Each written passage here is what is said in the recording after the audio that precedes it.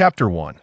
On the dark night of August 30th, 1980, at 13 Spidertail Alley, a man clad in a black robe stood before a row of cauldrons, filled with vividly colored potions that exuded an air of danger.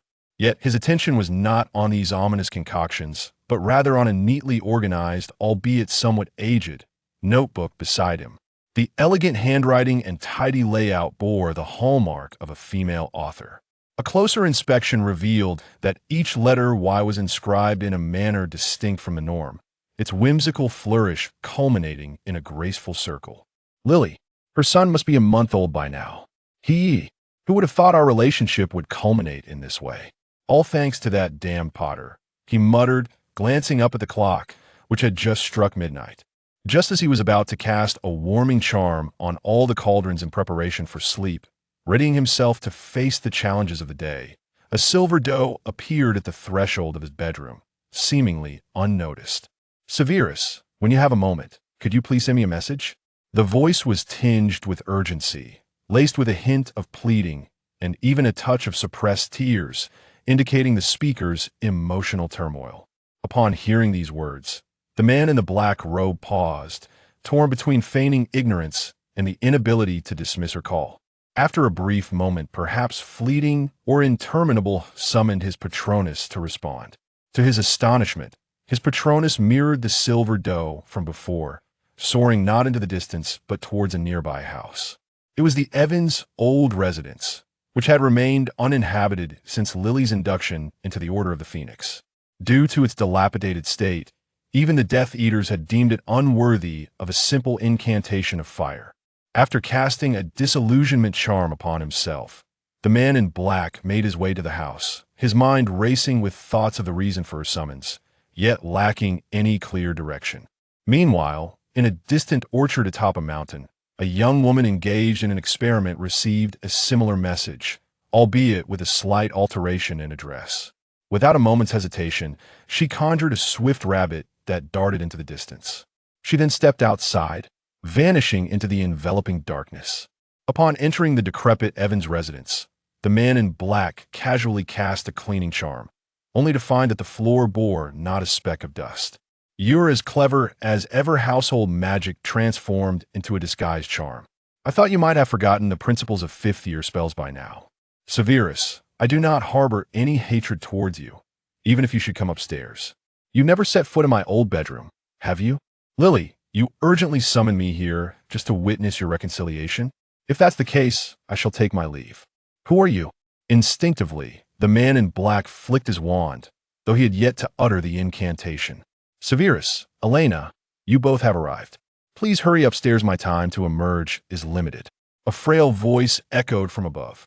With a huff, the man in black ascended the staircase alongside the vividly dressed woman, arriving at the door of a far-off bedroom, turning to face the wall opposite them. Creak! The door opened, revealing an exceptionally pallid face. Lily. Both of them rushed forward to support the auburn-haired woman. Noticing Elena steadying Lily, Severus turned at the threshold to cast a protective charm, promptly closing the door behind them. "You summoned me at such a late hour. It cannot be merely to witness your reunion. If that were the case, you should have called that wolf or that dog instead. Now I must return to my experiments. Besides, you look far too weak to be wandering about." El Spellbook, Standards Volume 1 by Miranda Goshawk. History of Magic by Bashida Bayat. Principles of Magic by Abby Wolfing. A Beginner's Guide to Transfiguration by Emery Switch. 1,000 Magical Plants and Fungi by Felita Spore. Potions and Elixirs by Arseni Gig. Magical Beasts and Where to Find Them by Newt Scamander. Dark Forces, A Guide to Self-Protection by Quentin Trimble.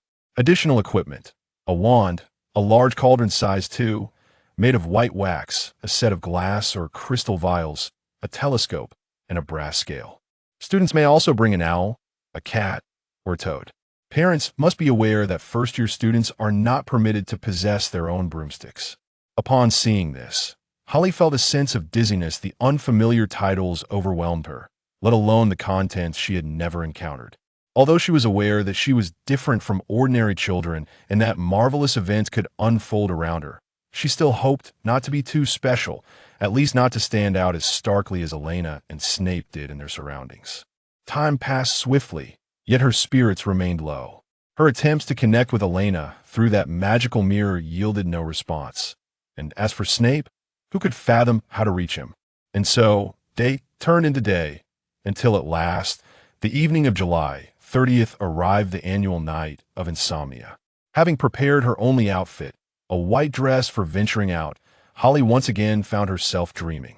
In her dream, a woman's voice spoke to her. "My daughter, no matter what transpires, you must survive. Do not relinquish even the slightest hope." Yet this time, an additional phrase lingered. "I know this is profoundly unfair to you. Your life may become more arduous, but you will possess a freedom greater than that of your brother." As dawn broke at 10 in the morning, Holly finally welcomed her visitor, though this time, it was merely one person, the ever-present figure cloaked in black. Yet, his demeanor was markedly different from before. "Holly, you must have received the letter by now." "Yes, I was just about to inquire how to handle it, but I cannot seem to reach Aunt Elena. She perished in an experiment gone awry." "Ah, well, you haven't replied, have you? Come with me. I was meant to inform you of these matters and discuss them with your guardian. However, since I am now your sole guardian, we may skip that step. Let us go. Grasp my arm, and we shall proceed to Diagon Alley." "Diagon Alley?" Holly asked as she clutched Snape's arm. Suddenly, she found herself engulfed in darkness. She felt a powerful pressure from all directions, making it difficult to breathe. Her chest felt constricted as if gripped by iron bands. Her eyes seemed to recede into her skull, her eardrums pressed deep within her head. Then, abruptly, she and Snape materialized at Charing Cross, two figures in stark contrast, unnoticed by passers-by, as though they did not exist at all. Upon reaching a wall, Holly noticed it transform into a narrow passageway, with a sign crudely emblazoned with the words "The Leaky Cauldron." Pushing open the door of the Leaky Cauldron, a wave of alcoholic fumes assaulted her senses, leaving her feeling somewhat queasy. The dim interior obscured her view momentarily. "Welcome back to the wizarding world," a deep voice resonated behind her, allowing Hollis' tense body to relax slightly, though a flicker of apprehension remained. "Back?"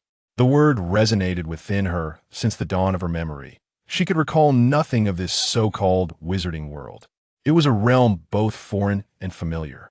"Hurry," came the icy command, pulling Holly from her reverie and quelling her curiosity about the wizarding world and her own lineage.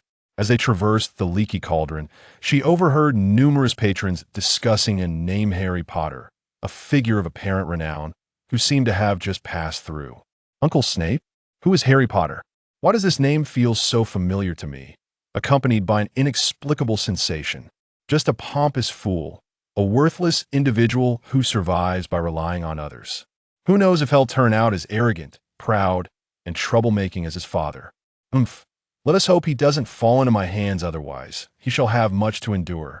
They made their way past the bar and into a courtyard enclosed by walls, devoid of anything but a trash bin and a few weeds.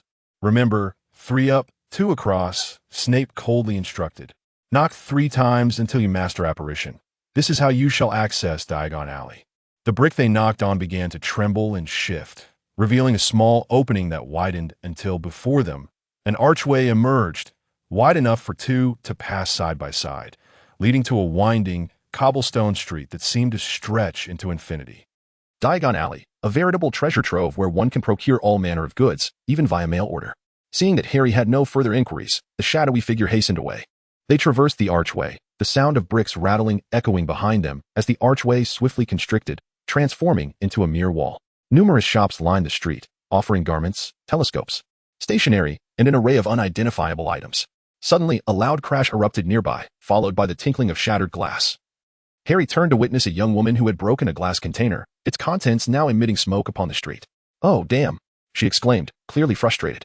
Then, she brandished a slender stick, gesturing at the chaotic scene, and as she spoke, the smoky liquid vanished.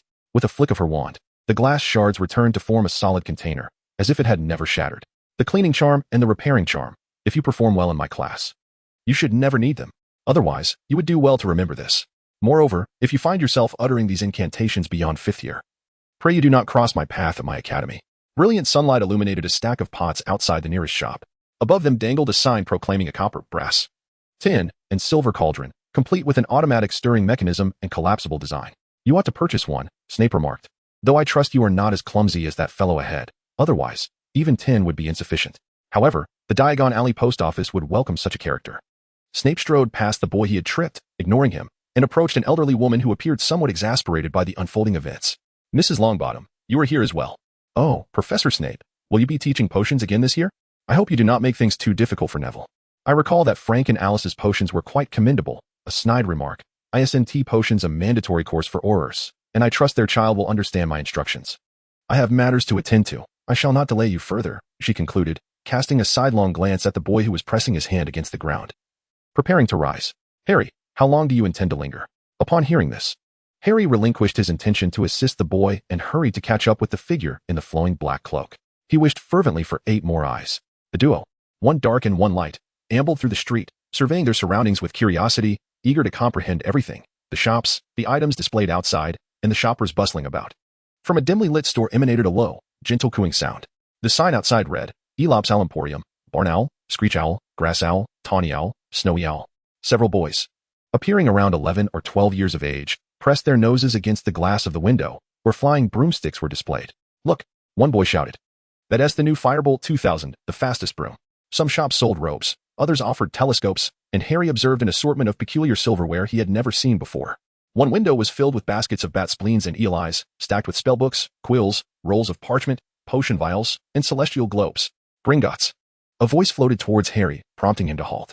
They arrived at a towering white edifice, rising above the surrounding shops, where a gleaming brass door was flanked by a figure clad in a scarlet and gold uniform.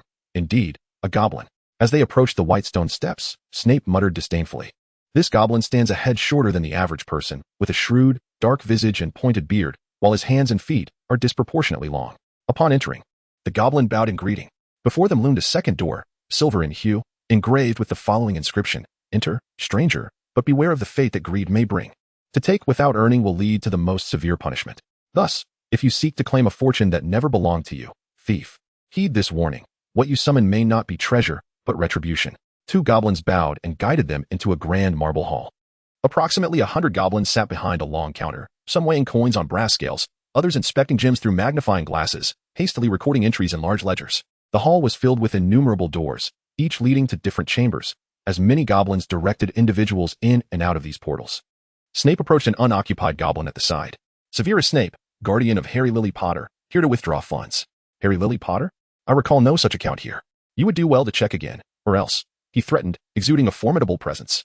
Sir, I shall immediately arrange for an inquiry. In the meantime, please sign this inheritance transfer agreement for the Prince family.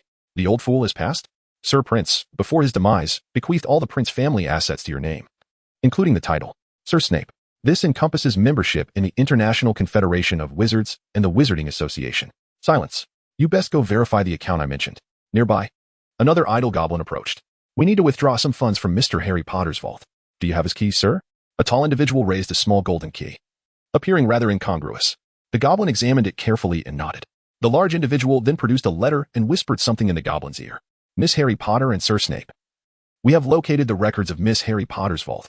Furthermore, there is a will requiring Miss Harry Potter's signature. A will? From my parents? Regrettably, Miss Potter, we were only informed of the portions relevant to you. The entirety of the will can only be disclosed in the presence of all heirs. Thus, you may presently access only a portion of what rightfully belongs to you. As for your parents, we are unaware. Perhaps your guardian here possesses some knowledge. Please follow me. The goblin replied nonchalantly. Uncle Snape? I know some details, but they are not for you to know at this moment. When the time comes, I shall reveal them to you gradually. Until then, you would do well to refrain from prying, including through veritasrum or legilimency. For now, keep up. Very well. Then tell me what I may know at present. After enduring several checks, Harry, somewhat impatient, finally entered the waiting room. Before that, please verify your identity. A drop of blood will suffice. As Harry's blood stained a somewhat aged piece of parchment, hidden text began to emerge, though much of it remained blank, likely pertaining to other heirs. At this realization, Harry gasped. Did she have siblings? She wondered who they might be. In July 1981, we, the parents of Harry Lily Potter, in sound mind and body, hereby declare this to be our last will. All property shall be divided, with 1/10 of the wealth apportioned equally among our descendants. The positions associated with the Potter family at Wizengamot and related institutions shall be bequeathed to our daughter, Holly Lily Potter, who shall formally inherit the aforementioned estate on her 11th birthday, July 31st, 1991. The remaining inheritance shall be transferred only upon the full revelation of the will. In the unfortunate event of our demise, guardianship of Holly Lily Potter shall be entrusted to Severus Snape and Elena Lovegood. We are confident that these two individuals will aid her in her safe upbringing until her 14th birthday. Henceforth, Miss Holly Lily Potter shall be referred to as Lady Holly Lily Potter. Should you require anything at Gringotts, you may summon me. You may call me Phileas. The diminutive goblin bowed and promptly exited the VIP lounge. Enough dawdling. It is time to attend to business. Snape brusquely pulled Holly along, heading towards the exit. First, we shall retrieve some funds, and then there is another matter to address. Upon returning to the hall, Holly sought out another idle goblin to guide her to her vault. Upon arriving at her vault 688, she beheld a mound of gold coins, and she finally comprehended why the previous will had mentioned the division of 1/10 of the money. It was likely that if all the money were evenly distributed, she would find herself ensconced in luxury, oblivious to other matters. However, as she patted her pockets in vain, she realized her grave mistake. She had not brought a bag today. Contemplating this, the girl cast a hopeful glance towards the man in the black cloak behind her. Subsequently, a small leather pouch was tossed her way. Is it truly so diminutive? She wondered. You shall find out for yourself, the man replied, tossing a generous handful of coins into the pouch, which showed no signs of swelling. The undetectable extension charm, it must be mastered before the 7th year. Filling the pouch with enough coins for her annual needs, their cart did not return immediately to the surface, but instead descended deeper. At the bottom, within the 13 vaults, a dragon guarded the entrance. After passing the dragon, the goblin opened the 3rd vault from the back and stepped aside. Enter, Lady Holly Lily Potter and Sir Severus Snape. Stepping into the vault aglow with golden light, Holly realized she had underestimated the wealth contained within. In addition to layers of gold galleons covering the floor, there were numerous valuable magical artifacts and ancient parchment scrolls. Snape approached a box, grasped Holly's hand, and pressed her fingertip onto it. A sharp sting brought her back to her senses amid the gold. The ornate red box, adorned with rose motifs, slowly opened to reveal a ring set against a black velvet backdrop.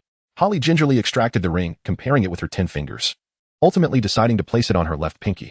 As soon as the ring touched her finger, it adjusted to fit perfectly, the rose blooming gradually into 6 blood-red petals. Concurrently, a torrent of information flooded her mind. After some time, the color returned to the girl's face. After pondering for a moment, the ring transformed, leaving only a slender band entwined with leaves. It appeared that the coming days would be busy. With much to explore, she mused on her journey back. After a spirited ride, the contrasting duo finally stood on the sunlit street outside Gringotts. You shall procure your own garments while I attend to my matters. After purchasing your attire, proceed to Ollivander's for your wand. That old fellow certainly will not have selected a wand for you prior to my arrival. Furthermore, you shall use the name Holly Parker in public. It is best not to reveal your true identity, Snape instructed, turning down a seemingly dark and dilapidated path. Where is Madame Malkin's robes for all occasions? Holly inquired, scanning her surroundings until she spotted a shop resembling a typical clothing store. That must be it, she concluded, though she hesitated momentarily to confirm. Hello, is anyone here? Upon confirming her assumption, Holly pushed open the door and peered inside. Are you here to purchase Hogwarts uniforms, dear? Oh, what a lovely young lady. A short, plump witch clad in purple greeted her with a warm smile. Indeed. I require 3 plain black robes and 1 plain black pointed hat for daytime wear, essentials for a first-year student, correct? Please step this way. Those 2 boys were quite bothersome, arguing so loudly in my shop. By the way, who accompanied you? Whose child are you? I have not seen you around before. Children from magical families often visit Diagon Alley to shop from a young age, whereas muggle-born children typically come with their parents. I am not entirely sure which category I belong to. My guardian mentioned that I would learn about my heritage when I am older, Holly replied, noticing that Madame Malkin hardly paid attention to her words, instead measuring and sketching as if recording her dimensions. After enduring Madame Malkin's lengthy discourse, Holly finally received her garments. Upon settling the payment, she seized the opportunity presented by the arrival of another customer to swiftly exit the shop. Wands, Ollivander. She meandered to the last shop in Diagon Alley, which appeared small and worn, the golden sign on the door peeling, reading, Ollivander, maker of fine wands since 382 B.C. Recognizing she had arrived at her destination and the rendezvous point with Snape, she entered the shop. Inside, a gentle tinkling sound emanated from the back. The shop was modest, furnished only with a long bench and shelves stacked nearly to the ceiling with slender boxes. Good afternoon, a soft voice greeted, causing Holly to turn swiftly towards its source, accompanied by the jangling of bells announcing the approach of its owner. An elderly gentleman stood before Holly, his pale, luminous eyes shining like 2 bright moons in the dim shop. Hello, Holly replied politely. Ah, red hair and brown eyes. I believe I know who your parents are, though I had not heard of your existence prior. If it were not for the recent examination of your parents' wand purchase records, I would not have guessed your identity. Your hair resembles your mother's. It seems like just yesterday she came here to acquire her first wand, a splendid willow. 10¼ inches long, that swished beautifully when waved. Your father, on the other hand, preferred a wand of mahogany, 11 inches long, flexible, and powerful. Ideal for transfiguration. I say that your father liked it, but of course, it is the wand that chooses its wizard. Now, what is your name? Come. Let us see which wand is meant for you, Ollivander said, retrieving a measuring tape imprinted with silver markings from his pocket. I am Holly Parker. I am right-handed. She replied. Harry extended his left hand. Parker? I believe it should be, Ollivander countered. Very well, for now, I shall refer to you as Miss Parker. He raised Harry's arm, proceeding to take measurements, from shoulder to fingertip, wrist to elbow, shoulder to floor, knee to armpit, and finally, head circumference. While measuring, he remarked, each Ollivander wand possesses extraordinary magical properties, which is its essence, Mr. Potter. We utilize unicorn hair, phoenix feathers, and dragon heartstrings. Every Ollivander wand is unique. For no two unicorns, dragons, or phoenixes are identical. Of course, if you were to use a wand that rightfully belongs to another wizard, the results would be far from satisfactory. As he measured the distance between Harry's nostrils, Harry suddenly noticed the tape measure operating autonomously. Ollivander was busily selecting long boxes from the shelves. Well then, Miss Parker, give this one a try. Made of beechwood and dragon heartstring. It's 9 inches long and quite flexible. Give it a wave. Harry took it, and with a casual flick, a row of boxes nearby began to whirl about like a tornado. Oh, no, that's not right. Try this instead. Another wand, made of maple with a phoenix feather, measuring 7 inches, was handed to him. How about this one? A wand crafted from ebony and unicorn hair, 8½ inches long, was passed to him. Oh. No, a discerning customer. I like it. As the pile of wands he had tested grew taller, Ollivander's enthusiasm soared. Try this one, Holly, with a phoenix feather, 11 inches long. It may have some connection to your heritage. Upon taking the wand, Harry instinctively felt discomfort, as if it were prickling with thorns, and he set it aside without even waving it. Ah, it seems there is a mismatch in attributes. Let's try this one instead, unicorn tail hair steeped in werewolf blood. You would, 12½ inches. Its performance and spells will astonish you. Ollivander approached with a dusty, dark purple box. Harry accepted the wand, feeling a sudden warmth at his fingertips. With a flick, a 6-petaled crimson rose blossomed at the wand's tip, its hue deeper than before. Very good, very good. Applause echoed from outside. Severus, are you her guardian? Ollivander inquired as Snape entered through the door. Indeed. All sorted? Came the curt response. Uncle Severus. Shall we proceed to purchase books or potions? Books. I've already prepared your potion ingredients, and your confirmation letter has been sent. Also, you best not receive any grade lower than an A in my potions class. Your time is limited. By the way, Mr. Ollivander, for safety, I'll forget everything. The two exited the wand shop, encountering the large figure and the scrawny boy they had seen at Gringotts. Professor Snape, greetings. I'm here to accompany Harry on his shopping trip, the giant said, patting the boy beside him to draw attention. Unbeknownst to him, this only highlighted the boy's malnourished state. Oh, Hagrid. Nothing else? Then I shall take my leave. They entered a bookstore named Flourish and Blots, acquiring all the necessary textbooks for school. The shelves were filled with books, reaching up to the ceiling, ranging from large, leather-bound tomes to silk-covered volumes the size of stamps. Some books were filled with peculiar symbols, while others were entirely blank. Birthdays always passed swiftly. As the sunset painted the sky of West London, Harry returned to the orphanage after yet another apparition. He gazed longingly at Snape. Your birthday gift. Look at it later. Snape tossed Harry a parcel wrapped in brown paper and vanished into thin air. Upon returning to the orphanage, Harry entered his room. His 11th birthday had slipped by just like that. He unwrapped the brown paper to find several books and a potion ticket that appeared quite old, bearing the name of a person he had never heard before, Eileen Prince. Not giving much thought to the name, Harry picked up the ticket. King's Cross Station, September 1st. That day would mark his official return to the magical world. Time flew by. On August 31st, Harry informed the nun of his intent to attend Hogwarts, receiving a favorable reply that he could take the train the following morning and return to the orphanage during each holiday. After packing his suitcase, Harry found himself sleepless that night, repeatedly reflecting on the events of July 31st and imagining a day soon when he would wield magic with proficiency. Suddenly, he remembered his ring and realized he hadn't reviewed the information within since that day. Recent events had nearly made him forget that he was still a novice in the magical realm. On the morning of September 1st, Harry awoke before 6. Too excited to sleep. After a couple of drowsy hours, he roused again, sighing at the nun's request to leave before the other children awoke. Dressed in ordinary clothes, he retrieved his suitcase from the foyer, casting one last glance at the orphanage he had called home for 10 years before heading towards the distant bus station. At King's Cross Station in London, as Harry pushed his suitcase onto the platform, he arrived between platforms 9 and 10, yet failed to notice the entrance to platform 9. The time was nearly 10 o'clock, with an hour remaining until the train's departure at 11. However, as the station grew busier, navigating through the crowd became increasingly difficult. Just as Harry contemplated using his two-way mirror to call Snape, he spotted a girl with black hair, seemingly of Asian descent. pushing a suitcase similar to his toward the platform. Are you a first-year student headed to Hogwarts? Where are your parents? Are you lost trying to find the platform? A barrage of questions tumbled from the girl's lips. Harry hesitated, nodding uncertainly, unsure whether this person was friendly or not. After all, he had read about the witch hunts of the Middle Ages in his History of Magic textbook, and Muggles had their ways of judging and even countering wizards. Methods that he had learned from the ring's information. Come with me, then. Just walk through the barrier between platforms 9 and 10. Don't worry, Muggles can't see you.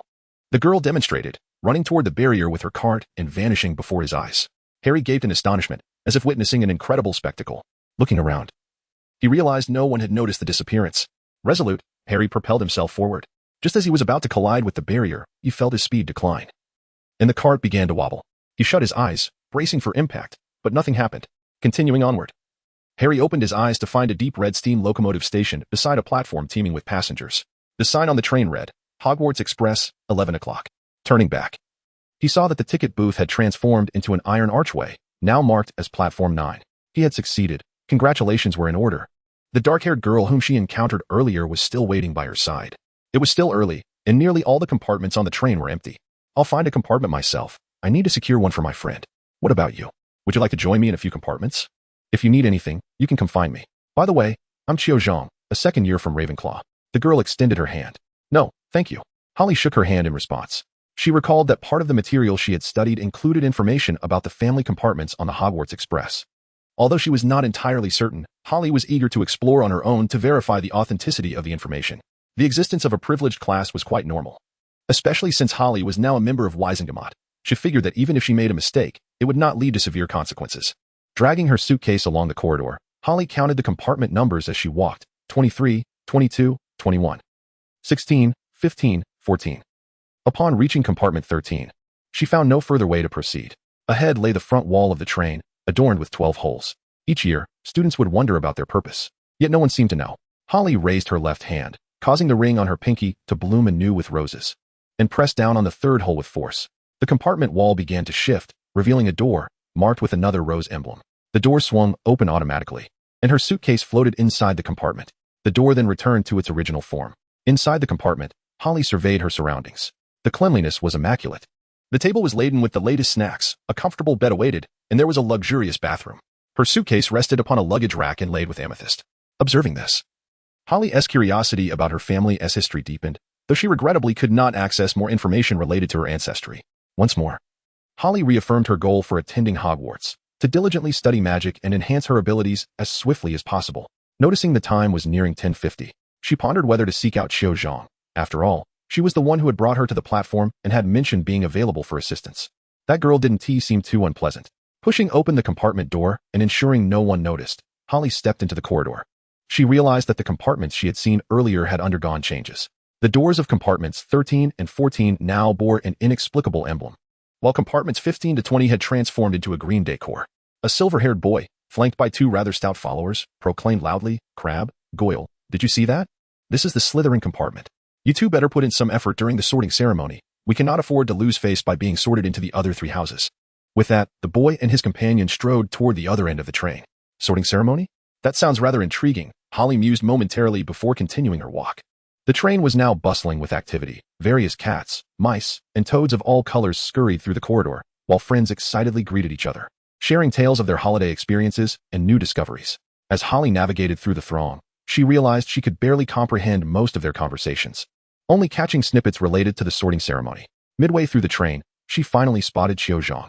Her compartment already contained several suitcases, yet she was alone, seemingly having bid farewell to her friends and family. Hello? Holly Park, the one you just met. I came to thank you for your help. Holly Park, Qiu Zhang here. I presume you remember my name. Have you found your compartment? Penelope is a prefect this year, and we now have an open seat here. Would you like to join us? No, I've already settled my luggage, and with so many people around, I wouldn't want to intrude.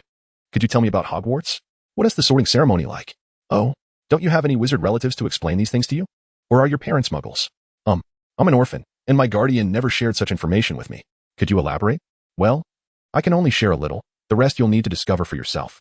Hogwarts comprises 4 houses: Gryffindor, Hufflepuff, Ravenclaw, and Slytherin. Each corresponds to the 4 founders: Godric Gryffindor, Helga Hufflepuff, Rowena Ravenclaw, and Salazar Slytherin.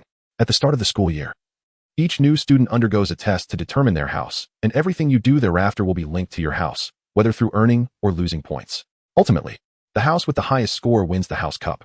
I've heard Slytherin has won it for 7 consecutive years. Sigh, when will we see Ravenclaw win it? That's all I can say for now. Revealing more would spoil the fun. As the train began to move, the people in the corridor gradually returned to their compartments after bidding their families farewell, prompting Chio to cease her explanations. All right, you should head back to your compartment. This is the only opportunity for first years to make friends before the sorting. Afterward, you won't be able to befriend those from other houses. Chio advised as she observed the throngs of students passing by. Departing from Chio's compartment, Holly continued to wander aimlessly through the corridor. Outside one compartment, she overheard a somewhat familiar term, Wisingamot. Inside, a silver-haired boy was loudly conversing with his companions. Have you heard? Someone proposed to remove Dumbledore from his position as chief of Wisingamot on August 1st, and the new chief is only 11 years old. The announcement is expected to be made at noon today. I can't wait to see Dumbledore's reaction when he hears this. That old madman shouldn't be allowed to retain his seat in Wisingamot and the International Wizarding Federation. What exactly is Wisingamot? Holly suppressed her curiosity and continued walking. In the next compartment filled with new students, she spotted the boy she had previously tripped over in Diagon Alley, Neville Longbottom, who was accompanied by a girl with thick brown hair and prominent front teeth. Pushing open the compartment door with a cheerful smile, Holly inquired, "May I come in and sit?" Sure, please," the boy stammered in response. "I'm Holly Park," she introduced herself, extending her hand to both of them in a gesture of goodwill. Hermione Granger, the brown-haired girl, was the first to respond, reaching out her hand. "This is Neville Longbottom." She introduced him to Holly, pulling Neville's hand and saying, "Neville, be a gentleman. The gentleman should extend his hand first." "Why you? Hello, Mississippi Park." The boy replied, trembling as he extended his hand, only to retract it upon the briefest touch. The atmosphere in the compartment grew immediately tense. At that moment, the train had departed from London. It sped along fields dotted with sheep and cattle, and as Holly gazed at the landscape whizzing by, a wave of drowsiness washed over her. Harry decided to temporarily leave the compartment and return to her own for a moment of rest. At that moment, a house elf suddenly appeared before her. After a slight bow, it said, "Miss Harry, you have an urgent message. Please return to your compartment." With that, it vanished with a loud pop. Ignoring the bewildered expressions of Neville and Hermione beside her, Harry swiftly made her way to her compartment at the front of the train. She paid no heed to the strange glances from the older students along the way, her mind preoccupied with the elf's sudden appearance and the implications of its message. As she approached the front wall of the train, a boy and a girl emerged from compartments 13 and 14, blocking her path. On their chests, they wore a miniature badge identical to the one on the compartment door. "Hello, may I ask where you're going?" "This is the prefect's and student council's compartment." "You cannot pass through here," said the red-haired boy. "Percy, she seems to be just a freshman. Why don't you escort her back to her original compartment? And by the way, keep an eye on your 2 younger brothers, or they might manage to deduct all the points from Gryffindor before we even reach the school." The girl added with a giggle. Hearing this, the tall boy's face flushed crimson, evidently enraged by the comment. "But my compartment is right over there," Harry weakly protested. "Is that so? Then you can go by yourself. I don't want to see you again in 3 minutes," Percy said dismissively, turning with the girl to face the rear of the train. After shooing away a few curious Slytherin students from nearby compartments, they returned to their own, oblivious to the absence of the girl they had just encountered. She must have returned after hitting the wall, they both thought in unison. Back in her compartment, Harry sat on her bed, staring blankly at a letter. The letter, an appointment from the chief wizard of Wisingamot, left her in a state of turmoil. Although it stated that her obligation was merely to symbolically attend one Wisingamot trial each year, the accompanying rites were profoundly overwhelming. Not to mention the various allowances she would receive each year, the privileges granted to Wisingamot members at Hogwarts would fundamentally alter her experience compared to her peers. Members enjoyed the same authority as teaching staff within the school. With these thoughts swirling in her mind, Harry pulled out a 2-way mirror from her leather pouch and called for Snape, but received no response. Frustrated, she stowed the mirror back in her pouch and selected 2 bags of seemingly normal Bertie Bott's every flavor beans from a table cluttered with snacks. The assortment included a variety of flavors, from chocolate and peppermint to orange marmalade, along with some peculiar tastes like pepper. As she reclined back on her bed for a much-needed nap, an urgent meeting in the Hogwarts headmaster's office reached a critical juncture. "Albus, what is going on? How can there be such a young chief wizard of Wisingamot, especially one who has not yet formally begun her magical education? What about your seat in Wisingamot?" McGonagall inquired. "Who among us has ever cared about that child? Moreover, what is her family name? Why does our magic fail to reveal her surname?" "I have never encountered such a situation in all these years," Professor Flitwick added, raising a question pertinent to his expertise. "I am more concerned about how your position in Wisingamot could simply vanish, Dumbledore. It has been yours for 11 years. Is there something we do not know? Or perhaps that position was never truly yours?" A cold voice interjected from the other side. "Professor Snape, how could Professor Dumbledore do such a thing?" The large figure in the corner appeared agitated. "Sit down, Hagrid. There are matters I have not disclosed to you." I believe I have uncovered some details about this Miss Harry, though it is only a fragment of the truth. Severus, I imagine you must have something to contribute. The elderly figure with the white beard suddenly posed a question that caught everyone off guard, save for the two directly involved. Ancient families possess their own methods of preserving bloodlines, and the rest is not for disclosure. As for your concerns, I do not foresee her actions interfering with yours before her 4th year. The truth will reveal itself in due course, Dumbledore responded, his words cutting through the air. As the others struggled to process the exchange, the confrontation had already concluded. Dumbledore clapped his hands, bringing everyone back from their astonishment. Now, we should discuss how to approach our special Miss Harry. For instance, what should we call her, and how can we prevent other students from discovering her privileges? Harry Parker. Regarding the privileges, I believe you need not worry. After all, with a savior in our midst, the attention of all students will not stray towards anyone else. Following the teachers' meeting, the headmaster's office fell silent once more. Glancing at the portraits of former headmasters lining the walls, the old man murmured, Lily, I truly underestimated you. Or rather, how many secrets does the Peveril family harbor? Meanwhile, aboard the Hogwarts Express racing through the wilderness, Harry remained oblivious to the keen interest from distant observers. Clad in her pajamas, she was diligently reviewing various spells and their corresponding gestures, as well as an array of disjointed codes of conduct. Although the materials appeared to originate from diverse sources, they were amalgamated into a perplexing whole that left her feeling quite overwhelmed. However, this was not a challenge for Holly. Her experiences in the orphanage had accustomed her to a life governed by rules and constraints, teaching her to find joy amidst the monotony of her existence. This was the gift bestowed upon her by a decade spent in the orphanage. As she contemplated the loopholes and gray areas within various regulations, a silver doe, her guardian spirit, appeared before her, accompanied by a familiar voice. Holly, take out the mirror. There's something I need to tell you. Once Holly retrieved the two-way mirror, she found herself without an opportunity to speak, receiving only a few admonitions from Snape. He advised her to adhere to the school's rules and to avoid overly exploiting her privileges. Finally, he reminded her, you should be arriving soon. It's time to change into your robes. You can leave your luggage on the train. Putting the mirror away, Holly realized that night had enveloped the surroundings completely. And she could faintly hear upperclassmen advising the first years to don their robes, though the distance made it difficult for her to catch the words clearly. The train began to slow, eventually coming to a halt.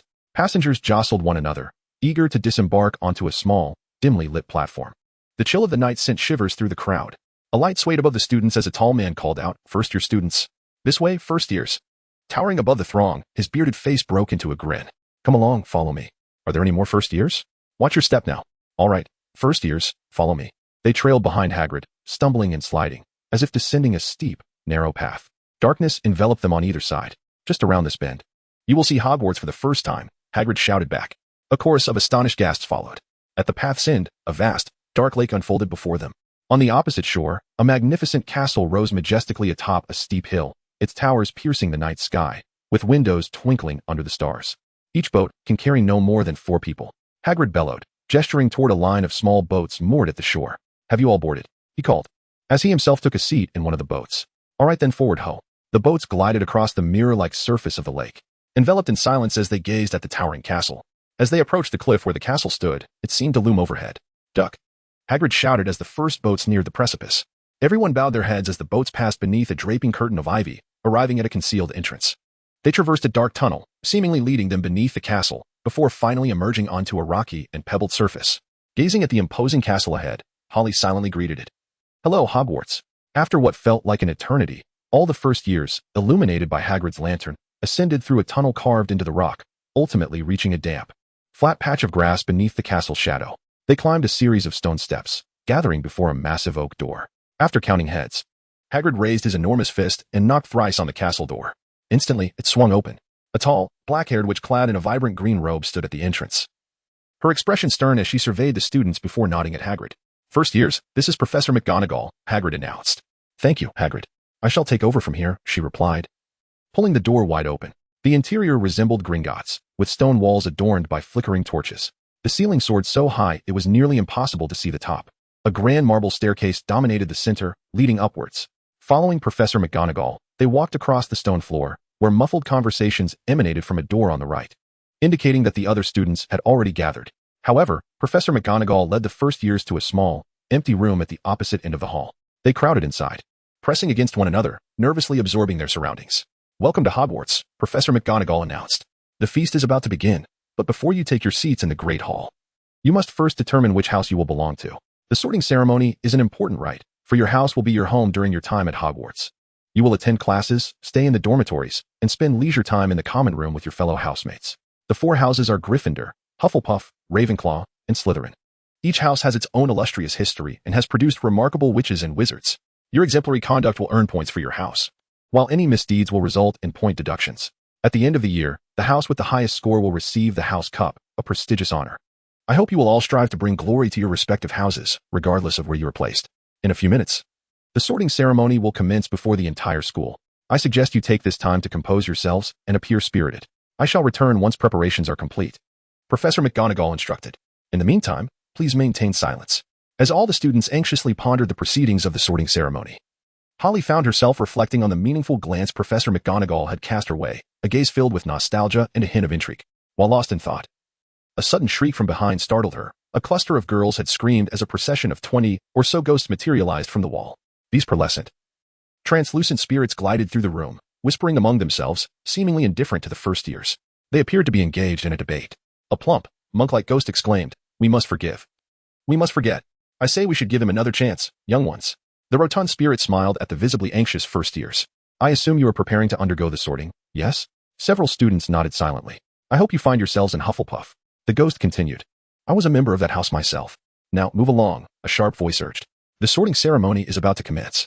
Professor McGonagall returned.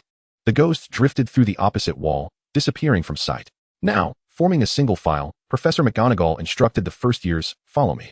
Seeing her peers lined up ahead, Holly instinctively took her place at the back. As one of the older children from the orphanage, she had grown accustomed to standing behind others. Observing the anxious faces of her fellow first years, Holly felt a sense of discomfort regarding her role. Here, she was not meant to present herself as the older child. With a sigh, she followed the procession forward. Exiting the room, they traversed the entrance hall and passed through a pair of grand double doors into the magnificent dining hall. Awestruck by the enchanting splendor of the room, Holly found herself momentarily lost in wonder. Students from other years were already seated at 4 long tables, illuminated by thousands of floating candles that danced in midair. Gleaming gold plates and goblets adorned the tables. At the head of the hall, a long table awaited the faculty, where Professor McGonagall guided the first years to face the assembled upperclassmen, with the teachers positioned behind them. The flickering candlelight illuminated the hundreds of faces watching them, resembling pale lanterns. Among the students, ethereal figures glimmered with a hazy silver light. Many students anxiously clutched their robes, attempting to ease their inner tension through the tightness of their grip. They raised their heads to behold the velvet black ceiling, where countless stars twinkled, as if this sight could bolster their confidence enough to withstand the pressure of scrutinizing gazes. Meanwhile, Hermione, who had been seen earlier, boasted of her knowledge. "This place has been enchanted. It looks just like the sky outside, as I read in a passage about Hogwarts history." It was hard to believe that there was indeed a ceiling above, or that the dining hall was not open to the elements. Professor McGonagall gently placed a stool before the first-year students, atop which rested a tattered and grimy pointed wizard's hat. Harry noticed that everyone was fixated on this hat and, glancing at it, began to ponder its purpose. Silence enveloped the hall, and then the hat stirred. A wide seam opened along its brim, resembling a mouth, and the hat began to sing. "You may think me quite plain, but do not judge by appearances. If you find a hat more beautiful than I shall consume myself whole." After this, the sorting hat bowed to each of the 4 house tables, then fell still. At this moment, Professor McGonagall stepped forward, holding a scroll of parchment. "When I call your name, step forward, don the hat, and await your house assignment," she announced. Hannah Abbott, a rosy-cheeked girl with 2 golden braids, stumbled out of the line, donned the hat, which barely covered her eyes, and sat down. After a brief pause, the hat called, "Hufflepuff." "Susan Bones." "Hufflepuff." The hat shouted again. Susan swiftly joined Hannah. "Terry Boot." "Ravenclaw." The second table on the left erupted in applause as Terry joined them, greeted by several Ravenclaw students. Mandy Brocklehurst was also sorted into Ravenclaw, while Lavender Brown became the first new student in Gryffindor, eliciting cheers from the farthest table on the left. Following her, Millicent Bulstrode was sorted into Slytherin. Justin Finch Fletchley, Hufflepuff. Sometimes the hat swiftly declared a house, while at other times it took longer to decide. For instance, a boy with light brown hair, Simon Finnegan, sat on the stool for nearly a full minute before the hat announced his placement in Gryffindor. Hermione Granger was quickly sorted into Gryffindor, while Neville Longbottom, the boy Harry had encountered in Diagon Alley, took several minutes before being assigned to Gryffindor, forgetting to remove the hat as he rushed to join his housemates, returning it amid laughter. Draco Malfoy, the silver-haired boy, was sorted into Slytherin before the hat even touched his head, and he quickly joined his friends Crabbe and Goyle. The number of students dwindled, with Moaning Myrtle, Nott, Parkinson, followed by a pair of Patil twins, and then Sally and Perks. After them came Harry Potter, causing a stir in the hall. After a moment of deliberation, Harry was finally placed in Gryffindor. The remaining 4 included Lisa Turpin, who became a Ravenclaw, and Ron Weasley, who was sorted into Gryffindor. After Blaise Zabini was assigned to Slytherin, only Harry remained. Professor McGonagall glanced at the last name on the parchment, merely a first name, uncertain how to call it. At that moment, the parchment transformed, adding a title of Countess before the simple four-letter name. Although exceptional students occasionally received non-inheritable titles during their time at school, this was typically reserved for particularly outstanding upperclassmen. A new first-year student with an inherited title of Countess was unprecedented in Professor McGonagall's decades of experience. Remembering the name mentioned by Snape, she hesitated before finally declaring, "Harry Parker, Countess." The hall fell silent, the commotion caused by the appearance of the boy who lived dissipated, replaced by astonishment from most of the non-Muggle-born wizards and the attention of all the professors at the staff table. Harry stepped forward, seated himself on the stool, and without much thought, placed the hat upon his head. "Ah, a very gifted girl. Your talent in potions reminds me of your mother and her good friend from her school days. You shall also excel in charms, and you possess considerable courage. Or else you would not assume the legacy of the Peveril family at such an early age. Quite challenging. I initially thought one Harry Potter would be difficult enough. Yet here you are. Quite impressive. I foresee a brilliant future for you in any house. You have courage, wisdom, loyalty, and cunning. You like him. Would thrive in Slytherin or Ravenclaw. Do you have a preference, my dear? I thought you knew everything. But it seems you two are not omniscient during the sorting, she replied. By the way, what became of him? His achievements were both remarkable and terrifying. Though he ultimately chose Slytherin, I still believe he possessed Ravenclaw qualities. What about you, dear girl? Which house do you wish to join? Salazar can help you restore your family, while Rowena can maximize your wisdom and talent. Have you made up your mind? Very well. After a lengthy deliberation with the sorting hat, it finally announced its decision, which was also Harry's choice. Ravenclaw. In the days that followed, it was vital to contemplate the direction of the plot, as writer's block might ensue. Those wishing to cameo as Ravenclaw students should sign up promptly. Although the protagonist had yet to establish a connection with the Savior, such ties would soon emerge.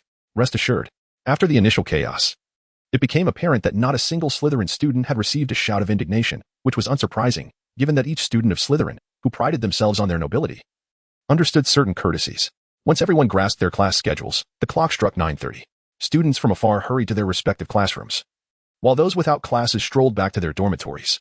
For some upperclassmen and all Slytherin students, an unexpected gesture occurred as they deliberately walked between the Ravenclaw and Gryffindor tables, bowing slightly to Harry before turning to leave. Harry paid this little mind, instead glancing at his schedule before rising to leave the hall and hastening toward the charms classroom. After all, it was the lesson of his house head, and arriving late was hardly ideal. Upon reaching the charms classroom, Harry hurriedly found a place to sit as Professor Phileas Flitwick entered. During the first lesson, Flitwick did not require the students to perform any tasks. The entirety of the lesson revolved around the simplest illumination spell, the Lumos charm, which required only the recitation of the incantation. Time passed swiftly as Professor Flitwick delighted in sharing jokes with the students.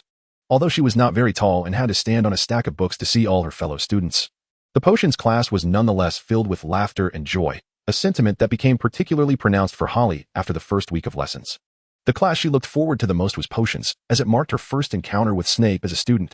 She felt a surge of excitement, tempered by a flicker of doubt regarding her ability to meet his expectations, especially since Snape had previously warned her that any grade below an E would be unforgivable. As she made her way to the underground classroom, Holly noticed no portraits lining the walls. Instead, serpents slithered about, an emblem of Slytherin's distinctiveness. The presence of these creatures added an air of foreboding to the already chilly and dim classroom. The roll call before class served as a stark wake-up call for everyone, sparking a wave of tension as Snape's dark cloak billowed with his every movement, reminding them that potions was a daunting subject indeed. With hollow, indifferent eyes surveying them, he began, "You are here to learn the precise science and rigorous craft of potion making. There will be no foolish wand-waving here. So many of you may find it hard to believe this is magic. I do not expect you to truly grasp the marvel of the simmering cauldron, wafting fragrant vapors, or the enchanting liquid that courses through one's veins, mesmerizing and disorienting. I can teach you how to enhance your reputation, brew glory, and even stave off death. But there is one requirement. You must not be the sort of fools I often encounter." This declaration sent a wave of unease through many, who desperately tried to prove they were not the fools Snape spoke of. Snape divided them into pairs, instructing them to concoct a simple potion for scabies. Holly's partner was Lily Lupin. Snape paced the classroom, observing as they weighed nettles and crushed serpent fangs, with nearly every student facing criticism. There were no mishaps during the potions class, yet despite being the quickest and most proficient, Holly and Lily only received a score of 2 and 2E grades. Frustrated at not achieving AP rating, Holly intended to take Lily to the library but was reminded of the late hour, which could easily lead to a breach of curfew. It was then that Holly recognized the significant advantages her status conferred. In contrast to the more practical herbology, in the soporific history of magic, transfiguration emerged as a captivating subject, especially after Professor McGonagall demonstrated her transformation between human and animal forms. Holly found herself intrigued, though the subsequent assignment of 3 inches of parchment filled her with a newfound respect for this discipline that intertwined theory and practice so closely, prompting her to abandon her previous flippant attitude. As the first week drew to a close on Friday morning, the second week commenced with a flying lesson for Ravenclaw alongside Hufflepuff. Given that Ravenclaw lacked a proud peacock like Draco Malfoy, the weekend was relatively tranquil for Holly. The only disturbance arose when, while conducting her second-year potion experiment in Snape's classroom, she failed to achieve the required color, necessitating 2 additional attempts without success. Monday's flying lesson unfolded without incident. After spending a class period muddling through the roots of a sunroot, the students from Ravenclaw and Hufflepuff took to the Quidditch pitch for their inaugural flying lesson. 20 broomsticks lay neatly arranged on the ground. Their instructor, Madame Hooch, approached with her short gray hair and keen yellow eyes reminiscent of an eagle. "What are you all waiting for?" she barked, instructing everyone to stand beside a broomstick. Quickly, time is of the essence." Holly glanced down at her broom, which was tattered and worn, with branches protruding awkwardly. However, it seemed all the brooms were in a similar state of disrepair, as if they might snap upon the slightest touch. "Extend your right hand and place it above the broomstick," Madame Hooch commanded, then shouted, "Up, up." Everyone echoed. Once they had all grasped their brooms, Madame Hooch demonstrated how to mount without slipping off. She moved through the ranks, correcting their grips. "When I whistle, you will push off the ground with your legs and rise. Hold on tightly, ascend a few feet, then lean slightly forward to descend vertically," she instructed, preparing them for the count. 3, 2, 1 up. Holly was the first to leave the ground, soaring a few feet up and feeling exhilarated, as if she had known precisely what to do from the outset. A gentle exertion sent her broom gliding forward at a leisurely pace, and she carefully maneuvered it in a circle before returning to the ground. "Nice, Ravenclaw gains a point. Miss Parker has set a fine example for everyone. Why not strive to emulate her?" Madame Hooch quickly shifted her focus. "Miss Parker, you may venture over to that larger open space and try flying on your own, but do not ascend too high or too swiftly." The 2-hour session concluded swiftly, with everyone successfully flying, even those who barely lifted 3 feet off the ground receiving points for their efforts. While all were busy reveling in the joy of flying, no one noticed that Holly was executing impressive evasive maneuvers on her old broom. On Thursday of the second week, just before the flying lesson for Slytherin and Gryffindor, Draco Malfoy's provocation of the Gryffindors stirred a minor excitement in their otherwise mundane lives. However, this incident was merely a matter between the rival houses and had no bearing on the introspective Ravenclaw or the good-natured Hufflepuff. At dinner, Malfoy's reappearance at the Gryffindor table hinted at an unusual tension. Meanwhile, Holly, engrossed in her post-potions class research for her assignment on the scabies potion, remained blissfully unaware. When Holly finally completed her potions assignment, 5 weeks ahead of schedule, the clock struck midnight. It was her first time returning to the dormitory so late, and she was filled with curiosity about Hogwarts at night. However, this was a violation of school rules. Filch and his cat, Mrs. Norris, were the only beings aside from ghosts roaming the corridors of Hogwarts at that hour. As Holly descended from the library side of the castle, preparing to return to the Ravenclaw Tower, a cat suddenly darted across her path, followed by hurried footsteps. "Good evening, Mr. Filch. How may I assist you?" Holly inquired. "Good evening, Miss Parker. Given the late hour, I presume you are aware of the school rules. Therefore, your detention begins this weekend." "Excuse me, Mr. Filch. While I acknowledge my obligations as a Hogwarts student, I believe that as a member of the Wisengamot, my actions do not contravene any regulations. Therefore, Mr. Filch, you may now resume your duties. Best of luck to you, Count." With a hint of regret, Filch, accompanied by his cat, continued his rounds within the castle. Meanwhile, Holly silently trailed behind him, making her way toward the Ravenclaw Tower. As she neared the trophy room on the 3rd floor, a boy's scream echoed throughout the castle, accompanied by Filch shouts and the clatter of toppled exhibits. Holly, however, focused her attention on the exit at the far end of the trophy room corridor. She saw 4 first-year students, whom she recognized, frantically fleeing from the charms classroom towards the corridor on the right side of the 4th floor. A smile crept onto her lips as she discerned that the 4 were none other than Harry Potter, Hermione Granger, Ron Weasley, and Neville Longbottom. Acting swiftly, Holly cast an Alohomora on the door that lay in their path just before they could reach it. The 4 hurriedly dashed into the corridor that Dumbledore referred to as the Forbidden Area, slamming the door shut behind them.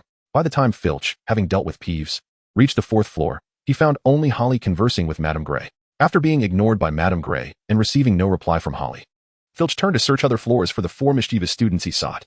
Moments later, the quartet emerged from the staircase on the right side of the 4th floor, only to be halted by Holly's sudden shout from her hiding spot. "Stop right there," she called out. Seeing no shadow of pursuers behind them, the 4 quickened their pace. 20 points deducted from Gryffindor, Holly announced, her tone leisurely yet clear. At that moment, A gem representing 20 points flew from Gryffindor's hourglass, visible to all within the castle.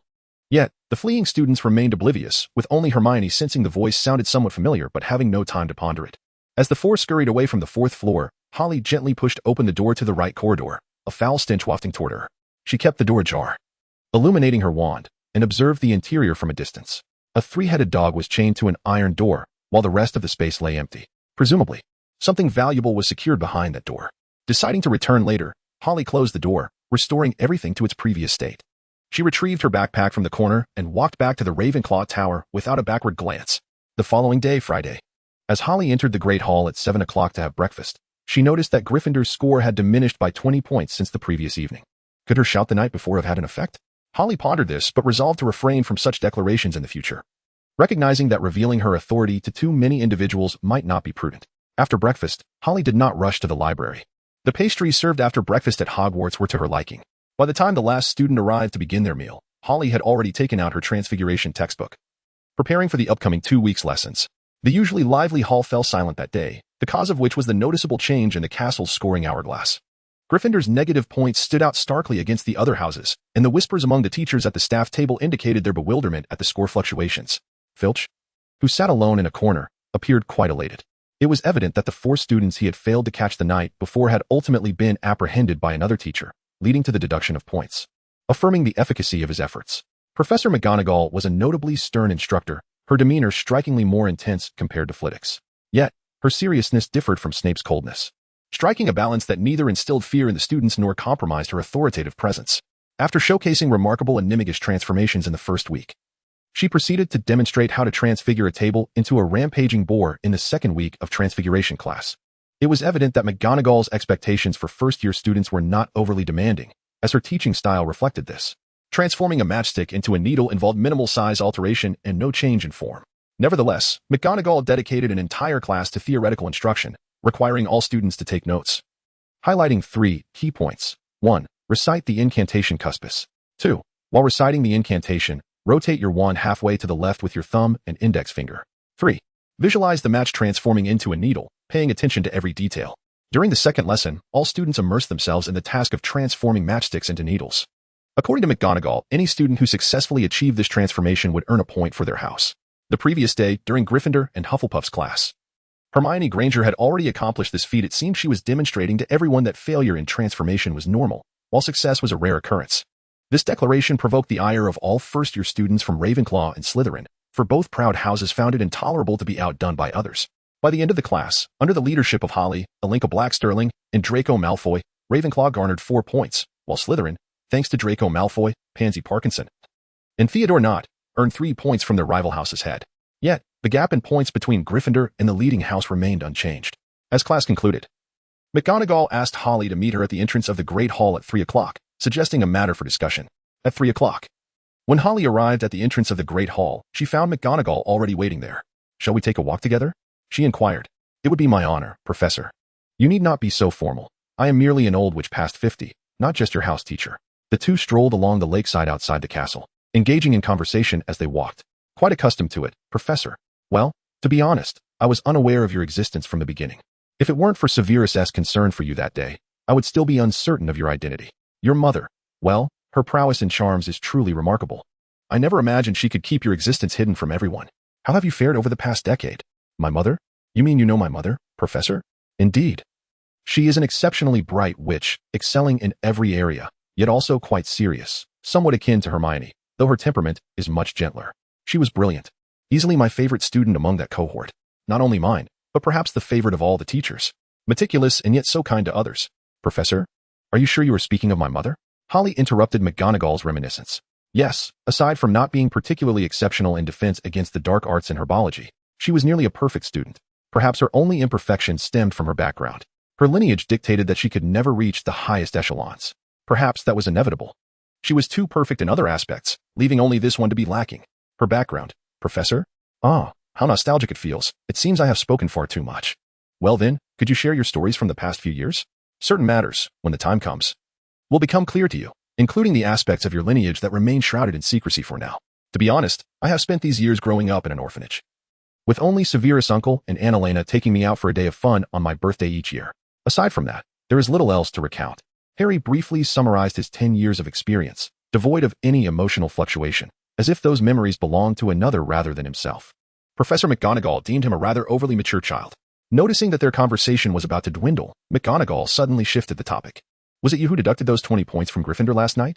Perhaps, Harry replied, uncertain. I merely saw 4 Gryffindor students rushing out from the right corridor on the 4th floor, and I shouted to scare them. As for what happened and why, I cannot say. Oh, I see now. I suspect, Harry, that you are not yet aware of the full implications of the privileges granted to the Chief Wizard of Wisingamot while at school. What other implications could there be to such privileges? Aside from exemption from curfew and access to restricted sections of the library, privileges extend beyond those, including exclusive access to the professor's lounge, their offices, and various facilities. It also encompasses the use of many convenient passages within Hogwarts, and even the authority to impose punishments on students. However, I would personally advise you to refrain from exercising that latter authority too frequently. I believe your mother intended to keep your lineage concealed, not to thrust you into the blinding spotlight. To hide a leaf, one must place it within the forest. To hide a leaf, one must place it within the forest, you say. Professor, does that mean I am merely a backup option? I would hope not. However, your family is one of the most ancient in the wizarding world, and every family harbors unknown secrets. Beyond that, I cannot comment. Then he must be unaware of my existence. Otherwise, how could he live so freely? Harry mused, chuckling, wandering about the school at midnight, even venturing into forbidden areas. The Forbidden Forest? Is that what you refer to? I believe so. Very well. I think our discussion should conclude here. Please forget everything I mentioned regarding your lineage, at least until Severus has had a chance to inform you. I trust she has her own considerations and arrangements. Until you have grasped her true intentions, it would be wise not to interfere with her plans. Understood? Yes, Professor. I presume you are off to find Dumbledore? I shall take a stroll outside. Should you wish to study advanced material ahead of time, there shouldn't be any procedural issues for you. You may attend my lectures as an auditor whenever you wish. I believe Severus and Filius would also welcome your presence in their classes. Remember, you are a student enjoying the privileges of a professor, which is quite rare in the long history of Hogwarts. With that, McGonagall hastily made her way towards the castle. The matter of the Savior was somewhat beyond her control and expectations. Meanwhile, Harry found himself alone by the lake, lying among the grass. Lost in thought as he gazed at the sky, watching the sun gradually set, feeling nothing at all. A profound shock washed over him as he faced the harsh realities of life. When McGonagall suggested the possible implications of his hidden lineage, Harry fell into a stupor. He had never considered the possibility that he might merely be a fallback option. Deep down, he had never viewed himself as a substitute. As the sun dipped below the horizon, Harry remained by the lakeside, everything in disarray. Although McGonagall insisted it was merely speculation, Harry understood that this so-called speculation was far too close to the truth. He was but a concealed alternative, a backup option seldom seen in the light. The primary choice, however, enjoyed protections unknown to ordinary folk, yet could only tread the path laid out by others. As for himself, his task was merely to survive, devoid of any restrictions. Upon realizing this, Harry seemed to awaken to a new understanding. His brown eyes suddenly sparkled, radiating a stark contrast to his previous demeanor, as if he had undergone some transformation. P.S. I sincerely apologize, having ventured out and lost track of time. Upon returning to Ravenclaw that evening, Harry refrained from sharing his earlier conversation with McGonagall with anyone. The fact that he did not appear in the dining hall during dinner went unnoticed by all. Only those close to him observed that his words had diminished, while his nights grew longer, and his mornings came earlier. His roommates, Lily Depan and Alinka Sterling, felt a growing unease and sought assistance from Prefect Penelope, only to be told that Harry's situation was being monitored, and there was no need for concern. When they uneasily approached Headmaster Flitwick, they received a similar response. However, Flitwick revealed a piece of information that left them both rather shaken. Harry was in good spirits and being looked after. Time passed swiftly, and the fame of Harry Potter's Nimbus 2000 stirred only minor ripples among the students before dissipating into obscurity. His status as a first-year Quidditch player remained suppressed by those with ulterior motives. After all, as the savior, Harry Potter, the sole heir of the Potter family, one of Hogwarts' 12 governors, it was entirely normal for him to enjoy such privileges. Meanwhile, Harry's increasingly rare public appearances afforded many students a sense of relief, alleviating the burden of aristocratic etiquette that weighed heavily on the shoulders of these teenagers. Lily and Alinka, after numerous failed attempts to follow Harry, finally conceded defeat. They turned their attention to Halloween, a day when no one could evade the grand Halloween feast, a school-wide gathering. As the pumpkins appeared in every corner of the castle, their fragrance wafting through the halls, and the majority of students gathered in the dining hall, Harry was still absent. Lily and Alinka had already reserved a place for him, a vacant seat beside Lily and across from Alinka. Numerous Ravenclaw students, eager to join, were dissuaded from occupying that spot. The seat of the Countess was not theirs to claim, even if it ultimately went unfilled. The feast began at 7 o'clock, and it was not until 6:55 that Harry finally made his entrance. Spotting the empty place set aside for him, he offered an awkward smile, realizing he could no longer evade the inevitable. Approaching the Ravenclaw table, he inclined his head slightly towards the faculty, who reciprocated the gesture. After all, at Hogwarts, the same privileges applied. Excessive formality would leave an unpleasant impression. Upon entering the hall, Harry overheard first-year students discussing events that transpired in the Gryffindor charm lesson. Due to the formidable academic prowess of the Ravenclaw and Slytherin students, Gryffindor seldom received any classroom points, giving Gryffindor's long-standing reputation for mischief and point deductions. The widening gap in scores placed the entire house in a state of impending eruption. On Halloween morning, during the charms class, Ron Weasley and Hermione Granger played the role of igniters of this powder keg. However, these events had no bearing on Holly, seated at the Ravenclaw table. Holly realized she had underestimated the preparations of Lily and Alinka. Faced with their rapid-fire inquiries, she found herself somewhat overwhelmed. Ultimately, Holly divulged a fragment of the truth, mentioning her newfound awareness of her heritage and her subsequent research. Upon hearing this, Lily and Alinka decided to temporarily sidestep Holly's revelations. Recognizing that family matters are not for outsiders to meddle in, Lily readily accepted Holly's words, while Alinka resolved to have a more in-depth conversation with her after dinner. Just as the feast commenced, it was abruptly interrupted by the arrival of Quirrell, plunging the hall into chaos. Dumbledore's order brought the lavish Halloween celebration to a sudden end. Standing among the first-year students, Alinka and Lily clutched Holly on either side, fearful of losing sight of her again. The trio returned to the Ravenclaw Tower, but did not linger in the common room for news. The girls, seizing the opportunity, intended to engage in a meaningful dialogue once more, reminiscent of their first night at school. While Lily went to take a shower, leaving Alinka and Holly together, Alinka turned to Holly with a serious expression. Holly, now that Lily is not here, can you tell me what truly happened? What are you talking about, Alinka? I don't quite understand your meaning. Holly attempted to feign innocence, whether others are aware or not. I am acutely aware of your current identity, Chief Warlock of the Wisengamot, one of Hogwarts' 12 governors. Although our Sterling family is also one of the 12. We merely hold that position in familial capacity until someone is recognized as the family head. I believe you are the first to become a governor at the age of 11 as an individual. Alinka, where did you hear such things? How could I be the Chief Warlock of the Wisengamot? I don't know the situations of other families, but I can tell you that since Dumbledore was removed from his position, you have become the focal point of attention among all pureblood aristocrats. Although your lineage has been cleverly concealed, we can still surmise some truths. I suspect your transformation is linked to that Harry Potter, Alinka asserted. Her wide eyes locked onto Holly's brown ones, seeking to gauge her reaction. Well, Alinka, how am I to respond to you? Or can you keep a secret for me? You know, the more one knows, the more burdensome life becomes. And if I cannot keep your secret, what then? A memory charm, perhaps? That could be a possibility, but it appears you will be a splendid companion of mine, Holly said, hissing as a passageway suddenly appeared before them. Is that Parseltongue? The Sterling family, having some kinship with Slytherin, had a slight understanding of the language. Yes, I don't know when I acquired it, but it has been immensely helpful. Within Hogwarts, I can use this means to find convenient passages to anywhere at any time. Holly took Alinka's hand and led her into the passage. Now, let us go see the legendary Harry Potter, who has brought about such significant changes in my life. As they entered the passage, they paid no heed to the swiftly concealing doorway behind them, simply proceeding forward. Do you know where this leads? Alinka questioned, still puzzled by Holly's impulsive thoughts. I don't know either. I just requested it to create a passageway to where Harry Potter is located. Hogwarts is truly remarkable. I'm curious about the extraordinary magic the four founders employed to construct this wondrous place.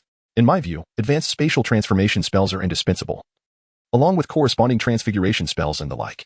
The magical requirements are quite high. Holly, now lost in thought, became absorbed in her own world. All right, we've arrived. Alinka felt relieved that the journey was not too lengthy, or else her Halloween holiday would surely be ruined. Ravenclaw students find it challenging to endure the presence of unknown elements without seeking to understand them.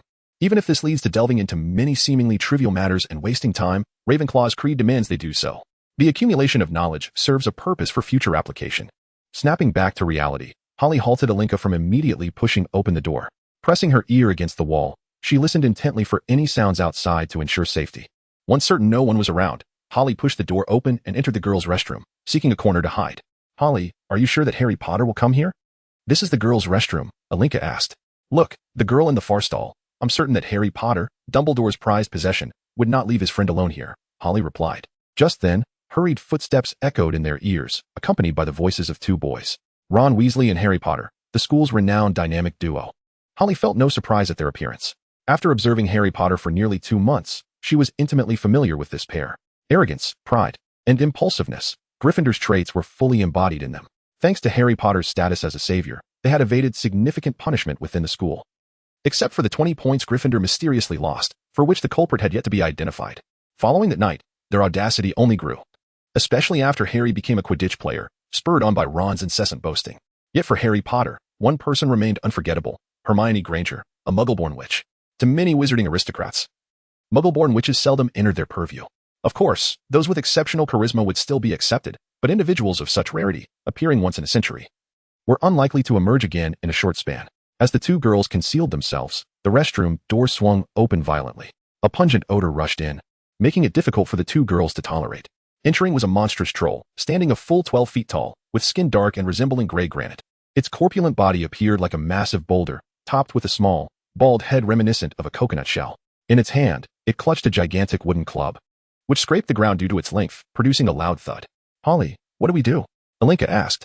"We wait until it poses a threat to our lives." "I think we need do nothing but observe this spectacle quietly," Holly replied nonchalantly. With that, she utilized her powers to conceal their location. At that moment, Harry and Ron's voices emerged from outside the restroom. "The door is still locked. We can trap it inside," Harry whispered. "A splendid idea." Ron was exceedingly anxious. As the footsteps of the two receded into the distance, the mountain troll had already ventured deep into the public restroom. Hermione, under the scrutinizing gazes of Harry and Eleanor, found herself face to face with the troll, utterly at a loss, before she let out a piercing scream. It was quite lamentable to witness such a massive creature intimidate her so. Eleanor remarked, perplexed as to why the Sorting Hat had placed her in Gryffindor, having seen no evidence of courage from her. "This is quite something. I reckon if it were those two boys, they might also be too frightened to move, perhaps even wet themselves," she added. Just then, the door swung open with a loud bang. Poor door, having endured such treatment twice in one night. The two boys, upon seeing Hermione cornered by the creature, trembled visibly. Harry seized a stone and hurled it towards the corner, causing the troll to halt just a few steps away from Hermione, turning its attention towards Harry, who stood at the entrance, brandishing a wooden stick and approaching the two. Ron, from the other side, threw a metal pipe that struck the troll, successfully diverting its attention. At that moment, Harry dashed towards Hermione, attempting to pull her away, but to no avail. The troll pressed Ron against a wall, prompting Harry to take a bold leap. Clambering onto the troll's back and clutching its neck, even jamming his wand into the creature's nostril, the troll emitted a painful wail, wildly swinging its large club. Stunned, Hermione, with Ron grasping his wand, found herself at a loss. "Use a spell, for goodness sake. Any spell you can think of," Harry shouted. Ron shouted, "Wingardium Leviosa." Hiding behind the two, and as Ron incorrectly pronounced the spell, he inadvertently cast a petrification charm. Eleanor, on the other hand, accurately employed the levitation charm on the club. Their whispered incantations went unnoticed by the three, but as the troll was petrified, the club simultaneously floated and then fell, striking the troll squarely on the head. The creature collapsed, shaking the entire room. Dumbfounded, Harry and Hermione approached Ron, their eyes wide with disbelief at the unfolding events. "I think we need to swiftly address the current situation," Harry said, pulling Eleanor from the corner. Skillfully, he cast a memory charm on the three, altering their memories before disappearing with Eleanor into the wall. Meanwhile, as the teachers hurriedly approached, the trio had to concoct some plausible explanations to convince them. Of course, these were not matters that Harry and Eleanor needed to ponder. Their primary concern was how to make Lily comprehend their sudden disappearance. Upon returning to the Ravenclaw Tower, they did not immediately appear in the dormitory but instead materialized near the bronze door outside the common room. Upon opening the door, they found the common room still bustling with noise. Groups of students from various years were engaged in heated discussions on different topics. Third-year students seemed to be deliberating on magical creatures, while sixth-year students debated spell-related knowledge. The only commonality was that all discussions revolved around the troll. Once back in the dormitory, Lily had just emerged from the bathroom, and the two breathed a sigh of relief. Remaining undetected by Lily was the best possible outcome for both Harry and Eleanor. They consciously chose not to disclose their recent escapades to Lily, for some stories were best kept between themselves. However, their nocturnal conversations were disrupted by the secret they bore, and starting the next day, Lily noticed that Eleanor had become increasingly elusive. One evening, when Harry stealthily returned to the dormitory to find Eleanor's bed empty, she resolved to confront Eleanor. "Eleanor, I demand an explanation," Harry declared, sitting on Eleanor's bed, ready to unleash her frustration as soon as the rightful occupant returned. "I believe you understand whom I am trying to assist." Eleanor responded with an equally frosty retort. "I want to know what you've been up to. Just some ordinary matters. If you can ask to learn more, why can't I?" She replied. "Professor McGonagall has already permitted me to embark on more advanced transfiguration studies. Well, while I understand the Sterling family enjoys certain privileges, do take care not to attempt magic that exceeds your capabilities," Harry cautioned. "Good night," she added, retreating to her own bed after Eleanor's confession, while Eleanor wore a resigned smile. As November approached, the Quidditch season was about to commence. The school's attention once again turned towards the savior. As one of the rare first-year Quidditch players in nearly a century, Harry Potter, the Seeker for Gryffindor, found himself the center of attention. Following the events of Halloween, Ron Weasley became increasingly arrogant, believing that he had successfully cast the levitation charm with an incorrect incantation. The youngest Weasley was now bold enough to challenge Professor Flitwick in Charms class, resulting in a deduction of 50 points and a semester of detention. Yet, this did not deter Ron in the slightest, thanks to Hermione Granger, who, for reasons unknown, forgave Ron after that day and diligently answered questions in class to compensate for the lost points of Harry and Ron. Gryffindor was spared from a premature claim to the bottom of the House Cup standings. The first Quidditch match of the season pitted Gryffindor against Slytherin. The weather was chilly, yet clear, making it an excellent day for a game of Quidditch. The Great Hall buzzed with excitement, as students from each house engaged in animated discussions about the upcoming match. Harry and Eleanor, unusually, enjoyed a leisurely morning. Knowing they had awoken just in time for the end of breakfast, the hall was a cacophony of voices, as if the sound might lift the ceiling. By around 11 o'clock, it appeared that nearly all the students had congregated in the stands of the Quidditch pitch, many equipped with binoculars. The seating seemed to rise slightly, but with so many people, it was still challenging to see the happenings on the field. Harry and Eleanor settled into the Ravenclaw section. Despite their late start, they still felt somewhat lethargic, especially in contrast to the other more exuberant Ravenclaws and the distinctly overexcited Gryffindors and Slytherins. As the match commenced, the contest between Gryffindor and Slytherin was fiercely contested, with numerous fouls and minor skirmishes erupting, followed by waves of cheers from the crowd. Just as everyone focused on the chasers' offensive maneuvers, Harry's broom malfunctioned. The match regained its rhythm once Hermione resolved the issue, and Harry subsequently seized the golden snitch, concluding the game. However, upon the match's conclusion, Ravenclaw students discovered Harry and Eleanor huddled in a corner, fast asleep. After the Quidditch match, life continued without significant alteration. Ron's arrogance persisted, while Hermione continued to shadow Ron and Harry, attempting to clean up their messes. Harry had little interest in intervening in the events of the Quidditch pitch. Yet, the sudden appearance of the trio in the library piqued Harry's curiosity. It was worth noting that since the second week of school, the trio had rarely been seen together in the Hogwarts library. Typically, it was either Hermione alone or Harry and Ron together, alongside the homework left by Hermione. However, following Halloween, due to Ron's boasting, the instances of Harry and Hermione appearing together increased. As for what they were searching for, Harry inadvertently overheard a conversation between Harry and Ron. "Damn Nicholas Flamel, I've read over a dozen books on modern history already." Ron's loud voice made it easy for Harry to discern their intentions. Ron had never been particularly adept at keeping secrets. This significantly alleviated Holly's workload. However, in contrast to the frantic search for information by the three, Holly had already discerned the identity of the individual in question. Her only lingering curiosity was the means by which this person had become associated with Nicole. Could it possibly be that object? However, such changes also bring certain advantages.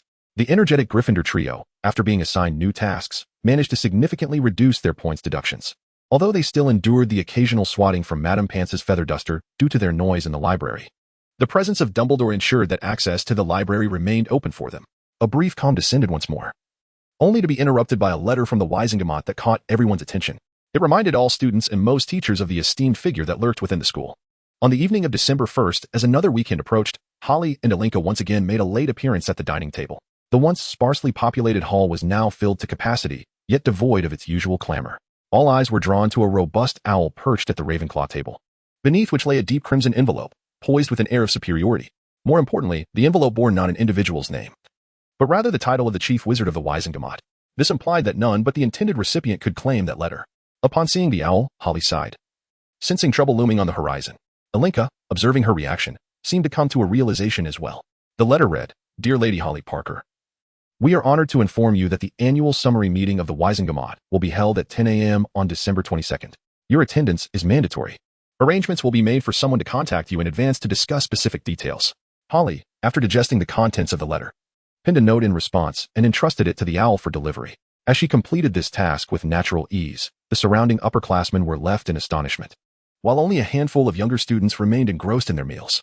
Unfortunately, the Gryffindor trio counted themselves among this minority. Having effortlessly navigated this matter, Holly paid little heed to the surrounding astonishment, nodding to Alinka and Lily before resuming her meal. The two, now accustomed to the presence of the Wisengamot's messenger, quickly returned to their usual demeanor. It was only when Holly and Alinka departed the hall that the silence was shattered, replaced by a cacophony of chatter and speculation. Instead of returning to the Ravenclaw Tower, Holly and Alinka took a shortcut, allowing them to bypass the long corridors that their peers were obliged to traverse to reach the library. Instead of perusing books on spells and transfiguration, They headed directly towards the shelves containing legal texts and the organizational structure of the magical world, subjects that were essential for Holly, who had grown up in the Muggle world, and for Alinka, who needed to prepare for her future role in the family. Now, it was merely a matter of adjusting their plans. By chance, Holly stumbled upon a summary regarding dark magic within a book. Although such information was supposed to be submitted, Holly, for various reasons, covertly tucked the paper away, not into her bag, but into her inner pocket. Dark magic, contrary to popular belief, is not as dreadful as many perceive. Its negative connotation arises primarily from its use by dark wizards for malevolent purposes. Naturally, not every student is permitted to delve into dark magic. Mastery of the 7th tier is merely the entry point, and Holly still had considerable distance to cover. Mastery over one's magical abilities and their development requires time. Additionally, practice in dark magic necessitates opportunity, yet for Holly, the former was manageable, while the latter was a scarce commodity. Nonetheless, before reaching the 7th tier, she had ample time to contemplate solutions to her second dilemma. Compared to ordinary dark magic, the unforgivable curses demand a higher level of magical prowess. The simplest of them, the Cruciatus Curse, requires mid-8th tier mastery, while the Killing Curse demands completion of the 8th tier, and the most formidable of all, the Avada Kedavra, necessitates mastery of the 9th tier. Thus, not everyone possesses the capability to wield these curses, and those Death Eaters capable of doing so pose a significant threat to the Ministry of Magic. Consequently, to address this issue, the Ministry fabricated claims that anyone who had ever used an unforgivable curse could be imprisoned in Azkaban during the extensive manhunt for Death Eaters that ensued after Voldemort's disappearance, ultimately aiming to capture all competent dark wizards in one fell swoop. While Holly remained oblivious to the happenings in the hall, many were discreetly observing her, including Hermione Granger, who was among the more perceptive individuals. From the very first day of school, Hermione had taken note of Holly. The commotion Holly caused on the first day made it nearly impossible not to attract attention. Initially, Hermione thought that being in proximity to Harry Potter would draw considerable focus towards her, yet Holly's presence overshadowed both Harry and his friends. On the last weekend before Christmas, as dawn broke, while everyone else lay under the covers dreaming of Christmas plans and delights, Holly was already dressed and, accompanied by Snape, departed Hogwarts for Hogsmeade. They were bound for the night bus, headed towards London and the Ministry of Magic for the Wisingamot meeting. After Holly's departure, Alinka rose as well, quickly tidying her appearance before stealthily leaving the Ravenclaw Tower. Having spent a galleon to reach London, Holly entered the Ministry of Magic through the fixed telephone booth at the guest entrance. After obtaining her badge, she made her way to the Ministry's lobby, passed through security, and finally arrived at the second basement level of the Magical Law Enforcement Department, where the annual summary meeting of the Wisingamot was to be held. The Wisingamot, composed of approximately 50 wizards, all donned in crimson robes, convened under the leadership of the Chief Wizard of the Wisingamot, a position that Holly now occupied. Most members of the Wisingamot hailed from ancient magical families, while those few whose lineages had ceased were represented by close relatives or proxies. As the Chief Wizard, Holly reclaimed the seat of the Peveril family from Dumbledore. Though she had not frequently participated in the meetings, it seemed that everyone recognized this extraordinarily young Chief Wizard. The meeting's agenda was straightforward, consisting of routine summaries, elections, and seat arrangements. During the election process, however, an unexpected twist occurred. A candidate emerged for the previously vacant first 7 seats, a choice that astonished everyone, including Holly. The heir to the Slytherin family seat made an appearance as well, with a member of the Sterling family, related to Slytherin, reappearing in the Wisingamot after a century, leaving all in astonishment. The Sterling family, once thought to have vanished, presented themselves anew. The individual thrust into the limelight by the Sterling family was none other than Holly's roommate, Alinka. Holly was taken aback to see Alinka again in this context, while Alinka showed no sign of surprise. Following this electoral incident, the Wisingamot welcomed yet another young executive member. With both the Chief Wizard and Deputy Wizard being first-year Hogwarts students, such a sight was unprecedented in the history of the Wisingamot. However, the adult wizards present were no strangers to significant events. After a brief period of unrest, order was restored, and the 2 young executive members merely sat to the side, observing the proceedings. Due to their unique circumstances, they were not required to fulfill many duties, attending only the annual summary meeting and 1 trial session of the Wisingamot each year. These demands are not particularly challenging for the 2 young ladies. Just as everyone assumed the meeting was nearing its conclusion, Mr. Parkinson, the grandfather of Pansy Parkinson, abruptly interrupted the proceedings. I have here a report regarding Hogwarts that I received some time ago, and I hope the Wisingamot can partake in investigating a few issues. Since we have 2 esteemed members from Hogwarts present today, I would like to propose that we consider this matter as a temporary agenda item, if that is agreeable. He then glanced at Holly, who occupied the main seat, and her companion, Alinka.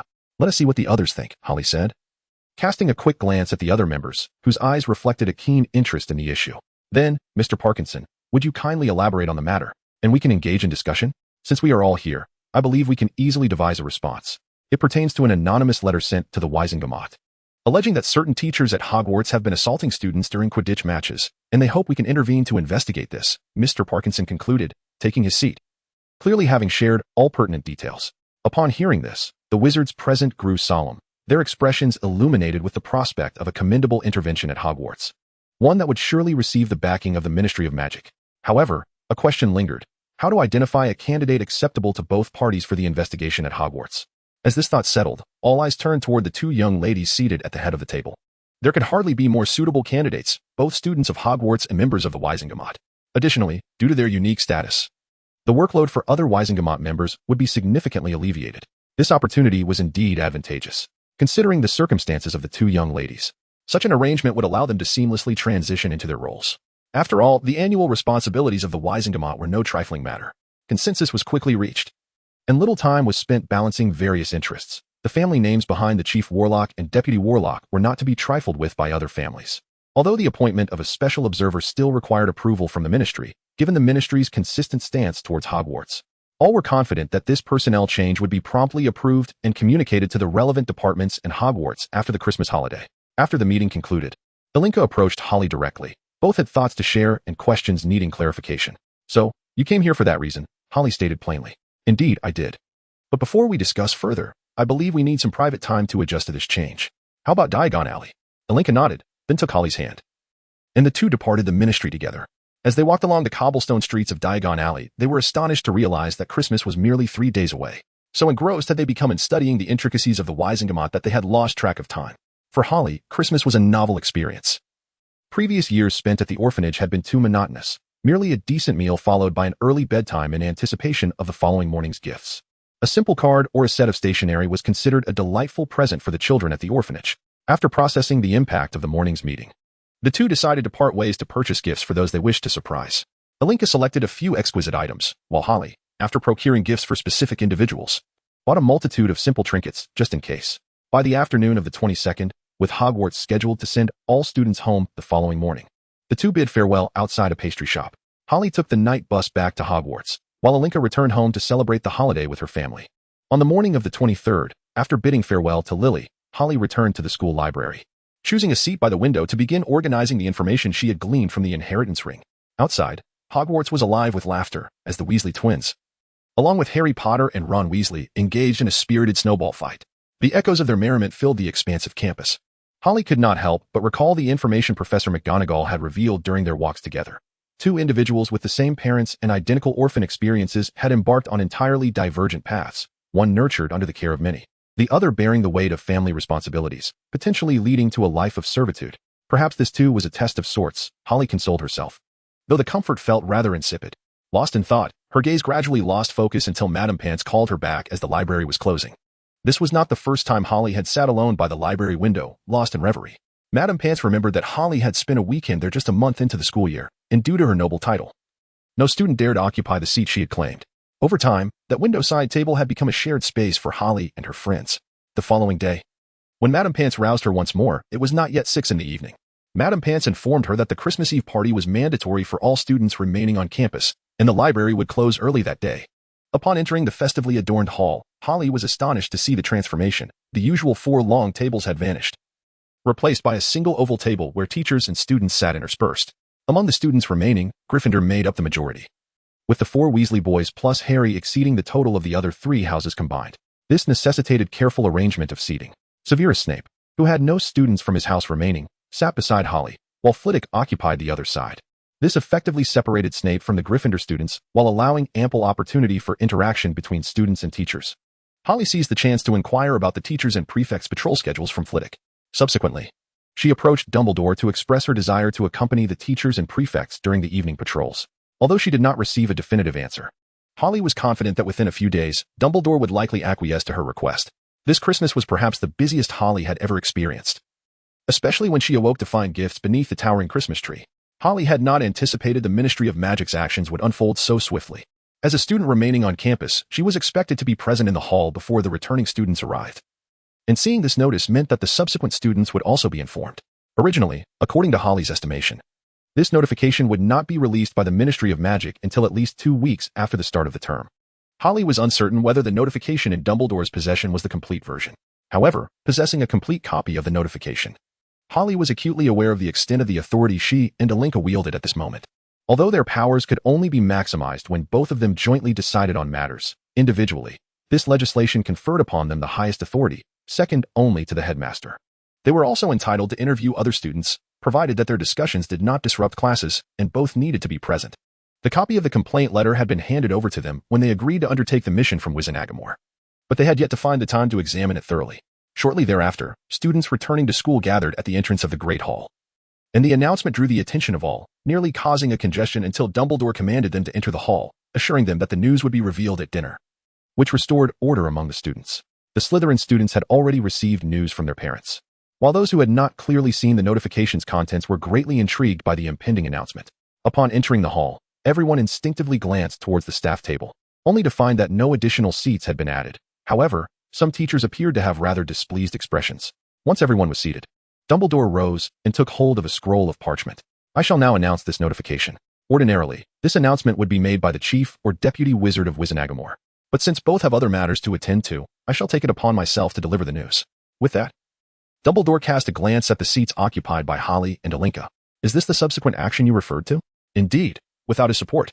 Accomplishing this task at Hogwarts would be exceedingly difficult. After Dumbledore read the summarized version of the announcement, he recalled another complete notification he had received from an insider at the Ministry of Magic. The thought of that notification made Dumbledore feel uneasy. The Ministry and Wizenagamore had effectively struck at his vulnerable spot. First, the anonymous letter pinned by students had not reached the Ministry in its original form for various reasons, leaving them unaware of the intended target. Dumbledore found himself particularly troubled by the selection of candidates. Holly Parker, using a pseudonym, had already become a notable exception at school, enjoying various privileges, while Alinka, hailing from the 12 Board of Governors, had now forcefully ascended to the position of Wizenagamore's second-in-command. Observing these two students as the Ministry's appointed spies at Hogwarts left Dumbledore momentarily at a loss. Earlier that morning, the Ministry had officially sent a notification stating that Dumbledore would announce the appointment and the notification, signaling a gesture of goodwill. Otherwise, Dumbledore would have been uncertain how to navigate such a situation. This round of confrontation between the Ministry and Hogwarts had come to a temporary halt.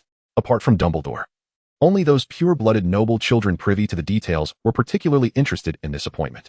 The Weasley family had also received the news. However, apart from Percy, the other three boys seemed largely indifferent. Hermione, on the other hand, found herself intrigued by the appointment, though the simplicity of the external announcement left her somewhat perplexed. There were no specific personnel mentioned, no delineation of authority, only a factual situation, which obscured her understanding of Wizenagamore's response. Holly and Alinka, the subjects of the announcement, breathed a sigh of relief. They had genuinely feared Dumbledore might read the complete version aloud, which, while simplifying their task, would render them the enemies of all students. Ultimately, the impact of this appointment swiftly dissipated into the fabric of daily life. During the Christmas season, Gryffindor lost 20 points, once again thrusting Harry and Ron into the limelight. When everyone learned that the two had not even seen the face of the teacher who deducted points, Gryffindor students were torn between frustration and disbelief. Having accumulated a total of 40 points deducted without ever seeing the culprit, this was unprecedented in Gryffindor's history. After learning of the points deduction, Hermione, disheartened, retreated into her bedroom, feeling greatly disappointed in the two boys. While the three of them discussed their next course of action over snacks, the name Nicholas Flamel on a chocolate frog card led them to uncover the truth about the treasure being the Philosopher's Stone. The Gryffindor students' inquiries into Harry and Ron's predicament did not last long, as the upcoming Quidditch match soon captured their attention. Gryffindor was to face Hufflepuff, with Snape serving as the referee. The entire school was aware of the animosity between Snape and Harry, and both Alinka and Holly appeared at the edge of the field, having deduced from their analysis of the complaint letter that it was likely aimed at Snape, while the student under scrutiny was none other than Harry Potter, who had previously experienced a broomstick mishap during the first match. As for the author of the complaint letter, they had yet to gather sufficient samples for analysis and had not formally identified the individual. Considering Harry Potter's limited circle of acquaintances, Holly and Alinka were more than 90% certain that the individual in question was Hermione Granger. As they continued to analyze the information at hand, a sudden burst of cheers erupted around them, followed by the sound of the whistle signaling the end of the match. The game concluded sooner than anticipated. Alinka lamented that there were still numerous points of contention left unexamined. I believe Professor Snape has never intended to target Potter, she asserted. From the descriptions, it seems that only dark magic could interfere with a Nimbus 2000. Have you heard of that dark magic that takes a considerable time to affect its target? A preposterous notion. Dark magic typically unleashes its magical powers swiftly to achieve a temporary suppression of defenses. Therefore, The fluctuations of the broomstick were likely the result of a magical confrontation between the two, with the overwhelming magical disturbance disrupting the levitation charm. It appears plausible, Alinka mused. But since it involves dark magic, our investigative scope is significantly narrowed. I think we should focus on those few professors who are well-versed in dark arts and their defenses. Are you out of your mind? Any of them would be beyond our current capabilities to confront, Holly countered. What shall we do then? If we finish the report promptly, we can alleviate some of our worries. Carrying such a concealed identity is rather exhausting, Alinka remarked, perplexed. This matter should be prolonged. The Wisengamot and the Ministry do not require a swift investigation report. They merely need us to maintain our presence at Hogwarts. As for Dumbledore, he is aware of our every move, and his lack of opposition suggests that our investigative direction is sound. Why should we hastily resolve this? Let us return to school. There is an abundance of assignments yet to be completed. I recall that you completed all your first-year assignments long ago. For a 3-inch essay, you wrote 5 inches. For a 1-foot paper, you produced 1.5 feet, Alinka teased. And there are the second-year charms and potions to consider. I've discovered several methods for their preparation, all of which require individual experimentation for comparison.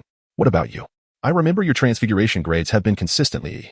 Indeed, the second-year transfiguration demands a greater output of magical energy. The two lagged behind at the end of the returning group, strolling leisurely. They encountered Snape approaching with Harry Potter trailing behind. After Snape had passed, they followed Harry to the edge of the Forbidden Forest. Harry had violated school rules by entering the Forbidden Forest, resulting in a 10-point deduction for Gryffindor. It was Alinka who had called out the deduction this time. Another 10 points lost. Gryffindor seemed to have grown accustomed to Harry's penalties. Following their victory in the Quidditch match, the overly exhilarated Gryffindor students paid little heed to Harry's deduction. In their eyes, even with the loss of 10 points, Gryffindor still led the other houses. This blind optimism among Gryffindor students, in fact, rendered them considerably happier than their peers in other houses. During this period, the deductions for Gryffindor lessened as their spirits improved. However, Harry and his companions soon found themselves unable to rejoice. They had unexpectedly uncovered Hagrid's secret. The existence of a Norwegian Ridgeback dragon, and the fact that Draco Malfoy was already in the know, leaving the trio on edge throughout the day. Harry was unaware of these matters until he discovered that Ron had not appeared in the Great Hall one day. Upon inquiring, he learned that Ron had been injured by an unknown entity and had been compelled to visit the hospital wing. Thus, Harry resolved to accompany the professors on their nightly patrols for the upcoming evenings. On Saturday night, as Harry and Alinka reappeared in the staff lounge, awaiting the professors on duty for their patrol, a sudden commotion erupted outside. Listen up, professors, Harry Potter is coming. P.S. bringing a dragon. Draco's voice echoed from a distance, accompanied by another set of footsteps. Gryffindor loses 20 points for wandering about at this hour, McGonagall declared as she strode into the lounge. I think I need to take you to see Professor Snape. Professor, what about them? Why are they here? Shouldn't Ravenclaw lose points for not being in their dormitory? Draco questioned, as if he had found a lifeline in the two girls. I believe if you had read the Ministry's first decree thoroughly, you would understand why they are here, Mr. Malfoy. McGonagall replied with a hint of exasperation, beckoning the two girls to follow her. I do not comprehend why you two have been accompanying us on patrol these past few nights. I believe what you require now is sleep, McGonagall remarked as they walked. We simply haven't fulfilled our obligations in quite some time. It is unjust to enjoy certain privileges without making any contributions, Holly responded. Very well. I fail to understand why your parents would permit you to occupy such positions at your age. It is truly inappropriate. This offers no benefit to your growth. Many things cannot be avoided simply because we wish them to be so. In order to secure more breathing space for ourselves, some matters must be confronted. Alinka replied on behalf of Holly. All right, I concede that I cannot persuade you. However, you two had best stay close. I cannot guarantee that your identities will not be compromised should you encounter other students. The first half of the patrol proceeded normally, just like the previous nights, with empty corridors and only a few portraits still awake to exchange greetings. Most of the portraits had already retired for the night. The trio encountered Neville in the corridor. Just as they thought the evening would yield no results, Filch presented them with a significant surprise, Harry Potter and Hermione Granger. The two had long wished to separate and engage with these individuals, but alas, since Halloween, they had been nearly inseparable. Finding an opportunity to investigate or converse with them had become exceedingly challenging. Harry, Neville exclaimed, spotting the other two. I've been trying to find you to tell you that Malfoy plans to capture you. He says you have a dragon. Alinka seemed to have caught wind of something intriguing. As members of the Wisengamot, they were well aware that dragon breeding had been prohibited in Britain. Since this matter now involved dragons, it appeared increasingly interesting. Standing beside McGonagall did not seem out of place, and Filch had grown accustomed to their nocturnal appearances. I refuse to believe you would do such a thing. Mr. Filch claims you climbed the astronomy tower at 1 a.m. You may explain yourselves. McGonagall's ire erupted, reminiscent of an enraged lioness, leaving them at a loss. However, for the first time, Hermione could not respond to the teacher's query. She gazed silently at the professor's slippers, as motionless as a statue. I believe I have an inkling of what transpired, McGonagall said. It is not difficult to deduce that you recounted that ludicrous story about the dragon to Draco Malfoy, attempting to rouse him from his bed for a prank. I have apprehended him. You must find this amusing, as Neville also heard the tale and believed it. I am utterly disappointed, McGonagall exclaimed. For students out of bed in one night, I truly have never encountered such a situation. You, Miss Granger, I expected to be more disciplined. Mr. Potter, I believe you would regard Gryffindor as far more significant than this matter. You three shall face most severe consequences. Yes, and you too, Mr. Longbottom. You have no right to roam the campus at such a late hour, especially during these perilous times. Now, Gryffindor will lose 50 points. 50 points? Harry inquired, puzzled. Indeed. 50 points for each of you, Professor McGonagall added, glancing at Holly and Irinka seated nearby. Since you've made your decision, Professor, we have no objections. Holly remarked with an intentionally lowered voice. Ah, I remember now. You are the one who previously deducted 40 points from Gryffindor. What authority do you have to penalize me? Harry shouted vehemently, his emotions surging as if he wished to unleash his pent-up frustration. Potter, cease this at once, McGonagall commanded. And if you possess any sense, you should return to your dormitory immediately. I doubt Mr. Potter will learn from this lesson. Gryffindor shall be penalized another 20 points, 10 for Mr. Potter's violent tendencies, and another 10 as a warning to Miss Granger and Mr. Longbottom for their inaction. A cold voice echoed from beyond the common room door. Severus Snape, having just escorted Malfoy back to Slytherin, entered silently. As for their punishment, I believe Miss Holly and Miss Irinka could oversee it. McGonagall appeared displeased with Harry, nodding in agreement with Snape's suggestion. Upon witnessing McGonagall's assent, Harry realized that he had lost another 20 points. Meanwhile, Holly, Parker, and Irinka seemed unfazed, leaving him utterly perplexed. Harry refrained from inquiring about the situation. Knowing that if Holly had previously managed to turn point deductions into reality, she would undoubtedly find a way to extricate herself this time as well. Fearful of further point deductions, Harry did not dare to question Holly and Irinka as Malfoy had done. The following morning, when the Gryffindor students discovered that their previously lead points had diminished by a staggering 170 overnight, rumors circulated that the culprit behind Gryffindor's loss was none other than their former Quidditch hero, Harry Potter. It was said that he had colluded with several other first-year students to orchestrate such a debacle. Instantly, Harry Potter transformed from a hero in the eyes of the entire school to a pariah. Even students from Ravenclaw and Hufflepuff began to harass him during their free time. This year, everyone had placed their hopes of defeating Slytherin squarely on Gryffindor, and this massive point loss rendered their aspirations increasingly unrealistic. Slytherin students continued to mock Harry in various ways, while Draco Malfoy, having been caught wandering outside at night, exhibited subtle changes. He no longer sought to provoke Potter, but instead devoted himself to diligent study and self-improvement. With Lucius Malfoy not yet aged, he recognized that this was the sole path to enjoy the family's resources. Strength is paramount. This is the principle of Slytherin, as well as that of the entire world. Slytherin does not pry into the private affairs of others, but the changes in Malfoy following the 20-point deduction for Slytherin suggest that he was undoubtedly stimulated in some manner. For Slytherin students, who have undergone various forms of education and training from a young age, the standard school curriculum often allows them to surpass their peers in most cases, as evidenced by Slytherin's consecutive championship victories. Hufflepuff students did not exhibit much reaction, for Hufflepuff, as the least conspicuous house, had long played a peripheral role at Hogwarts. For the older students, although they had never witnessed such a significant point deduction, it did not affect their lives. The House Cup was primarily a celebration for the younger students, while the older students had shifted their focus toward their ordinary wizarding level and advanced wizarding level examinations. After several years of Slytherin's dominance, Ravenclaw and Hufflepuff had grown indifferent toward the House Cup, and indeed, each year, it was primarily Gryffindor students who clamored to compete with Slytherin for the trophy. Unfortunately for them, deducting points proved far easier than earning them. Examinations were quickly approaching, and the weather gradually warmed. More students began to frequent the lakeside lawn during the day, while the library became increasingly crowded. Although Holly and Irinka still arrived at the library earliest each day, they gradually shifted their focus away from the task at hand.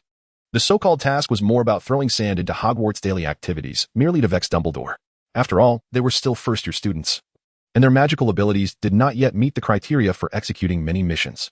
However, once their abilities reached the 8th level, they would be able to undertake certain secret missions at Hogwarts, but that was a matter for another time. After numerous lower-year students had approached the library to occupy Holly and Irinka's spots only to be advised against it by older students, finally, someone openly questioned Holly's identity. This individual happened to be Hermione Granger, whom Holly had long wished to investigate or inquire about. Hermione, having lost 50 points, had become almost obsessively fixated on the scores. Feeling unable to assist Gryffindor in securing the House Cup, Hermione embarked on a nearly frenzied pursuit of academic excellence. Whenever she had free time, she would rally the other two boys to join her in the library, resulting in daily scenes of younger students mistakenly occupying Holly's seat, only to be escorted away by older students from their own house. Hermione found this perplexing. She struggled to comprehend how a first-year girl could wield such influence. As a Muggle-born witch, although she understood that class distinctions existed in any society, her naivety made it difficult to accept this reality. Particularly after Holly had missed 2 weeks of Transfiguration class without McGonagall even deducting a single point from Ravenclaw, Hermione finally reached her breaking point. Professor. Holly has been absent from class for 2 weeks. Hermione approached McGonagall after class to inquire. Oh, that seems to be the case. Is there a problem? Miss Granger? Your recent assignments have been satisfactory, though they appear to have declined since the beginning of term, McGonagall replied, her impression of Hermione seemingly diminished since that day. I just remember that at the beginning of term, Harry and Ron were penalized for being 2 minutes late. Hermione stammered, glancing up at McGonagall as she spoke. Oh, you wish to ask why I haven't deducted points from Ravenclaw, do you? McGonagall completed the thought that Hermione had left unspoken. Hermione hesitantly nodded. Miss Holly Parker had previously requested leave for other matters. Is that explanation acceptable? McGonagall clarified, observing that Hermione seemed unconvinced by this rationale. McGonagall shook her head in exasperation. Very well, I understand what you are thinking, Miss Granger. Although there is much I do not know, and your Muggle background has deprived you of many insights into the magical world. I believe you should have enough experience to learn these things rather than preoccupying yourself with trivial matters. Now, unless there are further questions, I shall return to grading assignments from other years. McGonagall decisively interrupted their conversation. Hermione stood alone in the classroom, her expression a mixture of confusion and contemplation as she tried to grasp the essence of Professor McGonagall's words. A gust of wind swept through, causing her to notice a piece of parchment that had fallen on the podium. Upon glancing at the meticulously rolled scroll, she realized it was longer than her own assignment. It bore a single name, Harry. As she unrolled the parchment, the densely packed small script overwhelmed her, and she quickly discerned that its length far surpassed the typical assignments given by McGonagall. More importantly, the content was beyond her comprehension. It appeared to delve into topics not suitable for first-year students. After skimming through it, Hermione clutched the parchment and made her way to the staff room. Under normal circumstances, it would be a place occupied solely by teachers. The notion of returning an item left behind by a professor seemed justifiable. However, today was anything but ordinary. Professor, this is my paper. With this, I would have completed half of my second-year Transfiguration course, wouldn't I? Oh dear, when will I ever catch up to Harry? As Hermione stood outside the staff room, she overheard a conversation. Let's set it here for now. Alinka, when do you and Harry have time? Regarding the supervision of Potter and his friend's detention, I believe it is imperative we finalize this before the weekend. Any delay could jeopardize their final exams. All right. I think Harry and I will be available. Let's schedule it for Saturday night then. Very well, Professor. By the way, Harry asked me to inquire about the required proficiency level for a Animagus transformation. Level 7 is acceptable. However, I personally recommend achieving level 8 before attempting it. Different individuals possess varying Animagus forms, and we must prevent any magical deficiencies during the transformation process. Understood, Professor. Given that, I believe neither of us will meet that requirement within a year. Alinka exited the staff room, leaving Hermione in a state of astonishment. With no desire to engage further with McGonagall, Hermione hastily departed, her mind already overwhelmed by the revelations of the morning. Level 8? Animagus? Second-year curriculum? Harry and Alinka remained enigmatic puzzles, forever shrouded in uncertainty. Additionally, the timing of the detention perplexed her. Surely, the teachers could simply decide and inform the students. Yet McGonagall and Alinka conversed with an unusual politeness, reminiscent of colleagues rather than a teacher and students. With these questions lingering, Hermione returned to her dormitory, uncertain who could provide clarity. For once, her curiosity kept her from visiting the library to study during her free time. The following morning, an owl delivered news that echoed her previous day's experiences in the staff room. Harry, Neville, Hermione, and Draco were summoned to the Great Hall at 11 that night to face punishment. Prepared for the news, Hermione remained composed, while a distressed Harry and Neville lamented, fearing that this detention would lead to their failure in the upcoming exams. At 11 o'clock, as Harry, Hermione, and Neville descended from Gryffindor Tower to the hall, they discovered 4 figures awaiting them. Draco stood unusually compliant beside Filch, while Harry and Alinka scrutinized the trio with keen eyes. Follow me, Filch instructed, leading them outside with a lantern. I bet you're already scheming to further disrupt the school's discipline. Am I right? Humph. He glanced at the 4 and continued. Diligence and hardship are the best teachers. It's a pity they've abolished those old punishments. I still have chains in my office, well-oiled and ready for use. Now, go that way, and don't even think about escaping. That would only worsen your predicament. As they traversed the courtyard, the moon shone brightly, though clouds drifted by. Then, a voice echoed from afar. Is that you, Filch? Hurry up, I'm ready to begin. Hagrid's voice resonated. Harry visibly relaxed, oblivious to the greater challenges awaiting him that night. Upon meeting Hagrid, Filch handed the students over, bowing slightly to the lingering Harry and Alinka. All right then, Hagrid said, listen carefully, as what we are about to do is extremely dangerous, and I wish to avoid any peril. Come with me. He led them to the edge of the forbidden forest, lifting his lantern to reveal a narrow, winding path that disappeared into the dense, dark foliage. As they peered into the forest, a chill breeze rustled their hair. "Look there." Hagrid pointed. "Do you see that glimmering on the ground? That silvery substance is unicorn blood. A unicorn has been injured by some unknown creature. This is the second time this week. Just last Wednesday, I found a dead one. We must locate that poor wounded creature, and if necessary, alleviate its suffering." "But what if the creature that harmed the unicorn encounters us first?" Draco interjected, fear evident in his voice. "As long as you stay with me or Fong, nothing in this forest can harm you," Hagrid reassured them. "And remember to stick to the path. Now, we shall split into two groups, taking different routes in opposite directions. Look, there are blood trails. It must have lingered here since last night. Hagrid, I believe we shouldn't be part of the teams. We are merely here to supervise, not to serve detention. Is that so? Well, in that case, you're free to join either group. I'll take Fong, and Draco will keep an eye on him." "Fine. But I warn you, he's just a coward," Hagrid remarked. "Now, Harry, Hermione, and I will take one path, while Draco, Neville, and Fong will take the other. If anyone discovers the unicorn, send up green fireworks as a signal. Understood? Extend your hands to confirm.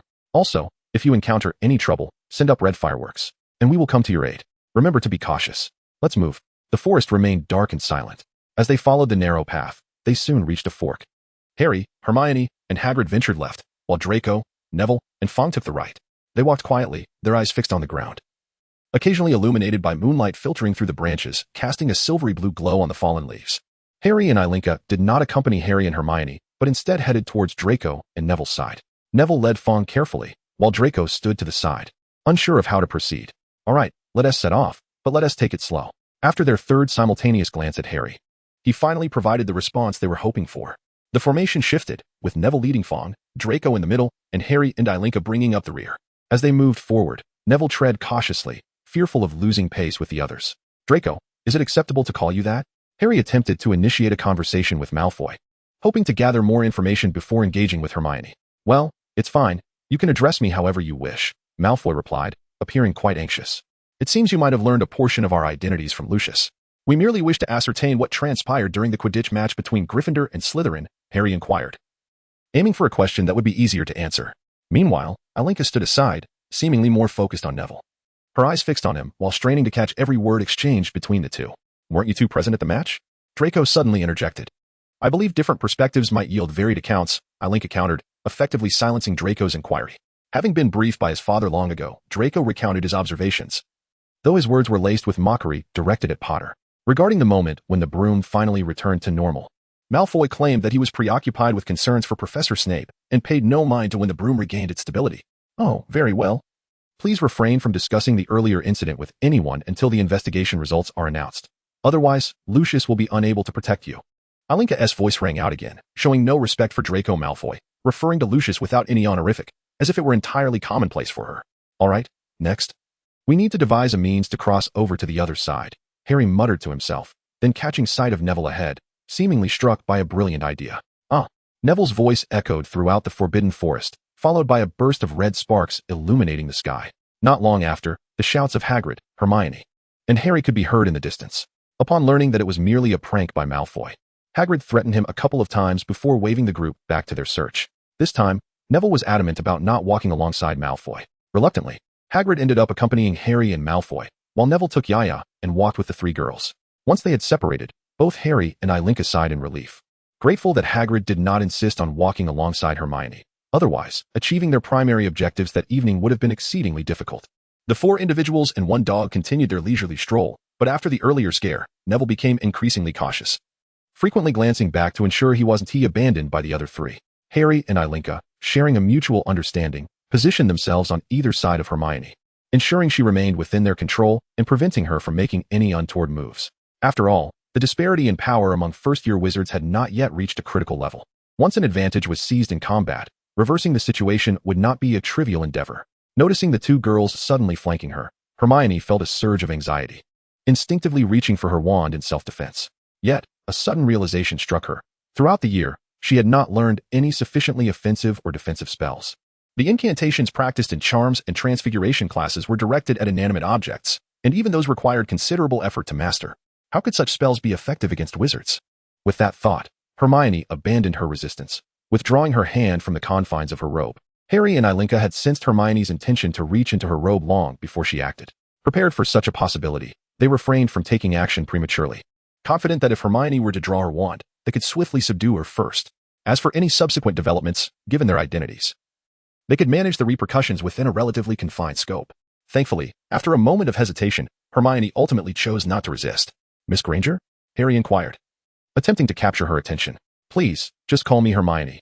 "Harry," she retorted, feeling uncomfortable with the formal address, given her Muggle upbringing. Harry hadn't anticipated encountering such a hurdle at the outset. Fortunately, Ilinka intervened, alleviating Harry's predicament. "We are more than willing to address you as such. However, until matters are resolved, we believe it prudent to maintain a more serious demeanor. Professionalism must prevail, devoid of personal sentiments. Harry, we must expedite this. We cannot afford to waste more time on this preliminary step." "Very well, Miss Granger, first and foremost, please remember that our conversation must remain confidential among the three of us. Disclosing it to anyone else will result in repercussions from Voldemort concerning any breaches of this agreement. I, as a senior prosecutor of Hogwarts, am here to pose some questions. I ask that you respond truthfully." "Senior prosecutor of Hogwarts? It's you?" Hermione nearly screamed. But Harry swiftly covered her mouth, leaving her to utter her confusion in a hushed tone. "All right, Miss Granger, for now, you need only answer my questions. Regarding other matters, you may seek me out at a more convenient time," Harry interjected, steering the focus back on track. "Okay, what do you want me to answer?" "We simply wish to know what transpired during the Quidditch match between Gryffindor and Slytherin. That day, Harry was merely flying normally on his broom when, suddenly, it went out of control. Given that only advanced dark magic could interfere with a Nimbus 2000, we directed our suspicions toward the teacher's box. Harry mentioned that Professor Snape had consistently treated him poorly, and I noticed Snape watching Harry intently, muttering something. Thus, I set a fire, and then Harry was fine." "I see." After hearing Hermione's account, Harry and Ilinka exchanged knowing glances, confirming their earlier conjectures. Hermione was bewildered by their sudden smiles, struggling to comprehend their stance. "Next question. You penned that denunciation letter, did you not?" Harry wasted no time, eager to conclude the necessary inquiries in the Forbidden Forest, where numerous creatures posed a threat to younger wizards, which was precisely why student entry was forbidden. "How did you know?" Hermione retorted, effectively admitting her actions. "Have you forgotten our other identities?" Without mincing words, Ilinka directly revealed the truth. "Oh, but why would Voldemort send the two of you? That is not your concern. Now, the inquiry is complete. When you encounter Hagrid, inform him that we have returned to the castle." Harry took Ilinka's hand and turned to leave the Forbidden Forest, leaving the 2 and 1 dog standing in place. Meanwhile, Harry and Hagrid ventured deeper into the forest with Malfoy. They traveled for nearly half an hour, delving further into the woods, where the path became increasingly treacherous due to the dense foliage. Harry noted that the bloodstains had thickened. A significant amount splattered against the roots of a tree, suggesting that some unfortunate creature had struggled painfully nearby. Through a chaotic tangle of oak branches, Harry spotted a clearing ahead. "Look!" Harry exclaimed, extending his hand to halt Malfoy. Lying on the ground, a bright white object shimmered in the light. They approached it cautiously. Indeed, a unicorn lay there, but it was already lifeless. Harry had never encountered something so beautiful yet sorrowful. Its slender legs maintained a peculiar posture from its fall, while its silvery mane shimmered with a pearlescent sheen, sprawled across the ground. As Harry took a step closer, a sudden rustling sound startled him into immobility. A fluffy mass quivered at the edge of the clearing, and then a shadow, masked and sinister, crawled from the darkness, a veritable beast in disguise. Harry, Malfoy, and Hagrid were rendered speechless. The shadow approached the unicorn, lowered its head, and began to siphon its blood. Malfoy emitted a terrified shriek and fled in haste. Hagrid, snapping back to reality, shielded Harry with his own body and retreated step by step. Poor Harry, paralyzed by fear, stumbled along with Hagrid, who inadvertently pinned him beneath his arm. "Crucio!" A feeble voice cried out the curse. Immediately, a massive form was lifted and then crashed to the ground. Hagrid howled in agony as though enduring immense torment. Suddenly, a shadow leapt over them, vanishing shortly thereafter. It was only then that Harry noticed a searing pain on his forehead. Upon raising his head, he beheld a centaur standing not far away, gazing at the unusually bright stars in the sky. After Helly and Irinka departed, they did not venture far. Upon reaching an intersection, they paused. The distant howls rekindled their spirits, instilling a sense of curiosity within them. Upon arriving at the junction where they had parted ways with Harry and the others, Helly and Irinka halted, drew their wands, and restored their family heirlooms to their original states. Helly's ring bloomed into a 7-petaled crimson rose, while Irinka displayed her credential of 7th-tier power and the identity of the Sterling family. A hissing sound approached, and a black figure seemed to float closer to them. Upon seeing what they had revealed, the shadow halted, standing before them without lowering its dark hood. "Ladies, if it would not be too much trouble, I would appreciate your stepping aside. I believe you are aware of my capabilities, and your family cannot afford the loss of any descendants, can they?" The shadow spoke with an air of authority. "We certainly understand, But may we inquire as to how we should address you? Helly asked, feigning calmness. You two? Your strength hardly seems adequate to contend with me. However, seeing those familiar symbols, you may simply call me by my name. By the way, would you be interested in joining me? The glory of purebloods is a cause we must pursue together, the feeble voice responded. Well, thank you for your generous offer. But until you regain your strength, we believe it would be best for us to continue our lives at Hogwarts.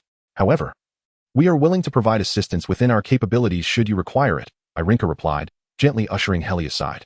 The shadow drifted away, and shortly thereafter, Helly and Irinka exited the Forbidden Forest, needing to compile a report on their inquiries before the term concluded. Unconcerned with the Dark Lord's activities within the Forbidden Forest, Helly and Irinka, after a sleepless night, finally completed their report at dawn. The document did not specify concrete results but merely recounted the events as they transpired. Regarding specific suspects, the two mentioned only that one might be a teacher, and given their considerable strength, they were not in a position to investigate further. Such a conclusion would suffice for all parties involved. The Wisengamot required a report to finalize the proceedings. Hogwarts had not welcomed any formidable wizards, and the Ministry of Magic had ample justification to allow the two to remain at Hogwarts in their roles as senior prosecutors. After receiving an owl from the Wisengamot, the two retired to bed without breakfast, oblivious to the multitude of rumors circulating through Hogwarts about the previous night's attack on Harry and Hagrid, with the latter even being subjected to the unforgivable curse. As the parties involved, Harry Potter once again became the center of attention, alleviating the tension surrounding the impending final exams. In light of these events, the Ministry of Magic exerted further pressure on Hogwarts, leading to a compromise wherein the two senior prosecutors, whose terms were set to conclude in June, would extend their tenure and oversee Hogwarts security. The news of Hagrid's attacks spread rapidly throughout the school, resulting in a myriad of conflicting accounts that left everyone bewildered. The only two individuals privy to the truth, Harry Potter and Hagrid, were admitted to the hospital. Inquiring directly with them, aside from the Weasley twins, no one dared to challenge Madame Pomfrey's authority. Even they were only permitted to visit briefly under the pretense of checking on Harry and Hagrid. The so-called truth that emerged from their mouths quickly morphed into various narratives. Some claimed that a powerful dark wizard had assaulted Hagrid. Others suggested it was a dark creature from the Forbidden Forest, and even more absurdly, some alleged that Harry Potter himself had attacked Hagrid. Although the latter could easily be refuted, due to Dumbledore's peculiar favor toward Harry, few could approach him, let alone extract any truth from him. Meanwhile, Hermione, Neville, and Malfoy, who had been confined that night, faced relentless harassment from their peers. Neville fared better, as his stutter and low self-esteem deterred most. Hermione, on the other hand, continued her routine of arriving early at the library each day. No one dared to disrupt the library's tranquil atmosphere. Helly and Irinka had managed to maintain secrecy regarding their appearance that day, yet unexpectedly, Neville inadvertently divulged that Helly and Irinka had once entered the Forbidden Forest with them. This revelation thrust the two into the spotlight, rather than seeking Malfoy and Slytherin. The two girls from Ravenclaw were perceived as more approachable by the majority.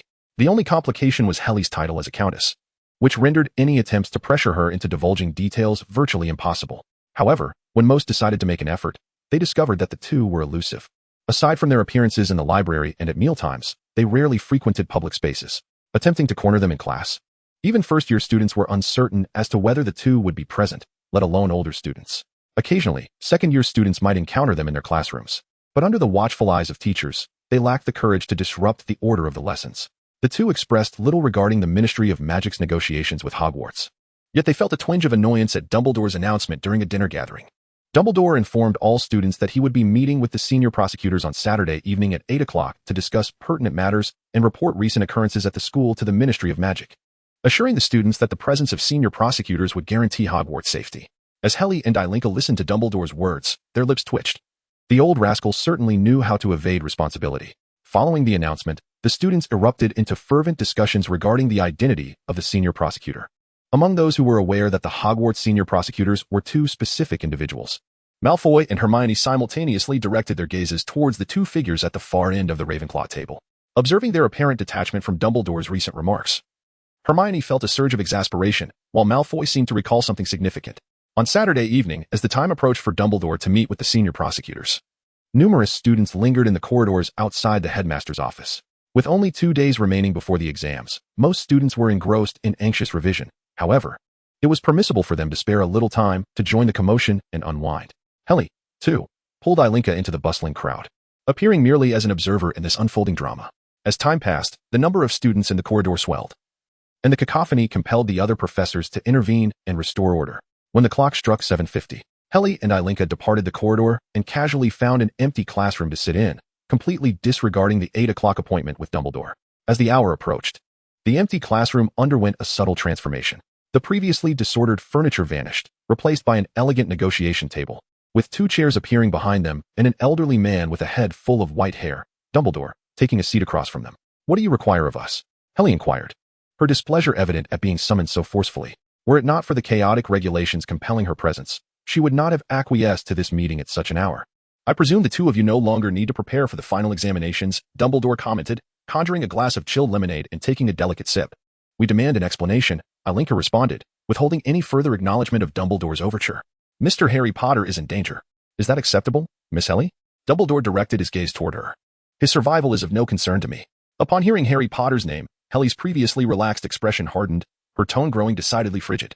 "I believe the will left by the Potters contains clauses that may only be disclosed in the presence of both of you," Dumbledore said, offering Helly a smile, revealing a barely perceptible smirk. Simultaneously, Helly appeared lost in thought, her mind flooded with memories of the day at Gringotts. Alinka sensed an unsettling atmosphere and, in a moment of impulse, splashed water from a nearby cup at Dumbledore. This snapped Helly back to reality, her gaze toward Dumbledore turning increasingly hostile. While Alinka brandished her wand, positioning herself protectively beside Helly. "Very well, I understand," Helly muttered, her voice laced with frustration yet tinged with vulnerability. "Then let us proceed. I believe we shall engage in a fruitful collaboration," Dumbledore remarked, raising his glass as if he had accomplished something extraordinary, seemingly unperturbed by the water that had just been splashed onto him. As Helly and Alinka exited the classroom, their faces were marked by anger. Instead of taking the shortcut, they slowly made their way back to the Ravenclaw Tower. "That detestable old fool," Alinka muttered under her breath, unsure of how to navigate the complicated situation surrounding the Potter family, feeling her outsider status acutely. "Enough, Alinka. This lapse in judgment is my own doing," Helly replied, shaking her head in an attempt to dispel the unpleasant memories of the evening. "Dolly." Helly suddenly called out a name, leaving Alinka perplexed. Not far away, a house elf appeared out of thin air. "What is your command, young master?" inquired the elf named Dobby, bowing to Helly. "I forcibly accessed some memories using legilimency. Please prepare something to replenish my strength," Helly said weakly. "Of course, young master. Please rest for now." With that, Dobby snapped his fingers and vanished. "Your house elf? I never noticed you using him before," Aaron asked, puzzled. "I wasn't aware either until one night when I went to the kitchen for a snack," Helly replied. "Well, I suppose we should discuss how to fulfill Dumbledore's so-called task. How can we accomplish that? We can't just keep an eye on him forever, can we? We have our own matters to attend to," Aaron said, a hint of exasperation in her voice. "There's nothing we can do. Dumbledore invaded my memories and discovered those details." Helly replied helplessly. "What were those details?" Aaron pressed. "My parents' will, which not only pertains to me, but to another person as well. So, you understand? Dumbledore is aware of my limits, compelling me to comply," Helly said, shaking his head, trying to banish the unpleasant encounter from his mind. He thought to himself, carrying the weight of a family alone is indeed exhausting. Upon seeing the food that had suddenly appeared before him, a faint color returned to Helly's pale face. Indeed, in this frigid world, one could still rely on oneself. With that thought, Helly called out for Dobby again. "Dobby, you can appear anywhere within Hogwarts, correct?" Helly asked. "Yes, young master. In principle, we can appear anywhere within Hogwarts. However, starting this year, we can no longer apparate into the corridor on the 3rd floor that has been designated a forbidden zone." "Oh, really? It seems Dumbledore has indeed made some arrangements." Helly's lips twitched. "All right, Dobby, from today onward, please keep an eye on that Harry Potter from Gryffindor. Report his whereabouts to me every night. If he ever enters the forbidden corridor on the right side of the 3rd floor, notify me and Aaron immediately by any means necessary." "Certainly, I am at your service." Dobby bowed once more and disappeared. "Is that sufficient, Helly?" Aaron inquired. "What else can we do? Monitoring him through a house elf is certainly preferable to doing it ourselves." "Isn't it?" "That is true, but does he truly have the capability to navigate through the obstacles in that 3rd floor corridor? Our previous attempts to get through were not so smooth. Well, since Dumbledore asked us to keep watch, he must have a way to get through. Whether he relies on his own abilities or on someone else's remains uncertain," Helly remarked, shaking his head as he thought of Harry's lackluster magical performance and the crowd surrounding him. Time swiftly moved to the exam week. Unlike examinations in the Muggle world, Hogwarts assessments were rather peculiar. The theoretical exams required all students to gather in a grand classroom, using distributed quills and ink to write. It was said these quills were enchanted to prevent cheating. The practical tests were far more entertaining. For instance, Professor Flitwick summoned each student individually to make a pineapple dance across a table. Professor McGonagall required them to transform a mouse into a snuff box. The potion class tasked them with concocting a forgetfulness potion. For Helly and Aaron, after experiencing the exams, they realized that the time spent on review had been utterly wasted, as the exam content was exceedingly simple for them. However, they were not alone in this sentiment. Most students found the difficulty of the exams to be quite normal.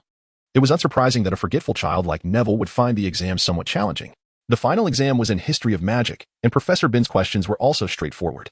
He asked everyone to spend an hour answering questions about a quirky old wizard who invented the large cauldron. The moment the exams concluded, nearly everyone erupted in cheers. To avoid appearing too out of place, Helly and Aaron feigned participation in the celebrations with the Ravenclaw students. Just as Helly and Aaron returned to their dormitory, Dobby suddenly appeared before them. This was not the usual time for Dobby's reports. Hearing footsteps from outside the dormitory, Helly quickly opened a passage, pulling Aaron and Dobby into it. "Young master, Harry Potter has entered the corridor on the right side of the 3rd floor. Dobby must report immediately," Dobby stammered, relaying his message. "All right, that will do for now. You may return temporarily." Helly dismissed the elf and exchanged a glance with Aaron. "Let us go. The Hogwarts inspectors need to be on the move." Arriving at the 3rd floor corridor, they were met with the sight of the 3-headed dog, wide-eyed, and a ruined harp at the far end. The two exchanged a look of exasperation. Why did Dumbledore leave such a violent creature to guard this place? Helly sighed, resorting to whistling to lull the 3-headed dog to sleep, as passing beneath it would otherwise prove difficult, easily landing on the devil's snare. They cast sparks from their wands to facilitate their passage. In the next challenge, confronted by a variety of keys, Helly wasted no time searching. Instead, he produced a previously found and duplicated key to unlock the wooden door, disappearing behind it. Voices echoed ahead. It was unmistakably Harry and Hermione's voices. Clear in the quiet night, Helly and Aaron exchanged knowing smiles. Professor Flitwick's trials were delightfully mischievous. A challenge meant for two could easily turn into one where a third would inevitably be incapacitated. Hearing the sound of someone collapsing ahead, they knew the redundant third party had been eliminated. Hastening forward, they found themselves in a disheveled grand classroom littered with shattered wizard chess pieces, and a fallen individual lay on the chessboard. Ignoring the scene, they continued down the already open passage. As they ventured deeper, the musty odor intensified, and the footsteps of two individuals became clearer. In the dark corridor, Helly and Aaron refrained from illuminating their wands, instead moving cautiously, carefully controlling the distance between them.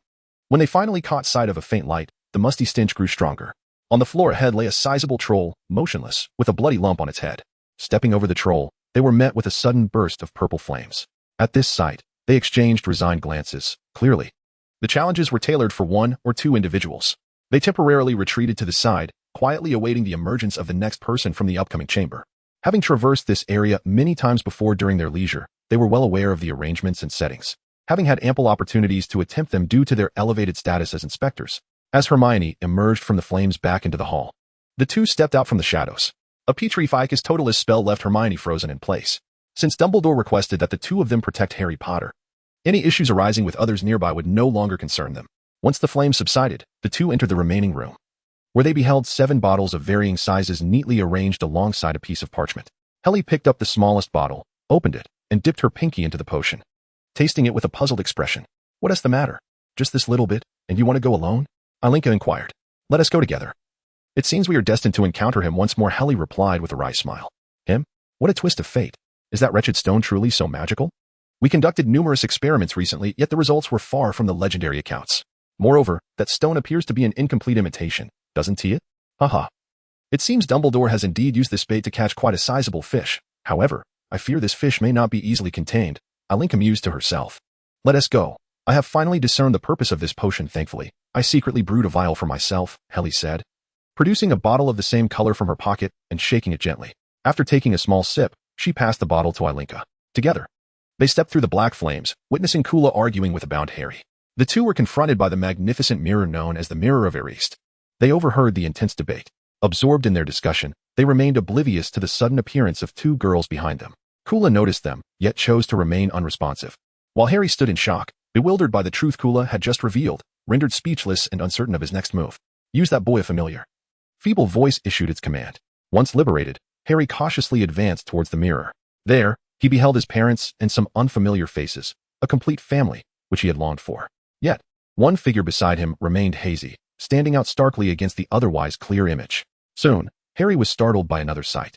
A face emerged from the back of Kula's head. The Dark Lord had forcibly seized Kula's body and began a direct conversation with Harry. "Tell me, what do you see, Harry Potter?" The Dark Lord's raspy, yet magnetic voice seduced Potter into revealing his visions.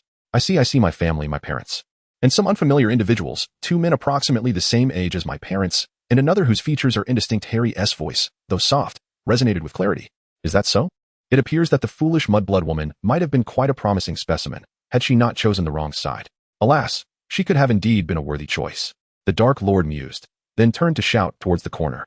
All right, you two ladies over there, you may approach. It is not acceptable to merely spectate. Heli and Ilinka stepped forth from the shadows, exuding an air of calm, as if everything unfolded according to their expectations. Do you require us for something? If not, you should hasten to retrieve that stone. The old scoundrel may very well be on his way back. As far as we know, it seems he has been entirely deceived by you, Heli stated nonchalantly, gesturing towards the dazed Harry. As for him, you cannot kill him just yet. His life still holds value for me. Okay, do you know how to extract the stone from the mirror? Hand over the stone, and the deal is sealed. Do we need to speak the truth? That stone lost its original efficacy long ago. The one in question is, at best, a mere defective product. Inferior even to many half-finished specimens passed down by alchemical families. As for extracting the stone, read it backwards. Only those with no desires in their hearts can obtain it. At least, we cannot. Heli articulated without a hint of emotional fluctuation, though her inner fury was evident on her face. Meanwhile, Harry Potter, overlooked in the background, stared blankly at the mirror, feeling the stone slip into his pocket. Afraid to utter a sound, the conversation among the three left no room for him to interject, and the apparent familiarity between the two Ravenclaw girls and Voldemort stifled any inclination to seek their assistance. Oh, is that so? It seems we need to pursue other avenues. The Dark Lord redirected his gaze towards the bewildered Harry Potter. Oh, it appears you have already obtained the stone, yes? Hand it over to me. Do not be foolish and resist. It would be wise to save your own life and join us. Otherwise, you shall meet the same fate as your parents. An utterly tragic outcome. How touching. I have always admired courage. Indeed, your parents were exceptionally brave. I killed your father first. He fought valiantly against me. Yet your mother need not have perished. She died to protect you now. Hand over the stone, and do not let her sacrifice be in vain. No. Harry shouted, racing towards the door. The Dark Lord reached out to seize him. But upon contact, Harry's body reacted differently, the point of contact swelling and scorching painfully. Harry seemed to notice this as well, rather than fleeing in panic. He repeatedly touched Kula's body. Kula's cries echoed throughout the room, while the Dark Lord proclaimed, Ladies, I believe we shall need some time before we meet again.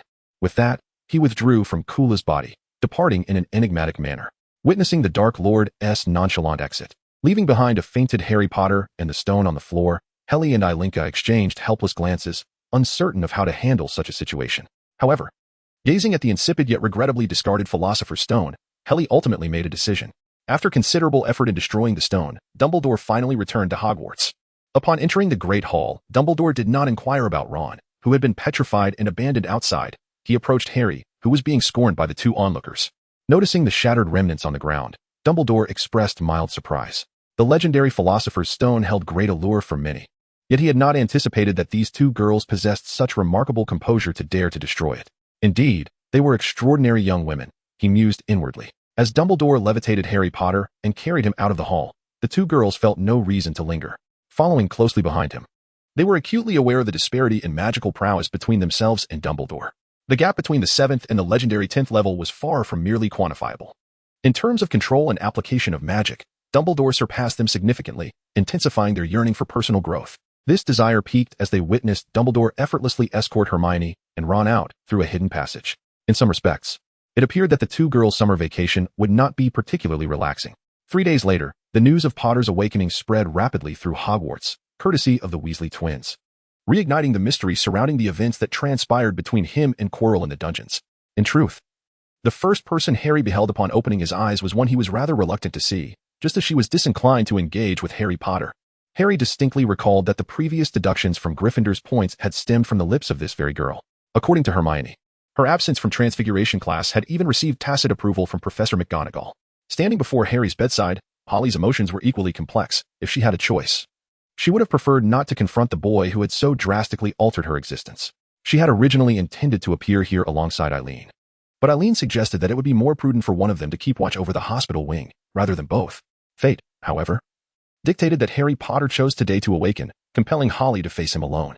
News of the incident at Hogwarts swiftly reached the ears of the prominent figures at the Ministry of Magic, as it involved none other than the illustrious Harry Potter and the cursed defense against the dark arts professor, making it impossible to escape the scrutiny of others.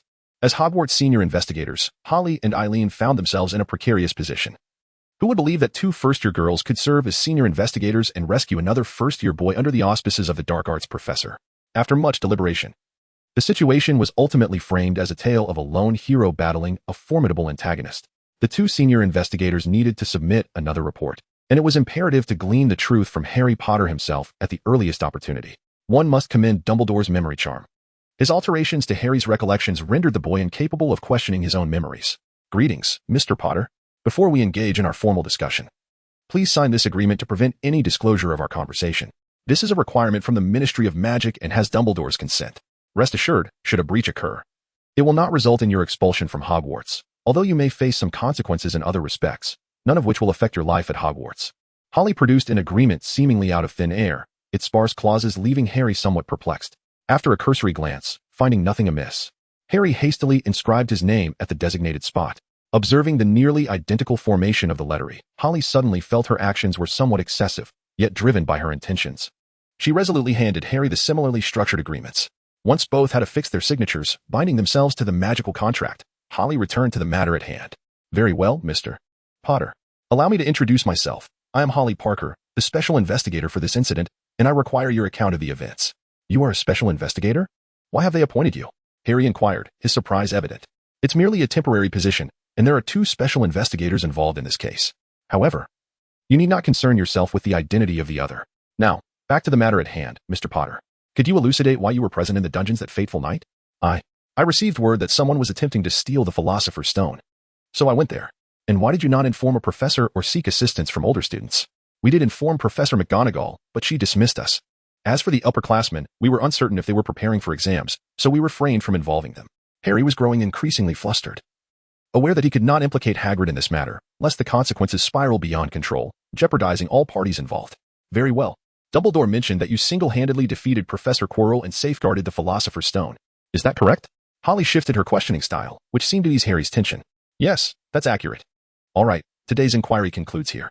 Should further information be required, we will reach out to you. The investigation may extend over a considerable period. So please ensure your communication remains accessible throughout the summer. Otherwise, we cannot guarantee what repercussions may arise. With that, Holly turned and exited the hospital wing, allowing Dumbledore to enter in her stead.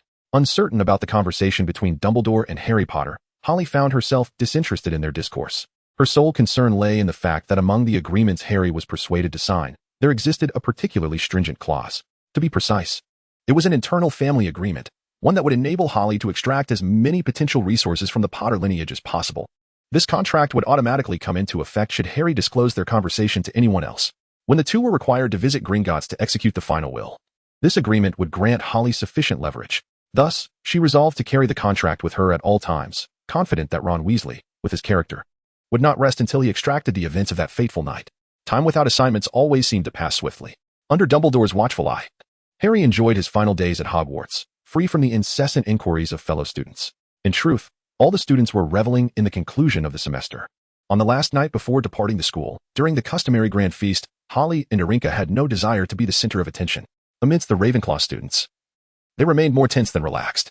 The Slytherins had adorned the hall early on, their green and silver decorations unmistakably signaling their dominance in this year's championship without anyone needing to glance at the hourglass. When Harry Potter finally entered the hall, the already boisterous atmosphere surged further. Observing everyone gathered, Dumbledore rose and clapped his hands. Another year has passed, but before you indulge in these delightful dishes, allow me to interrupt with a few words of an old man. What a splendid year it has been. I hope you find your minds enriched beyond measure, and you have the entire summer to further cultivate them. He continued, now, as far as I am aware, it is time to present the House Cup. The final scores are as follows. Gryffindor, 262 points, in 4th place. Hufflepuff, 352 points, in 3rd. Ravenclaw, 426 points, in 2nd. And Slytherin, 472 points, in 1st place.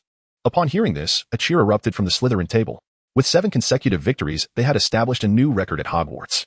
However, noticing Dumbledore's hesitance, Holly was acutely aware that this old rascal was about to deliver some disheartening news. Just as the Slytherin cheers subsided, Dumbledore spoke again. Given the circumstances of the evening, I believe a few special bonus points are warranted. First, to Mr. Ron Weasley for executing the most spectacular game of chess seen at Hogwarts in many years. For this, Gryffindor receives an additional 50 points. Second, to Miss Hermione Granger for her remarkable application of calm logic in the face of flames. For this, Gryffindor receives another 50 points. Third, to Mr. Harry Potter for his tremendous resolve and fearless courage, Gryffindor gains an additional 100 points. Dumbledore paused, smiling at everyone. Courage takes many forms. It requires great bravery to stand firm against our foes, but it equally requires immense courage to resist our friends. Therefore, I am awarding an additional 20 points to Mr. Neville Longbottom Silence enveloped the hall as Dumbledore's series of bonus points pushed Gryffindor's total above that of Slytherin. This quietude served as a prelude to the impending, louder celebration. Now, Dumbledore clapped his hands. The decorations here require a change. The Slytherin adornments transformed into those of Gryffindor, and the cheers from the Gryffindor table seemed to threaten to uproot the entire hall. The subsequent announcement of exam results slightly elevated everyone's spirits. All students, even Neville, had successfully passed their exams. Perhaps the only one disheartened by her results was Hermione, as the small number 3 stung her eyes, despite her exemplary grades. She did not achieve first place. According to her research, grades could indeed be tied, as Harry shared the same score as a girl from their dormitory. That 3 clearly indicated to her that Hogwarts possessed evaluations superior to an O. She merely had not encountered them. With this realization, Hermione silently vowed to exert greater effort in her studies the following year. Suddenly, significant changes unfolded in each student's dormitory. Their wardrobes lay empty while their trunks brimmed with belongings. The school issued an announcement forbidding students from using magic during the holidays. On the train back to London, the trio sought a secluded compartment. Hermione and Ron had countless questions to pose to Harry. After Harry declined Ron's inquiries for the 7th time, Ron finally acquiesced, letting go of his insistence. Meanwhile, Holly, stationed at one end of the train in a family compartment with Irinka, nearly leaped with excitement upon realizing the completion of the contract. As the train arrived at the station, students disembarked in succession. The once empty platform quickly became crowded. An elderly wizard at the exit directed them to pass through in small groups to avoid congestion. Bidding farewell to Irinka at the station, Holly re-entered the Muggle world, dragging her luggage toward the orphanage, anticipating a different kind of holiday. Gazing at the unchanged orphanage, she felt a twinge of nostalgia as the golden rays of the setting sun enveloped her. A year prior, during the same summer, she would conclude her day of odd jobs and stroll back to the orphanage at this hour. Yet today felt distinct. The familiar streets, the familiar time. But the person returning was not the same as a year ago. Now, she had grown not only in stature but also in wisdom, enriched by the knowledge and experiences acquired throughout the year.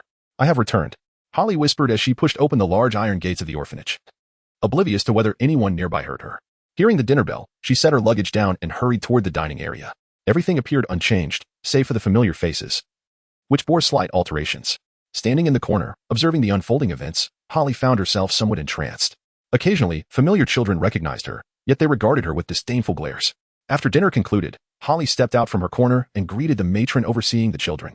Originally planning to return to the orphanage each summer, Holly ultimately made a decision. I am merely here to visit during the break.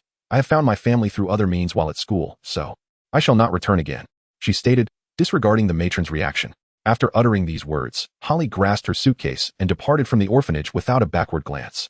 Hurt by the cold, hostile gazes of the orphanage children, Holly trudged forward, uncertain of her destination. When her stomach could no longer endure the pangs of hunger, she snapped back to reality. After rummaging through her suitcase for something to eat, she managed to quell her hunger and began observing her surroundings in the quaint neighborhood of Hogsmeade. It was a beautiful area, albeit excessively quiet. Every home was draped in thick curtains, suggesting that the inhabitants were starkly different from the neighborhood's outward charm. The people here were far from the cheerful facade presented by the district. Spotting Harry Potter in the distance, being hoisted from a car like a chick, Holly realized she fortuitously acquired the information she had previously yearned to discover. After Harry and his 3 hefty companions entered number 4 Privet Drive and drew the curtains, the scene shifted once more. Helly gradually departed from this place, seemingly quite satisfied. Upon reaching the street, she raised her wand. In the distance, the blaring of a bus horn and the rumble of cars echoed. The night bus materialized instantly before Helly, while Muggles remained blissfully unaware of its presence. Helly tossed a galleon, instructing the night bus to take her to the Leaky Cauldron, uncertain of her destination. In a room on the 2nd floor of the Leaky Cauldron, Helly awoke with a slight headache from the previous night's debauchery. Reflecting on her antics, she couldn't help but admire herself. A bottle of potent vodka, coupled with a bottle of Bordeaux, had vanished into her memory. Observing the neatly arranged suitcases in the corner and the pristine bottle of water on the bedside table, Helly chuckled softly. Philly, she called out loudly. With a pop, a house elf appeared on the floor of the room. Esteemed Countess Helly, how may Philly serve you? The diminutive creature inquired, bowing respectfully. I wish to know what properties are under my name, Helly replied impatiently. Certainly. The Potter family estate includes the ancestral home in the Scottish Highlands, a hunting lodge in northern British Columbia, Canada, a house on the Pacific coast of New Zealand, a duplex in Manhattan, a secluded retreat east of the Amazon in Brazil, a villa near Nice, France, and a ranch in Siberia. Of course, your current permissions allow access to the Potter family homes in New Zealand, France, and Brazil. Additionally, you possess a private property granted by another independent will located in Little Hangleton. The key is your ring. Simply activate the ring and silently envision the place. That will suffice. Remember to settle the bar tab and expenses, Helly interjected, dismissing the elf from her presence. Minutes later, when the attendant ascended. The room was devoid of any presence, and the luggage had vanished. On the first morning of July, the villagers of Little Hangleton were startled to see smoke rising from the charming large house in the village center. This house, unmatched in both appearance and size, barring the long-abandoned Riddle House, had been the subject of many a scheme over the past decade, yet none had succeeded. The sudden appearance of smoke after 10 years left many villagers feeling disoriented. Gradually, over the next fortnight, they grew accustomed to the sight of a girl in a red dress wandering from the house. Although she spent most of her time indoors, her occasional stroll in the yard or trips to purchase food helped the villagers acclimate to her presence. However, they noted that her grocery purchases were modest, sufficient only for one, prompting speculation about her solitary life. On July 31st, two individuals celebrated their 12th birthday. Helly sat alone in her home in Little Hangleton, perusing the minutes from a meeting at Wisingamot while savoring cake, accompanied by the enchanting melodies of a magically enchanted piano. Meanwhile, at number 4, Privet Drive, Mr. Dudley's roar reverberated throughout the house. "Put your dead owl back in its cage," he bellowed, his face flushed with anger, glancing at the locked staircase. Harry resignedly took Hedwig back upstairs. "Come down." Mr. Dudley summoned him again before Harry could secure Hedwig in her cage. Clearing his throat, Vernon Dudley proclaimed, "Now, we are all aware today is of utmost importance." Harry raised his head in disbelief. "Today will mark the largest transaction of my life," Vernon continued. Harry returned to his toast, disheartened, knowing his uncle would soon regale them with tales of his foolish banquet. "I believe we should rehearse from start to finish," Vernon suggested. "We must all be ready by 8 o'clock. Piers, will you be present?" In the entertainment room, Piers replied, "I shall await their arrival." "Good. And Dudley?"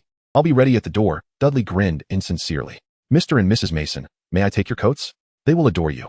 Mrs. Dudley exclaimed with delight. "Splendid, Dudley." Vernon concurred, turning to Harry. "And you?"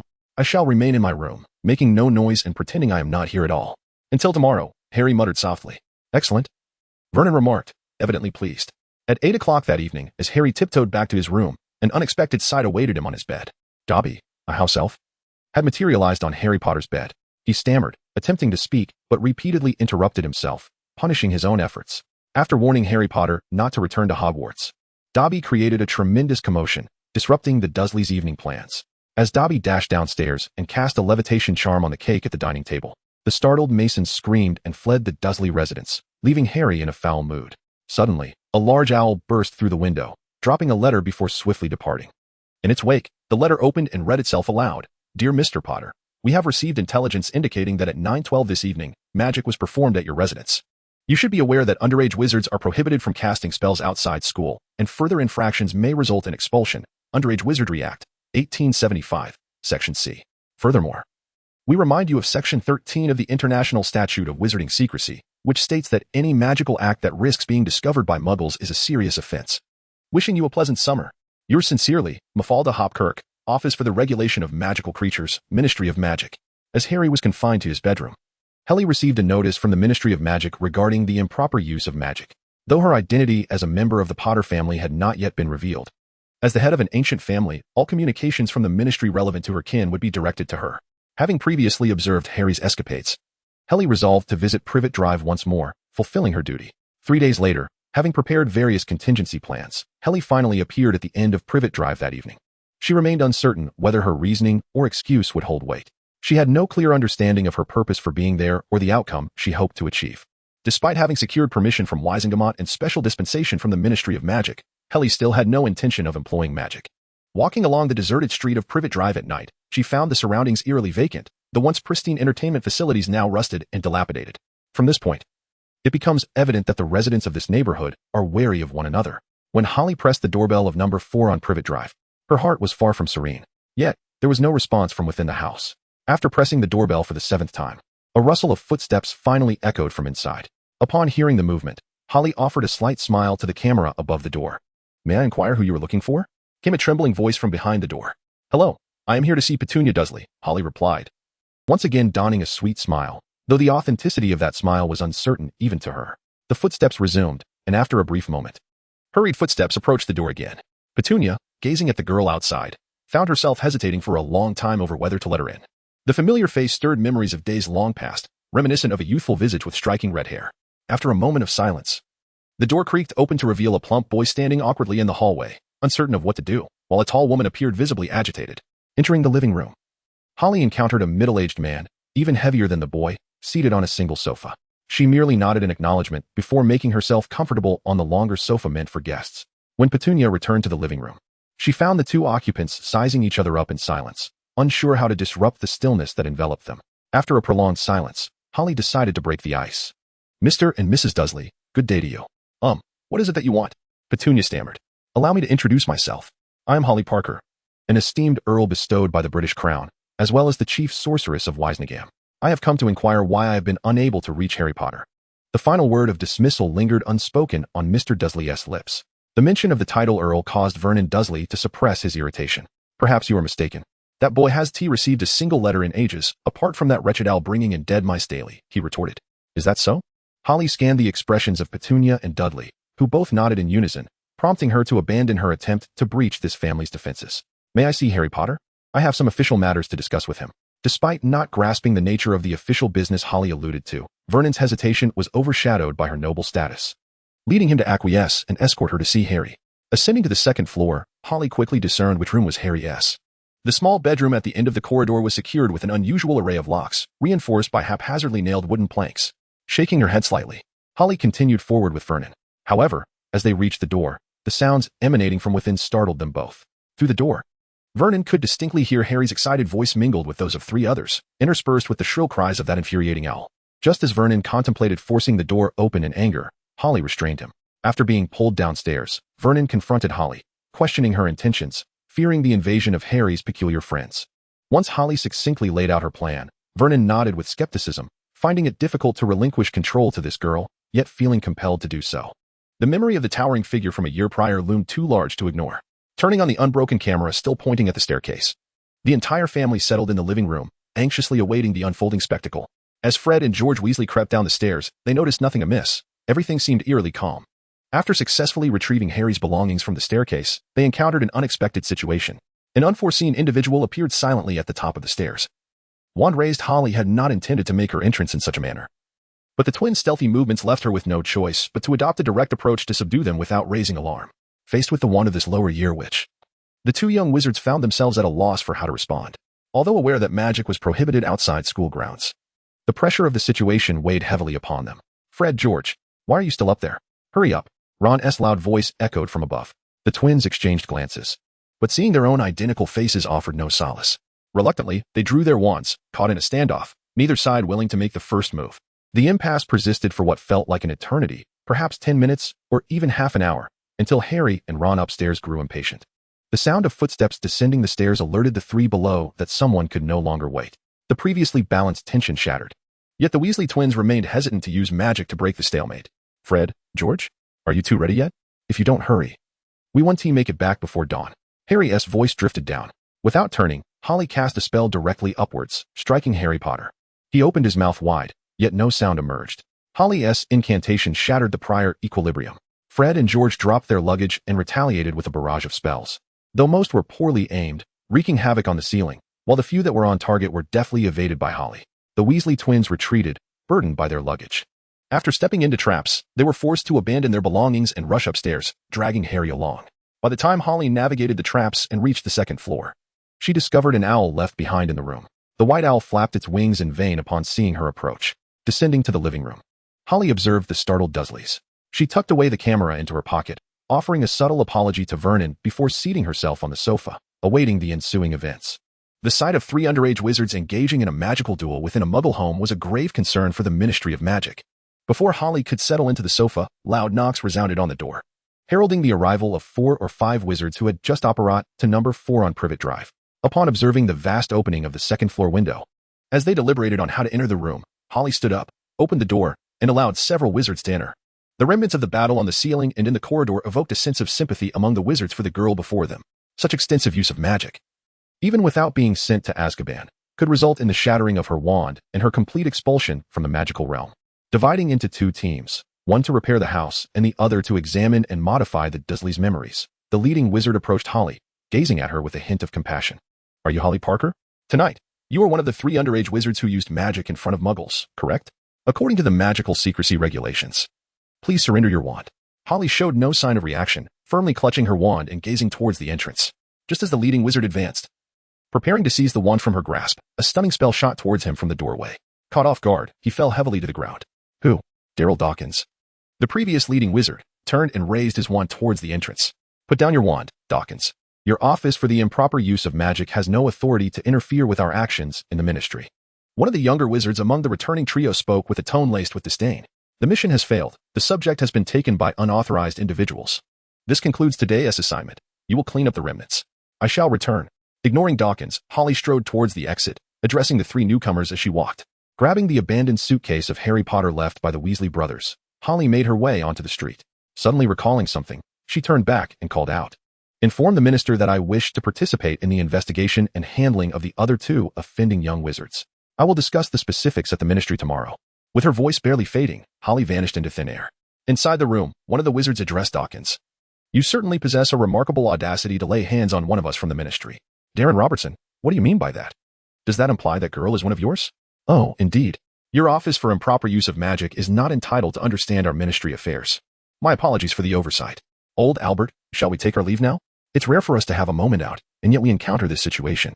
With a glance at Dawkins, the wizard referred to as Old Albert turned and, along with the other two wizards, vanished at the end of Privet Drive. In the flying car, Ron inquired, Fred, George, where is Harry's suitcase?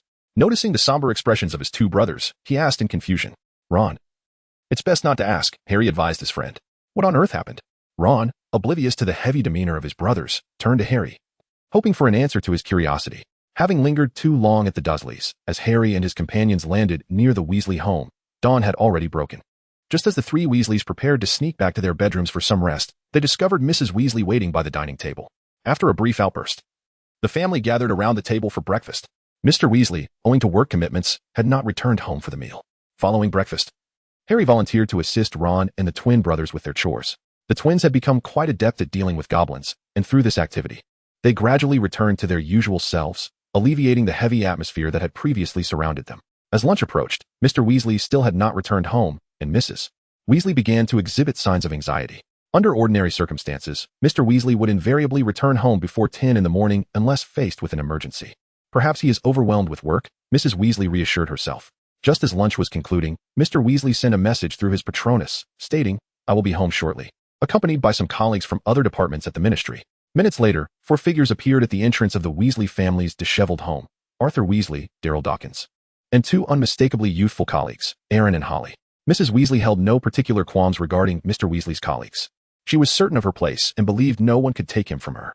As for his colleagues, she was not well acquainted with them and had never contemplated getting to know them. Yet, when the 4 entered the Weasley home, each family member displayed a myriad of reactions.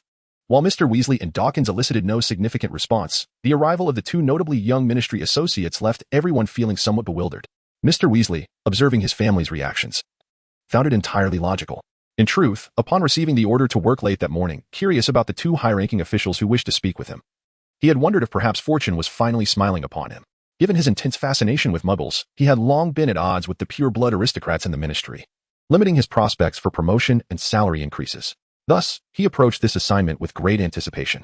However, upon encountering the 2 young women in the seldom-used office of the deputy minister, he was overwhelmed with the impulse to stand up in shock.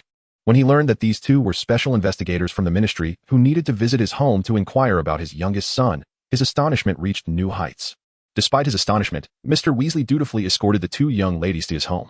Although he harbored some reservations regarding their insistence on summoning Dumbledore, he chose not to voice his dissent. After all, bringing 2 girls home would be challenging to explain to his family. Thus, having company was a prudent choice. While the Weasley family grappled with various concerns, Holly and Alinka took the initiative to greet Harry, having ventured into the Forbidden Forest together the previous year. Albeit with minimal conversation, exchanging pleasantries was certainly acceptable. Establishing a rapport before commencing their tasks would significantly facilitate their inquiries. However, Harry did not share such sentiments. When he saw Holly at the Dursleys' house last night, he was at a loss for how to respond. The memory of Holly's confrontational inquiries during his hospital stay at the end of the last semester still instilled a measure of awe in him. After exchanging pleasantries with the children from the Weasley family, Percy exhibited considerable excitement. Even though he received Holly's subtle suggestion to bypass most of the formalities, he still took the longest route possible. Mr. Weasley introduced Holly as a special investigator appointed by the Wisengamot, and glanced at the group, their reactions aligning with Harry's expectations.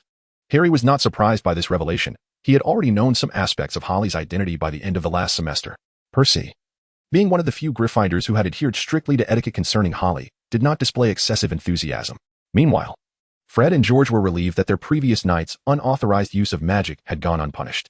Ron, however, glared at Holly, pondering why he was not the fortunate one being recommended. The young girl, yet to enter Hogwarts, secretly eyed Harry with an unusual possessiveness. Ankara, who also scanned the room like Holly, had her pale eyebrows causing discomfort for many. Perhaps it was due to her wizarding nature that ordinary muggle dye had no effect on her. Arthur, I believe you ought to have these two noble ladies seated first, Dawkins suggested. Oh dear, my oversight, Arthur exclaimed, conjuring 3 chairs to place at the ends of their solitary long table, nudging others further down. Mr. Weasley, if you could provide us with a quiet and private space, I would appreciate it. Our forthcoming discussion must remain undisturbed. I trust you are aware of the consequences should we be interrupted, Holly stated calmly, but her tone turned icy at the last sentence, sending shivers down the spines of all present. I am quite aware. Does the kitchen suffice for your needs, or would you prefer someone's bedroom? Mr. Weasley inquired, visibly irritated, having been provoked by Holly's final words, which carried an implicit threat. Let us use that shed outside. It appears they have not finished their meal. And we wouldn't want to intrude on their lunch, Holly suggested. Very well, you may rest here while I tidy up the shed, Mr. Weasley conceded, knowing he had concealed too many illicit items within. No need for that. We merely require a space. Dawkins will assist with the tidying, won't you, Mr. Dawkins? Ankara interjected before Holly could nod in agreement. All right then, Arthur Weasley agreed, praying that the 3 would not meddle or be overly curious. Mr. Potter, are you able to accompany us to the shed for a discussion? Holly inquired, noting that Harry's plate was already empty. Yes, I'm available at any time, Harry replied. Would you mind leading the way, Mr. Weasley? Holly tentatively asked. Mr. Weasley nodded without a word and turned to open the door. Upon entering the shed, the first thing Harry noticed was the old car parked in the middle. Stealing a glance at the 2 girls walking ahead, he felt certain they were far from the innocent facade they presented. Hermione had experienced this during their detention, but a series of events, including Hagrid's attack, had prevented her from discussing it with the 2 until the end of the term. Ron, however, scoffed at the notion. What of cunning? His undeniable strength from defeating a troll in his first year rendered any younger students utterly insignificant. Though Harry was not particularly swayed by Hermione's perspective, he did not dwell on it. After all, Holly had seemed like a black hole of knowledge during their hospital exchange, her surroundings appearing nebulous. Even her features were indistinct in Harry's memory. Do you 2 have any questions for me? Harry asked, noticing the girls examining the contents of the shed, eager to steer the conversation toward more pressing matters to avoid revealing anything potentially detrimental to the Weasley family. Very well, let us begin, Ankara said, producing a triangular device and tapping it with her wand before placing it on a nearby shelf. Firstly, Mr. Potter, please elucidate why you are present at the Weasley residence. Holly swiftly transitioned into her investigative role. Ron invited me. You know he is one of my best friends at Hogwarts, Harry replied. So you maintain communication with the outside world? Yes, I have kept in touch throughout the holiday. Is that so? Have you received any correspondence from the Wisengamot? As I understand, they recently discovered certain inconsistencies in your testimony and sought to confirm them, yet received no response. It was Dobby. He intercepted all my letters. Oh, and how do you claim to have maintained smooth communication with the outside world? How did the Weasleys manage to reach you? Holly countered immediately. Well, Ron came directly to my house to find me, Harry admitted, nearly fabricating a story about Ron calling him, but recalled Ron's ignorance of Muggle communication methods. And what do you say regarding your recent unauthorized use of magic? Holly inquired with a hint of mockery. Dobby again? Harry retorted. Who is Dobby? He is a house elf, the Malfoy family's house elf. Harry provided a clear explanation this time. Very well, that will be all. Thank you, Mr. Potter. However, I must remind you not to disclose the contents of this interview to anyone else, Holly emphasized once more, subtly indicating the end of the meeting. After bidding farewell to Harry, Ankara rose to summon Dawkins. This mission primarily revolved around Dawkins' matters, but the trio had decided to start with Harry's situation as a breakthrough. Now, the side dishes were prepared, only the main course remained. Back in the Weasley family's living room, Harry refrained from divulging the specifics of his inquiries, merely stating that they were confirming answers to questions previously posed at Hogwarts. Clearly, Harry was cautious not to appear overtly non-compliant, with Holly and Ankara present. Any indiscretion might cast him in an unreliable light. The Weasley family, upon hearing this news, redirected their attention away from the arrival of Holly and the others. In the distance, the sound of laughter emanated from the Weasley household, prompting the 3 in the shed to share a mutual, disdainful huff. This family is indeed optimistic. One wonders if they will still be able to smile later. Half an hour later, when everyone believed that Harry and his companions had completed their investigation and departed, the trio unexpectedly entered the hall. They whispered a few words into Mr. Weasley's ear, and immediately thereafter, he ushered all the children out. Only 5 individuals remained in the hall: Harry, Alinka, Dawkins, and the Weasley couple. Allow me to introduce myself again. I am Daryl Dawkins, from the Department of Magical Law Enforcement. As for these 2, they are members of the Wisengamot. I must ask you both to keep this matter confidential. We are here primarily because Fred and George Weasley violated regulations by using magic off school grounds last night, and subsequently attacked a special investigator from the Wisengamot. Ordinarily, This matter would not require such a complicated resolution, however, at Miss Potter's request. The Wisingamot and the Department of Magical Law Enforcement have deliberated and deemed it most appropriate to proceed according to the plan proposed by Miss Potter. Dawkins then produced a piece of parchment and read aloud in a measured tone. There is sufficient evidence to demonstrate that Mr. Fred Weasley and Mr. George Weasley unlawfully used magic multiple times in front of Muggles at 4 Privet Drive, West London, on August 3rd, and assaulted a special investigator from the Wisingamot. In accordance with Section 70 of the Underage Wizardry Act, these two are expelled from Hogwarts School of Witchcraft and Wizardry, and their wands are to be destroyed. This, of course, is a preliminary decision. Dawkins paused briefly. However, due to Miss Potter's prompt contact with us after the incident and her suggestions for resolution, we have decided to adopt Miss Potter's recommendation, namely, to impose a fine as both punishment and education, while also urging Hogwarts to provide relevant guidance to the two gentlemen. Naturally, you have a month to deliberate which course of action you will accept. And what is the fine? Mrs. Weasley inquired. Not too much. 1,000,000 galleons, Alinka casually remarked. As if that sum were mere pocket change to her. 1,000,000 galleons in total, is that correct? Mrs. Weasley confirmed. 1,000,000 per person, it cannot be reduced further. Harry stated, and Dawkins nodded vigorously in agreement. Observing the Weasley couple slump onto the sofa in a daze, Harry and Alinka exchanged glances before exiting the hall. Dawkins quietly withdrew after placing the notice down. The atmosphere in the Weasley household had been grim for several days. Since the arrival of Harry and his companions, Mr.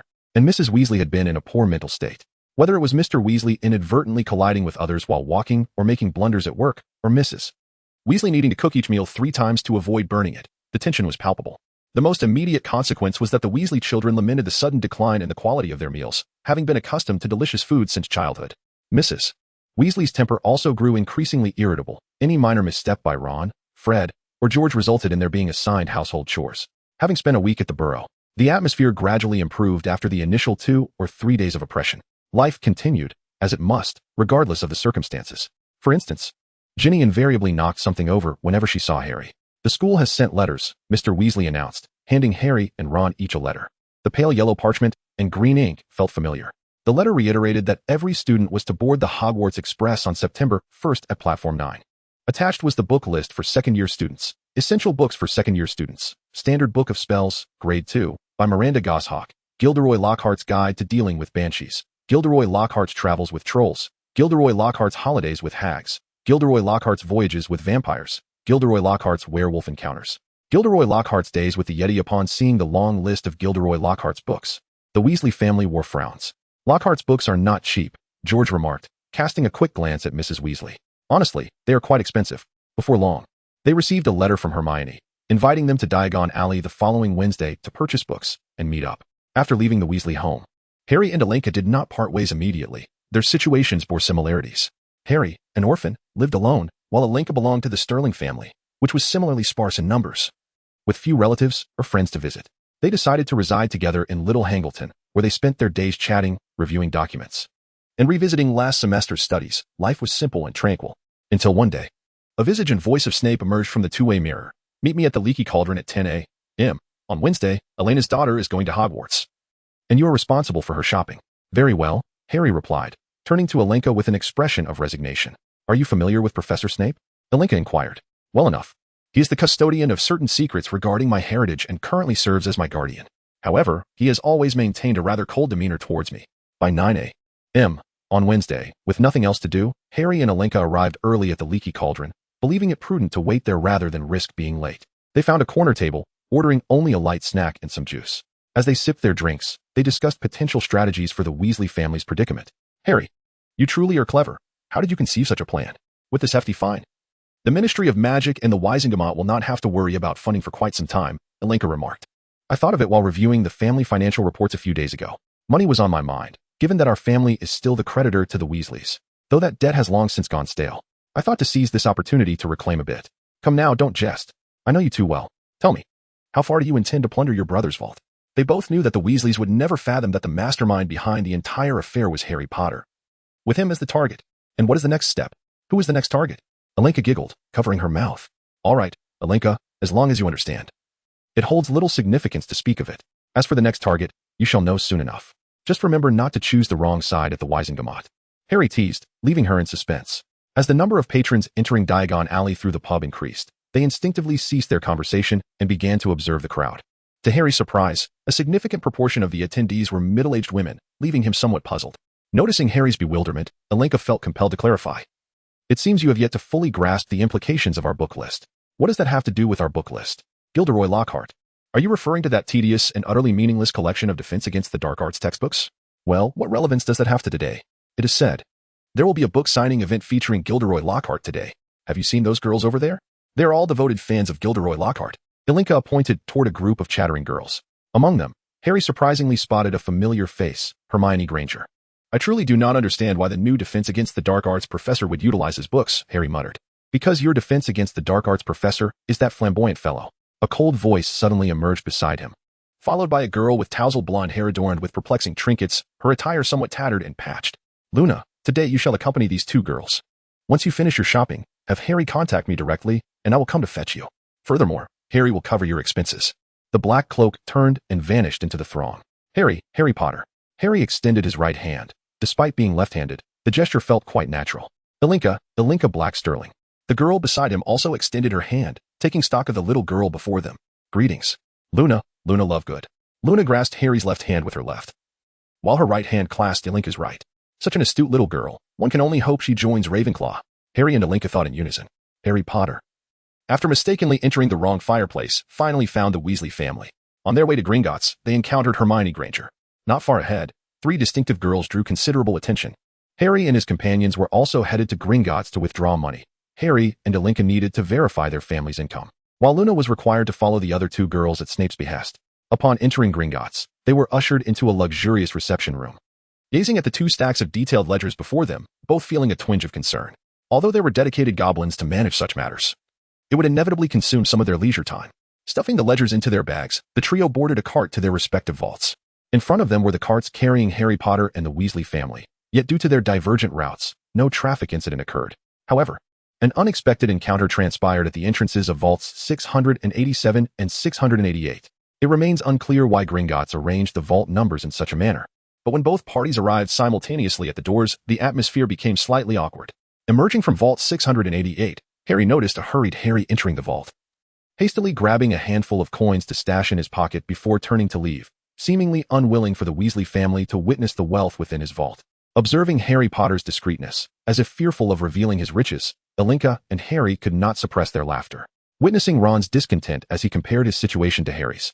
The laughter acted as a catalyst for his ire. What are you laughing at? Ron bellowed. Haven't you ever seen money? Haha, I have, but never such a paltry amount. Alenka retorted calmly.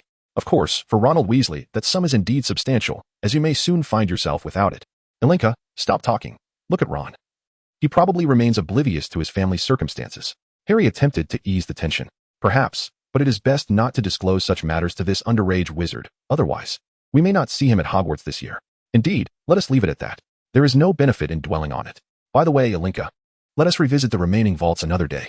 Sure, I was just pondering which vault to visit next. With that cryptic exchange, the two girls took Luna and departed. Soon, the two groups encountered each other again as they assisted Luna in swiftly acquiring her school necessities while also completing their own shopping.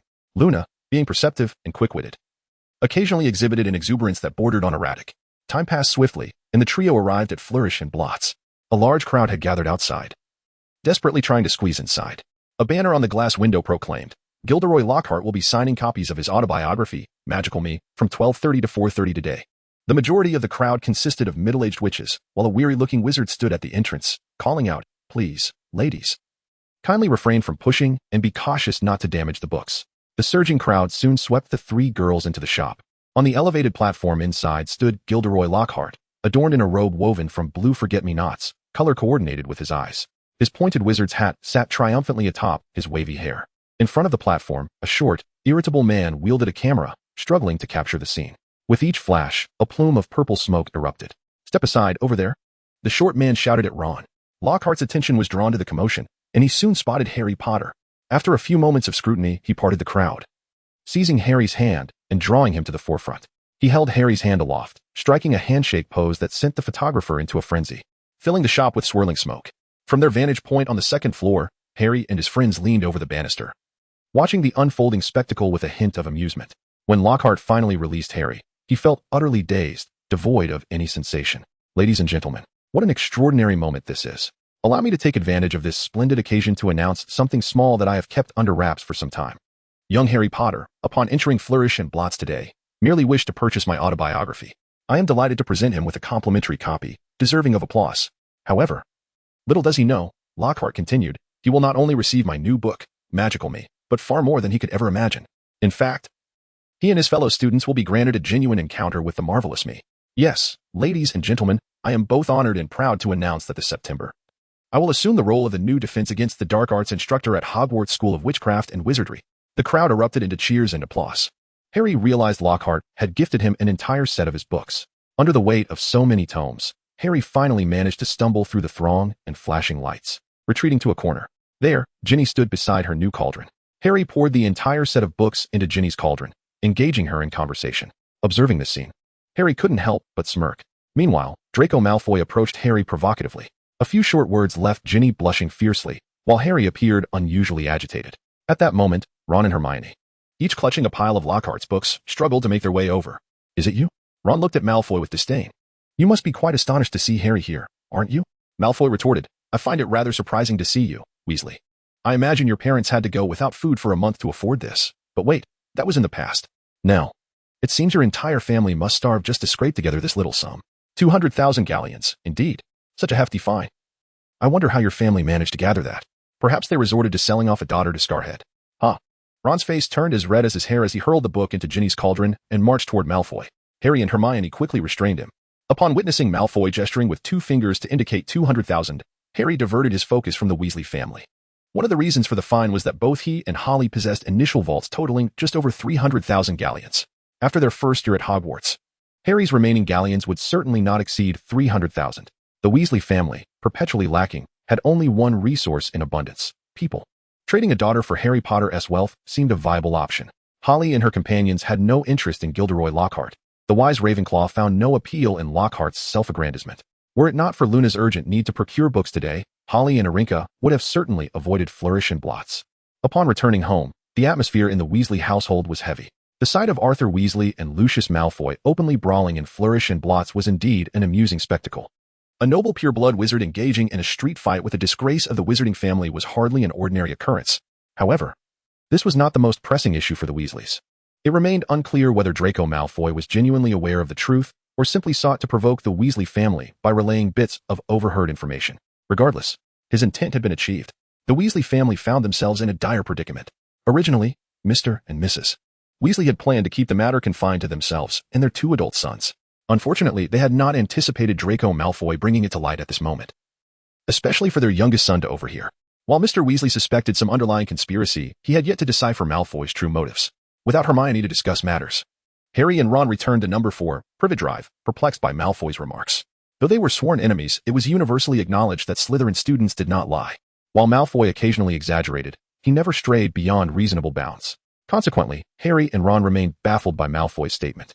It was not until after dinner, when they broached the subject with Mr. Weasley, that the teacup in Mr. Weasley's hand shattered upon hitting the floor. The matter could no longer be concealed from the minors. The developments had evidently surpassed Mr. and Mrs. Weasley's expectations. Initially, they had hoped to postpone discussions until all the children returned to Hogwarts, yet one child had unwittingly exposed the issue. Considering Lucius Malfoy was also a member of the Wisingamot, and that this incident involved both the Wisingamot and the Department of Magical Law Enforcement, it was not surprising that the Malfoy family had access to pertinent information. The sole concern remained how to amass the 200,000 galleons, lest at least one of the Weasley twins be expelled from the wizarding world. With this thought, Mr. Weasley sighed heavily. That evening, the Weasley children gathered for a meeting before sleep, focusing on the disciplinary issues concerning Fred and George. Harry was excluded, as he was not a member of the Weasley family, and such matters were not suitable for outsiders. During the family meeting, a heated argument ensued among the Weasley members. The crux of the debate revolved around the chaotic fray. It was Holly, not Fred or George, who had cast the first spell. In certain respects, under attack. Underage wizards could employ magic for defense, yet defining such circumstances proved exceedingly difficult. After much contention, the family reached no resolution. Ultimately, they decided to file an appeal, striving for a favorable outcome. Otherwise, they would have to continue contemplating how to gather the funds. The Weasley family's discussion efficiency was lamentably low. Although they proposed a compromise for the appeal, Percy held little hope for success. The use of magic outside school was too easily adjudicated for underage wizards. Moreover, the involvement of that girl, how could an ordinary girl suddenly become a special investigator for the Wisingamot? Despite his thoughts, Percy refrained from voicing them, aware that the rest of the Weasley family, especially Ron, would be indifferent. Ever since the previous Halloween, Ron had become rather oblivious, as if everyone else should heed his opinions. For no other reason, the Weasley family would forgive any of his faults simply for his association with Harry Potter. Contemplating this, Percy felt a pang of helplessness, hoping the opposing party would not pressure the Weasley family too severely. 3 days later, the Weasley family received feedback regarding their appeal. The involved parties, guardians, and witnesses were required to attend a hearing at the Ministry of Magic's Wizengamot in 1 week to discuss the final verdict, which could not be revisited. This response was not unexpected for the Weasley family. Though they held little hope of the Wizengamot rescinding the twins' punishments, they still wished for a reduction in the fine, at least to an amount they could feasibly manage. Furthermore, they believed that with Dumbledore present in the Wizengamot, things would improve, though the extent of such improvement remained uncertain. This was the Weasley family's perspective, as well as Harry's hope. Simultaneously, Holly and Arinka received their notifications. Holly was summoned as a witness for the plaintiff, while Arinka served as the executing judge for the Wizengamot. Upon receiving the notice, especially upon seeing familiar names among the witnesses and defense attorneys, both felt a sense of resignation. It was a veiled revelation of their cards. Revealing any part of their strategy too soon, without sufficient confidence, was hardly prudent. Of course, Harry Potter also received a related notification. Although he was unaware of the events that transpired during the Weasley family meeting that evening, he noticed that the Weasley family's meals had returned to normal. However, everyone would occasionally sigh when out of each other's sight, and Ginny had become somewhat clingy to Harry, her deliberate touches making him quite nervous. Though he could not ascertain what had caused the shift in the Weasley family, he felt that his time at Privet Drive was far superior to his days at Number 4. As days passed, the week swiftly concluded, and beneath the surface calm, tumult brewed. One conspiracy after another emerged around Harry. At the Ministry of Magic's visitor entrance, a throng of red-haired individuals suddenly surged forth. A group of individuals bore expressions of utmost seriousness, though their formal attire seemed incongruous with their demeanor. They were crowded into an elevator, descending to the Ministry of Magic's level -2, specifically to the courtroom of the Wizengamot. In fact, many were accompanying them, however. Upon sighting the large gathering of the Weasley family, others instinctively made way, unwilling to overshadow the main event. Along the way, numerous individuals recognized Mr. Weasley, most merely nodding in acknowledgement, while others displayed sympathetic expressions, which amounted to little more than pity. When the Weasley family arrived at the Wizengamot hearing at the last possible moment, the public gallery was already filled to capacity, with neither the presiding jury nor the questioning officials yet in attendance. At 10 o'clock, as the grand clock tolled, the doors on the opposite side swung open. Entering in a steady stream were the eagerly awaited jury and questioning officials. When the majority caught sight of the two short figures clad in crimson robes at the forefront, their jaws nearly dropped to the floor. Before the hearing commenced, it had become known that the seldom-seen chief and deputy wizards of the Wizengamot would both be present. In the minds of many, the chief wizard had always been the white-bearded Dumbledore, not the cool-faced red-haired girl striding ahead. Witnessing this scene, many found themselves devoid of the energy to focus on the legendary deputy wizard who was to follow. The news of Dumbledore's departure from the position of chief wizard had been kept under wraps for the past year. And how many could genuinely be bothered to read an individual's profile on a chocolate frog card? Even many members of the Wizengamot remained oblivious to the change in leadership. After all, this was merely a matter of succession, not one concerning elections. Seated in the defendant's box, the Weasley family and Harry wore grim expressions. They clearly understood why Fred and George found themselves on trial. From the outset, they had placed their hopes heavily on Dumbledore's influence within the Wizengamot. Yet they had not anticipated that Dumbledore was no longer a part of it. The Weasley family was truly in dire straits. They had relied almost entirely on Dumbledore's support, neglecting even to consider hiring a lawyer to navigate these troubles. Of course, hiring legal representation was out of the question. They simply could not afford such exorbitant fees. As the questioning official and jury, clad in purple-red robes adorned with a silver W on the left breast, took their seats, the audience regained their composure. Holly sat centrally, flanked on her left by Eilinka and on her right by Minister of Magic Cornelius Fudge. The onlookers soon realized that, in addition to the youthful chief wizard, the deputy wizard was equally young. What had transpired within the Wizengamot? Many wizards unfamiliar with its structure harbored such doubts, whispering amongst themselves, though most of their exchanges bore little significance.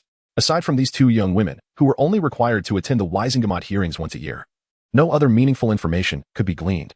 While most remained astonished by the youth of the chief and deputy wizards, Ron and Harry, seated in the gallery, felt utterly despondent. Hermione had previously lamented that despite achieving all OS in her exams, she had only placed third in her year, struggling to fathom who could possibly outperform her. However, during a recent encounter in Diagon Alley, Hermione had mentioned two names, suggesting they were the only ones capable of surpassing her. Coincidentally, both were present today, one of whom was the instigator of Fred and George's transgression. Ahem. Fudge feigned a cough, and the hall fell silent. Please have the defendants step forward. Ilinka began to preside over the hearing in accordance with its procedures. The Weasley twins bid farewell to their family and approached the central chairs of the hall. As they sat down, the shackles on the armrests sprang to life with a menacing clink. Very well, the defendants are present. We may commence. Are you prepared? Holly inquired of those assembled. After receiving a response from the recorder, Holly abruptly spoke, her tone devoid of emotional fluctuation, yet imbued with an oppressive gravity. The disciplinary hearing of August 27th shall address the misconduct of Mr. Fred Weasley and Mr. George Weasley regarding violations of the Underage Wizarding Act and the International Statute of Wizarding Secrecy. The defendants reside in a modest abode in Ottery St. Catchpole, Devon. The questioning officials are Lady Holly Parker, Chief Wizard of the Wizengamot, Special Investigator; Lady Ilinka Black Sterling, Deputy Wizard of the Wizengamot, Special Investigator; Cornelius Oswald Fudge, Minister of Magic; and Amelia Bones, Head of the Department of Magical Law Enforcement. The hearing is now in session. The charges, Holly continued. Extracting a sheet of parchment, accused the defendants of repeatedly casting spells in a Muggle-populated area, assaulting a special investigator of the Wizengamot, and obstructing an investigation. The incidents occurred at 11:03 p.m. on August 3rd. The actions of the defendants contravene Article 3 of the Underage Wizarding Act established in 1875, as well as Article 13 of the International Statute of Wizarding Secrecy. Are you Mr. Fred Weasley and Mr. George Weasley, residing in Ottery St. Catchpole, Devon? Ilinka inquired. Her gaze fixed upon the twins. Yes, they replied in unison. You visited 4 Hawthorne Road, Little Whinging, Surrey, on the evening of August 3rd, did you not? Yes. You are aware that it is prohibited to use magic outside of school prior to turning 17, correct? Yes. You recognize that you were in an area densely populated by Muggles, did you not? Yes. You understood that you were within a Muggle residence, correct? Yes. You cast spells on others without any provocation from them, did you not? Yes. However, were you aware of the purpose for which your targets were present there? We do not know. What was your purpose for being there? We were there to fetch Harry Potter to our home. Is that so? Mr. Harry Potter? Holly redirected the inquiry. Yes, they were here to take me to their home, Harry interjected from the witness stand. Oh, I see. How did you contact these 2 Weasley gentlemen? We communicated through Owl, Holly confirmed. Oh, is that so? No, that's not correct. Ron and I had made plans to go to their home during those days. Harry suddenly recalled Holly mentioning in the modest abode that the Wizengamot had sent him several letters, and he quickly revised his statement. Oh, I understand. Let's set that aside for now. We shall revisit it later. Very well. Do you, Mr. Weasley and Mr. Weasley, have any statements to make? Holly shifted her focus back to them. We have nothing to say, but we wish to report others for using magic outside of school, Fred declared. Oh. Fudge raised an eyebrow, seemingly intrigued by an amusing revelation. Let us report Holly Parker. She too has violated regulations by using magic off campus. George lifted his hand, gesturing towards Holly, who sat at the center of the high platform. Oh, is that so? Then I would like to announce a temporary appointment to all present. I hope you will merely listen to the details. Eileen chuckled lightly and stood to speak. Effective immediately. Holly Parker and Eileen Sterling are appointed as special investigators into the incidents of Hogwarts professors assaulting students, with the authority to use magic off campus. Furthermore, they are permitted to launch indiscriminate attacks on anyone obstructing the investigation. This is decreed by the Wizengamot's Executive Council, Department of Magical Law Enforcement. December 22nd, 1991. With that, Eileen shook the paper in her hand. Do Mr. Fred Weasley and Mr. George Weasley have anything to add? Cornelius Fudge inquired, glancing at the two. What about the other members of the jury? And the relatives of the involved parties? Holly turned her gaze around, seemingly seeking the opinions of others. Observing that most shook their heads while a few remained indifferent, Fudge struck the gavel, calling for a recess. The verdict would be announced after a 30-minute break. 30 minutes later, when the Weasley couple and members of the Wizengamot emerged from their deliberations, it was clear that the final punishment had been determined. Noticing the furrowed brows of the Weasley couple, Harry understood that the outcome of the appeal had not brought about any significant improvement. The final penalty remained unchanged at a total of 200,000 galleons. However, an additional clarification was made. If the Weasley family failed to pay the fine in full by September 1st, or if no one stepped in to cover the payment, the wands of Fred and George Weasley would still be destroyed. Harry sensed that as Holly read the final supplementary clause, she cast a glance in his direction, her eyes seemingly conveying an unspoken message that he could not quite decipher. However, upon witnessing the near collapse of the Weasley couple upon hearing the verdict, Harry made a silent decision. After the trial concluded, Holly swiftly departed the Ministry of Magic with Alinka. The net had been cast, awaiting the fish to swim into it. Of course, if the fish chose not to swim, there was little that could be done. Nevertheless, in pursuit of her ultimate goal, Holly summoned Philly to keep an eye on Diagon Alley, ready to acquire any items of significant value that the Weasley family might offer. The Weasleys were in dire need of a substantial sum, and few could immediately provide such wealth. Thus, there was no concern about potential price inflation. As for Vault 687, it sufficed to monitor the outflow of funds with her authority. It was difficult to conceive of anyone, aside from Harry Potter, who would assist the financially struggling Weasley family. With this realization, Holly felt reassured. After arranging various other matters, the girl without pressing concerns bid farewell to London. The villagers of Little Hangleton noted that the new red-haired girl seemed to be in high spirits lately, evident from her frequent outings to procure goods or her prolonged presence in her yard. The long-abandoned manor, dormant for nearly a decade, had regained some vitality. The lilies in the garden thrived exceptionally well. August sped by swiftly, whether for students on holiday or for those enjoying their summer respite. When the sun rose on August 31st, the villagers observed that the once rejuvenated house had suddenly fallen into disrepair again. The splendid scenes of the past month appeared fleeting, akin to a dream, now merely lingering in the memories of the townsfolk. The red-haired girl had vanished without a trace, and the estate reverted to its previous state. Meanwhile, within the confines of the Leaky Cauldron in London, Holly was diligently engaged with the transfer agreement and a series of documents from the Wisingamot. The Potter family possessed considerable wealth, and as the goblin had indicated the previous year at Gringotts, even a small portion for Holly and Harry could still afford them a place among the affluent in the wizarding world. However, it was evident that Harry would soon no longer feature on that list of wealthy individuals. By noon, Holly set down her documents and approached the window overlooking Diagon Alley. Momentarily lost in thought as she observed the bustling crowd below, matters had not progressed as smoothly as anticipated. Thus far, there had been no updates from either Vault 687 or Bojans. Was there a flaw in her plan? Holly pondered. After reflecting, she dismissed the doubt. Initially, her intent was merely to visit Petunia and glimpse Harry Potter's dismal life, but the unexpected appearance of the Weasleys inspired an excellent opportunity to test Dumbledore's limits. At least for now, it appeared that Dumbledore's protection of Harry Potter was solely focused on him, without any concrete arrangements for those around him. Time ticked by, and in the modest living room, the Weasley family sat together discussing matters. Bill and Charlie, having graduated from Hogwarts, had returned, but they too were at a loss. The dilemma of acquiring 200,000 galleons plagued the Weasley family. For most wizarding families, such a sum was an unattainable fortune, although the Weasleys, with their larger brood, might have been able to muster it, though certainly not with 5 children currently enrolled in school. Considering alternatives beyond merely paying the fine, everyone instinctively shook their heads. As wizards, accustomed to the conveniences of magic, few could adapt to a life devoid of it. This was evident as those of Muggle origin seldom returned to the Muggle world. If only someone could lend us 200,000, Ron muttered from the corner. Upon hearing Ron's words, Bill suddenly recalled something. A few days prior, for reasons unknown, Gringotts had issued a list of key clients, stating an intention to enhance services for them. The list was brief, primarily comprising long-established families and notable figures in the wizarding community. Bill had always been curious about the list's existence, but it now appeared to be a rare lifeline for his family. When Bill returned from London via the Flu network, only a few minutes had elapsed. Spreading out the small piece of parchment, the Weasley family eagerly gathered around, frantically searching for familiar names. However, after several readings, aside from the Malfoy and Parkinson families, who had a strained relationship with the Weasleys, they found little of familiarity. In the private vault list, Ron did identify a few known names: Holly Parker, Alinka Sterling, and Harry Potter. According to Bill, the list ranked clients by their financial resources, with Harry Potter positioned relatively low, significantly overshadowed by Holly and Alinka ahead of him. The Weasley family found themselves in a quandary regarding this solitary option. Fred and George's predicament arose because of Harry, yet it bore no direct connection to him. After all, it was their children who had sought out Harry, not the other way around. At dinner time, as Harry descended the stairs, he overheard the Weasley couple's conversation. "Arthur, I suppose we have no choice," Molly said. "Boken's offer is already the highest. Don't you see that no one else is even considering buying that item?" "Molly, is there truly no other way?" Arthur replied. "That item is the last vestige of the Weasley legacy. Do you wish for Fred and George to be cast out of the wizarding world and sent to Azkaban? In comparison, what value does that utterly useless object hold?" Molly's voice abruptly rose several decibels, and Arthur fell silent, seemingly conceding to her words. Upon noticing their silence, Harry felt no need to tread lightly any longer. As he descended the stairs, his footsteps caused the Weasley couple to look up in unison.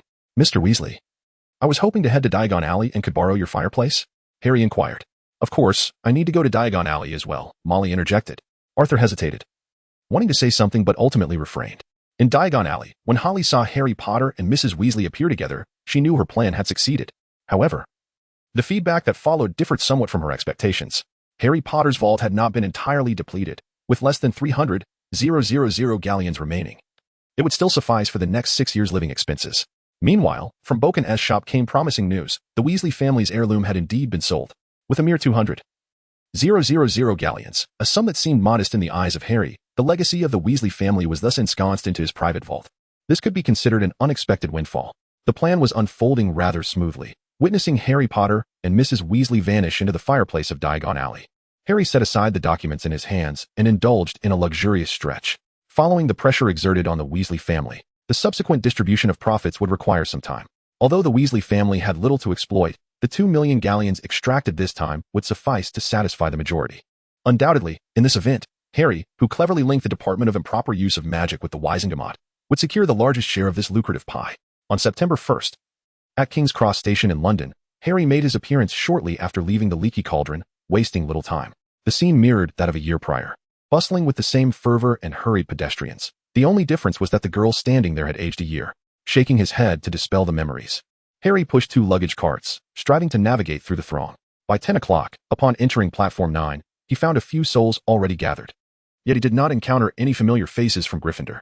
Left with no choice, Harry stowed his luggage in a compartment and began to wander the platform, hoping to encounter a Gryffindor student he recognized. After 2 laps, it became apparent that this goal was exceedingly ambitious. He hardly knew any Gryffindor students, and even the Slytherins he was more familiar with outnumbered them. Realizing this, Harry resolved to return to the train, waiting until it departed to seek out the Gryffindor prefect to transfer his luggage. Even if Percy Weasley might harbor some animosity towards him, he could always pass it along through Penelope. Harry's plans were well thought out, but he had not anticipated the unexpected turn of events that lay ahead. As the clock struck 11 and the Hogwarts Express began its journey, the Weasley family discovered that Ron and Harry were inadvertently barred from entering the passageway in time to board the train.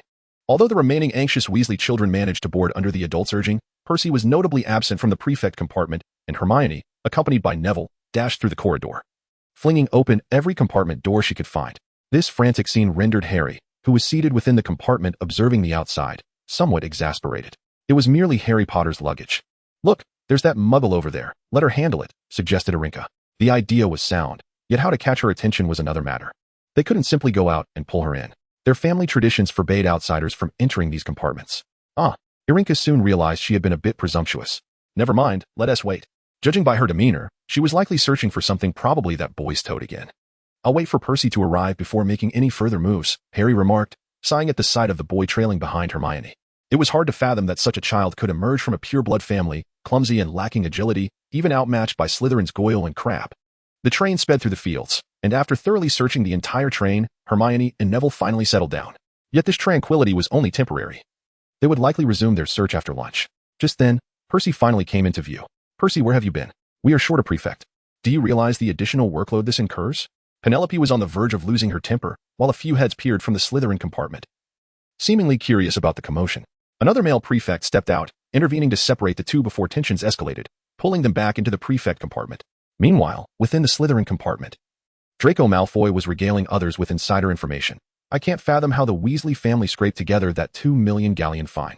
My father mentioned that under normal circumstances, this situation wouldn't have been significant, but someone proposed an astute plan that not only struck a blow to the Weasley family but also benefited everyone involved.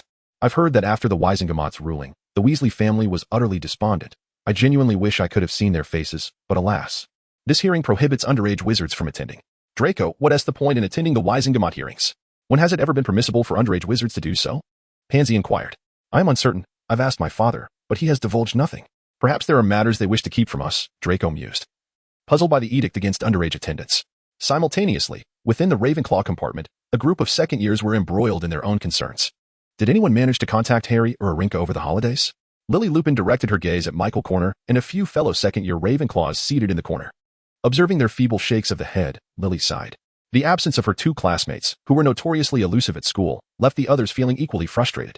Ravenclaw students preferred to gather by year, but this second-year assembly felt incomplete without 2 girls who, though not particularly prominent in daily life, held significant presence in other realms. "I did see her at the station, though she was alone with luggage for 2. It seemed she was waiting for someone, so I didn't approach her," Padma Patil remarked. "All prefects are responsible for their respective house counts. First years, remain in place," a voice resonated through the corridor. The students, previously conversing in the corridor, returned to their compartments to await the so-called count. The 2 remaining in the compartment, however, paid little heed to this announcement, for the recent news had stirred them into action once more. P.S. These past few days have been somewhat tangled. Efficiency will return once the story reverts to its main thread. The message received by Harry and Arinka was, in fact, a photograph, a dilapidated Ford car soaring through the skies, already witnessed by several muggles who reported it. This photo was not exactly what they had sought, yet they had their means of timely acquiring such breaking news. Just as they had done this time when the Daily Prophet first obtained the image, prompting someone through clandestine channels to present it before Harry and Arinka. Upon glimpsing the image of the familiar Ford car, both of them simultaneously wore enigmatic smiles. For the Weasley family, this summer was indeed proving to be a tumultuous period. First, the twin brothers had caused a ruckus, allowing Harry to conspire with other wizarding aristocrats to extort a considerable sum. Now, their prized Muggle possession had been captured in a scandalous misuse, and more critically, it was a portion he was personally responsible for managing. Ignorance of the law is no excuse. Yet the more pressing concern was that this car's emergence would undoubtedly link back to the Weasley children. As the two individuals deliberated whether to seize the opportunity to strike once more at the Weasley family, a commotion erupted outside the door. What was happening? Why were there 4 students absent from the train today? Which 4? I believe we must promptly contact Professor Dumbledore regarding this significant matter. We cannot neglect to report to the faculty. The absent students were Ron Weasley and Harry Potter from Gryffindor, and Holly Parker and Alinka Sterling from Ravenclaw. How could this be? We are uncertain. Who possesses an owl? We need to inform the headmaster of the situation here. What repercussions might arise from their absence on the train? Percy inquired. Punishment. In the most severe cases, expulsion, responded the Slytherin prefect. Percy. Penelope exclaimed as she steadied the wobbling Percy. Inside the compartment, the 2 girls felt somewhat helpless, unsure of how to proceed. They hesitated to step outside, fearing they might alarm the few individuals waiting outside, yet staying inside left them at a loss to explain how they had evaded scrutiny. Perhaps they could wait a few minutes before casually stepping out, allowing the prefects to encounter them by chance. However, upon hearing that Percy had seemingly fainted, Holly decided it was best to refrain from further tormenting the Weasley family for the time being. To toy with someone without pushing them to their breaking point, allowing them to resist within their limits before ultimately bringing them down, was far more entertaining, given that the Weasley family was already on the brink of collapse. Continuing to provoke them felt rather tedious. With this in mind, the 2 girls set aside their plans against the Weasleys, choosing instead to await the moment when the family would recover, only to then bring them to their nadir. This, too, could be regarded as a form of wicked amusement. Regrettably, until the train arrived at its destination, the 2 girls found no opportunity to leave the compartment. A group of prefects and 2 student council presidents lingered in the corridor, leaving them no chance to slip away. Finally, as only a few individuals remained in the corridor, they were fortunate that a few carriages still awaited outside, granting them the chance to return to school. The carriage journey was slow yet steady, and the 2 girls, seated in the last carriage, remained unfazed by the absence of their presence on the train. Upon their return to Hogwarts, they were promptly intercepted at the entrance by the headmistress, Professor Flitwick, who informed them that Professor Dumbledore wished to speak with them. Could you enlighten us on how you arrived at Hogwarts? Is it permissible not to answer? It is not. We traveled via the Hogwarts Express. Our prefects and student council presidents claim they did not see you on the train. Their failure to see us does not imply that we were not on board. Very well, then, ladies, enjoy your dinner, Professor Dumbledore declared, concluding the conversation. As the 2 girls re-entered the Great Hall, the sorting ceremony had commenced. Holly and her companion easily found their seats at the Ravenclaw table. Compared to the previous year, their seats had merely shifted from the first-year section to the second-year area. Surrounded by familiar faces, when Holly lifted her gaze towards Gryffindor, hoping to glimpse Harry Potter and Ron Weasley, she heard Professor McGonagall call out a name, Luna Lovegood. After a few moments of contemplation, the sorting hat proclaimed its decision, Ravenclaw. A sparse round of applause erupted, as only the upperclassmen from that house offered their congratulations. Luna was no exception to this tradition. As time passed, first-year students found their places at the table, and Professor Dumbledore stood up. After a lengthy preamble, and with numerous gestures from Gilderoy Lockhart, Dumbledore finally granted him a few minutes to speak. Good day, students. I am delighted to teach you the intricacies of defense against the dark arts over the coming year. Do not inquire why my tenure is limited to just 1 year. For afterward, I shall resume my travels around the globe, Lockhart proclaimed, beaming as he displayed his dazzling white teeth. Throughout the festivities, Harry Potter and Ron Weasley were conspicuously absent from the Gryffindor table, piquing Holly's curiosity. However, during the evening, Dumbledore, McGonagall, Snape, and Lockhart's departures revealed certain details to Holly, though she was unable to verify her suspicions firsthand. The banquet swiftly progressed, and second-year students were no longer required to be escorted back to their common room by prefects. Nonetheless, the young witches and wizards did not linger in the hall for long, at least for now. No one was aware of their class schedules for the semester, especially for the first lesson following breakfast the next day. The trend of skipping classes did not seem to have taken hold at Hogwarts just yet. Upon returning to the Ravenclaw Tower, they found a throng gathered at the entrance. Penelope, their prefect, was explaining the door's workings to the first-year students. However, as time passed, the crowd grew, yet the door remained stubbornly shut. Clearly, the door was in a foul mood today, presenting a rather challenging riddle, unless someone stepped forward to answer it. It appeared that all Ravenclaw students would have to endure the night in the corridor. What is today's question? Seeing the crowd swell, Holly could no longer contain her curiosity. What is the relationship between life and the soul? A tall, slender fourth-year boy with brown hair and dark eyes interjected. Ah. Then my answer is. Holly turned to face the door and proclaimed clearly, life can exist apart from the soul, and the soul can exist apart from life. Yet only when the two are united can they fulfill their respective meanings. How can life exist apart from the soul, and the soul apart from life? Murmurs of discussion rippled through the crowd as this answer challenged conventional understanding. A commendable thought, though sufficiently audacious, the door remarked in response. Among the crowd, several gazes fixated upon Holly, while Alinka beside her fell into deep contemplation. Holly's answer contrasted sharply with her own. The following morning, Hogwarts once again descended into chaos. Reminiscent of a year prior, though this time the source of tumult was limited to the Gryffindor table, specifically the Savior and his companions. The table was laden with porridge, several plates of pickled fish and smoked meats, while the enchanted ceiling mirrored the overcast sky. As breakfast commenced, a flock of owls soared overhead, delivering the students' schedules, a customary practice, which elicited mild surprise only from the first years, while the other students remained unfazed. The newly arrived students busily consumed their meals, and those who had yet to finish showed little interest in the happenings around them. Among the few who had already completed their breakfast, a quiet study of their textbooks ensued, with a handful occasionally sharing tales of their summer adventures. At the Gryffindor table, the atmosphere seemed particularly unique.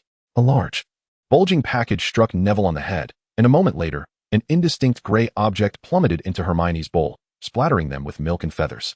"Errol," Ron exclaimed first. From the milk can, an owl was retrieved, clutching a damp red envelope in its beak. Ron trembled as he took the letter, smoothing it out and tearing it open, while Harry observed Neville cowering in a distant corner with his ears covered. In an instant, a voice resonated through the hall. "You stole a car. And if they expel you from school, I wouldn't be the least bit surprised. If I catch you, you'll regret it. I doubt you ever considered how worried your parents would be if they discovered the car was missing." At that moment, everyone in the hall turned to glance at the Weasley who had received the howler, while Ron curled up in his chair, too ashamed to reveal his crimson face. "I received a letter from Dumbledore last night, and I believe your father would be mortified. We never taught you to behave this way. It is a disgrace to the family that you and Harry nearly crashed. Your father is under investigation at work, and this is entirely your fault. If you dare to make another mistake, we will bring you home immediately." Soon, the voice ceased, and the red envelope fell to the ground, igniting spontaneously and turning to ash. The breakfast incident was merely a minor interlude in life, as the first class of second-year Ravenclaw was Defense Against the Dark Arts. Once the class settled, Lockhart picked up a book from a girl's desk, held it aloft to display his charming smile on the cover, and introduced himself. "I," he said, winking at the cover, "am Gilderoy Lockhart, recipient of the Third-Class Order of Merlin, honorary member of the Society for the Protection of Magical Creatures, and a 5-time winner of the Most Charming Smile Award from Witch Weekly." At this point, he tossed his hair back, as if the eyes of everyone in the audience were camera flashes. After a brief silence, a chorus of disdainful remarks erupted. Instead of the anticipated gasps of astonishment, Lockhart was met with the students' scornful comments, leaving him somewhat incredulous. Nevertheless, after a moment of adjustment, he forced his charming smile back into place and continued. "Perhaps some of you know individuals with greater accomplishments than mine, but I assure you, there are not 5 people in the entire wizarding world who have achieved as much at my age." With that, he straightened his bow tie. The students from Ravenclaw and Slytherin exchanged looks of disbelief, with the young wizards of noble birth directing their gazes toward Harry and Arinka, who sat closest to the door, seemingly oblivious to the commotion, engrossed in their own world, scribbling on paper, utterly indifferent to Lockhart's words. This led Lockhart to misinterpret the silence, believing his words had intimidated the young witches and wizards. After his excessively narcissistic introduction, Lockhart distributed a test paper, ostensibly to assess each student's preliminary preparation. However, upon unfolding the paper, it became evident that none of the questions pertained to dark magic or its defense. Rather, the entire sheet was filled with inquiries about Lockhart himself, such as his favorite color, his greatest wish, and what he considered his most significant achievement. 3 sheets of paper, 64 questions, all unique, yet none related to dark magic or its defense. As the examination commenced, a new wave of discontent and protest arose from the young wizards regarding the test content. Time swiftly passed, and the first defense against the dark arts lesson amounted to nothing more than an assessment. As Lockhart stood at the podium grading the papers, the students quickly rearranged their seating according to their attitudes. The front row was filled with infatuated girls captivated by Professor Lockhart, while the boys discreetly migrated to the back of the classroom, creating a stark division. It seems few of you remember that my favorite color is lavender.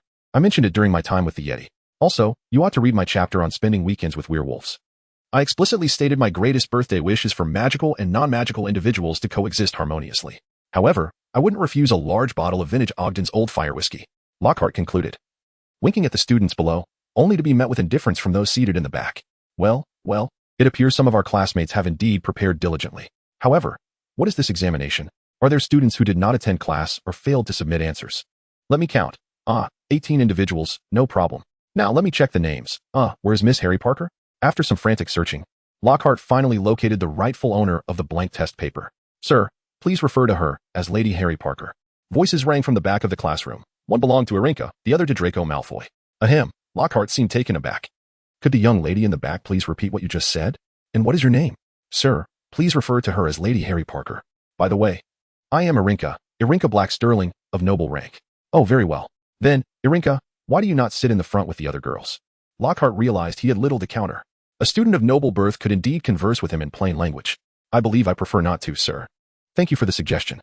I am more comfortable seated here. Very well, then let us begin our studies for this semester. Lockhart bent down to retrieve a large cage covered with a cloth from beneath the podium. Now, I must warn you all. My duty is to introduce you to the most malicious creatures in the wizarding world, so you will be prepared mentally. What I am about to show you may be the most terrifying thing you have ever encountered. But fear not, as long as I am here, nothing will go amiss. I require everyone to remain calm and not to make a sound upon seeing it, as that may provoke them. Lockhart paused, and the girls in the front row held their breath, daring not to utter a word, while the boys in the back reduced their volume significantly. Behold, a freshly caught Cornish pixie, Lockhart exclaimed as he unveiled the cloth. The pixies, shimmering with blue electricity, stood about 8 feet tall, with pointed faces and high-pitched voices. Once revealed, they began to flit about the cage, crashing against the iron bars with clattering sounds and making faces at those seated nearby. Now, let me see how you will deal with them, Lockhart shouted, flinging open the cage door. The pixies scattered chaotically, wreaking havoc throughout the classroom. Come on, subdue them. Capture them. They are merely pixies, Lockhart yelled, rolling up his sleeves and waving his wand, exclaiming, babble that Mimi. Unfortunately, his wand produced no effect. Upon noticing a pixie charging towards him, Lockhart nimbly dashed through a side door of the classroom, fleeing the scene. While the stacks of Lockhart's books in the front row were already in tatters, dozens of covers adorned with photographs of Lockhart fluttered in the air, showcasing his exceptionally bright smile. In stark contrast to the chaos in the front half of the classroom, the rear section exhibited a remarkable orderliness. A group of boys and 2 girls were engrossed in their respective tasks, with the occasional girl raising her wand to utter a spell into the air before returning to her work. Meanwhile, the mischievous pixie, attempting to navigate through, ultimately relinquished its efforts after repeated thwarting, choosing instead to wreak havoc in the front half of the classroom. The unfortunate girl seated at the front, much like the pixie, was hindered from reaching the back of the classroom, lacking a side door through which to escape swiftly, like Lockhart. She could only watch helplessly as her beloved book was torn to shreds, powerless to intervene. The second year of school seemed to lack the freshness that characterized the first year. Indeed, this was the case, as everyone trudged wearily out of Greenhouse 3. Concluding the first week of classes, there was little enthusiasm for the upcoming weekend. The sole source of excitement appeared to be the imminent Quidditch match. However, in the rivalry between Gryffindor and Slytherin, both Ravenclaw and Hufflepuff displayed little anticipation regarding the outcome of the match. It was within this atmosphere that the selection for the Ravenclaw Quidditch team quietly commenced. Signing one's name on the notice sufficed for registration, after which the magic would automatically conceal the names signed. A commendable measure of confidentiality, though many regarded it as ultimately pointless. The selection time remained undetermined. However, Holly exhibited little interest in all of this, or rather, none of the second-year students in Ravenclaw seemed particularly captivated. On Saturday evening, the library remained as desolate as ever. Hogwarts students appeared reluctant to occupy the library for study or to complete their assignments at the onset of the term, for examinations and quizzes seemed a distant concern. Even the older students shared this sentiment. Although the library appeared bustling, this was merely due to the clever concealment or removal of many empty desks and chairs by magic. Seated by the window on the west side of the library were Holly and Alinka.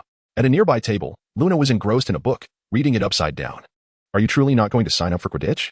Alinka asked incredulously. Why would I join the Quidditch team? Holly responded, puzzled. You possess great talent. Precisely. Should I then showcase traits akin to his through Quidditch, only to have my mind invaded once more? Damn that old bee, Alinka muttered under her breath. I believe some intriguing events are bound to unfold this year, Holly remarked. Do you know what the Sorting Hat said this year? You know we were duped and didn't hear it, right? Moreover, do you think that old hat can convey anything of value? Reflect upon last year. According to the records, that hat possessed remarkable prophetic abilities. Then do enlighten me. What did the hat say? That stories from 50 years ago would resurface. And only courage and loyalty could pierce the darkness and lead one toward the light. 50 years ago? What transpired then? At that time, perhaps only that Oldby remained at Hogwarts. Yes, but suddenly, Holly halted her speech, having heard a low, chilling voice. Come, let me tear you apart. Crush you, and kill you. Holly? Holly? Alinka waved her hand in front of Holly's eyes, attempting to regain her attention, perplexed by Holly's sudden silence. Huh? What is wrong, Alinka? After several fruitless attempts to listen more intently, Holly redirected her focus. What could be wrong? Why did you just zone out? I heard something. Didn't you hear it? What could there be? It was utterly quiet. How could there be a sound I didn't hear? There is. I understand it. Yet you do not. Holly and Alinka exchanged wide-eyed glances, silently mouthing the same thought, and realized they were contemplating the same matter. It seems we must exercise our privileges to investigate further at Hogwarts. But it's merely research. I suspect subsequent events will arise. After all, we are at Hogwarts. And there is no need to be overly cautious in shielding ourselves completely. Holly concluded, winking at Alinka, clearly indicating that someone else had fallen into her scheme. As the library began to empty, Holly adeptly opened the passage leading to the Ravenclaw girls' dormitory, taking a shortcut to rest with Alinka. Meanwhile, in the Gryffindor girls' dormitory, Ginny Weasley abruptly awoke, entirely unaware of what she had done in the previous hours. Before her lay an old diary, its cover inscribed with the name Tom Marvolo Riddle. Time swiftly passed to Halloween. The students speculated about the delectable treats at the Halloween feast. The hall was adorned with live bats. And Hagrid's enormous pumpkin had been carved into a lantern large enough for 3 people to sit inside. Rumors circulated that Dumbledore had arranged for a skeleton dance troupe to perform. This anticipation filled the first and second-year students with excitement. For the second years, this would be their first complete Halloween feast at Hogwarts, as their first-year celebration had been abruptly interrupted by the appearance of a troll, shattering the festive atmosphere and leaving them without any semblance of a holiday. Yet, for some, the Halloween holiday was not so joyous. Harry Potter had agreed to attend nearly headless Nick's death day party. He had also promised to bring Hermione and Ron along, though both expressed reservations about Harry's decision, as no one wished to miss the sumptuous Halloween feast. For Holly, however, it held little significance, having begun to delve into family matters in her first year. By her second year, she found herself inundated with even more familial information, encroaching on her limited free time. The accumulation of years of matters weighed heavily, and even the most efficient professional would struggle to manage such a backlog in a brief period, let alone a 12-year-old girl newly returned to the magical world. To Holly, the Halloween feast felt more like a waste of time. With this sentiment, she harbored considerable resistance toward the grand gathering, though it remained merely an emotional response. As the feast was about to commence, Holly entered the hall, brushing past the trio of the Chosen One. The Halloween feast was indeed a jubilant affair, featuring the skeleton dance troupe favored by Dumbledore, laughter exchanged among students, parchment notes carried by owls fluttering through the air, and even the teachers at the staff table appeared relaxed, engaging in cheerful conversation, though Professor Snape remained the exception. With his perpetually unchanged expression, Snape seemed somewhat out of place in the cheerful atmosphere, and despite several attempts by Flitwick to strike up a conversation, he ultimately resigned in defeat. However, upon witnessing the situation, Holly could not resist scribbling a few words to Snape and sending them over, although many students were communicating in this manner. When they saw a parchment folded into the shape of a dove lazily soaring towards the teacher's table, particularly towards Snape, they instinctively set aside their activities, awaiting the unfolding of events. The hall suddenly fell silent. Yet, the two parties involved remained oblivious, steadily attending to their own affairs. At the teacher's table, Snape unfolded the note that had drifted to him. Godfather, may I learn defense against the dark arts from you this semester? Holly. Snape hastily scribbled 3 letters in response before sending the parchment back. Holly, glancing at it briefly, incinerated the parchment, eliciting murmurs from the onlookers. Throughout the entire banquet, only Holly had engaged in such an interaction with the teachers at the table. As the banquet neared its conclusion, the hall regained its lively atmosphere. None were aware of the ominous clouds approaching Hogwarts, and the ensuing panic nearly led to the school's closure. Just as Holly was eagerly anticipating the end of the banquet to return to her dormitory for some rest, a chilling voice pierced the air once more. Tear apart, crush, kill. I am so hungry. I've waited long enough. It is time to kill. Upon hearing this voice, Holly sprang to her feet, pulled Irinka towards the teacher's table to reveal something, and then dashed out. Holly, what is it now? Irinka inquired, trailing behind her. Parseltongue, I fear Hogwarts is in peril. Holly sprinted up the second-floor corridor, straining her ears to capture any potential sounds, while behind them, the footfalls of another person approached. From a distance, the sound of numerous students walking could also be heard. Ahead of them, there were footsteps echoing in the corridor. A girl's piercing scream shattered the eerie stillness. Turning the corner, Holly beheld the trio of the Chosen One standing at the end of the second-floor corridor, with the cat Mrs. Norris hanging upside down behind them. The flickering torchlight on either side added to the bizarre atmosphere.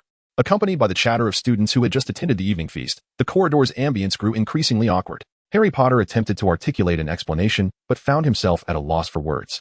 Meanwhile, Holly, along with Irinka and the first to arrive, Snape, fell into a heavy silence. In the stillness, a voice cried out. Although it merely read the blood-written words on the wall, it intensified the terror in the air. Beware the offspring of enemies. You are the next target, those of Muggle blood. What has happened? What has happened? Draco's cries captured Filch's attention, and as he squeezed through the crowd to discover Mrs. Norris, he recoiled in fear. My cat, my cat. It was you who killed her, wasn't it? You killed my cat. I will kill you. Filch's emotions flared upon spotting Harry at the end of the corridor. Argus, Dumbledore, who had somehow moved to the front of the crowd, intervened to restrain Filch from resorting to violence while simultaneously freeing Mrs. Norris. Come with me, Filch. And you too. Mr. Potter, Mr. Weasley, and Miss Granger. Oh, and of course, you two young ladies. Dumbledore deliberately winked at Holly and Dorinka, a glint of mischief lurking behind his thick glasses. My office is just upstairs. Feel free to use it, Headmaster, Lockhart chimed in from somewhere. The silent crowd instinctively parted to create a pathway as Dumbledore led the way, followed closely by the exceedingly tense trio, while the two young girls wore expressions of exasperation. Snape, McGonagall, and Filch trailed behind, while the other students returned to their respective houses under the guidance of the other two house heads and prefects. This night was destined to be one of sleeplessness. When the group entered Lockhart's office, not a sound was uttered. Dumbledore placed Mrs. Norris on Lockhart's desk for a meticulous examination. The trio of the chosen ones stood in the corner, exchanging anxious glances, unsure of where to place their hands. Dumbledore and McGonagall gathered around to inspect Mrs. Norris, while Lockhart incessantly offered his opinions. Almost everyone overlooked the two girls, and Holly, having no input, took Arinka to find a couple of chairs to sit down and opened her book. All right, Argus, no need to worry. Mrs. Norris is merely petrified. Professor Sprout is studying mandrakes, and I believe we will resolve this issue shortly. Dumbledore tried to soothe Filch with an explanation. As for how this occurred, I cannot say, ask him. Filch screamed, turning to Harry Potter. A second-year student couldn't possibly do this, Dumbledore asserted. This requires the most advanced dark magic. At this point, he finally realized something was amiss and turned to Holly and Dorinka. Aren't you two interested in listening? I believe we can hear what we wish to hear, Professor. Holly replied without looking up. Professor Dumbledore, allow me to handle this matter. I have probably submitted hundreds of restoration requests and can quickly restore this cat, Lockhart interjected. I believe I am the potions professor at Hogwarts, Snape retorted coldly. This was met with a profound silence. You may leave, Dumbledore instructed the trio. They hastily exited and paused on either side of the office door. Harry, why not return to the dormitory? Ron asked. Don't you find it strange? Why were those two girls there at that moment, and why did Dumbledore want to keep them behind? What is so strange about it? The headmaster is a bit eccentric. He could do anything. After a moment of silence, the trio heard McGonagall and Flitwick conversing outside the door. Minerva, don't pester me with questions. There are some things I do not know. Regarding those two girls, I suspect Severus knows more about them than I do. Severus? Do you think I could glean any information about Holly from him? Aside from what we can all guess, what more could he possibly say? He is the best Occlumens at Hogwarts. Indeed, but those two girls seem to harbor some resentment towards Dumbledore. Every word they utter is laden with traps. And they occasionally release magic. I truly do not understand how they control their powers. Just minutes ago, in Lockhart's office, as the trio of Harry departed. Dumbledore, what conditions can you offer? Holly finally lifted her head, her eyes filled with caution and hostility. No conditions. I believe you require his safety. I demand the highest authority in the school. No, your current authority is already my limit. I find myself rather occupied this semester, with little leisure time to spare. Is that so, Miss Holly Parker? Might you elucidate the whereabouts of your defense against the dark arts classes? Gilderoy Lockhart interjected abruptly, harboring a lingering dissatisfaction at his failure to captivate the attention of all the female students at Hogwarts. The girl with red hair seemed particularly indifferent to him. Not only did she refrain from exclaiming during lessons, but she had also ceased attending his classes since the second week. A fact that was somewhat difficult for this dashing wizard, renowned for having the most female admirers in the magical realm, to accept. I apologize, Mr. Gilderoy Lockhart, but I have already received my grades for the second-year defense against the dark arts course last year. I believe Hogwarts does not require all students to repetitively undertake courses they have already completed, does it? Very well, Professor Lockhart. Miss Holly completed the majority of her second-year curriculum last academic year and successfully passed her examinations. This is well known among most of the faculty. I had assumed a letter would suffice to clarify the matter. It seems my efforts have fallen short, Dumbledore sighed, attempting to mediate the situation. Oh, my apologies, Headmaster Dumbledore. You know, I receive a considerable amount of correspondence, and I may have overlooked it. Lockhart began to boast once more. Miss Holly, since we share the same objective, I believe we can continue our discussion. There is still much for us to learn, and should Headmaster Dumbledore encounter any challenges in his daily administration, he may reach out to the Ministry of Magic. I am certain the minister would be more than willing to provide any assistance he can. Is that not so? I believe it is getting rather late. It would be best for both of you. Mrs. Dumbledore, this occurrence is not coincidental, is it? I suspect it is merely a chance incident. When was the last time the Chamber of Secrets was opened? Irinka interjected suddenly. Consulting you in the name of the Hogwarts High Inquisitor. 50 years ago. 50 years, indeed, Irinka mused, casting a glance at the reactions of several professors around her. Flitwick had also joined them after escorting a Ravenclaw student back to the tower. Very well, professors, we shall return to our dormitory, Holly declared, taking Irinka by the hand as they exited Lockhart's office. Time passed swiftly, and the Quidditch season approached with haste, providing students with a welcome distraction. As the first match of the new season, Gryffindor versus Slytherin, loomed near, all had seemingly forgotten the incident involving Madame Loris. Only Filch remained. glaring at Potter with a fierce intensity, attempting to assign him detention or other tasks at every opportunity. Meanwhile, the once fearful young Muggle-born witches and wizards cautiously began to regain their vitality. However, none of this concerned Holly and Darinka, despite their outwardly resolute demeanor. The two devoted a significant portion of their energy to researching materials related to the Chamber of Secrets, gathering a wealth of information, much of which came from Darinka. Given the intricate ties between the Sterling and Slytherin families, many confidential documents from other families remained elusive to outsiders. Even the ancient Potter family could not access all records. Upon collating their findings, they could only deduce a rough outline. Hogwarts was a castle constructed by the four founders, each contributing their imagination to its design after the basic structure had been established. Almost every individual left behind various Easter eggs in this process. From the moving staircases to the deceptive steps, all phenomena, both normal and abnormal, within Hogwarts could be attributed to the unparalleled creativity and magical prowess of the four founders. Among these, the Chamber of Secrets stood as a colossal Easter egg left by Salazar Slytherin.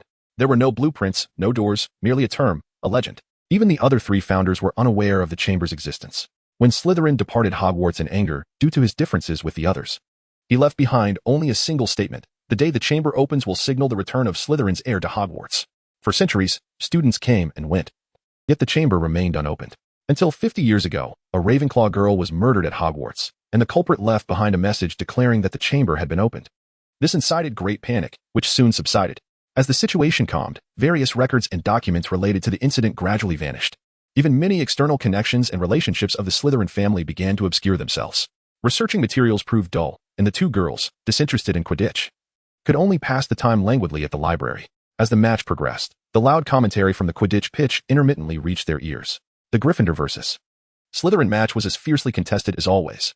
The shouts and gasps from the crowd indicated that the match was indeed quite thrilling. When the match concluded and students began to return, the two finally closed their books and prepared to stroll back to their dormitory. During dinner, they unexpectedly heard the news of Harry Potter's injury. The brutality of Quidditch was already known to them. In fact, this was one reason why Holly, despite her considerable talent, did not seek to join the Ravenclaw Quidditch team. As for Arinka, Holly perceived her as having no interest in such childish games. Everything remained as usual, and the two returned to their dormitory after the first-year students completed their astronomy class in the library. As they were about to drift into slumber, the house elf quietly summoned them, stating that Dumbledore urgently required their presence. Holly surmised that whatever compelled Dumbledore to seek her out in the dead of night must pertain to Harry Potter's safety. The incident involving Harry's injury, being merely a matter of a bone being removed from his hand by Lockhart, posed no life-threatening danger. Holly was quite displeased with Dumbledore's midnight summons and resolved to address the matter when the opportunity arose. Nevertheless, the principal's invitation compelled the two individuals to don the newly issued attire and proceed towards the infirmary. The hospital had long been under strict regulations regarding personnel access, orchestrated by Dumbledore himself. The student council president served as the initial gatekeeper, followed by the supervising faculty member as the second barrier, and finally, the ultimate authority of the infirmary, Madame Pomfrey, awaited them as the third. At this hour, only the on-duty heads of houses remained steadfast at their posts, while the other two factions of responsible personnel had already been summoned by Dumbledore to the infirmary to investigate the second victim, Colin Creevey. However, it remains uncertain whether it is a stroke of fortune or misfortune for Harry and Arinka, as Dumbledore seemingly neglected to inform the prefects on duty for the evening. Coincidentally, tonight's prefects happen to be the duo of Percy and Penelope. It must be said that Percy and Penelope are, to some extent, quite responsible. Although they indulge in their own little world during their duty, they still notice the arrival of Harry and Arinka. "Who are you?" Penelope inquires. "We're here because Professor Dumbledore summoned us," Harry responds. "Is that so?" "Percy, did you hear Dumbledore give any such instruction?" Penelope suddenly directs the question towards Percy. "I don't recall him saying anything of the sort. He merely instructed us to keep watch and not allow any students to approach," Percy replies. "I remember that too. Now, girls, the adventure game is over. Although you are students of Ravenclaw, I suspect you might possess a hint of Gryffindor spirit." Penelope gently issues her dismissal.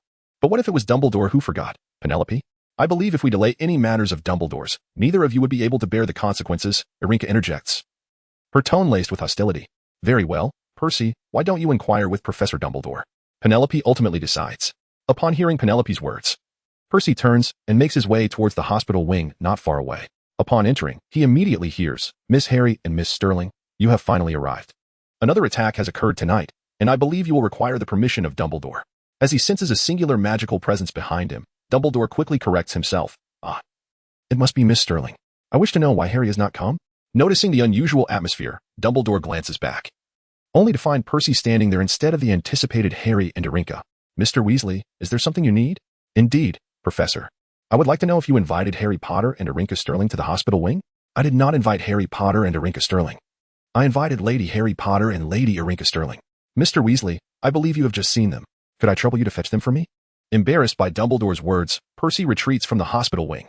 In truth, as he departs, his mind is almost blank. As the third son of the Weasley family, he has always been sensitive to the opinions of teachers and peers alike. Even the mere title of prefect has brought him a fleeting sense of joy. Yet, despite achieving this position, he feels the teachers still regard him as an ordinary student rather than the elevated figure he longs to be. Today, however, he has genuinely felt the sensation of being on equal footing with the teachers, albeit for just a fleeting moment. Then, as that dream shatters, he cannot comprehend why those two Ravenclaw girls receive such treatment from Dumbledore, who, even with his greatness, feels compelled to append their noble titles. The news of the second attack did not spread widely. In fact, the incident remained confined to the teachers and a handful of students. Of course, the Savior was aware, though Dumbledore and others were not. The next day, during breakfast, Dumbledore announced to the entire school that the curfew would be moved to 10 p.m. Coincidentally, Harry Potter, just emerging from the hospital, did not hear this announcement. After leaving the hospital, Harry quickly led his two friends out of the Gryffindor common room and directly to Moaning Myrtle's bathroom, disregarding anything they said. What's wrong, Harry? How's your hand? It's fine. What is this? Harry asked, noticing the bubbling cauldron.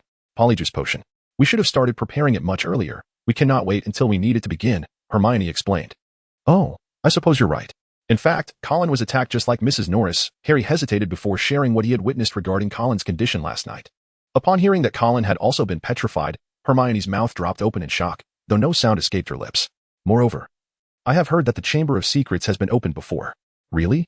Then I believe we shall find a wealth of useful information in the library, Hermione exclaimed, her voice rising abruptly. By the way, the news regarding Colin's attack is still confidential, so I hope you both will not disclose it to anyone else. Harry urged before they prepared to leave. It proved that Harry's caution was not without merit. By Monday morning, news of Colin's attack and his subsequent stay in the hospital wing had spread throughout the school. The source of this news was quite clear. During the second weekend of December, the customary Christmas holiday registration forms reappeared in the common rooms of each house. Harry and Arinka both resolved to remain at school during the holiday. They simply had nowhere else to go. The house in Hogsmeade felt too distant for them. Although the night bus could easily take them there, their empty abode could not compare to the loathsome presence of Hogwarts. Of course, that was merely a pretext. The truth was, both girls had numerous questions and assignments regarding their advanced potions class that needed addressing. The Christmas holiday undoubtedly provided the perfect opportunity for this. In fact, since the beginning of term, they had devoted much of their free time to potions, and Snape's expectations, particularly of Harry, had been exceedingly demanding. On Thursday afternoon, they once again found themselves in Snape's office. With a second-year potions class for Gryffindor and Slytherin scheduled for later, they felt it inappropriate to appear openly in the potions classroom.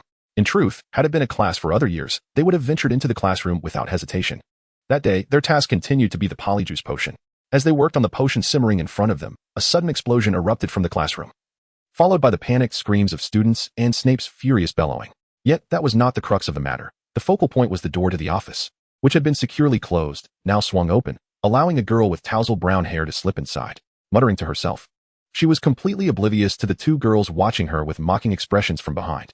Upon witnessing the girl open the storage cabinet and stealthily take some ingredients, Harry dashed to the office door and slammed it shut. The sound drew everyone's attention to the scene. Silence. Those who have been splattered, come to me for treatment. If I discover who is responsible, Snape roared. At that moment, Harry and Ron began to worry. They were acutely aware that Hermione had just slipped into Snape's office but had yet to see her emerge. If Hermione were caught, they could only imagine Snape would implicate them as well, and the repercussions. The thought sent shivers down their spines, nearly causing them to spill the potion before them. Fortunately, only 10 minutes remained in this class, and everyone had completed adding their potion ingredients, leaving only the final concentration step. Otherwise, it was certain that 4 students from Gryffindor would receive a D rating. As the bell rang, signaling the end of class, all the students hurriedly exited the potions classroom, eager to avoid the wrath of the irate Snape. Although Harry and Ron were concerned about Hermione, they did not slow their pace. After assisting Hermione in gathering her belongings, they joined the throng leaving the potions classroom, only to diverge from the main group at the first intersection, heading towards the Weeping Myrtle's restroom. After anxiously waiting for several minutes, Hermione finally arrived, albeit fashionably late. Inside the office, when the door slammed shut with a resounding bang, Hermione quickly reacted by drawing her wand. However, upon seeing the two figures standing opposite her, she found herself at a loss for how to respond, especially given their mocking expressions, which left her feeling bewildered. In this predicament, she knew she had to extricate herself swiftly. Otherwise, in 10 minutes, when Snape returned to the office, she would no longer be able to control the situation. Harry, Ernie, what are you two doing here? Hermione attempted to engage them. We're here to brew potions, Ernie replied calmly, maintaining an aloof demeanor. As Hermione exited Snape's office, she felt utterly disoriented, her hands unconsciously clutching the unicorn horn powder and dried African snake skin she desired. Upon returning to Myrtle's restroom and adding the two newly acquired ingredients to her cauldron, Hermione dismissed Harry and Ron, dashing back to the dormitory, leaving them bewildered and unsure of what had transpired. In the following days, Harry and Ron appeared completely adrift without Hermione's presence, making a series of errors. They either submitted the wrong assignments or forgot about the homework assigned by their professors. In short, Hermione's unusual state had laid bare the latent issues of Harry Potter and Ron Weasley. It was not until the weekend that matters began to alleviate. On Saturday morning, a large poster appeared in every corner of Hogwarts. Dueling Club, a name that sounded quite impressive, captured the attention of all students, bringing a semblance of normalcy to the disoriented duo of Potter and Weasley. During lunch, Harry overheard discussions among his peers, though he remained indifferent to an event like the Dueling Club, which was open to all students. After all, being accessible to everyone implied a low starting point, and it was likely that much of the instruction would cater to beginners. The mere thought of the newcomer's limited comprehension left Harry feeling resigned. However, recalling the note he received the previous night, he made his way to the Great Hall by 8 o'clock, concluding his study session in the library early. The Great Hall had undergone a remarkable transformation since the day. The 4 long tables had vanished, replaced by a dazzling stage adorned with thousands of candles, and the ceiling had turned a deep shade of purple, enveloping everyone beneath it. All attendees held their wands, gazing excitedly at the stage.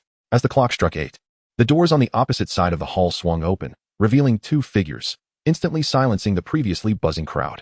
Lockhart ascended the stage, donned in his finest robes, with Snape positioned slightly behind him, as always clad in his black attire. Lockhart waved his hand for silence, exclaiming, "Gather round. Can each of you see me? Hear me? Excellent. Professor Dumbledore has graciously permitted me to establish a dueling club to train you in self-defense, as I have detailed countless times in my works. Allow me to introduce my assistant, Professor Snape," Lockhart continued, flashing a broad smile. "He assures me that he possesses considerable knowledge of dueling and has kindly agreed to provide some temporary assistance before we commence. Fear not. You will still have your potions teacher while I demonstrate my skills." Upon hearing this, the murmurs resumed, clearly divided between discontent with Lockhart and anticipation of his potential defeat of Snape. However, when Snape cast a sharp gaze over the crowd, silence fell once more. Lockhart and Snape bowed to each other, then raised their wands like swords before turning away and stepping back. "As you can see, we are adopting this combat stance," Lockhart informed the hushed assembly. "On the count of 3, we shall begin the first spell. Of course, our intention is not to harm one another." With a simultaneous flourish of their wands, Snape shouted, "Expelliarmus!" A dazzling flash of red light erupted as Lockhart's feet became ensnared by the spell. He was propelled across the stage, crashing into the wall, which crumbled upon impact, showering debris onto the floor. The Slytherin students erupted in cheers, while several girls from other houses expressed concern for Lockhart. Unsteady on his feet, Lockhart's hat tumbled off, his curly hair standing on end. "Oh, you've won," he declared, swaying as he approached the front of the stage. "This is what disarming looks like. As you can see, I've lost my wand." "Thank you, Miss Brown."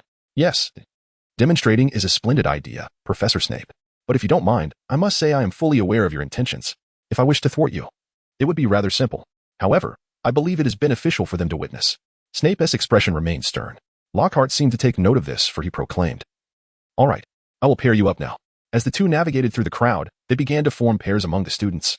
Neville was matched with Justin, while Snape approached Harry and Ron, a peculiar smile gracing his lips. "For this closely knit duo, I think, let us find another pair for them to practice with.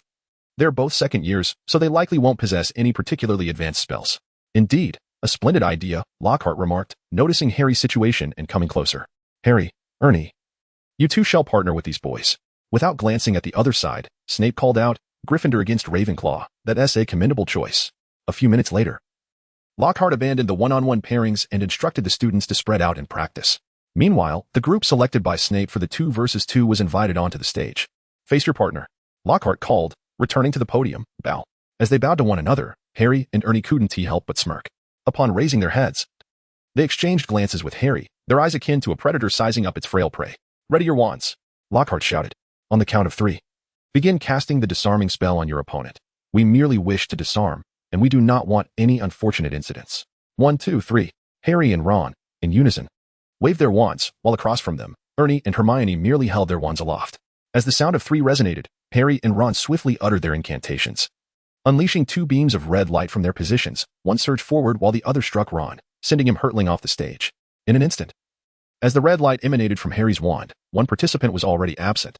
The beam from Harry's wand, however, did not travel far before it dissipated in the air as if it had collided with an invisible shield. Harry attempted to cast several more spells, but to no avail. They vanished even more swiftly than the previous disarming spell. Observing this disheartening situation, Harry felt a surge of panic. He glanced around, realizing that the trio, once united in battle, was now reduced to just him, Hermione unable to participate from below the stage, and Ron incapacitated from the outset. The two Ravenclaw girls across from him appeared utterly unfazed, steadily advancing towards him while he retreated step by step. "Granger, go assist Potter," commanded Snape, whose mood seemed inexplicably buoyant, perhaps wishing to humiliate the trio of saviors. Hermione was summoned to the stage, and the duel was set to resume. Previously, Snape had paired her with Millicent of Slytherin, and faced with Millicent's imposing yet agile form, the Muggle-born Hermione found herself at a distinct disadvantage. However, now called to the stage, Hermione sensed an opportunity. According to her knowledge, the two girls opposite her had little experience with magic before turning 11. This meant that all four participants shared a relatively similar starting point, leading her to believe that, regardless of their efforts, she would not fall far behind. Of course, this was merely Hermione's pre-battle contemplation. Her thoughts would shift dramatically once the duel commenced. As Lockhart's three echoed through the hall, Harry and Hermione launched their attacks once more. It must be said that compared to Ron, Hermione and Harry's partnership exhibited greater strength and synergy. Instead of casting spells simultaneously as before, they coordinated their efforts, one after the other, aiming at the same target with a series of disarming spells. This time, the first disarming spell did not encounter immediate obstruction. It traveled a brief distance before finally dissipating. This elicited gasps from the gathered Gryffindor students. Yet, what transpired on the other side was even more astonishing to all present. Ilinka, amid Harry and Ron's relentless assault, yawned widely and, in a voice audible yet not overly jarring, remarked, "Holly, are you not done playing? You have an opportunity to resolve this swiftly, yet you choose to prolong it. Shall I assist you?" Her tone was laced with impatience, akin to a cat toying with a mouse. "All right, Ilinka, allow me a few more minutes. Once these two exhaust their magic, I shall hand it over to you," Holly replied with a grin, seemingly indifferent to the expressions on Harry and Hermione's faces. "Fine. But do not occupy the space indefinitely. It would be quite the spectacle if everyone remained here past curfew," Ilinka retorted. "Very well, the stage is yours," Holly conceded, withdrawing his wand and stepping back towards Ilinka. "Good. Release the serpent." Ilinka flicked her wand, conjuring a black snake that appeared on stage, facing Harry and Hermione. Hissing and flicking its tongue, the crowd recoiled in alarm, some letting out screams. "Do not move, Potter," Snape instructed. "I shall dispose of it. Let me handle this." Lockhart shouted, waving his wand, producing a series of loud bangs. The snake did not vanish. Instead, it rose 10 feet into the air before crashing back to the ground with a resounding thud. Infuriated, it hissed violently and slithered towards Justin Finch-Fletchley, rearing up with bared fangs, ready to strike. Without understanding why, Harry felt his feet move mechanically, as if they were fitted with wheels. He foolishly shouted at the snake, "Leave him." Miraculously, the snake fell back to the ground, subdued like a lamb. It gazed at Harry, who sensed it was engulfed in fear, knowing intuitively that it would no longer attack, though he could not articulate why he felt this way. Snape rushed forward, waving his wand to transform the snake into a wisp of black smoke that vanished. "What were you thinking?" Justin yelled at Harry before bolting from the hall. Meanwhile, Holly and Ilinka exchanged knowing smirks. That evening, the rumor of Harry Potter being the heir of Slytherin spread swiftly through Hogwarts, and his ability to speak Parseltongue only solidified the belief among students. Those who had once been close to him, whether half-bloods or Muggle-borns, began to distance themselves. Harry felt helpless, confused, and even a tinge of despair. The next day, as snowfall made it impossible for him to seek clarification from Justin. After the duel club concluded, Holly and Ilinka did not return to their dormitories like the others. The premature ending of the event left them feeling quite bored, prompting them to find a secluded spot to vent the competitive energy that had recently ignited within them. They found such a place on the edge of the Forbidden Forest. But as they exited the castle, they were inadvertently bumped by a hurried student who showed no sign of acknowledgement. After venting their frustrations outdoors for the better part of the night, it was no surprise that they caught colds the next day, resulting in a scolding from Madame Pomfrey, as any sensible person would not frolic outside on a snowy night. This encounter also led Holly and Ilinka to meet Justin Finch-Fletchley and the nearly headless Nick. However, they were psychologically prepared for the subsequent attack, realizing that their current lull would likely soon come to an end. The incidents involving Justin and Nick prompted many students who had initially planned to stay for Christmas to alter their plans, rushing to book train tickets home. No one wished to remain in a castle that could pose dangers at any moment. Ultimately, only the trio of saviors, Draco Malfoy and his two henchmen from Slytherin, along with Holly and Ilinka, who shared Harry's plight of being homeless, remained. As the final class before the holiday concluded, students surged towards their dormitories with unprecedented speed, eager to reach the train station as if they could not bear to linger in Hogwarts for even a second longer. This Christmas is rather quiet, Holly mused. Standing by the library window, observing the throngs of students heading to the train station. Who knows? This year will likely be anything but tranquil. She reflected as she noticed a red owl hovering outside, making her head spin with unease. P.S. Rarely do I get a break during the Dragon Boat Festival. Only to spend it writing. How infuriating. The folks at Wisingamot never intended to adhere to the original agreement. Alinka cast a stack of documents onto the table before Holly and flung herself onto the sofa in the common room, shaking her neck as she remarked, "Well, at least we won't miss anything that might concern us." The red-haired girl across from her replied without lifting her head. "Aren't you going to check out that restroom? It seems the trio of saviors is up to something. Who cares? I'll just deduct a few points from him when I'm in a good mood." Holly suddenly recalled something and inquired, "By the way, was that intentional the other day?" "Yes, so what? He must be quite troubled now." She recalled hearing Wesley mention a few days ago that speaking Parseltongue was a symbol of evil. Ignorant fools. If one isn't of pure blood, how could they possibly learn such a noble and mysterious language? All right then, tell me, do you actually understand Parseltongue? I remember your family has quite a close relationship with the Slytherin house. Not now, and who knows about the future? You do know there's something called family inheritance. As you know, different levels of power can access varying degrees of information. At least the material I can currently access doesn't include. Holly nodded and went back to her documents. Hey, Holly, are you even listening to me? Yes. Do you have anything else to add? No. Ilinka replied irritably, silently adding that she originally had something to say, but had been annoyed into silence. A few minutes later, Ilinka. The scream echoed throughout Hogwarts, yet the white-haired girl in the Ravenclaw dormitory showed no sign of reaction. Once more. Snow fell from the sky, accompanied by the biting northern winds, transforming Hogwarts into a winter wonderland. Beneath the chilly atmosphere, however, several hearts beat with excitement. In the Gryffindor common room, the trio of saviors cheered around a nearly complete polyjuice potion, while in the Slytherin common room. A silver-haired boy watched in boredom as his two companions stuffed their mouths. Two fools, he silently concluded about his lackeys. No one could skip the Christmas feast, even if they had more pressing matters at hand. This year's Christmas was rather subdued, with most students returning home, yet the Great Hall remained splendidly decorated. Two Christmas trees adorned with frost stood tall, heavy garlands hung from the ceiling, and evergreen parasitic plants were arranged in a cross pattern overhead. Snowflakes drifted down from the roof, enhancing the festive spirit, although the joy felt somewhat out of place amidst the current atmosphere of Hogwarts. A series of recent attacks had dampened the mood of the feast, even though Dumbledore personally performed several of his favorite joyful songs. The Christmas feast concluded rather hastily. A rarity in Hogwarts history, but it aligned perfectly with the thoughts of most students remaining behind. Crabbe and Goyle still wished to indulge further. The scene shifted to the Slytherin common room, where soft armchairs were arranged in an equilateral triangle, each supporting a student, though not the Slytherin trio, but two girls and a silver-haired boy. The fireplace's fire was cold, merely preventing the chill from permeating the room, which remained eerily silent. The kind of quiet where one could hear a needle drop.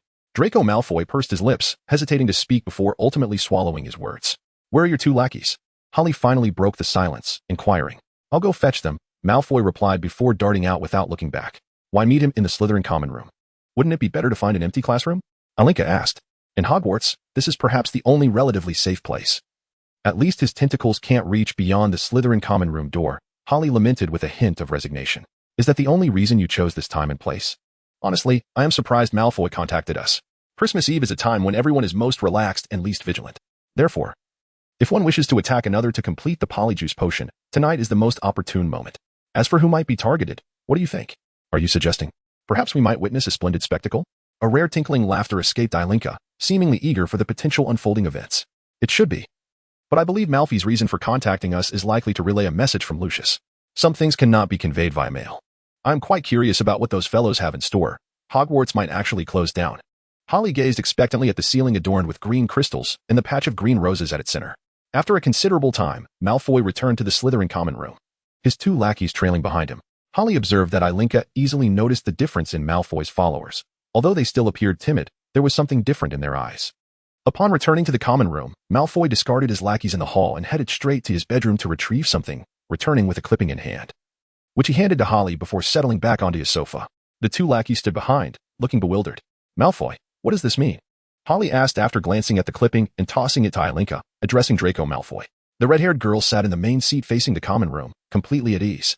"My father said this is no different from what you did during the summer. This is just the first matter. As for the second, the old fellows believe you could do better given your current position," Malfoy murmured. "Rest assured, Draco, the second matter doesn't require your father to relay the message. We have other means of communication. Regarding the first," Alinka looked up and swept her gaze over Malfoy's two lackeys before adding, "I think Lucius has misunderstood Holly's intentions. Just relay that message for me. After saying this, Ilinka tugged at her coat and directed her gaze toward the two boys behind Malfoy, silently calculating the time. The two behind Malfoy had already been standing there for over a quarter of an hour, and the Polyjuice Potion's effective time is merely 1 hour, as time passed. How delightful it would be to witness the situation.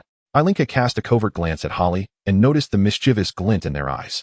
Having decided on their next target, the two settled down to chat leisurely with Malfoy, sipping coffee brewed by a house elf while watching the antics of Malfoy's two companions. Meanwhile, the two lackeys were engrossed in reading the clipping. Investigation on magic. Arthur Weasley, member of the Ministry of Magic. Fined 50 sickles today for using magic on a muggle vehicle. Lucius Malfoy, Ministry official, called for Weasley's immediate resignation due to the magical vehicle crashing at Hogwarts. Crabbe, Goyle. What's wrong with you two? Holly inquired with a hint of concern upon seeing the unusually grim expressions on Malfoy's lackeys. Stomachache, Ron, disguised as Crabbe, groaned while clutching his belly. Oh, head up to the hospital wing, Malfoy remarked, then turned to Holly and the others. Isn't it curious that the Daily Prophet hasn't reported on the entire attack? He pondered aloud. I suspect Dumbledore is trying to maintain peace. Because if this matter doesn't cease immediately, he will be under scrutiny. My father always says that Dumbledore is the worst example of what has happened in this place. He is fond of Muggleborns. A respectable headmaster wouldn't allow useless wretches like Colin to enter. Well, Malfoy, the Daily Prophet is beyond your control. As for Hogwarts, the Ministry of Magic and the International Confederation of Wizards have their own opinions. However, regarding the attacks, I must remind you of something. 50 years ago, the Chamber of Secrets was opened, and because of that incident, the recent Outstanding Contribution to Hogwarts Award was established. I believe your father may be aware of this. How do you know? You should also know that the last time the chamber was opened, a Muggleborn student died. So I wager there will certainly be another Muggleborn casualty this year. I hope it's Granger. If only I knew who the descendants of Slytherin were. Then I could assist them. Malfoy expressed with an eager expression, entirely oblivious to the changes occurring behind him. Harry, disguised as Goyle, desperately restrained Ron, who was posing as Crabbe, to prevent his fist from making contact with Malfoy's face. Aaron and Holly finally couldn't contain themselves, interrupting Malfoy's lengthy discourse with laughter just as Crabbe began to transform, and they immediately witnessed two towering figures shrinking as they ran, their clothing becoming oversized and ill-fitting. Those aren't Crabbe and Goyle, those are Potter and Weasley. Malfoy turned around to see only two figures disappearing at the doorway, the Weasley family's distinctive red hair standing out, making it easy for Malfoy to deduce the identity of the intruders.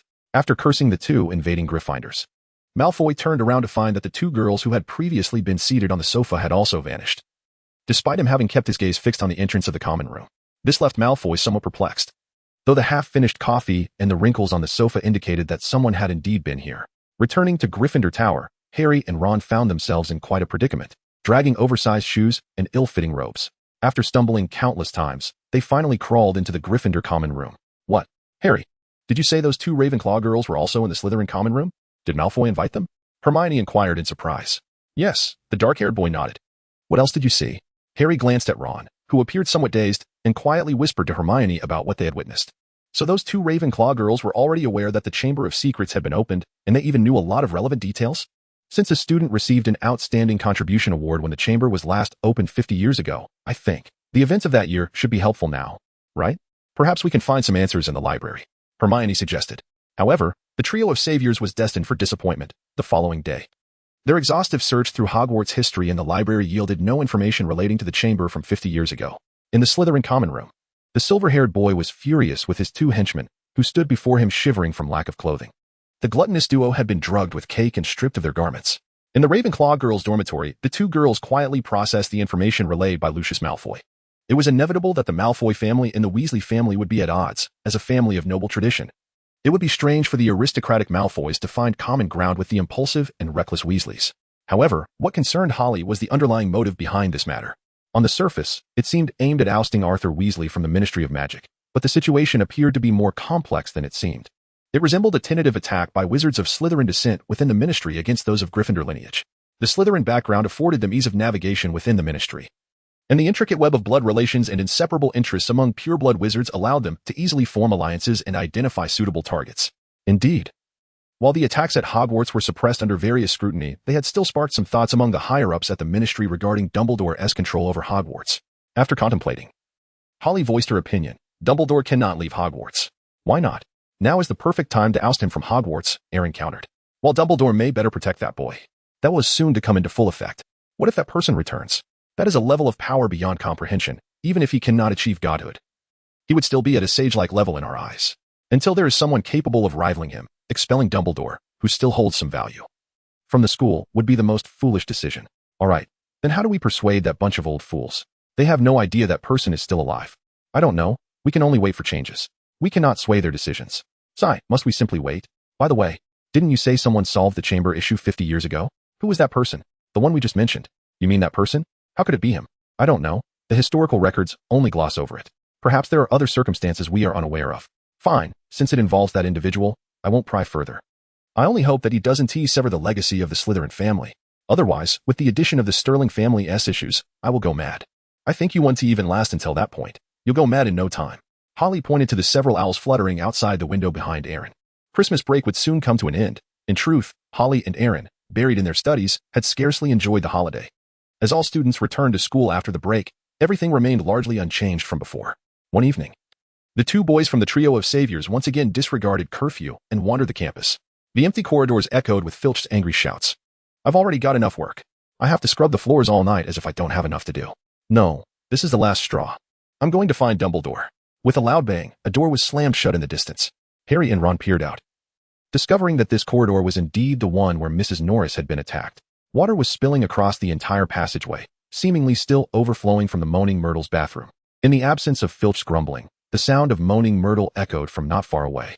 The curious duo pulled their robes over their ankles, tiptoeing through the puddles, and, as usual, ventured into the girls' bathroom. After considerable effort, they managed to turn off all the faucets.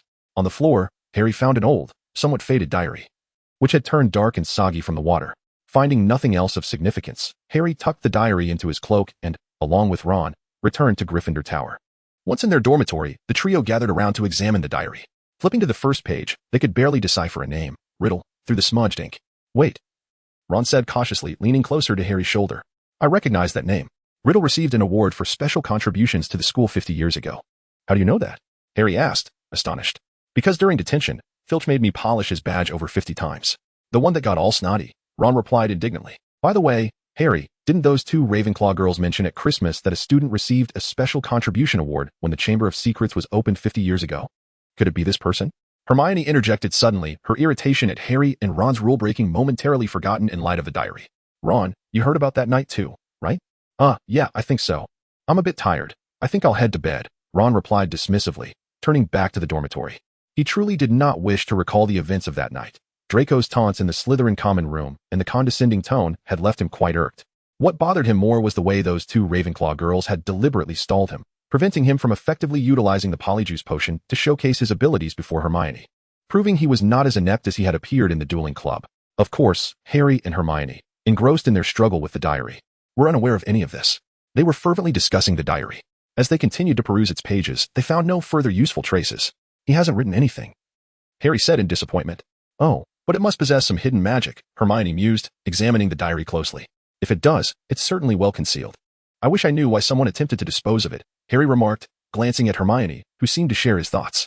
Perhaps it's invisible ink, Hermione exclaimed, excitedly pulling her wand from her bag. She tapped the diary 3 times, chanting Apparitium. Nothing happened. After much effort, Hermione had yet to glean any answers from the diary. Just as Harry and Ron left the bathroom with the diary in hand, 2 figures, Holly and Alenka, emerged from around the corner. I wonder what they will discover, Alenka commented, pointing at the red-haired girl hidden in the shadows. Who knows? For now, let us keep her under wraps. She's too young to serve as a maid, Holly replied, snapping her fingers to summon her house elf, Dobby. What is your command, master? Dobby appeared before them, looking rather tattered. Take this little girl and keep an eye on her. Where you dispose of her is up to you. I plan to have a good chat with her this weekend. Yes, master. Alenka, let us go meet Salazar's pet. Who would have thought it could live for so long? Holly said. Hey, Holly. Basilisks are inherently long-lived creatures, especially since it's Salazar's pet. But I think we should return to the dormitory. Otherwise, old McGonagall will be overwhelmed. All right. Let us eagerly await when those 3 from Gryffindor will uncover the secrets of the diary. As they spoke, footsteps of a patrolling guard echoed from afar, and the 2 girls swiftly vanished into the shadows. Moments later, they reappeared in the Ravenclaw common room. Upon returning, Holly and Alenka did not head to their dormitory, but instead settled into 2 single sofas by the fireplace, trying to absorb the warmth from the flames to dispel the chill. On the remaining long sofa sat Lisa, seemingly waiting for them. Where have you 2 been? Prefect Penelope has been looking for you, Lisa said. We just came back from the library, Alenka replied. Did she mention anything important? She didn't say much, but she looked rather unwell, Lisa noted. Oh, really? Holly inquired.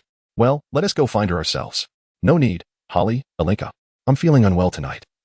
Could you let Percy know for me? Oh, right, Lisa. Thank you, Penelope said, stepping out of the dormitory, her voice a bit hoarse. Let us go, Alenka. Glancing at the mechanical clock on the wall, Holly turned towards the door, saying, Good night, Prefect. Good night, Lisa. The two girls did not head directly to Gryffindor to find Percy, even though it was supposed to be Penelope's watch with him tonight. Instead, they diverted into Moaning Myrtle's bathroom, which had recently been flooded but now appeared clean, suggesting that Filch, despite his dissatisfaction with the job, remained diligent. Are the two little first years here to chat with me again? Or do you want to hear my stories? Myrtle exclaimed, diving into a toilet with a splash. We might want to chat, but not right now, Alenka replied, using magic to shoo Myrtle from the bathroom. Meanwhile, Holly rushed toward the sinks, scrutinizing each faucet. At the last one, her expression shifted dramatically from one of neutrality to unbridled joy, as if she had uncovered a great treasure. She pushed Alenka back a step, slowly retreating herself, hissing, Open. Parcel tongue? Alenka asked. Yes, I knew there would be something we overlooked, and I was right, Holly replied, gazing in awe at the passageway gradually revealing itself. Let us head back. After locating Percy, the two merely relayed Penelope's situation and accompanied him as he patrolled the corridors, showing no signs of discomfort. While Percy seemed to have no particular reaction. A night of solitude.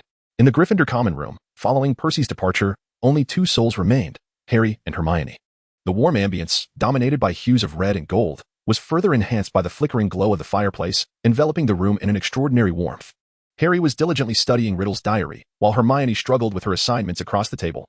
Suddenly, an epiphany struck Harry, and, in a fit of excitement, he slammed his palm on the table, toppling the inkpot in the process. Hermione, I've got it.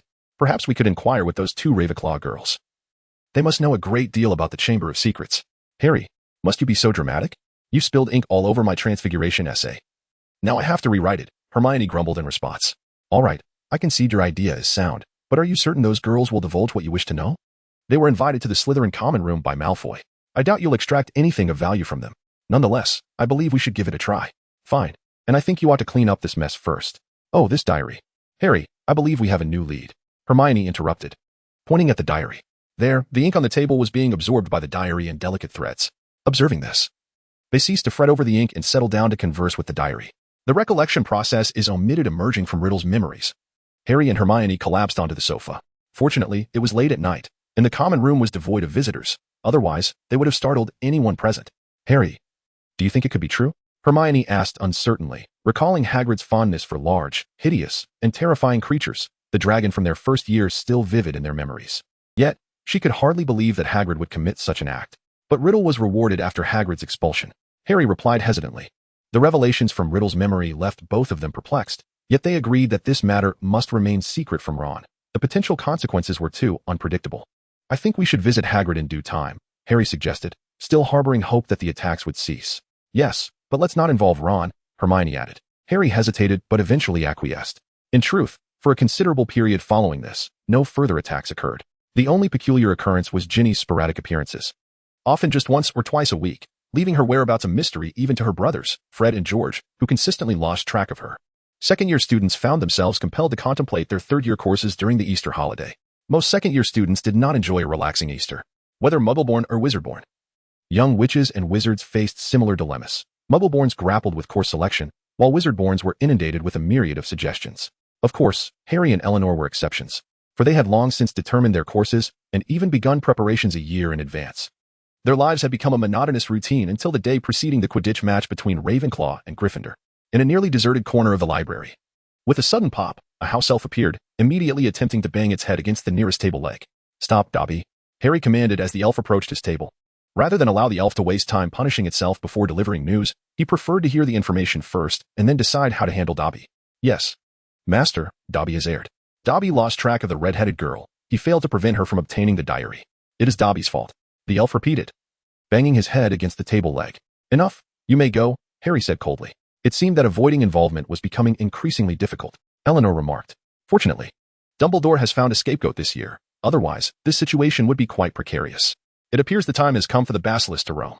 In the Slytherin chamber, Harry and Eleanor sat in Salazar's study, casually perusing the leftover books while attentively listening to the sounds outside. As the hissing of serpentine tongues grew louder and then gradually subsided, they ventured outside, taking the notebook from the red-haired girl, closing it, and placing it into a peculiar black bag. Raising their gaze, they scrutinized the trembling figure before them. Miss Weasley, it is time to declare your decision. Will you become my servant, or shall you be the basilisk's meal? Harry stated in a flat tone. P.S. The ensuing plot will unravel quite severely, just as Ginny found herself in a predicament within the chamber in London. The Ministry of Magic faced a similar quandary, embodied by the Minister of Magic, Cornelius Fudge. The source of the minister's dilemma lay in the two letters before him. One was a protest from the 12 Hogwarts governors, and the other was a routine letter from Dumbledore protesting the ministry's attempts to infiltrate Hogwarts. Just as Fudge resolved to suppress the governor's protests temporarily, a deep crimson owl, without warning, flew through the open window, audaciously perching itself atop the document holder on his desk. Very well, what is it that you require of me? After a prolonged silence, Ginny Weasley finally spoke. If it's to keep me away from Harry, then you might as well kill me. Well, Harry. Who would have thought there was such an infatuated admirer of Harry Potter in this school? Eleanor teased. For now, there's nothing much for you to do. This semester seems devoid of your utility. Oh, extend your hand. Also, you should visit Professor Lockhart's office more often. You might make some new discoveries. With that, he seized the red-haired girl's hand, pricked her finger, and squeezed out some blood onto an ancient piece of parchment. A burst of red light emanated from the parchment, enveloping the red-haired girl as the parchment itself ignited into ashes. Oh, very well, Ginny replied, her tone tinged with reproach, as if feeling belittled. Excruciatingly painful. Harry lightly flicked his wand, turning away from Ginny, who writhed on the ground, his gaze revealing a cold glint. From now on, you shall address me as master. This is your first punishment. The next, Eleanor, Weasley, if you do not wish to remain here as the basilisk's meal, I suggest you act swiftly. Irinka expressed her kindness, showing no reaction to the fleeting glint of coldness in Ginny's eyes. The following day, just 2 hours before the Quidditch match was to commence, students from various houses entered and exited the hall, while a solitary figure in the corner swiftly departed, a barely perceptible smile gracing their lips. The weather was splendid, perfect for a Quidditch match. However, before it could begin, Professor McGonagall interrupted, having just arrived from the castle. The match was cancelled, and all students were instructed to return to their dormitories for rest, with house heads promising further announcements. McGonagall, brandishing a large purple megaphone, shouted, disregarding the protests and discontent echoing from the students. When McGonagall hurried into the hospital wing with Harry and Ron in tow, they overheard Dumbledore remarking about yet another dual attack, with 7th-year students among the victims. This was no trivial matter. Ladies, during Penelope's absence from the management of the house, I trust you both can assume the responsibilities of head girl and student council president, he stated. It is our duty, headmaster, a somewhat frosty voice replied. Did you unleash the basilisk? Irinka inquired after leaving the hospital. Indeed, the basilisk needed some fresh air, if possible. I would even wish for it to bask in the sunlight, Harry responded. Do you not comprehend the peril? The basilisk's gaze can be lethal. Not for me, at least. Its stare cannot kill me. Perhaps it could kill you, but it bears no effect on me. Why is that? The Slytherin bloodline merely alleviates certain fears. How can you claim it will not impact you? A secretive expression crossed Harry's face as he offered a rather cruel answer. Well, Irinka replied. Momentarily taken aback, I suppose we ought to return to the Ravenclaw Tower. Professor Flitwick is surely awaiting us there. In the Ravenclaw Tower. The diminutive Professor Flitwick had to stand on the stairs leading to the common room, ensuring he could see all the students gathered in the hall. Most of you are here. Where are Harry and Irinka? We are here, just returned, Irinka announced as she entered through the door. All right, all Ravenclaw students present. I will now announce a few important points. All students must return to their dormitories by 6 o'clock, and no one may leave after that. Teachers will accompany you to classes from now on. Without a teacher, the common bathrooms or toilets are off limits. Quidditch matches and practices are postponed. All evening activities, including astronomy class, are cancelled. Furthermore, until Penelope's return, Irinka will temporarily serve as head girl, while Harry will take on the role of student council president. With these announcements made, Flitwick's demeanor was less than cheerful. Usually an optimistic professor, he appeared weary and subdued. It is disheartening that such events transpire. If similar incidents continue, I fear Hogwarts may be closed, he lamented. After his musings, Flitwick exited the Ravenclaw Tower, casting a protective charm over the entrance to prevent students from sneaking out. Despite Flitwick's enchantments, Harry and Irinka quietly slipped out of bed after the girls in the dormitory had fallen asleep, using Parseltongue to open the passage leading outside the castle, subsequently vanishing from the Ravenclaw dormitory. Meanwhile, Harry Potter and Ron Weasley, cloaked in invisibility, gently knocked on Hagrid's door. They did not wait long outside before several individuals arrived: Dumbledore, Lucius Malfoy, and Cornelius Fudge, a stout man with curly gray hair, looking somewhat comical sandwiched between Dumbledore and Malfoy. It seems you two should be resting in your dormitory, Dumbledore observed disapprovingly upon seeing the girls, their presence unexpected. Oh, Dumbledore. I called for them to join us. After all, their tasks at Hogwarts will conclude following this matter, making it their final duty as senior inspectors, Cornelius Fudge chuckled, even he not fully believing his own words. The 5 of them walked towards Hagrid's hut, with Dumbledore, Fudge and Malfoy leading the way, Fudge taking center stage. Following behind were Harry and Irinka, the two girls seemingly uninterested in the mundane chatter of the three ahead, treating the outing as a mere respite. Upon reaching Hagrid's hut, Dumbledore knocked firmly on the door. Moments later, Hagrid's immense silhouette appeared in the light, pulling the door open with great force. "Good evening, Hagrid." Dumbledore greeted him solemnly as he entered. Fudge followed suit, revealing his pinstriped suit, bright red tie, black cloak, and purple-pointed shoes, topped off with a pale yellow-green top hat. Harry and Irinka stepped in behind Lucius Malfoy, whose face drained of color as he broke into a sweat. Shifting his gaze from Dumbledore to Fudge and back again. "This is dire, Hagrid," Fudge said in a brisk, clear, and emotionless tone. "It is exceedingly unfortunate. I had to abandon all my affairs today. The attacks on those of non-magical bloodlines had escalated beyond tolerable limits, necessitating immediate action from the Ministry of Magic. I would never," Hagrid pleaded, his eyes beseeching Dumbledore. "You know I would never do such a thing, Professor Dumbledore." "I trust Hagrid completely," Dumbledore interjected, brow furrowed. "Albus." "You know," Fudge countered, "Hagrid's past is not favorable. The Ministry must act, or we cannot justify our actions to the Wisengamot or the Hogwarts Board of Governors." He gestured toward the three individuals behind him, with Lucius Malfoy standing at the forefront, while the other two lurked in the shadows. "Well done, Cornelius," Malfoy remarked. "Lucius Malfoy, what is it that you intend to do?" Dumbledore inquired, taken aback by Malfoy's unexpected presence, having had no chance to voice his questions on the way there. "A most dreadful matter, Dumbledore," Malfoy drawled, producing a lengthy scroll of parchment. "However, the board has decided that you should be temporarily suspended from your duties. This is a letter of suspension. You will find 8 names listed, and as for the remaining 4, I believe these 2 young ladies accompanying Cornelius will be quite willing to add their names, even if it concerns their current headmaster. Oh, soon to be former." Lucius Malfoy handed over the scroll, only to retrieve it moments later. "Very well, Dumbledore. Now the list is complete," Malfoy stated, handing a piece of parchment to Cornelius, Fudge, and Dumbledore. "Lucius, what are you trying to accomplish?" Fudge, taken aback, had not anticipated such a turn of events. "Oh, Minister. The appointment of the headmaster is a matter for the Board of Governors. It has merely been a challenge to gather the 12 names. In fact, the signatures of the Peverell family have only appeared a handful of times over the years. You should consider yourself fortunate to at least witness one," Malfoy retorted. "Now, Lucius, if Dumbledore cannot stop the attacks," Fudge's upper lip began to quiver. "I mean, who can?" "I cannot say," Malfoy replied with a malicious smile. "But since Dumbledore seems incapable, we must simply try one by one. We cannot do nothing, can we?" Suddenly, Hagrid sprang up, attempting to snatch the parchment from Fudge meant for Dumbledore. "Dear me, you know your temper will get you into trouble these days, Hagrid," Malfoy remarked. "I suggest you refrain from angering the guards of Azkaban. They will not take kindly to you." "You cannot take Dumbledore away," Hagrid shouted. "If you do, those of non-magical blood will stand no chance, leading to a massacre." With that, he burst into tears. "Calm down, Hagrid," Dumbledore admonished, casting a glance at Lucius Malfoy and the shadows behind him. "If the Board of Governors wishes to dismiss me, I shall accept it." "No," Hagrid growled. Dumbledore's blue eyes remained unchanged, yet he spoke clearly. "You will find that I will only truly leave the school when no one here remains loyal to me. You will also discover that in Hogwarts, anyone in need can find assistance." Dumbledore averted his gaze and winked towards a corner. "A commendable sentiment," Malfoy inclined his head.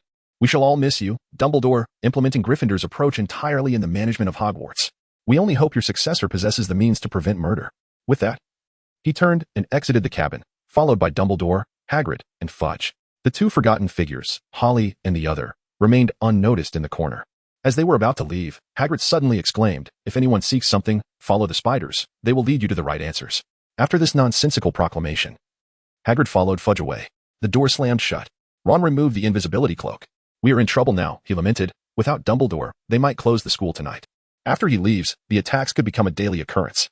Without Dumbledore, Hermione has been petrified again. What are we to do?" Harry echoed in despair. "By the way, Ron, what is this Board of Governors that Malfoy's father mentioned?" Ron explained. "Hogwarts has a total of 12 governors, originating from the 4 founders and the 8 prominent wizarding families that provided funding at the time. These 8 families are predominantly pure-blood wizarding families, including the Malfoys, the Blacks, the Parkinsons, and the Sterlings. The remaining 4 families, Potter, Peverell, Lombard, and Lovegood, are considered legendary. Their members rarely appear at Hogwarts, and when they do, it is often under aliases. Few know they attended Hogwarts while alive. In fact, the power of the 12 governors is now concentrated in the hands of 9. As Harry listened to Ron's exposition, a voice suddenly echoed behind them. In fact, the power of the 12 governors is now concentrated in the hands of 9. For Harry and Ron, already on edge from the night's events, any sudden noise was enough to terrify them, especially in Hagrid's hut. They assumed they were alone, thus. The unexpected words made them jump and draw their wands. "Wesley, you would do well to put your one away," before you can strike someone else. You may very well end up harming yourself, Holly remarked, lazily twirling her wand in her right hand. Oh, and you too, Harry. Your reflexes are too slow. In fact, before you react, you could have been killed 3 times over. Staring at the white figure standing in the doorway, Harry and Ron were momentarily at a loss. Ah, forget it. You two take your time chatting. Holly waved her hand dismissively and turned to walk towards the castle. As summer gradually enveloped the land surrounding the castle, the sky and lake transformed into a clearer blue, and flowers began to bloom.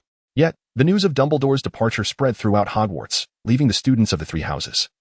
Aside from Slytherin, devoid of any desire to savor the beauty of life, the hospital wing had been sealed off, and any student wishing to visit their petrified companions was turned away by Madame Pomfrey at the door. Even amidst the bright sunshine, it was challenging to find a face in the courtyard that did not bear worry or anxiety. The laughter echoing through the corridors felt jarring and discordant. The impending exams at the end of June only heightened the atmosphere of unease throughout the campus. In truth, the entire school remained unsettled until 3 days prior to the exams. Good news, McGonagall announced to all students at breakfast. Professor Sprout has informed us that the mandrakes are now ready for use. Tonight, we shall be able to revive the petrified victims. Perhaps we will finally uncover the true culprit. A cheer erupted from the crowd, though Slytherin remained largely unresponsive. It seems we can no longer delay. We must sacrifice a scapegoat today, Holly seemingly mused. But we must thank Dumbledore for providing us with such an excellent pawn, Aaron whispered in response. Casting furtive glances toward the well-dressed figure at the staff table, only to receive a sharp glance in return. Beside the long table of Gryffindor, Ginny Weasley yearned to speak to Harry Potter, yet she was at a loss for words, her face flushed as crimson as her hair. After lunch, as students from various houses congregated and gradually made their way to their respective common rooms under the watchful eyes of the professors, no one noticed that the 2 girls at the end of the Ravenclaw line had already vanished. Nor did anyone see the youngest Weasley girl slip into the shadows around the corner. Professor Gilderoy Lockhart's office was likely the largest staff office in Hogwarts, second only to the headmaster's office, but at that moment, the typically empty space was startled by the sudden appearance of 3 girls. Oh, lovely young ladies. What brings you to my office at this hour? Seeking an autograph, perhaps? Ah, I presume that's it. Just a moment. I believe I have some signed copies of my new book, Lockhart stammered, hurriedly rummaging through the cluttered desk. Suddenly, he fell silent as a wand was pressed against his waist. I believe we require no autograph, Professor. We merely need you to accompany us, Harry stated. Casting a stunning spell that rendered Lockhart unconscious, deftly seizing his wand and placing a crown upon his head. I thought you would resort to the Imperious Curse, said Alinka from the side. My Imperious Curse is not yet stable enough, Harry replied softly, but what do you intend to do about the young lady behind you? Never mind, a simple Oblivion charm will suffice. At that moment, Ginny, bewildered and unsure, was struck by a spell that instantly sealed away many of her memories. Let us proceed. A large opening appeared beneath their feet, and the 4 of them tumbled down together. In the afternoon, after completing their tasks in the Chamber of Secrets, Harry and Alinka stealthily returned to the Ravenclaw Tower, displaying no signs of disturbance. As the day's classes drew to a close, Professor McGonagall's voice echoed through the corridors, instructing all students to return to their dormitories immediately and teachers to the staff room. The command resonated throughout Hogwarts. And even as Harry and Alinka were engrossed in their conversation in the corner of the common room, the announcement did little to dampen their spirits. However, their discussion seemed incongruous with the atmosphere around them. Will you be staying in Little Hangleton this summer? Alinka inquired. You know, with the Sterling family affairs, I may not have much time to visit you. Probably not. If I do, it will only be until late July. I might venture out in August. But this year's annual meeting, while everyone else was preoccupied with cramming for their final exams, Harry and Alinka chatted about their summer plans, exchanging light banter. McGonagall's announcement was a relief for the students in the Ravenclaw common room, finally liberating them from the incessant chatter of the 2. Upon hearing McGonagall's voice, Harry and Alinka promptly returned to their dormitory, disappearing from sight. Meanwhile, in the staff common room, Harry and Ron had just concealed themselves within the wardrobe storing the teachers' cloaks when they heard the thunderous sound of hundreds of footsteps above and the door to the staff room creaking open. Through the musty folds of the cloak, they watched as teachers entered the room, some appearing perplexed while others bore expressions of sheer terror. Then, McGonagall entered, followed by the sound of 2 light footsteps. Another incident has occurred, McGonagall declared, and the faculty fell silent. A student has been captured by a monster and taken into the Chamber of Secrets. Flitwick gasped, while Sprout covered her mouth in shock. Snape gripped his wand tightly, sparks erupting from its tip. Are you certain? Descendant of Slytherin, McGonagall said, her complexion pale. A message was left, stating that her remains will forever reside in the chamber. Tears streamed down Flitwick's face. Who was it? Madame Hooch asked, her legs trembling. Which student? Ginny Weasley, Harry, and McGonagall spoke in unison. Tomorrow. We must send all students home, McGonagall said. Hogwarts is over, Dumbledore always said. Do the professors not sense that we are missing someone? Alinka interjected. I suspect Professor Lockhart may have already discovered the entrance to the chamber, entering alone. Perhaps, McGonagall replied, but let us not place too much hope in him. The heads will inform the students of what has transpired and that the Hogwarts Express will take them home first thing tomorrow. The rest of you, ascertain whether any students linger outside their dormitories. The teachers rose, leaving one by one, until only Harry and Alinka remained in the staff room. Harry, shall we go? Alinka suggested. Alinka, you go ahead. I have a few words to exchange, Harry replied, gesturing toward the wardrobe. With a loud crash, the door swung shut once more. Come out, Potter and Weasley, a voice called. Harry sat on the sofa, idly toying with the wand he had taken from Lockhart. Come out, Potter and Weasley. The two within the wardrobe remained motionless. Harry was uncertain of what to do, while Ron, still reeling from the news of Ginny's capture, could offer no assistance. Hermione, who usually stood behind him with advice, was currently laid up in the hospital wing. Dispersed, the wardrobe burst apart, and the two figures tumbled out. None other than Harry Potter and Ron Weasley. P. Park, what do you intend to do? Harry stuttered, glancing at Ron, who was too dazed to provide any help. What do I intend to do? Oh, right, what am I going to do? Harry mused aloud, the wand in his right hand spinning. Oh, I remember now. Dumbledore asked me to convey a message to you. As long as someone continues to believe in him, his supporters will certainly receive aid at Hogwarts to accomplish anything. Oh. Could that include defeating the Basilisk? Defeating the Basilisk would make one the greatest hero of Hogwarts, wouldn't you say, Weasley? Yes. Harry's bold declarations jolted Ron from his stupor, the mixture of arrogance and ambition rekindling his impulsiveness and courage. By the way, we leave school tomorrow, Harry emphasized before departing. Harry, let us hurry to the chamber. Ginny is still inside. If we act swiftly, we might assist Professor Lockhart in rescuing her, Ron exclaimed, his mind racing with visions of triumph and admiration as he tugged Harry toward Moaning Myrtle's bathroom. Harry attempted to voice his thoughts, but Ron pulled him along without allowing him the chance to speak. What a Na'vi bunch. What exactly do you wish for them to do, Harry? Alinka revealed her form. The basilisk was destined to meet its end, yet its kin should remain a part of Hogwarts, eternally thriving within its walls. Are you contemplating the rebirth of a basilisk within Hogwarts? Alinka appeared to be stimulated by this astonishing revelation. Why not? In truth, the conditions for hatching a basilisk have always existed at Hogwarts. It was merely the presence of the basilisk that prevented the ritual from commencing. Or perhaps, according to Salazar's design, the basilisk was meant to be passed down through generations, rather than existing solely as a solitary creature. Holly remarked nonchalantly, but that is a basilisk. A creature whose gaze can bring about death. Alinka was struck by a wildly audacious idea. Perhaps Salazar had acquired a basilisk as a pet under the encouragement of Rowena Ravenclaw. Nonetheless, I have nearly completed my preparations, only the final step remains. Would you care to join me? Alinka, this may very well be a once-in-a-millennium opportunity to witness the birth of a basilisk. Fear not. The newly hatched basilisk is devoid of aggression, Holly urged from the side. No, I think. I would prefer the safety of the tower. But are you certain those two arrogant Gryffindors will return unscathed? They will. Given the authority we possess at Hogwarts, though yet ungranted, Dumbledore can indeed extend his full assistance to anyone within these walls. It seems you're not inclined to witness the spectacle? Holly meticulously tended to her wand, sitting on the bed as she addressed Alinka. The other occupants of the dormitory were busy packing their belongings. And although house elves assisted with these tasks, many personal items were still handled by the girls themselves. After all, following today, they would remain at school for another week. If it were merely to observe the heroes' battle against the basilisk, I would be quite intrigued. However, to witness both the heroes' confrontation with the serpent and the basilisk's birth, I doubt I could maintain my composure and silence. Very well. It appears I must venture forth alone. Holly sighed in resignation. Minutes later, while Harry and Ron hurried through Hogwarts towards Moaning Myrtle's bathroom, Holly had already arrived at a corner of the Chamber of Secrets. The hissing of Parseltongue would undoubtedly astonish any outsiders, as currently Harry Potter was the only individual openly speaking it within Hogwarts. Sitting quietly in the corner, Holly did not engage in any action but merely communicated silently with the basilisk. Basilisk, how do you fare? Not well at all. Ever since Salazar departed, I have not known a moment's peace. Even though he came to converse with me on several occasions, I can distinctly feel my body deteriorating. Perhaps my days are numbered. Indeed. I too suspect you may not witness the sunrise again. Perhaps not. I am aware of the preparations you have been making here, should I pass. You may freely utilize any part of my body. I doubt I will require your permission at that time. Charming little girl.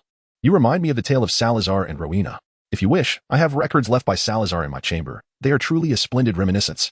Salazar and Rowena, they were a match made in heaven, astute and ambitious Salazar, alongside the clever and eccentric Rowena. I cannot fathom what transpired between them. Alas.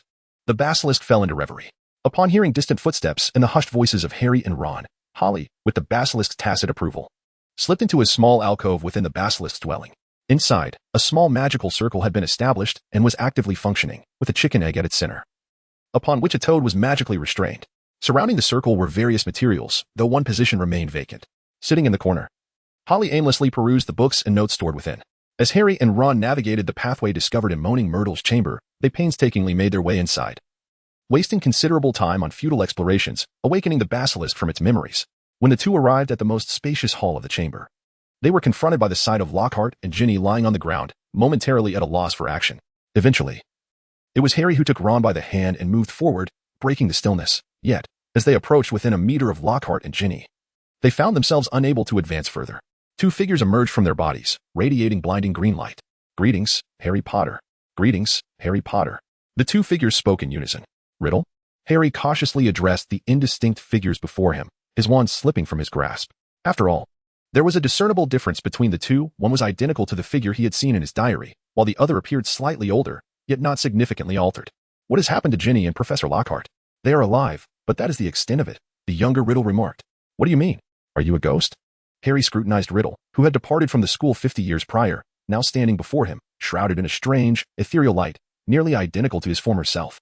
"It is a memory," Riddle replied calmly, "existing within the diary for 50 years. He gestured toward the diary cradled in Ginny's arms and the disheveled hair of Lockhart. Harry was curious as to how the diary had come to be here, yet there were more pressing matters at hand. "Ron," Harry nudged his friend beside him, attempting to rouse Ron from his stupor, but Ron remained unresponsive, his wand slipping from his fingers. "Riddle, could you assist in breaking this barrier? I need to take them back to school. There is a basilisk here. Come, lend a hand." Harry turned to Riddle seeking help, only to discover that both his and Ron's wands had already been picked up by two other hands before he could grasp them. The two Riddles leisurely twirled their wands, gazing at Harry Potter with smiles. "Listen, the basilisk is on its way," Harry Potter bellowed. "Unless summoned, it will not appear," one of the Riddles replied. "What do you mean? Return my wand. I may still require it." Riddle grinned widely, saying, "You will no longer need it." Harry glared at the two Riddles, who mirrored each other's movements. "What do you mean I want to need it?" "Harry Potter, I have awaited this day for a considerable time," Riddle declared, eager for the opportunity to meet and converse with you. "However, before we proceed, I believe we should first ensure the departure of those who are irrelevant." And then, darkness fell. As Riddle's hand trembled, Ron immediately collapsed to the ground, and soon after, 3 bodies on the floor began to levitate, drifting toward the opposite side of the chamber. Harry gazed at Riddle, taken aback by the unfolding events. How could Ginny and Professor Lockhart have come to this? He inquired slowly. "That question is rather intriguing," the younger Riddle replied. "It's a long story, but I am more than willing to share it with you. The reason poor little Ginny Weasley has ended up like this is that she opened her heart to a stranger, divulging many secrets. As for this imbecile," the older Riddle interjected, "I was just awakened by him, yet I find that his mind, filled with memory charms, has rekindled many things I was on the verge of forgetting." "What are you talking about?" Harry asked, perplexed. "That diary," Riddle continued, "my diary, upon which Ginny has been writing her thoughts, confiding in me her every sorrow and worry, the way her brothers mocked her, how she came to school with hand-me-down robes and books, and how she believed that the wonderful, great Harry Potter would not like her." His gaze remained fixed on Harry's face, revealing a hint of longing. "However, after she discarded the diary, I found I could no longer access her memories. She was no longer her own. Yet, in that time, I encountered the one I had longed to see, Harry Potter." "Why do you want to see me?" Harry replied, annoyance creeping into his voice. "Well, Ginny told me everything about you, Harry, about your illustrious history." His eyes flickered over the lightning-shaped scar on Harry's forehead, his expression growing more eager. "I knew I had to learn more about you, to converse with you, to meet you. Thus, I resolved to reveal how I ensnared that dolt, Hagrid, to gain your trust." "Hagrid is my friend," Harry's voice trembled. "You betrayed him, didn't you?" "I thought you were mistaken in blaming the wrong person," Riddle laughed heartily. At that moment, the older Riddle began to blur, but Harry paid it no mind. "It was I who spoke ill of Hagrid. Consider how the old headmaster must have perceived it. On one hand, Tom Riddle, impoverished yet gifted, motherless and fatherless yet courageous, the most exemplary student in the school. On the other hand, the clumsy, brutish Hagrid, who caused trouble every week, attempting to raise a small werewolf under his bed, and wrestling with cave trolls in the Forbidden Forest. Yet, I must admit, I did not foresee the plan unfolding so perfectly. Surely someone would realize that Hagrid could not possibly be Salazar's descendant. I spent 5 years uncovering every piece of information regarding the Chamber of Secrets and locating its entrance. Even if Hagrid had the intellect or capability, it would have been futile. Only Professor Dumbledore, the Transfiguration teacher at that time, believed in Hagrid's innocence. He convinced the headmaster to train him as the keeper of keys and grounds. I suspect Dumbledore may have sensed something. He never liked me as the other teachers did. "I wager Dumbledore saw right through you," Harry seethed. "Since Hagrid's expulsion, he has been rather annoyingly vigilant in observing me," Riddle said nonchalantly. "I knew that if I opened the chamber at that time, it would no longer be safe. Yet, I did not wish to squander the efforts of those years. So I decided to leave behind a diary, encapsulating my 16-year-old self within it. Thus, if fortune favored me, I could lure others to follow in my footsteps and fulfill the noble mission of Salazar Slytherin. You cannot achieve that, Harry scoffed. This time, no one has died, not even a cat. In a few hours, the potion will be ready, and they will return to life. Did I not inform you? Riddle said indifferently. Killing is no longer of consequence to me. Now my objective is you. Harry fixed his gaze upon him. When my diary was reopened, I was furious. It was Ginny, not you, who wrote to me. She saw you with that diary and was terrified that I would divulge her secrets to you. Unfortunately, I could no longer invade her mind. Yet, in the end, she still came down and brought you, Harry Potter. I have awaited your arrival. I have many questions to pose to you. What? Harry managed to utter, fist clenched. How could an infant devoid of extraordinary magical talent defeat the greatest wizard? Riddle laughed gleefully. How is it that you emerged nearly unscathed, save for a scar, while Voldemort's power was utterly vanquished? His eyes glowed with an eerie red light. Why are you so concerned about how I escaped? Harry replied slowly. Voldemort is from your era. Voldemort, Riddle said gently, is my past, present, and future, Harry Potter. He produced Harry's wand from his bag, levitating it and inscribing 3 shimmering words in the air. Tom Marvolo Riddle. He then waved the wand again, rearranging the letters into I am Lord Voldemort. Do you understand? He whispered. I began using this name while at Hogwarts, of course, only my closest friends knew. Did you think I would carry my muggle father's name forever? My blood flows with the lineage of Salazar Slytherin, inherited from my mother. I chose a new name for myself, so that one day, when I become the greatest wizard, all wizards would tremble at the sound of it. No, you are not. Harry's mind stalled for a moment before he slowly uttered a response. What do you mean? You are not the greatest wizard in the world. Harry's words came out with conviction. I am sorry to disappoint you, but the greatest wizard in the world is Dumbledore. This is well known. Even if you are powerful now, you would not dare act freely at Hogwarts. Dumbledore has seen through you long ago, and you still fear him, which is why you are hiding here. The smile faded from Riddle's face, replaced by a mask of fury. To my knowledge, Dumbledore has been expelled from the castle, he hissed. But he has not strayed far from the castle, Harry retorted. A magnificent, fiery bird, resembling a swan, soared into the dome, singing a wondrous melody, and dropped the tattered and patched sorting hat, circling above. Gazing at the seated Harry Potter, the sorting hat in his hand, and the phoenix soaring overhead, Riddle let out a hissing sound. Come forth. The ground trembled, as if something were moving across the stone floor. Harry knew what was happening. He could feel the serpent slithering outward, followed by Riddle's hissing command. Kill him. The basilisk glided forward languidly. After a series of events, when Harry finally destroyed the diary with the serpent's venomous fangs, he succumbed to the overwhelming mental exhaustion and collapsed onto the floor of the Chamber of Secrets. Once it was confirmed that Harry was indeed unconscious and Dumbledore's phoenix was nowhere to be found, Holly quietly emerged from the magically prepared compartment, approached the corpse of the basilisk, and, wielding Gryffindor's sword, sliced open the creature's body to extract its still-beating heart. She carefully transferred its blood into a vial, leaving just a drop in another. May your blood assist your descendants in their propagation. Upon returning to the compartment, Holly gazed at the magical array before her, began to wave her wand, and utter incantations. With each spell spoken, the toad, previously immobilized, began to thrash violently. The eggs below began to glow, and energy coalesced around them. As the eggshell became nearly transparent, the toad's struggles peaked. Continuing her wand movement with her left hand, Holly dropped the singular bead of basilisk heart's blood onto the egg. Instantly, the thick blood spread across the surface, transforming into tendrils of crimson that enveloped the entire egg, while the bound toad, in a frenzy, attempted to escape but remained ensnared by the magical array. Observing the 6 emeralds at the corners of the hexagonal array illuminate, Holly stepped back slowly. The ritual was complete. The basilisk was reborn, heralding the dawn of a new order. When the 6 emeralds shone simultaneously, the egg at the center cracked open, revealing a small serpent that emerged with its eyes closed.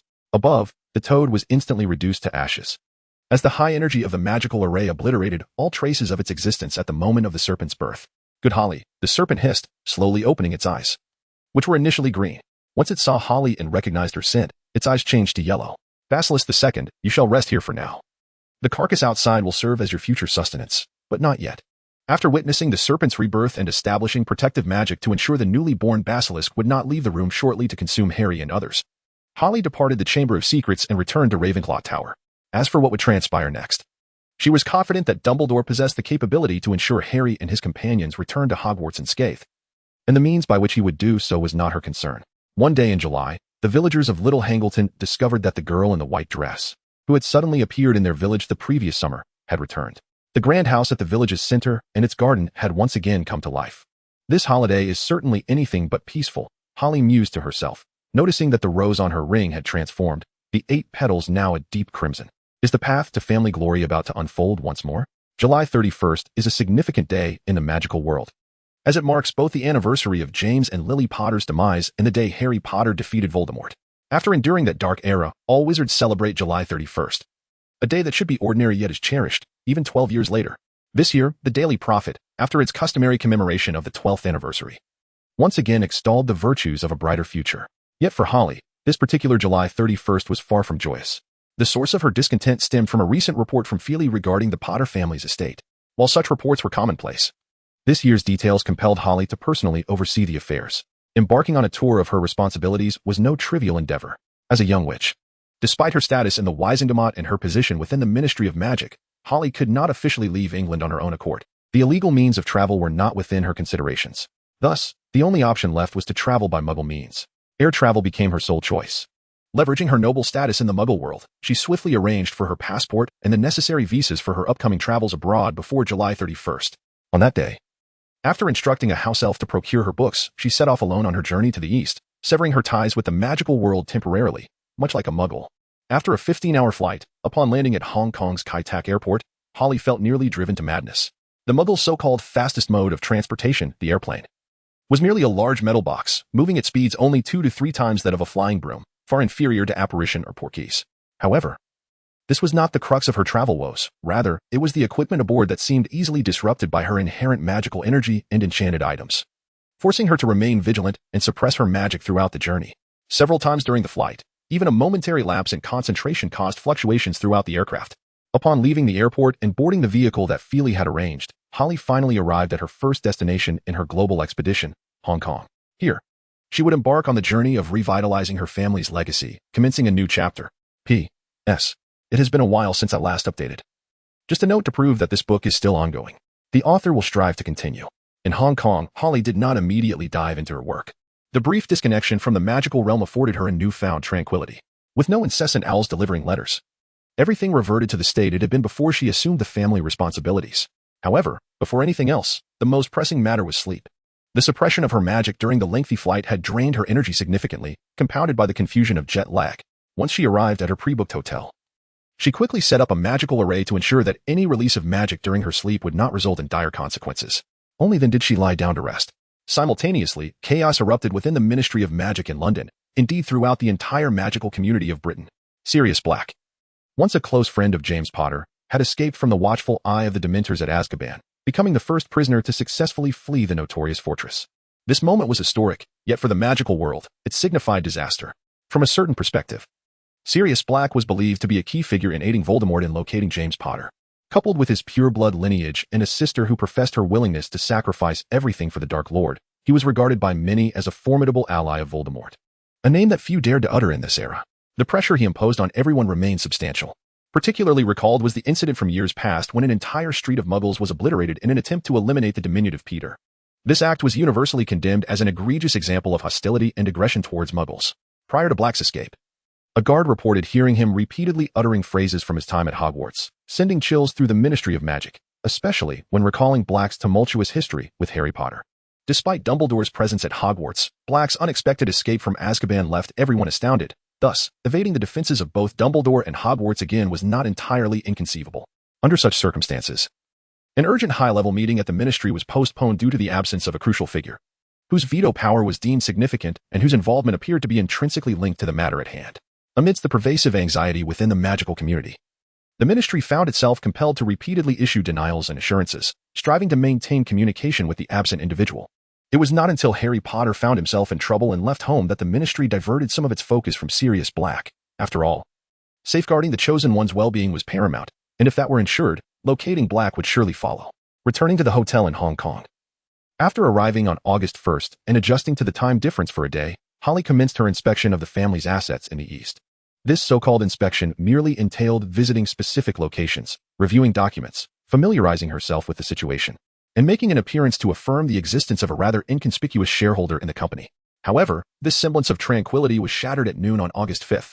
In a neighboring city to HK, a nation that Holly perceived as scarcely more open than the British magical community, the veil was gradually lifting, yet for the magical world, it seemed inconsequential whether it was unveiled or not. Logically, this country harbored numerous wizarding lineages, yet only a scant few had awakened their heritage, resulting in a meager representation in the International Wizarding Federation. Were it not for the presence of Qiu Zhang, Holly might have doubted the existence of any wizarding organization within this nation. Yet, for now, such questions remained unanswered, as she represented the Potter family, not the Wisengamot or the Ministry. On the afternoon of August 5th, while Holly was napping, a sudden explosion echoed from afar. Instantly alert, she leapt from her bed, grasped her wand, and descended to the hotel's rooftop, where a mushroom cloud loomed in the distance. After ensuring her belongings were intact, Holly retrieved the latest model of the firebolt crossbow, which she had received just before departing London, and propelled herself towards the chaos. By the time Holly arrived at the explosion site, over half an hour had elapsed since the initial blast. Observing the orderly efforts of those on the ground extinguishing flames and rescuing victims, she refrained from recklessly intervening, instead circling above to assess the situation. Suddenly, Holly sensed a disturbance in the surrounding space, an energy unlike any magic she had encountered, distinct from her own experience on a broomstick. This woman beside her seemed to stand upon a sword, her features shrouded in obscurity. Noticing Holly's gaze, the woman turned her head, and a silent understanding passed between them, accompanied by a shared smile. After lingering in the air for a moment, just as Holly prepared to depart, she heard someone below urgently shout for retreat. A dark fireball erupted in the distance, followed by yet another explosion. The shockwave from this detonation was nearly unbearable, even for Holly, despite her riding the latest broomstick. The intense impact caused noticeable turbulence. The sword-wielding woman beside her fared no better, maintaining her previous stance yet radiating a different energy than before. Witnessing the devastation wrought by the second explosion and the escalating flames, with people rushing towards the southern side to establish a new firebreak, Holly ultimately resolved to lend her assistance. Drawing her wand and casting a disillusionment charm upon herself, she soared above the individuals tirelessly relaying supplies, uttering wind spells that gradually shifted the fire's direction northward. As the winds changed, the people below exhaled a collective sigh of relief. Although the shift was favorable, they could not entirely rely on it. It merely alleviated their tension. Once Holly observed that the fire had been largely contained, she stole a glance at the silent woman beside her before returning to Hong Kong, secretly descending in a nearby park. She swiftly gathered her belongings and lifted the disillusionment charm, strolling towards a nearby CAF, entirely unconcerned by the presence of a following shadow. After ordering coffee and pastries, Holly settled quietly in a corner by the window, lost in thought. "May I sit here?" inquired the woman who had trailed her, attempting to converse in English. Upon receiving a nod from Holly, she sighed with relief and fell silent, allowing Holly to continue her contemplation. Originally, Eastern China had not been on her agenda for the year, at least not as her first destination. However, the waning influence of the Muggle world in Britain necessitated an early visit to the Far East to ascertain the family's future development focus. While the particulars did not require her direct oversight, the overarching direction needed her discernment, as such matters could not be entrusted to the house elves. "Are you a witch?" the woman inquired slowly, interrupting Holly's reverie. Holly merely nodded in acknowledgement, offering no verbal response. "Do you practice wind magic?" she probed further. "Indeed. Why can't I perceive the fluctuations of energy in the air? Such a situation should elicit some degree of energy disturbance. Magic does not manifest without reason. It merely utilizes space to achieve certain effects." "Fair enough, though I still struggle to comprehend," the woman admitted, somewhat exasperated. "I have matters to attend to." As Harry caught sight of a fleeting shadow in the adjacent two-way mirror, he abruptly declared, dismissing the intruding woman without hesitation. The expelled lady stomped her foot in resignation before vanishing into thin air. Upon leaving the CAF, Harry returned to his room and refrained from immediately retrieving the mirror. Instead, he meticulously groomed his appearance and examined the surrounding protective enchantments before resuming contact with the individual on the other side of the mirror, Professor Snape. "Godfather, is there something you need?" Harry inquired tentatively. "It seems you have truly severed your ties with the magical world," the cold voice on the other end remarked. "Sirius Black has escaped from prison, and the Ministry stands idle due to someone's veto power, unable to take any action. Even without the veto, they would likely remain ineffective." The voice continued, laced with a hint of mockery. "Oh, and one more thing, Savior. Under the circumstances of your enemy's recent escape, you have audaciously violated the Ministry's regulations by using magic unlawfully and then absconded from your home." "Sirius Black? That name rings a bell. It seems to be mentioned in a memory passed down by someone. I shall ponder it later. However, if the Ministry requires a full assembly to address such matters, their competence appears rather lacking," Harry responded. "As for the Savior, I imagine Cornelius Fudge won't take any action against him. After all, he is the Savior, a protected treasure of Dumbledore. So, how long do you intend to remain at large? Although your abilities are sufficient to tackle most issues, I fear the challenges you must confront this year may exceed your expectations." "Is that so? I eagerly await this year, though I doubt that Oldby will stir trouble at Hogwarts anytime soon. The arrogant Gryffindors always overlook certain matters," Snape concluded, severing their connection with a final remark. Harry sighed, lamenting, "I had hoped to spend a peaceful summer at the Dursleys, allowing myself a moment of respite. But it seems the Savior is as much of a troublemaker as he is at school. This home is quite the burden." Meanwhile, far away in room 11 of the Leaky Cauldron in London, A boy with a lightning-shaped scar on his forehead had concluded a day of leisure and was now sound asleep, dreaming of soaring on the latest broomstick to secure the house cup for Gryffindor, oblivious to the repercussions of his actions on others. Naturally, he remained unaware of the impending trials that awaited him in the forthcoming academic year. Simultaneously, in the northwest of London, a large black dog prowled between two rubbish bins, occasionally glancing towards a row of houses. A cold breeze swept through, and the dog seemed to reach a decision, suddenly darting northward without looking back. Though resolute in terminating his journey and returning to London promptly, Harry could not turn a blind eye to matters concerning HK. A relentless stream of documents and reports flowed in, each being processed and dispatched in turn. By the time all affairs in HK were resolved, it was the second Saturday of August, the 14th day. After signing the final document, Harry was deeply astonished by what he had discovered about the Potter family's legacy. While already regarded as a rare economic powerhouse within the magical community, the family's assets in the Muggle world were equally formidable. Historically, numerous economic crises had been linked to the rather whimsical actions of the Potter family. Whether it was a sudden whim of a patriarch exchanging magical gold for Muggle currency, or vice versa, such whimsical behavior had directly caused significant fluctuations in the value of gold and contributed to various economic upheavals. However, all of this was derived by Holly after understanding a considerable portion of her family history and corroborating it. The dilemma now confronting Holly is how to navigate her return journey.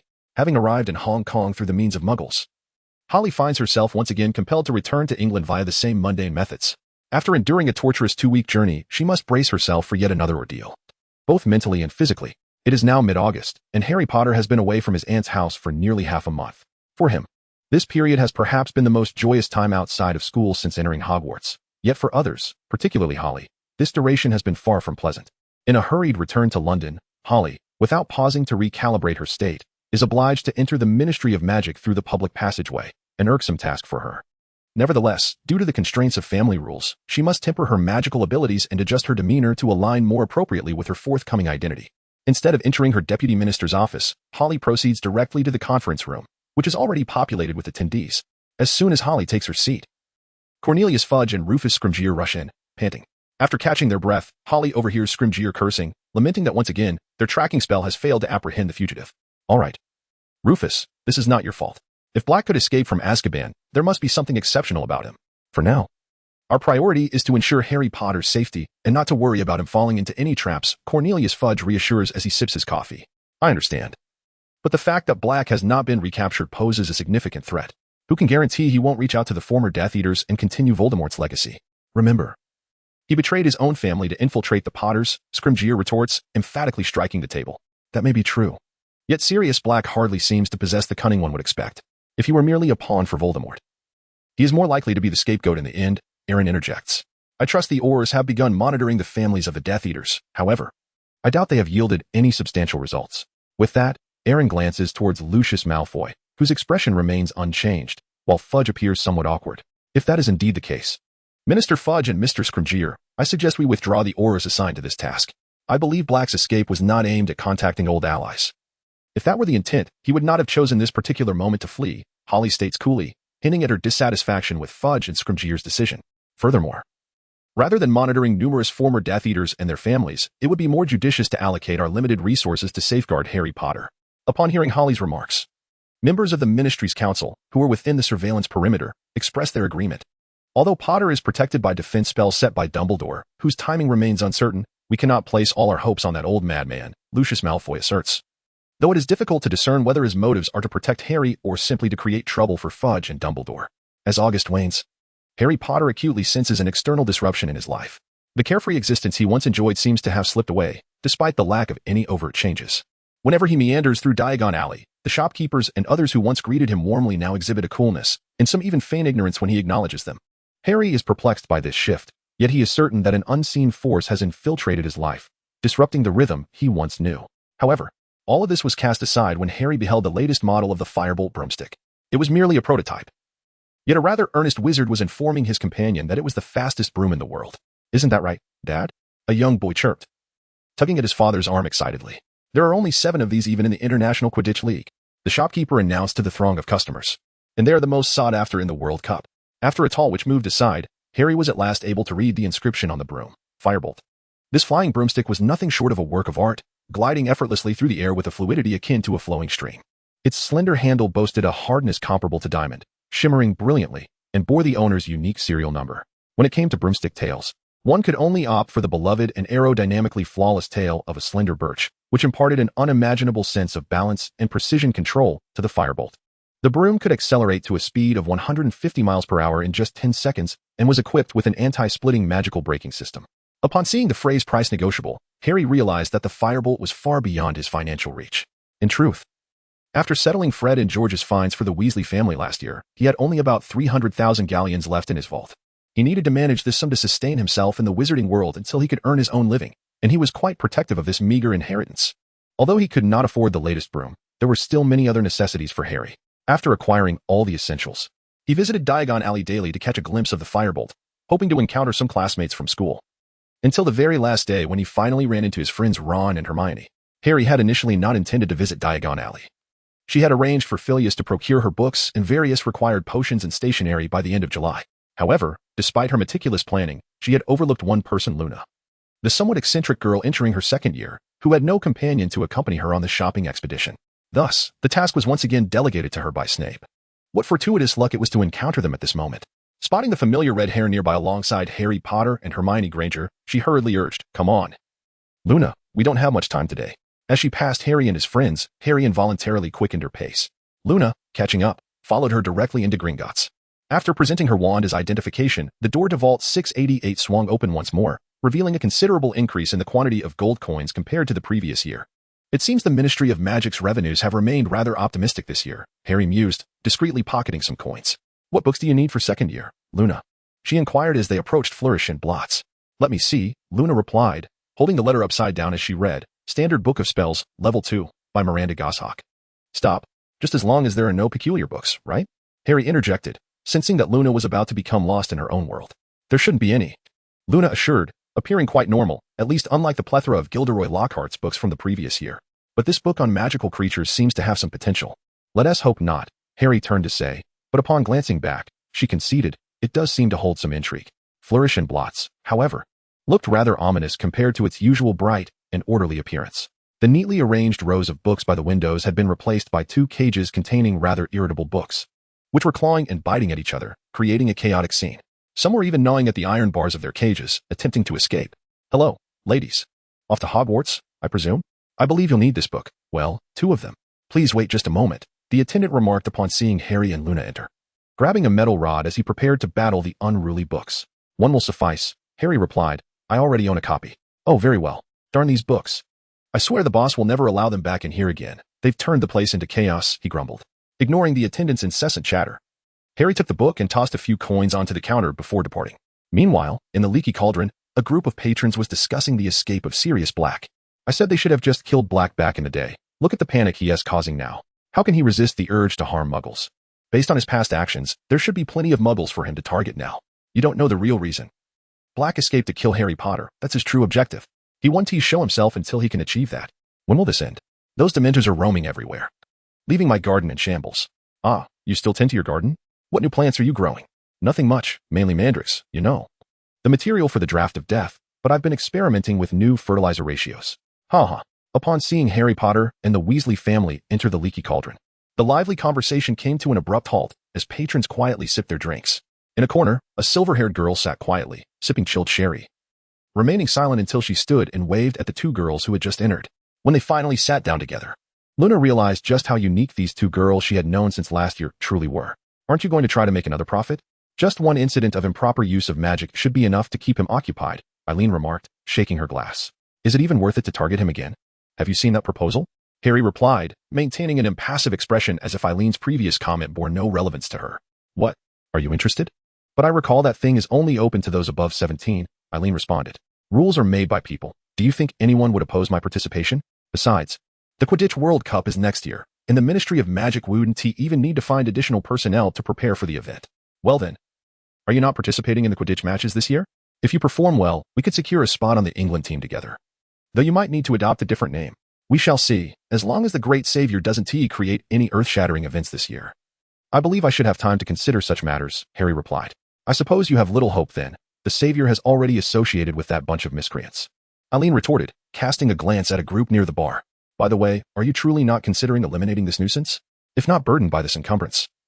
With your remarkable talent and prowess, even Dumbledore would be powerless to prevent you from ascending to divinity before graduation. As you have stated, sooner or later, Dumbledore will not be able to hinder me, so why rush to ascend to the pedestal? However, the Dementors pose a significant problem. I visited Azkaban a couple of days ago, and it left me feeling quite unwell. Do you have any effective methods? White wizards typically employ the Patronus charm, which requires a 7th level proficiency, though not every white wizard who reaches that level can do so. As for others, if they are followers of death, the Dementors will take no action, no matter how greedy they are. They cannot defy their master's will, Irenica explained. There are indeed more advanced spells that can compel Dementors to serve one as purpose, but those are ancient family secrets, and as of now, I do not possess the permissions from the Sterling family. Is that so? Harry pondered deeply. The weather in England is notoriously fickle, and the populace has long grown accustomed to it. However, recently, with the wanted notice for the murderer Sirius Black and the unusually prolonged fog, the foot traffic at King's Cross Station has noticeably quickened. A somewhat disheveled middle-aged man, clutching a slightly worn suitcase, stood at the station entrance, murmuring to himself. 15 years later, I am back here. I wonder what might transpire in their absence. Hogwarts, what a splendid memory. I hope it does not disappoint me. In the blink of an eye, he vanished into the bustling crowd. Not far behind him, a red-haired girl had just lifted her disillusionment charm. Further away, a large group of red-haired individuals, accompanied by a dark-haired boy, were disembarking from a taxi. Platform 9 3/4 remained as crowded as ever. Even the reserved aristocrats of the wizarding world sometimes found it difficult to restrain their emotions while bidding farewell to their children. Though this was contingent upon the young wizards successfully locating a compartment on the train and stowing their luggage. Of course, for Harry, who had always been alone, this scenario did not apply. Skillfully boarding the train, Harry traversed the corridor to the front of a compartment, where he noticed a man, appearing somewhat out of place and dressed in slightly outdated attire, attempting to pass through the corridor's front wall but failing. How strange. James said the permissions would always be open to me. Why can't I access the Potter family compartment? Excuse me, could you step aside? Harry tugged his suitcase, attempting to maneuver past the man, but the narrow corridor hindered his progress. Oh, my apologies. The man turned aside, waving his wand to assist Harry in moving the suitcase forward. Are you waiting for someone? Or would you like to come into my compartment for a while until the train departs? That would be fine, the middle-aged man replied to Harry's invitation. Extending his left hand, Harry used his ring to unlock the family compartment. The luggage naturally floated inside, pouring himself a glass of wine and settling onto a solitary sofa. Harry suddenly realized he had overlooked the guest he had invited into the compartment. Would you like to drink? Unaware of the middle-aged man's peculiar expression, Harry faced the liquor cabinet. Who are you? What is your connection to Lily? After scrutinizing Harry, the middle-aged man inquired abruptly. Lily? Remus Lupin. How dare you even mention Lily's name? The visage of Professor Snape, furious, appeared in the two-way mirror set upon the table. Oh, it seems you are quite familiar with Lily, Harry said slowly, reclining on the sofa and swirling the wine glass, revealing a glimpse of his pale leg beneath the black skirt. Yes, but I still wish to know your relation to the Potter family. This appears to be the Potter family compartment, Lupin remarked, gesturing toward the rose-patterned decoration on the nearby wall. Following Lupin's gesture, Harry replied, The Potter family? This is the Peverell family compartment. Only the current head of the Peverell family can decide on the compartment's use, and only those invited by the head may enter or exit. Hello, Harry. Oh, it seems we have a guest. I recall you used to be alone. A figure clad in pure white, Irenica, entered, instinctively pouring herself a glass of brandy, preparing to sit nearby and observe. This is Harry attempted to introduce Irenica to the guest, but realized he knew little more about Lupin. Remus Lupin. Your defense against the dark arts teacher for the upcoming school year. The voice from the mirror continued. You too, your third-year potions assignment is the Wolf's Bane potion. Complete it, and you may exempt yourselves from attending the third-year potions classes indefinitely.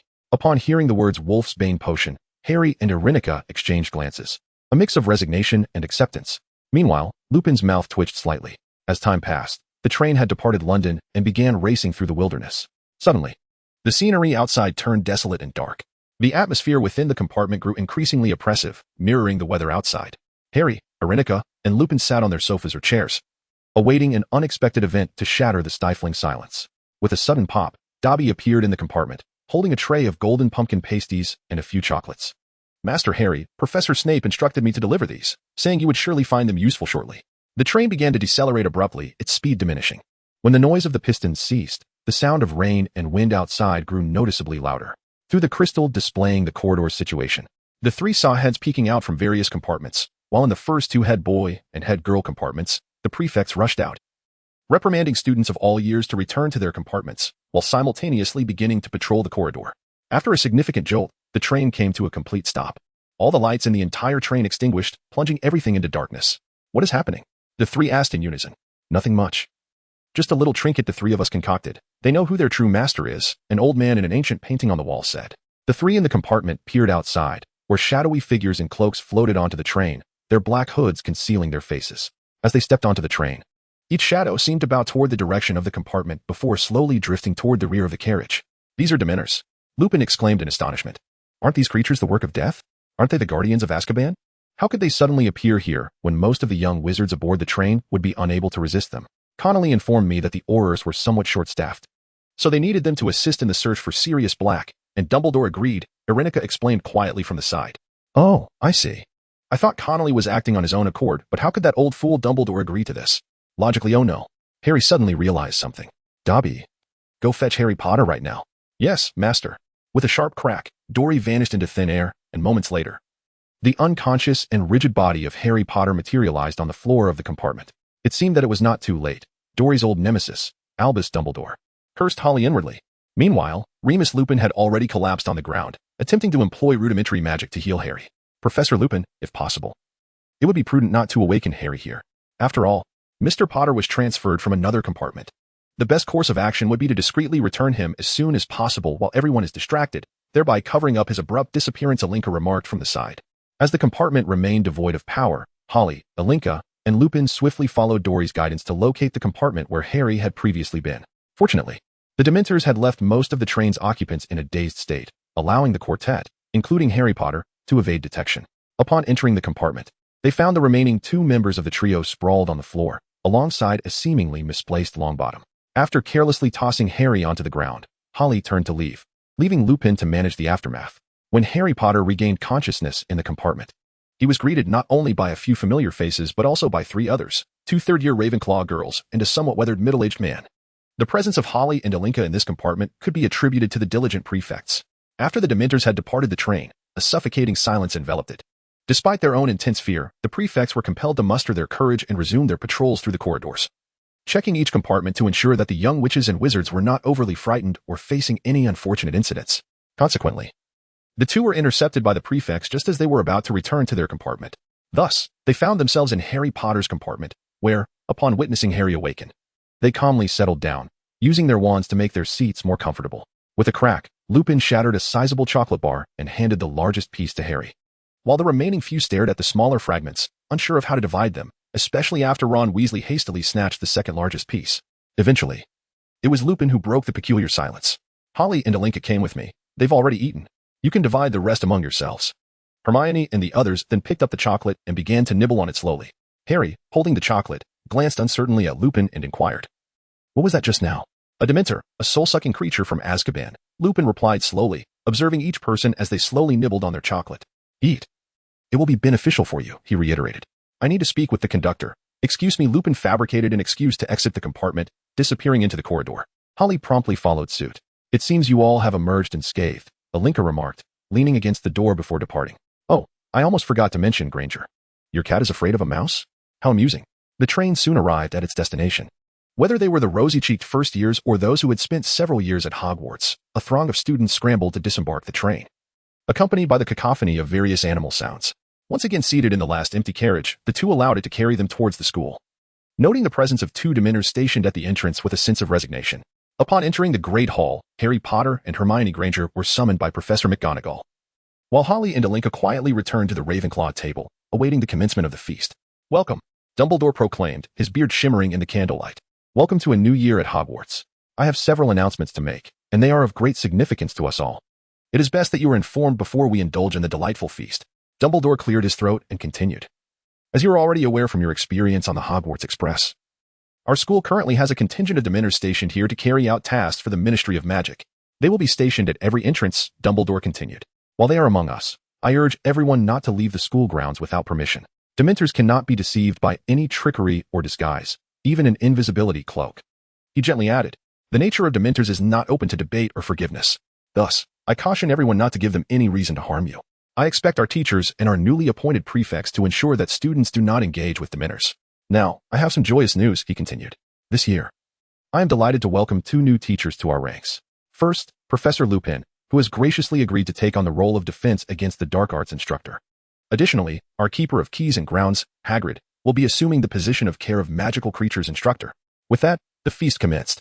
As the banquet began, the dishes on the table were replenished repeatedly, and the beverages in the goblets were filled multiple times, while students engaged in conversations about their holiday experiences.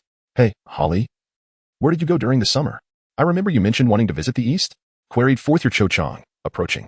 Typically, older Ravenclaw students would gather on the train to share their holiday tales, but Holly had never participated, leading them to seize the opportunity to converse during dinner. "The East?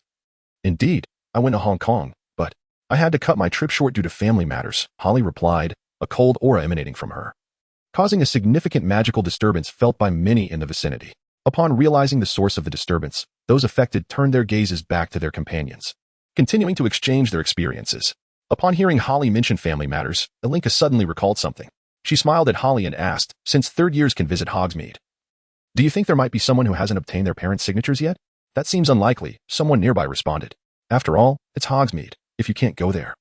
What kind of wizard are you?"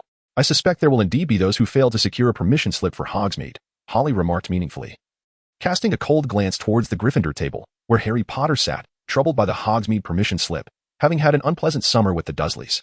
Certainly, there is no need to contemplate allowing Hedwig to return the permission slip after Dursley has signed it.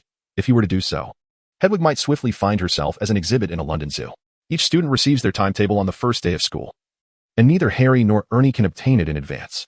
The inaugural lesson of the new term is Transfiguration, a subject that piques the interest of nearly all students, particularly under the tutelage of Professor McGonagall, the esteemed head of Gryffindor House.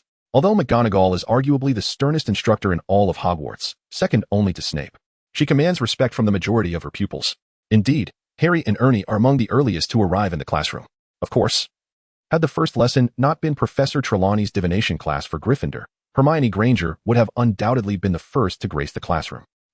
Harry, Ernie, I am quite astonished to see you both here so early," McGonagall remarked, lifting her gaze from her preparation as she sensed the magical energy shift upon their entrance. "In truth, even if you two were absent this term, I would still award you another your performance last semester. Your achievements in Transfiguration surpass that of your peers, and I dare say even Albus would struggle to match your prowess." "Indeed, Professor, I am here on a personal request," Harry shrugged, casting a glance at Ernie. "Very well. You may converse. I shall step outside for a moment," Ernie replied, closing the door behind him. "Speak, for I suspect you harbor some extraordinary intentions," McGonagall urged. "Professor, I wish to attempt becoming an animagus, specifically a magical creature," Harry stated, meeting McGonagall's gaze. "What? A magical creature? Have you lost your mind?" The magical pathways of magical creatures differ entirely from those of wizards. Merely transforming into an animagus is perilous in itself. Even Dumbledore could not accomplish such a feat. McGonagall exclaimed, rising in agitation. "That is precisely why I require your assistance. The transformation into an animagus is not inherently difficult, is it? It is merely that many individuals lack the magical capacity to sustain the complete transformation process," Harry replied, perching upon a desk. "If it pertains to magical depletion, I believe Phileas would be better suited to address this matter," McGonagall countered. From the perspective of magical consumption, Harry's argument holds some merit. "Minerva," chimed in the diminutive Professor Flitwick, who had appeared in the classroom unannounced. "Harry corresponded with me during the break regarding this issue, and his insights carry weight, though I have yet to find the time to validate them. Since the severance between the Wizarding and Muggle societies, a significant portion of alchemical knowledge has been lost, which is crucial for the study of magical transformation. By the way, Phileas, what brings you in?" McGonagall interjected, interrupting Flitwick, who was poised to expound on the connections between alchemy and charms. "Ah, yes, I came in because the protective enchantments you set are excessively potent. Our students seem unable to locate the classroom door and are wandering outside in confusion. But, Minerva, when did your Confundus charm become so formidable?" The afternoon care of magical creatures class is a stark contrast for Harry Potter as the first third-year student to ride Buckbeak. He relishes the sensation of soaring through the skies and is delighted by the engaging lesson prepared by his dear friend Hagrid. However, the mood shifts dramatically after Buckbeak injures Malfoy. During dinner, the entire third year buzzes with talk of Buckbeak's attack on Malfoy, while Hagrid, as the care of magical creatures instructor, is notably absent from the Great Hall. The events of the first day of the new term leave many restless throughout the night. At Malfoy Manor, Lucius Malfoy storms into his study upon receiving news of his son being injured by a hippogriff, sending owl after owl into the night. At Hogwarts, in the hospital wing, Draco Malfoy endures waves of agony from his injured arm while contemplating how to swiftly enhance his abilities to engage in family affairs. In the teacher's office, Flitwick and McGonagall delve into the intricacies of magical flow during the transformation process. In the Shrieking Shack, Remus Lupin gazes at the potion's professor draped in black robes, clutching a vividly colored potion, and after a moment of hesitation, he swallows it, trembling in the shadows where moonlight cannot reach. Outside the shrieking shack, a large dog fixates intently on a particular window of Gryffindor Tower.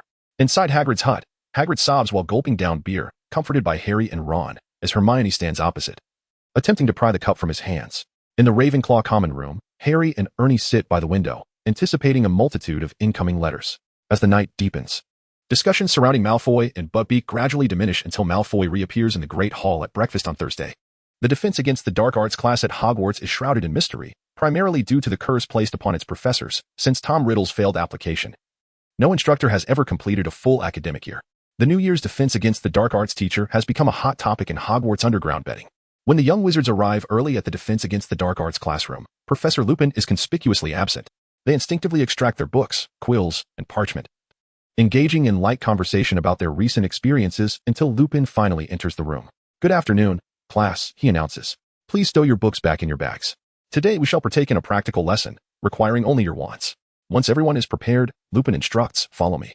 Though some confusion lingers, the students dutifully follow Lupin out of the classroom and into the corridor outside the teacher's office. The office is a narrow space cluttered with chairs, and presently only Professor Severus Snape sits within, engrossed in his reading. Upon noticing the stream of students entering behind Lupin, Snape's brow furrows in disapproval. As Harry enters last, he exchanges a knowing glance with Snape, who subtly gestures for him to keep the door open. Snape rises, striding against the tide of students toward the door. As he brushes past Harry, he whispers, "Cover for Remus with that thing later." Standing at the doorway, Snape raises his voice, addressing Lupin, "Perhaps no one has warned you, but there is a student in this class named Neville Longbottom. I advise you not to allow him to attempt any complex spells unless Miss Granger is whispering instructions in his ear." Having spoken, he turned and closed the door. Neville's face was flushed, and all the Gryffindor students glared angrily at the door of Snape's office, which had just closed. Meanwhile, a wave of laughter erupted from the gathering of Slytherin students. As for the students from the other two houses, they were already accustomed to such scenarios and remained indifferent. Holmes was not at all surprised by Snape's behavior, while Lupin appeared even more accustomed to it. Raising an eyebrow, Lupin addressed the students. "All right, Neville, step forward. For the first part of this lesson, I would like you to assist me." With that, he turned and walked deeper into the office, with a slightly anxious Neville following closely behind. At the end of the office, there was nothing but an old wardrobe. However, as Lupin stood beside it, the wardrobe suddenly shook violently, crashing against the wall with a loud thud. "Do not worry, it is merely a boggart," Lupin said calmly. A substantial portion of the young wizards before him took a step back as the wardrobe rattled. "Boggarts prefer dark, confined spaces," Lupin explained, "such as wardrobes, under beds, or even beneath cupboards. I have even encountered one inside an old clock. It wandered here yesterday, and I sought permission from the headmaster to keep it for the third-year students to practice with.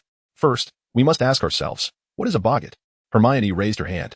"A shape-shifting creature that transforms into our greatest fears," she stated. "That is not the optimal explanation from our perspective," Lupin corrected.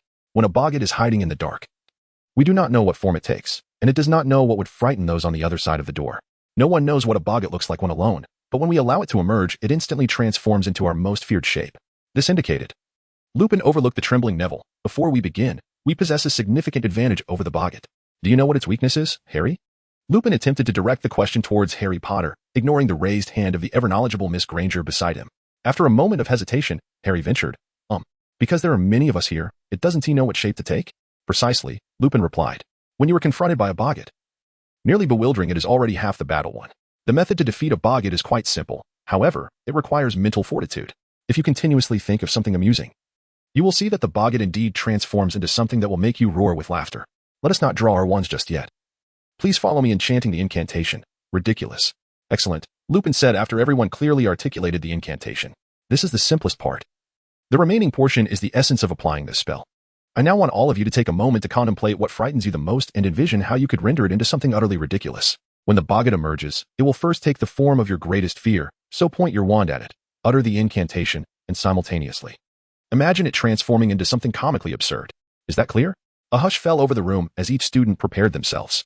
"Are we all ready?" Lupin inquired. Nearly everyone nodded in affirmation, though Harry appeared somewhat uneasy, seemingly still deliberating. Quietly, Holmes edged forward. "All right, everyone step back. We need to give Neville some space to perform the spell."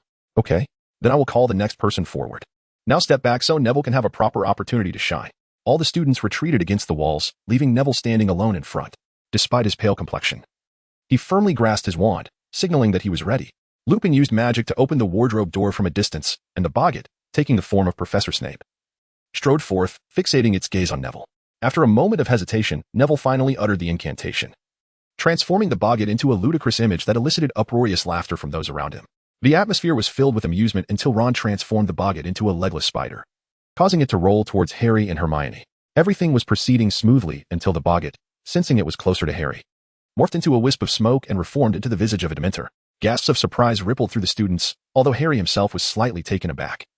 He quickly regained his composure. As the boggart inched closer to Harry, even attempting to lower its hood to reveal its face, the surrounding students instinctively shrank back. Undoubtedly, the experience aboard the train was something none wished to relive, that chilling sensation of dread. Observing Harry Potter standing there, somewhat dazed and rigid, Holmes surmised that Harry was likely succumbing once more to his fears. With no other choice, Holmes withdrew his wand with his right hand, casting a spell that sent the immobilized Harry Potter tumbling back towards the crowd. As Harry was forcibly pushed aside, the boggart sought out the nearest person again. Yet it maintained the form of the Dementor that had terrified Harry. Seeing Holmes step forward to push Harry aside, Lupin felt a sense of relief. Had Holmes not taken the initiative, he would have needed to rush forward himself to manage the situation with the Dementor. Nevertheless, Lupin took a few steps forward, gathering the other young wizards behind him for better control over the unfolding situation. However, as Boggart rediscovered Holly standing before him, a cloud of smoke dissipated, causing the Dementor to vanish, and the transformation of Boggart left Lupin in utter astonishment. However, as the fog cleared and the boggart vanished upon Holly's rediscovery of its form before him, the sight of Boggart transformed into something that elicited astonishment from Lupin.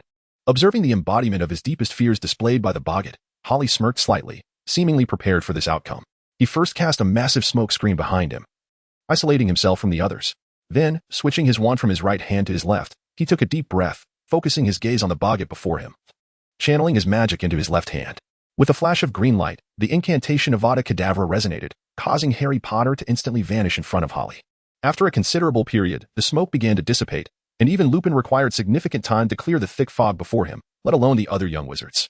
Seeing Holly, who stood before the wardrobe, somewhat exhausted, Lupin promptly dismissed the remaining students. Well done, everyone. You performed admirably. Gryffindor earns 5 points for each of you successfully confronting the boggart. Additionally, Neville, Harry, and Hermione will each receive an extra 5 points. All right, class is dismissed. Your assignment is to write a summary, ensuring you read the chapter related to boggarts in your textbook. It is due next Monday. Miss Sterling, please stay behind. The rest may leave. The majority of students exited the classroom with exuberance, even those who did not have the opportunity to confront the boggart. After sending off all the students, Lupin and Aaron approached Holly's side. In the dim light of the office, Holly's complexion appeared particularly pale, and even his hand gripping the wand trembled uncontrollably. Witnessing this, Lupin and Aaron hesitated to move Holly directly. Instead, they split their efforts, one going to the hospital to fetch Madame Pomfrey and other teachers for assistance, while the other remained to watch over Holly. Naturally, it was Aaron who ventured out for help. With a loud bang, the office door swung open, and in rushed Snape and Madame Pomfrey. Both were taken aback by Holly's condition, sensing the urgency and complexity of the situation. Remus, what on earth did you arrange for this lesson? Snape bellowed after examining Holly's state. Just the most basic boggart, Aaron replied. A boggart? How could it possess such a potent aura of dark magic? Snape retorted. That simple spell, ridiculous, can be flawlessly executed even by untrained young wizards. How could it exude such a formidable essence of dark magic, enough to incapacitate an 8th-tier wizard? Unless it is a particularly powerful dark spell, what else could it possibly be? A particularly powerful dark spell? You mean the unforgivable curses? I have never heard of a wizard capable of wielding such curses in their 3rd year. Not even Dumbledore or Grindelwald could do so, Lupin responded. Then how do you explain such a potent mark of dark magic? And Remus, I suggest you prepare an explanation quickly. The internal defenses of Hogwarts would certainly not overlook such powerful dark magic, Snape warned. Professors, how you handle the aftermath is your concern. However, before we proceed, I believe you both should assist with one final task. The loss of magical energy is no trivial matter. I think Holly requires a sufficiently secure place to rest for an extended period, along with the arrangement of a magical circle, a task that will undoubtedly require your expertise. Madame Pomfrey interjected. Magical circles are wondrous constructs in the magical realm. Initially perceived as a tool for wizards to communicate with the heavens and the earth, they gradually evolved into an alchemical apparatus. Furthermore, due to their capacity to contain and gather magical energy, many advanced spells necessitate the support of magical circles. For Holly's condition, the most prudent approach is to place him within a magical circle to gradually restore his magical energy. The circle requires ample space and must remain utterly quiet, as once a complex magical circle is set up, it cannot be moved or altered. This process typically necessitates an experienced wizard to oversee it, managing any potential complications that may arise. As for the location of the magical circle, it was determined, amid Lupin's strong recommendations and Snape's vehement disapproval, that it would be set up in the Shrieking Shack. After expending countless precious alchemical materials, a small magical circle was constructed, and Holly was restricted in movement until his magical energy returned to normal. The incident during the defense against the dark arts class did not diminish the students' enthusiasm for the course or their fondness for Lupin, save for the Slytherin students. Over the following weeks, the majority of students relished their defense against the dark arts lessons. However, Snape's occasional outbursts in potions class served as a reminder to Harry Potter that in pursuit of joy, one must also endure greater suffering. As Holly spent more days recuperating in the Shrieking Shack, the points deducted from Harry Potter by Snape for various infractions increased at an alarming rate. If this trend continued, Gryffindor would likely bid farewell to the House Cup before the first Quidditch match. Consequently, Gryffindor displayed less of its usual vibrancy until the arrival of the first Hogsmeade weekend at the end of October, during which Harry was quite discontented due to not having acquired his signed permission slip from the Dursleys. After more than a month of recovery, Holly finally emerged from his state of exhaustion. Throughout the recovery process, the intermittent surges of magical energy left Snape, Lupin, and others on edge. Following a particularly intense surge, the other professors were summoned from their offices to partake in the maintenance of the magical circle. Fortunately, by the end of October, as Holly's recovery progressed, this phase officially concluded. However, even during the first Hogsmeade weekend of this academic year, Holly had no intention of joining the festivities. Having just recovered, she decided to remain at school as any issues that arose could be easily resolved within its confines. Once outside, however, complications could arise that would be more challenging to address. Nevertheless, considering that some third-year students were yet to earn their privilege to visit Hogsmeade, Holly felt a sense of liberation.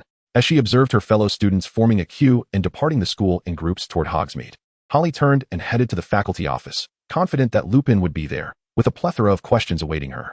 Upon entering, she found Lupin alone, brewing tea that emitted a somewhat stale aroma, lacking the freshness of newly harvested leaves. "Oh, Holly, you've come. Aren't you going to Hogsmeade with your friends? It seems that third years are quite eager to visit there," Lupin remarked, looking up as he heard the door creak open. "Isn't it the case that teachers are not indulging in leisure at Hogsmeade either?" Holly retorted, pulling a chair out for herself. "You know, there are a few days each month when I must limit my activities," Lupin replied with a smile and a shrug. "Indeed. But it's fortunate that you've regained your health beforehand. Otherwise, one might find you in a predicament, with nowhere to go in a few days. That's not an issue. Given the current circumstances, the Forbidden Forest is quite an appealing alternative. I fondly remember the nights spent frolicking in the Forbidden Forest with James and Sirius. All right, we have plenty of time for reminiscing. So, Holly, do you have something specific you wish to inquire about?" "I fear there may not be much I can tell you," Lupin interrupted their nostalgic exchange. "Where did the boggart disappear to that day?" Holly inquired directly. "It vanished," Lupin responded as he took a seat. "The spell you used that day was not one I taught you." Holly shrugged, offering no reply. "It was dark magic. Very potent dark magic, strong enough that I had not fully mastered it," Lupin assessed. "Didn't Professor Dumbledore have anything to say?" Holly countered. "Actually, during those days of the incident, Headmaster Dumbledore was not present at Hogwarts. It's no wonder. Otherwise, I suspect that wretched old B. Wouldn't he have allowed me to settle down so easily," Holly murmured. "Yet, according to your earlier explanation, isn't it difficult to kill a boggart? It is indeed challenging to kill one, but that does not mean it cannot be done. Most people tend to treat boggarts as mere mischievous creatures rather than magical beings that must be eradicated. And what are Dementors? When the boggart transformed into a Dementor, don't tell me you didn't witness the profound effect it had on Harry Potter. Dementors are an entirely different case. They cannot even be classified as living beings.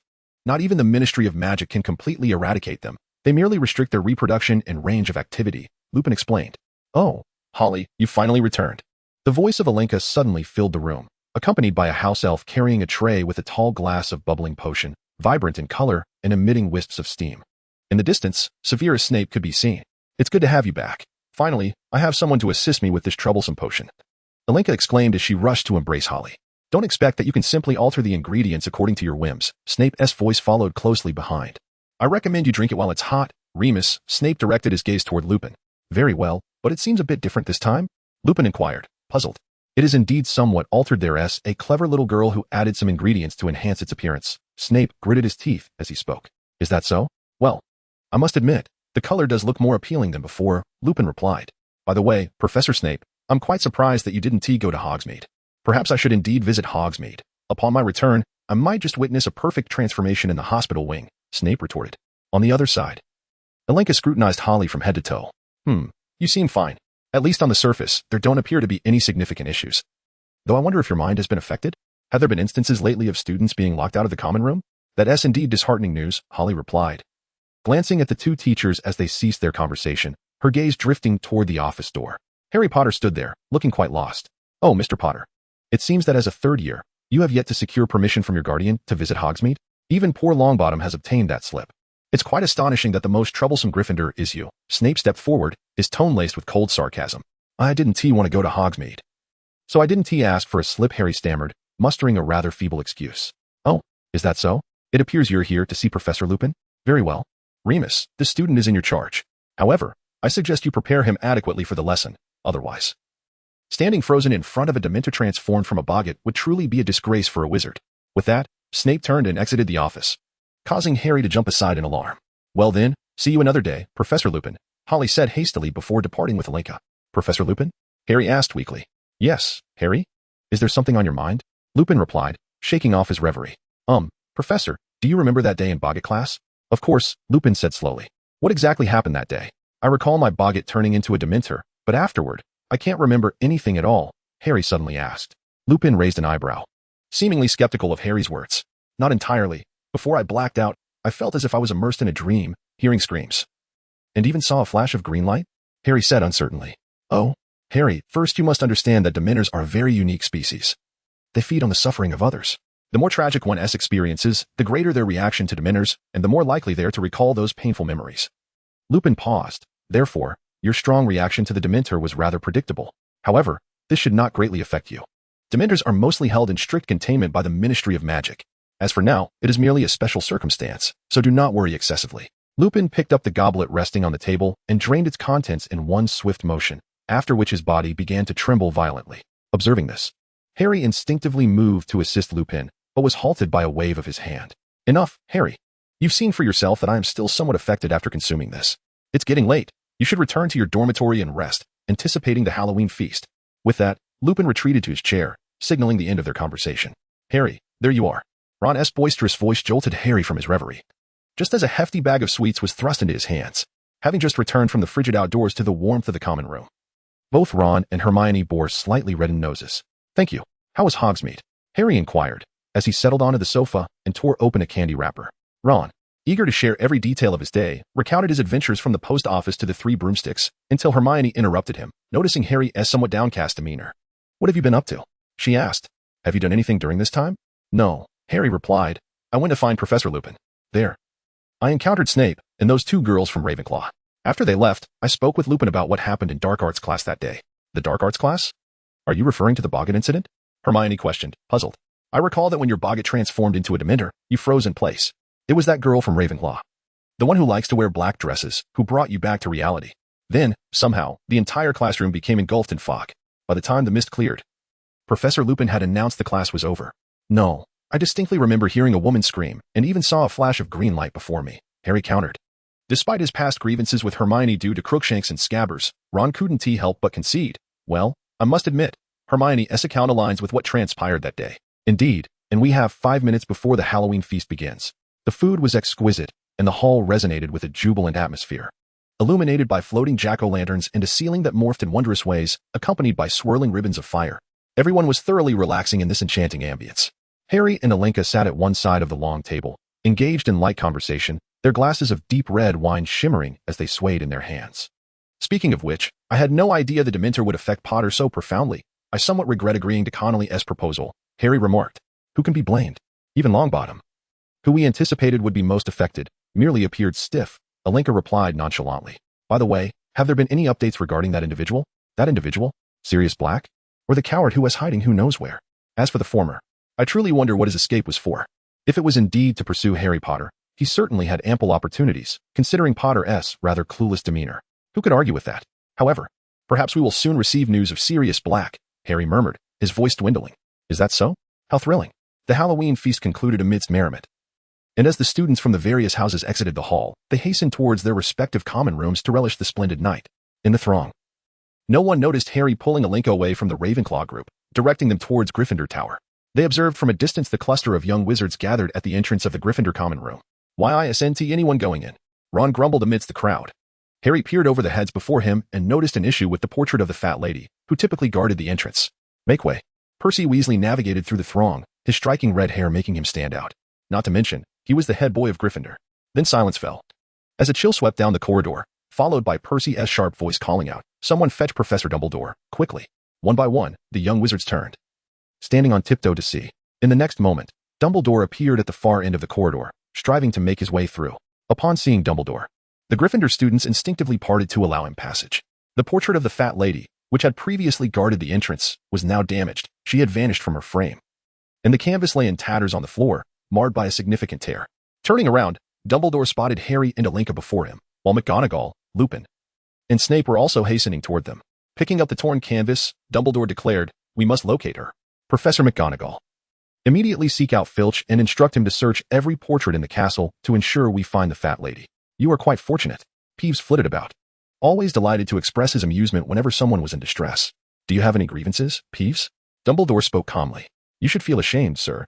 You occupy a high position yet remain oblivious to her sheer terror." She fled in a panic to the 4th floor.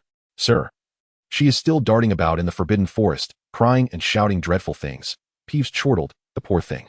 Whom is she referring to?" Dumbledore was reluctant to waste more time with Peeves. "Oh, yes, Headmaster." Peeves floated in the air. As you can see, when she was fleeing from him, he was exceedingly furious.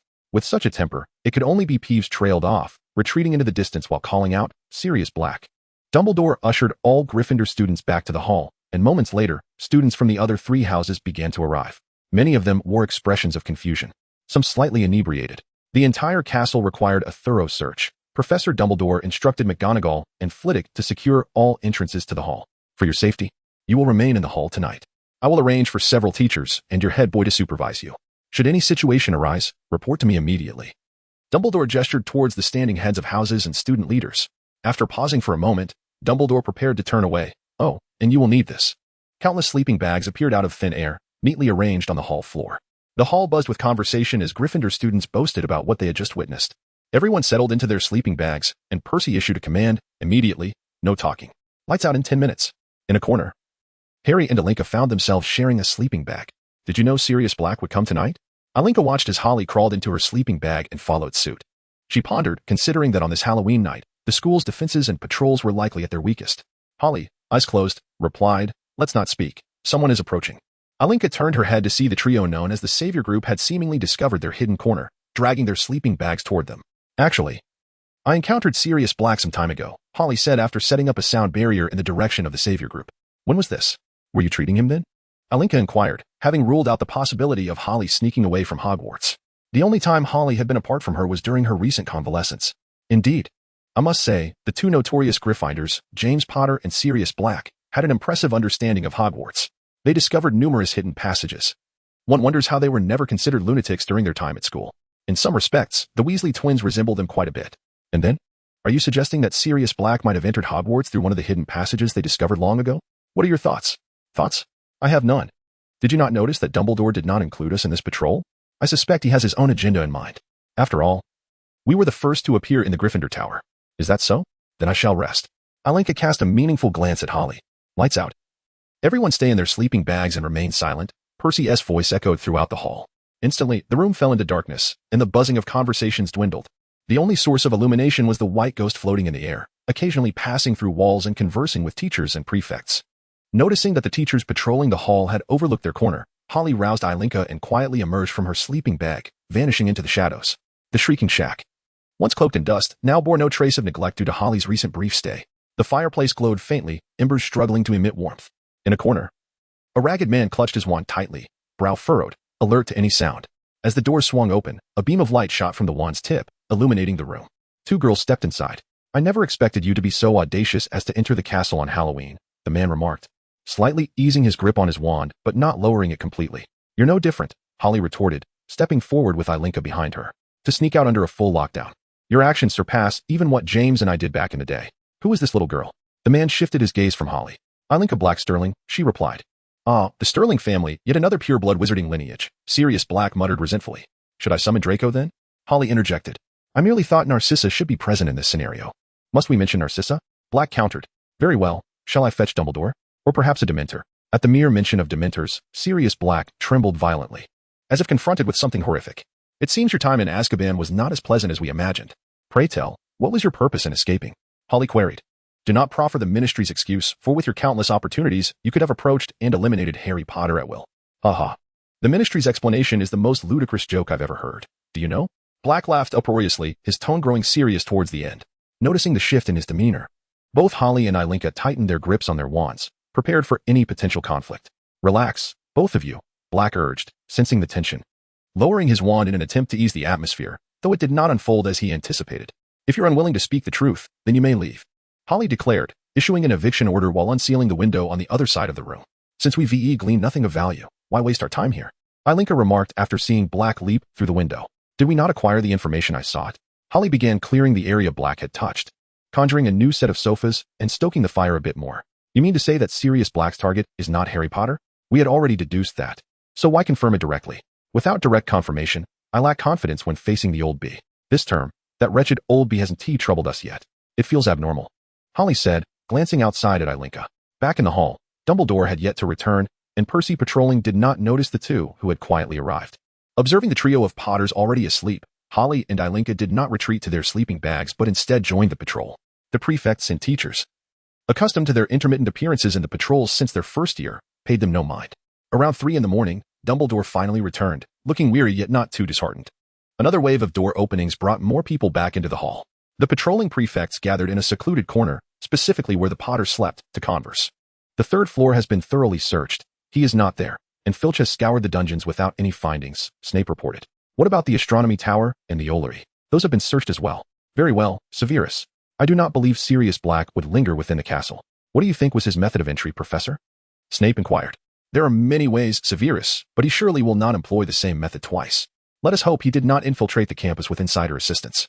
I doubt it. In truth, none among Hogwarts staff would act against the interests of our beloved institution. Dumbledore affirmed his intention to conclude the discussion. Following his decision, the gathering of individuals gradually dispersed. In the wake of the Black invasion, the sole topic of conversation at Hogwarts revolved around the enigma of how Black had infiltrated the castle. Naturally, the various students, depending on their year, posited differing theories regarding the method of the invasion. Aside from this, the only other point of intrigue was the portrait at the entrance to the Gryffindor common room, which had transitioned from the Fat Lady to Sir Cadogan. However, the fact that the password changed at least twice a day left the Gryffindor students in utter dismay. For Holly and Eleanor of Ravenclaw, this was of little consequence, as their recent focus had been solely on the Wolfsbane potion.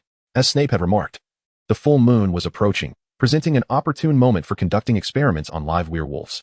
Thus, the pair had been ensconced in Snape's private laboratory, experimenting with a myriad of formulas, much to the chagrin of Slytherin students who occasionally heard explosions emanating from the dungeon's potions lab. It was uncertain whether the distress in potions class stemmed from Holly and Eleanor's excessive use of Snape's treasured materials while adjusting the Wolfsbane potions recipe.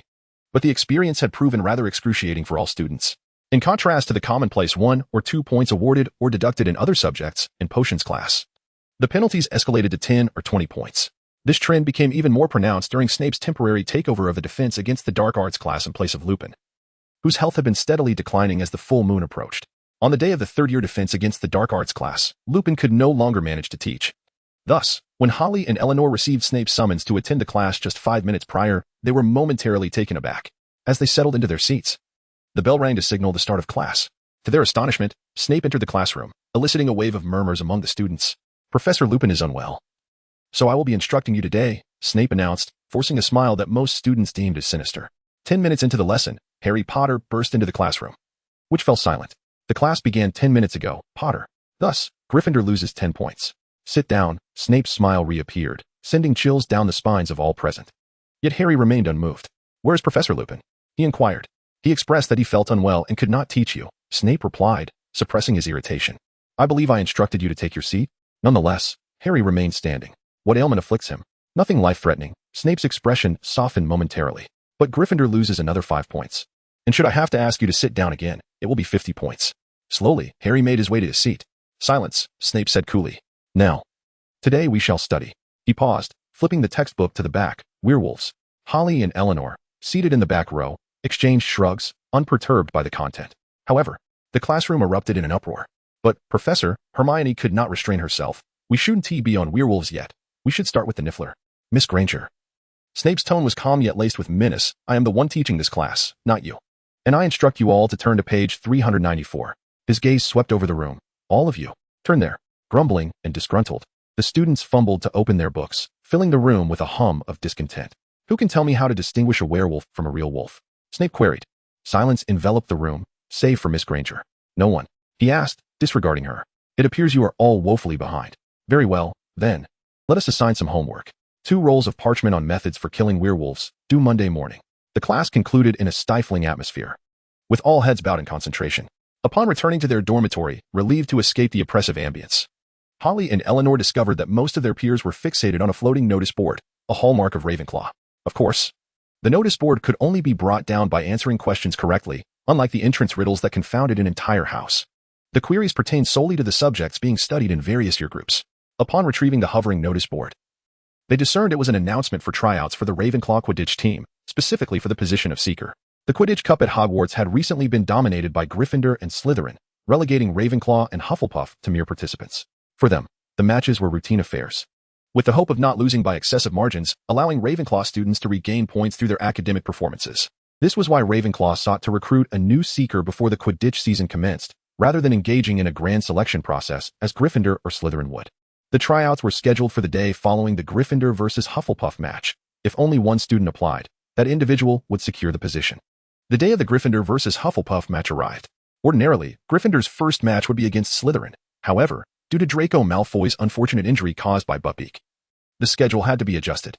Hufflepuff's new Seeker was Cedric Diggory, a robust young man, a stark contrast to the typically smaller, agile Seekers. On the eve of the match, a sudden storm descended, persisting throughout the game. The fierce winds and torrential rain rendered the match a struggle for both teams, particularly for the Seekers whose agility and speed were put to the test. In contrast to Harry Potter, who swayed precariously in the gale, Cedric's larger frame proved advantageous. However, Holly was blissfully unaware of this. As one of the 2 participants in the upcoming Ravenclaw Seeker tryouts, she comfortably remained in the common room, eschewing the tempestuous weather that others braved to witness the match. Yet, it was only a matter of time before she too would have to face the storm. The match commenced in the morning and extended into the afternoon without conclusion.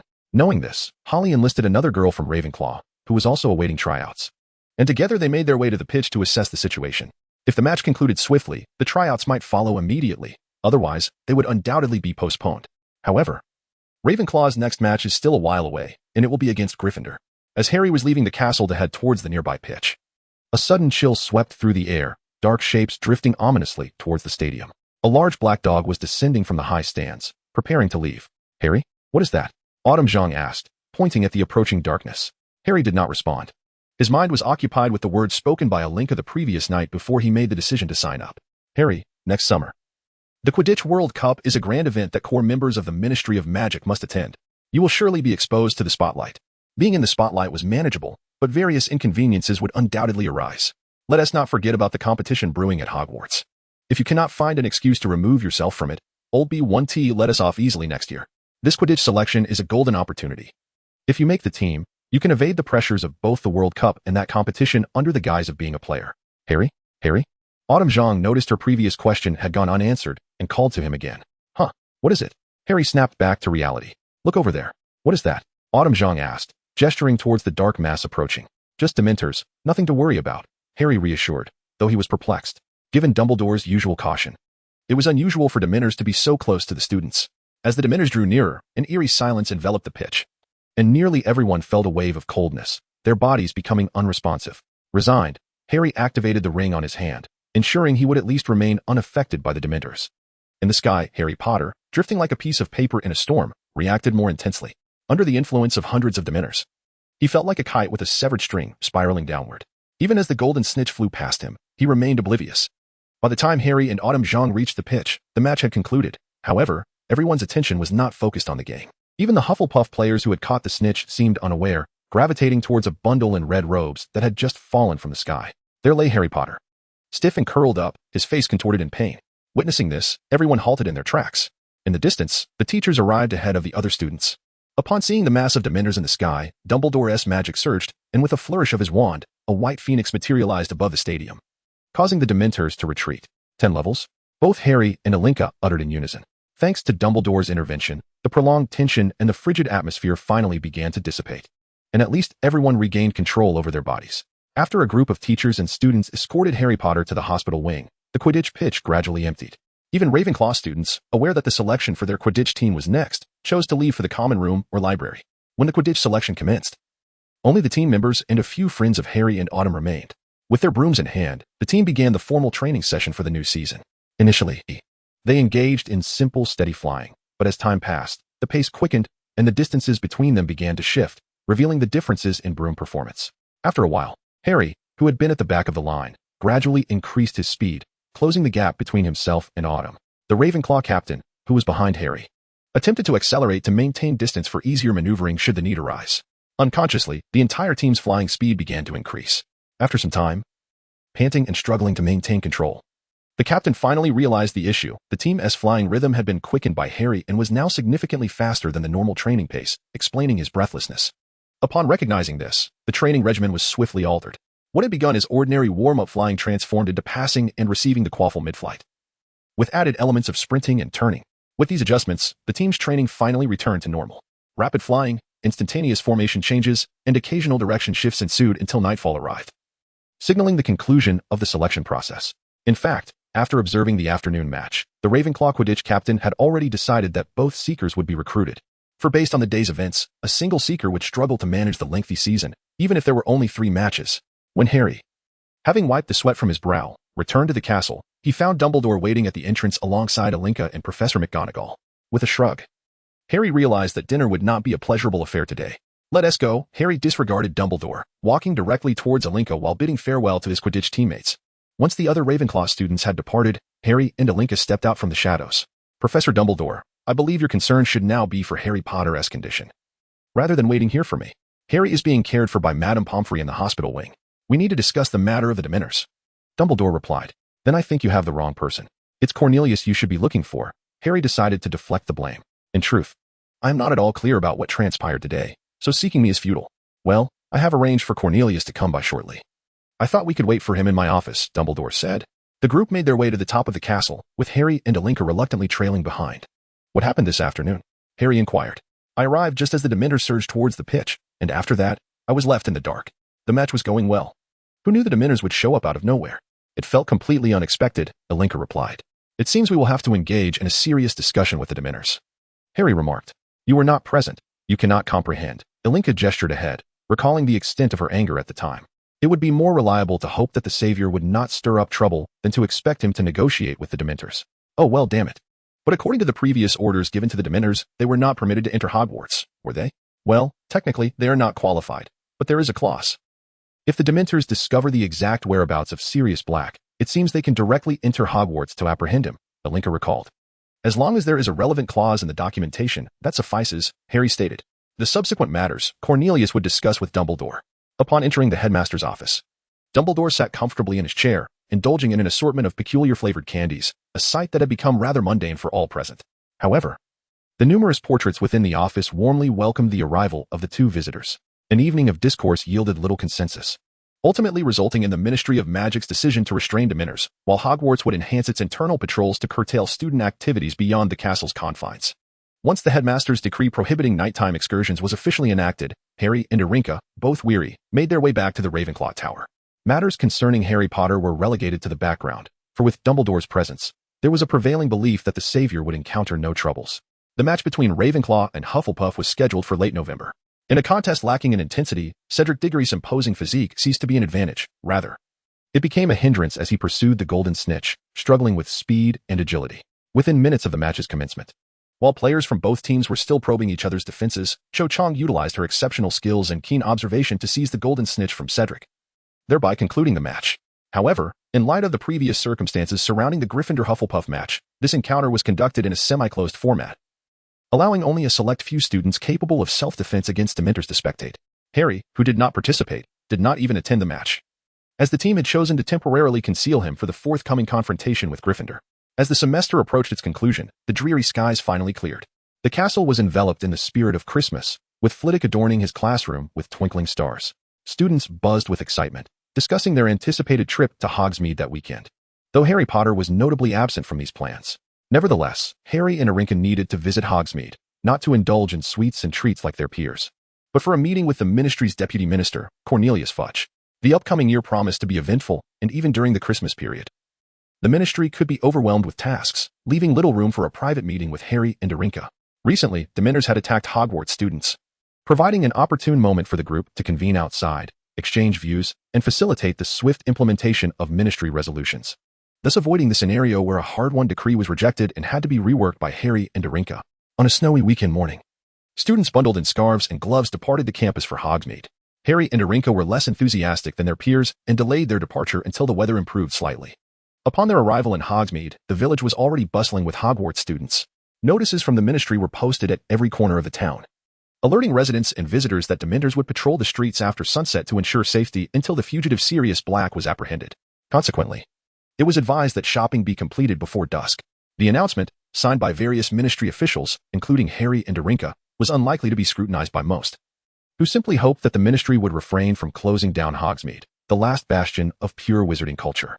The Three Broomsticks, owned by Madame Rosmerta, was a renowned establishment in Hogsmeade, frequented by nearly every visiting wizard for a drink, be it butterbeer or a simple soda. As Harry and Arinka approached the entrance, they spotted Cornelius Fudge alighting from a carriage, accompanied by Professors McGonagall and Flitwick, all entering the pub together. Noting the gathering gloom outside, Harry and Arinka followed suit. Upon locating Fudge and the professors seated at a table deep within the pub, Harry and Arinka casually pulled up chairs just as Fudge was placing his order. McGonagall requested a small glass of gilly water, while Flitwick ordered cherry syrup soda with ice. Harry and Arinka opted for the most ordinary beverages available. As they settled in, the trio exchanged puzzled glances, uncertain why they found themselves in such esteemed company, making it challenging to create a diversion to facilitate Harry's escape. "Ah, thank you, dear Rosmerta," Fudge said with a smile, accepting a glass of red wine. "Minister, why have you allowed Dementors into the village, causing such a downturn in our business?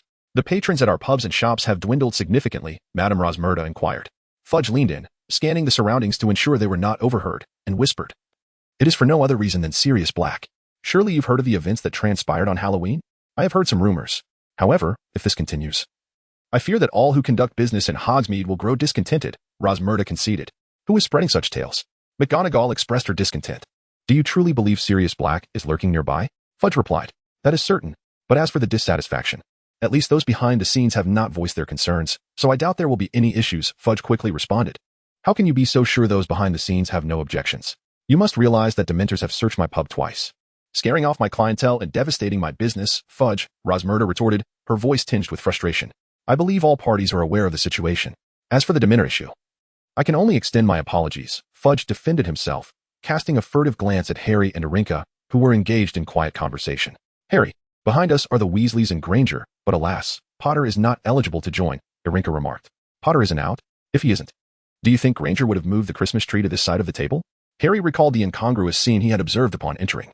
"Even so, the protection offered by the Dementors outweighs the drawbacks. We all know the capabilities of Sirius Black. You know, I still can't believe what happened. Of all those who turned to darkness, Sirius Black is the one I knew best. I remember him distinctly from his time as a student at Hogwarts. If you were to tell me he would become what he is now, I would have thought you had indulged in too much drink," Rosmerta reflected. "You only knew half of him, Rosmerta," Fudge replied. "You are unaware of his darkest side." "His darkest side?"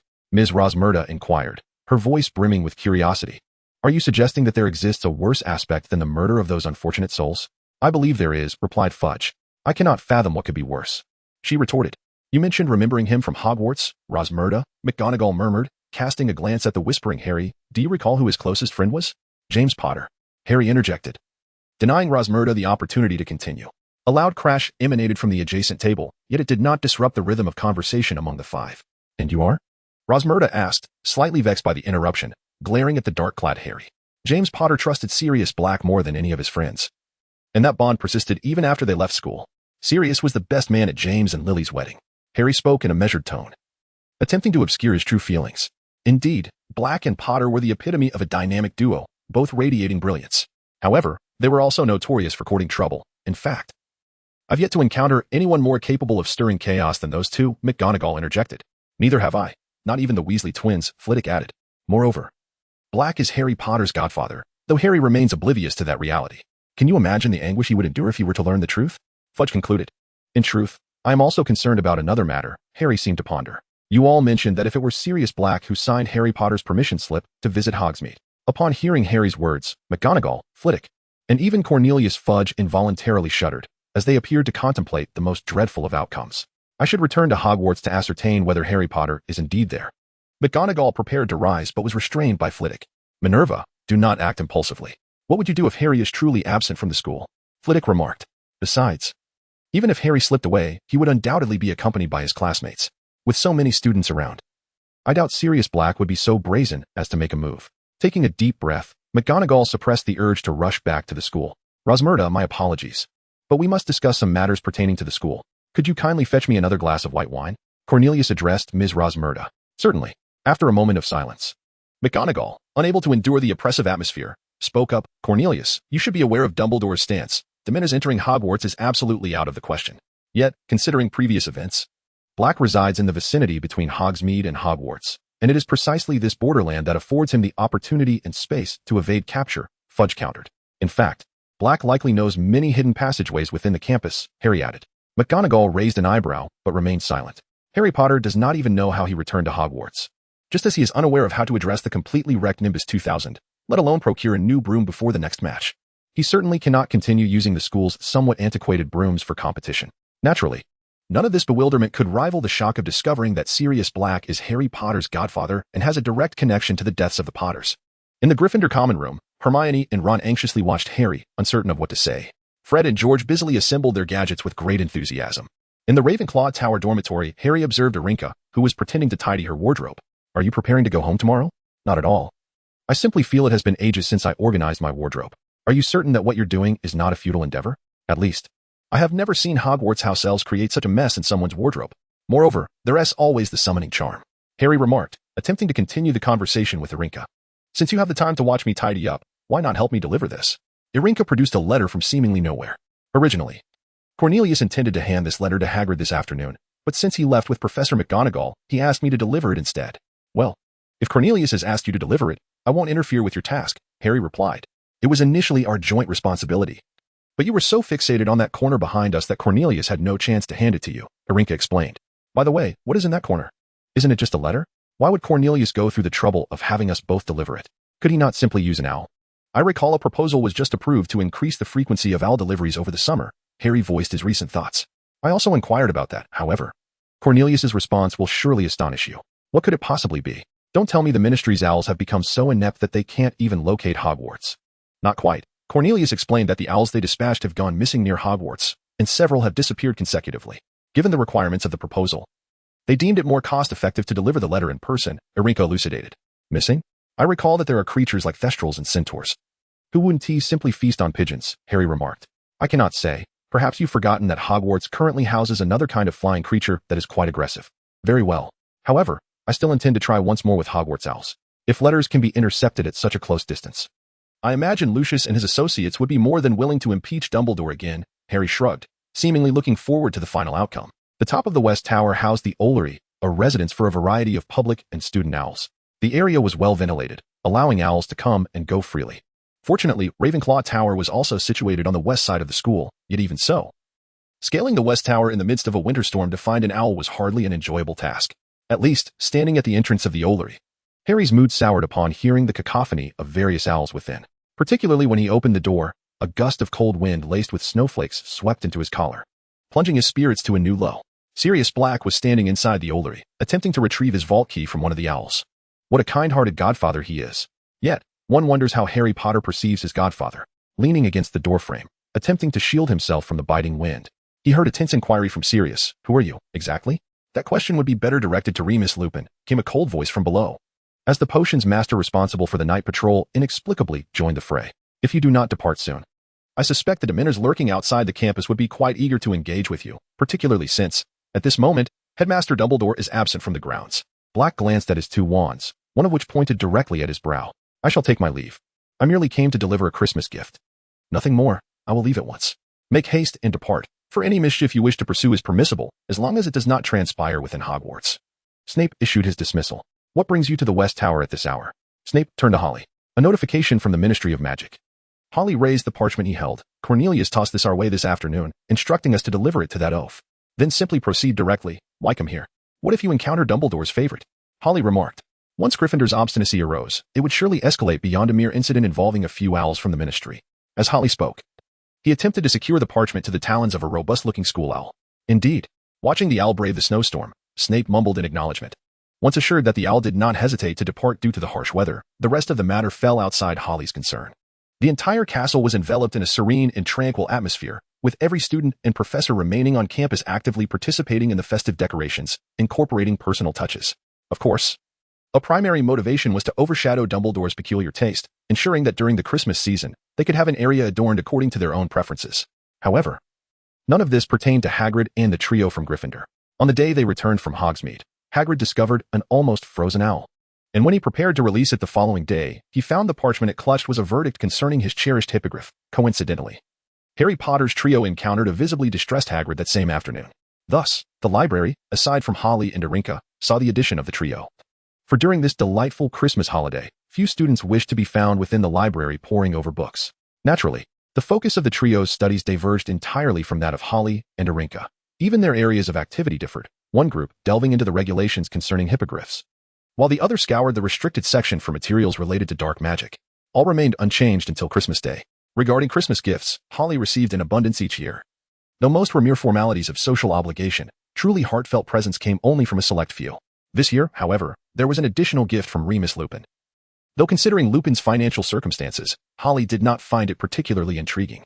Yet, the gift from Sirius Black piqued Holly's interest. As dinner time approached, all remaining teachers and students at Hogwarts gathered around the table, adhering to Dumbledore's suggestion that only they remain. To separate by house would be utterly foolish. No one opposed Dumbledore's proposition at that moment, even if they did not fully endorse his sentiments.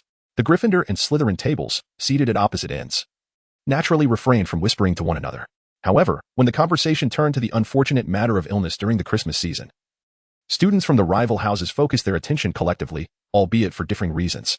Upon hearing Dumbledore, quoting Madame Pomfrey, state that Lupin was simply too unwell to attend the feast, both the Gryffindor trio and the two Slytherins exhaled a sigh of relief.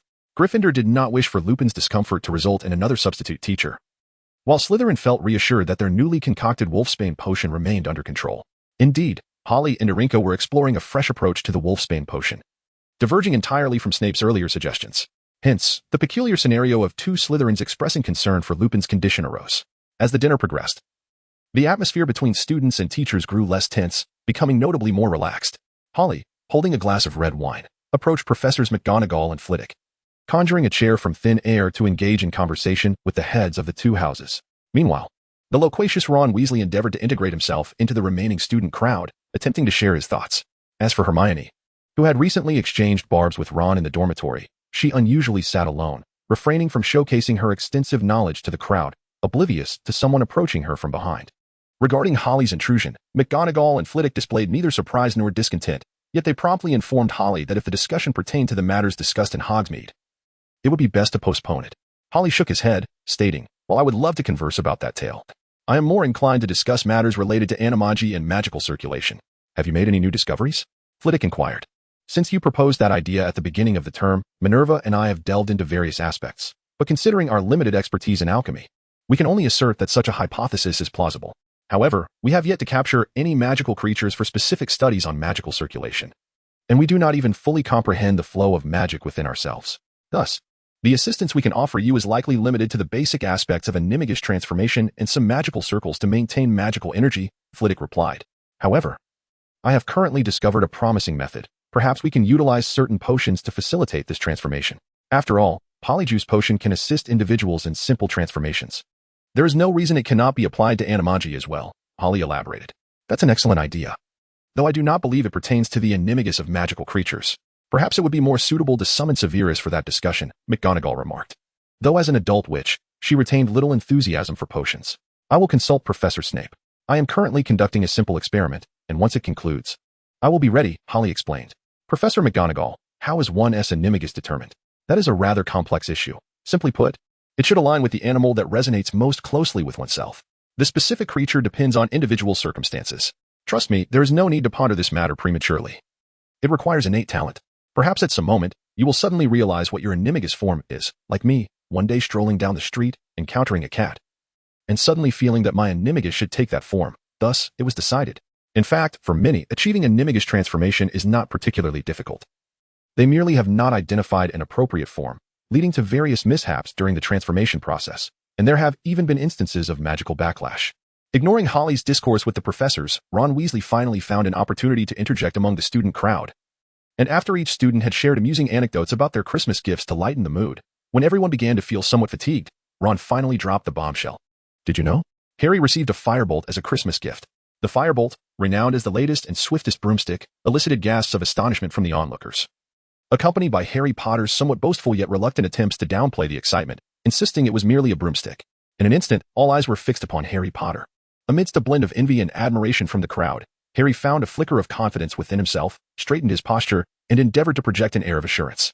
Not far away, Alinka had already approached Hermione Granger, whispering something in her ear. Hermione's complexion instantly turned pale, and then she weakly nodded. After the banquet concluded, nearly everyone returned to their respective quarters in high spirits, with Hermione Granger being the notable exception. Naturally, no one would feel joyful after being thoroughly threatened by someone wielding incriminating leverage against them. However, Hermione's emotional state was of little concern to Harry. What captivated Harry's interest was the revelation from Ron Weasley during the Christmas dinner that Harry had received a firebolt. Upon hearing the name of the firebolt, Harry immediately discerned its origin. After all, in this world, there was only one individual wealthy enough to generously gift Harry such a remarkable item. And Harry found it hard to believe that the other professors would not react to this news.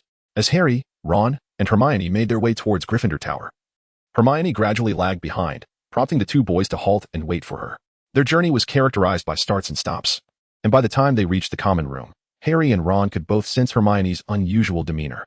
However, all of this faded from their minds upon encountering Professor McGonagall, who awaited them in the common room. "Did I hear Ron Weasley say you received a firebolt, Potter?" McGonagall inquired. Yes, Harry replied. "May I see it?" McGonagall asked, glancing toward the distracted Hermione. In her mind, such news about Harry receiving an enigmatic gift should have been relayed by Hermione, rather than overheard through Ron's indiscretion. "Is there no accompanying note or message, Potter?" McGonagall inquired as she took the broom from Harry. "No," Harry responded, bewildered. "I believe well. I must borrow it for a time," McGonagall stated, needing to ascertain whether it had been cursed. "Of course, I'm not an expert in this field. But Madam Hooch and Professor Flitwick will dismantle it for inspection." "Dismantle it for inspection?" Ron echoed. "It won't take long. If we confirm it is safe, we will return it to you," McGonagall assured as she departed the common room with the firebolt, leaving a perplexed Harry and Ron staring at one another. "Hermione? What is the matter with you?" Seeing Hermione standing motionless in the hall, Harry could no longer contain his concern. "Oh, it's nothing. I'm going to rest," Hermione replied, flustered as she made her way towards the girls' dormitory.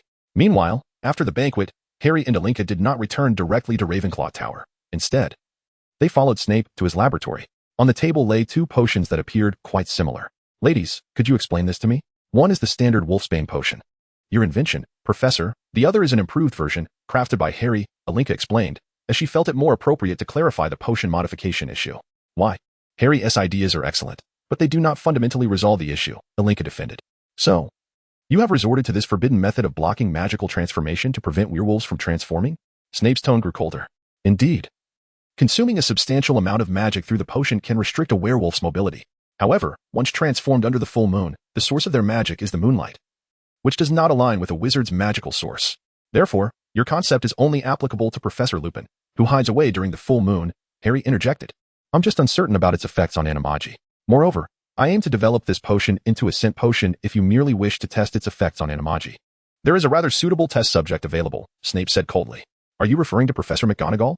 "Perhaps we should reconsider," Alinka tentatively suggested. "No, it concerns an illegal animagus. When you both encountered recently Sirius Black," they exclaimed in unison, promptly lowering their voices. "He is an illegal animagus?" Harry asked. "Indeed. Otherwise, how could he evade the Dementors to enter Hogwarts? I assumed he took the route through the Shrieking Shack. There?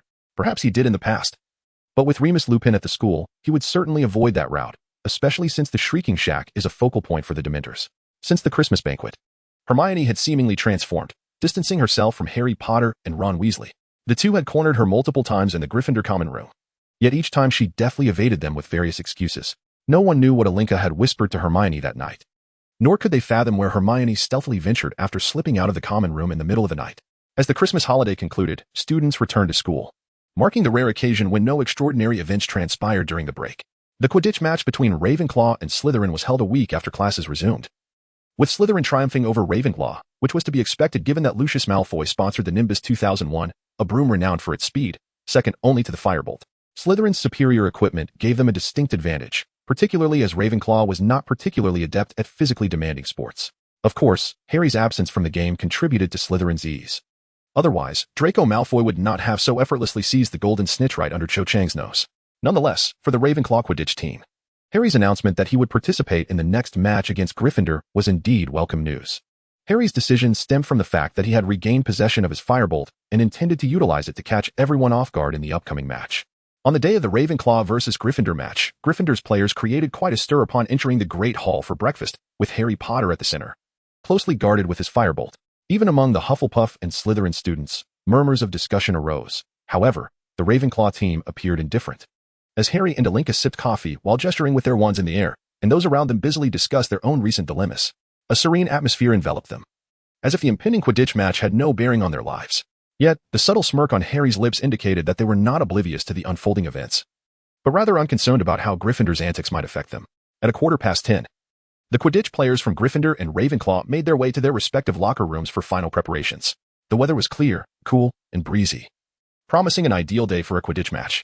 Seated in the public lounge, the raucous sounds from the stadium occasionally infiltrated the atmosphere. Each individual quietly organized their gear, shedding their robes to don their Quidditch uniforms.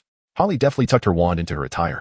Given the likelihood of Harry Potter sustaining injuries or facing attacks during the Quidditch match, Holly deemed it prudent to remain vigilant. Should two seekers plummet from the sky simultaneously, it was certain that the chosen one would be the first to receive assistance, rather than herself.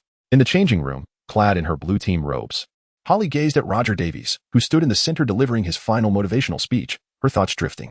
All right, let us give it our all. Go. The collective cheer jolted Holly back to the present.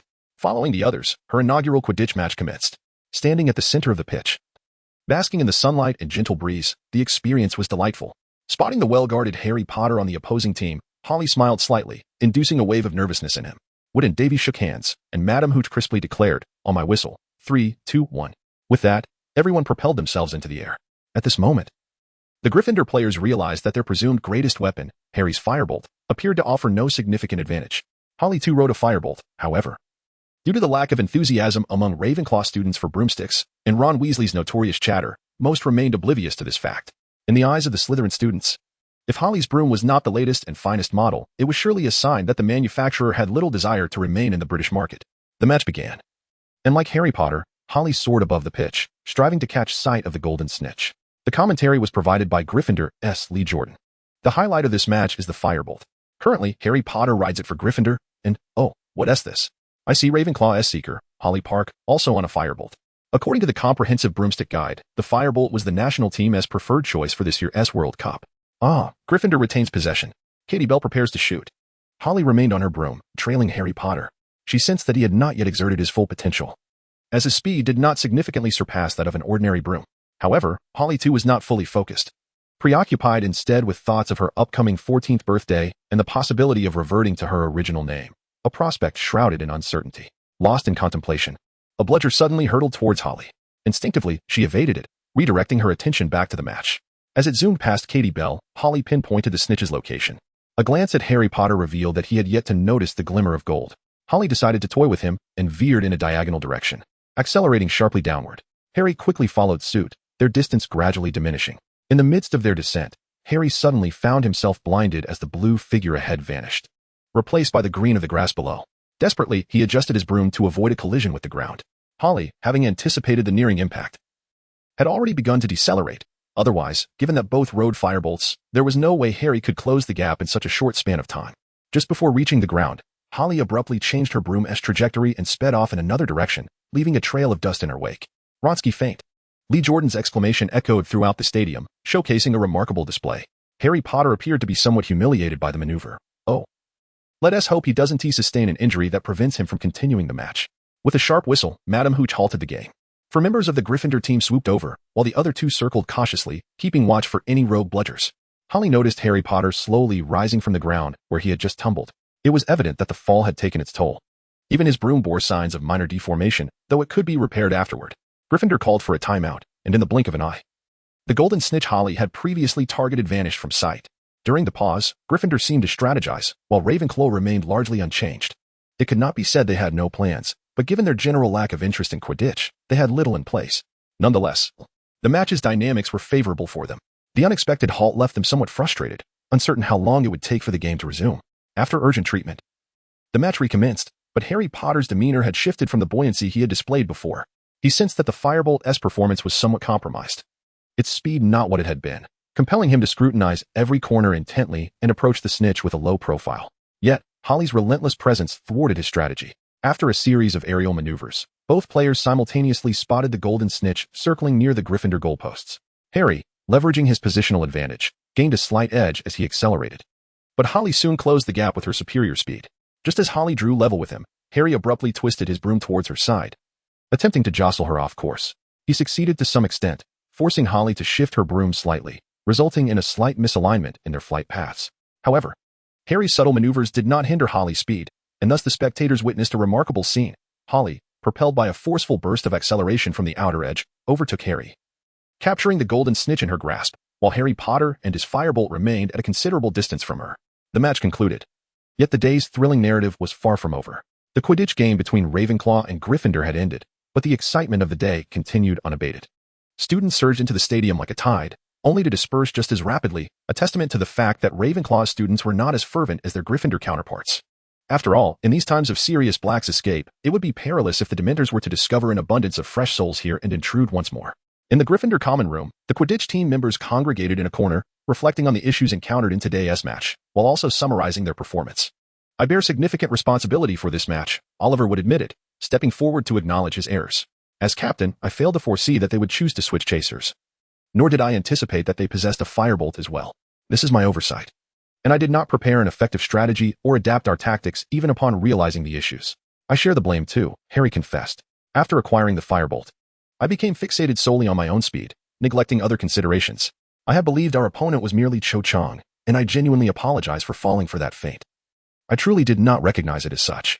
Angelina chimed in on behalf of the chasers. We too must accept responsibility. From the outset, we assumed Harry would secure the snitch, thereby applying insufficient pressure on the opposition. Had we intensified our pursuit, given their skill level, we could have attained a lead of over 100 points, alleviating the pressure on Harry and preventing his misjudgments. Fred and George appeared to be conversing amongst themselves, half as if they were merely speaking aloud, half as if they were engaged in a discussion.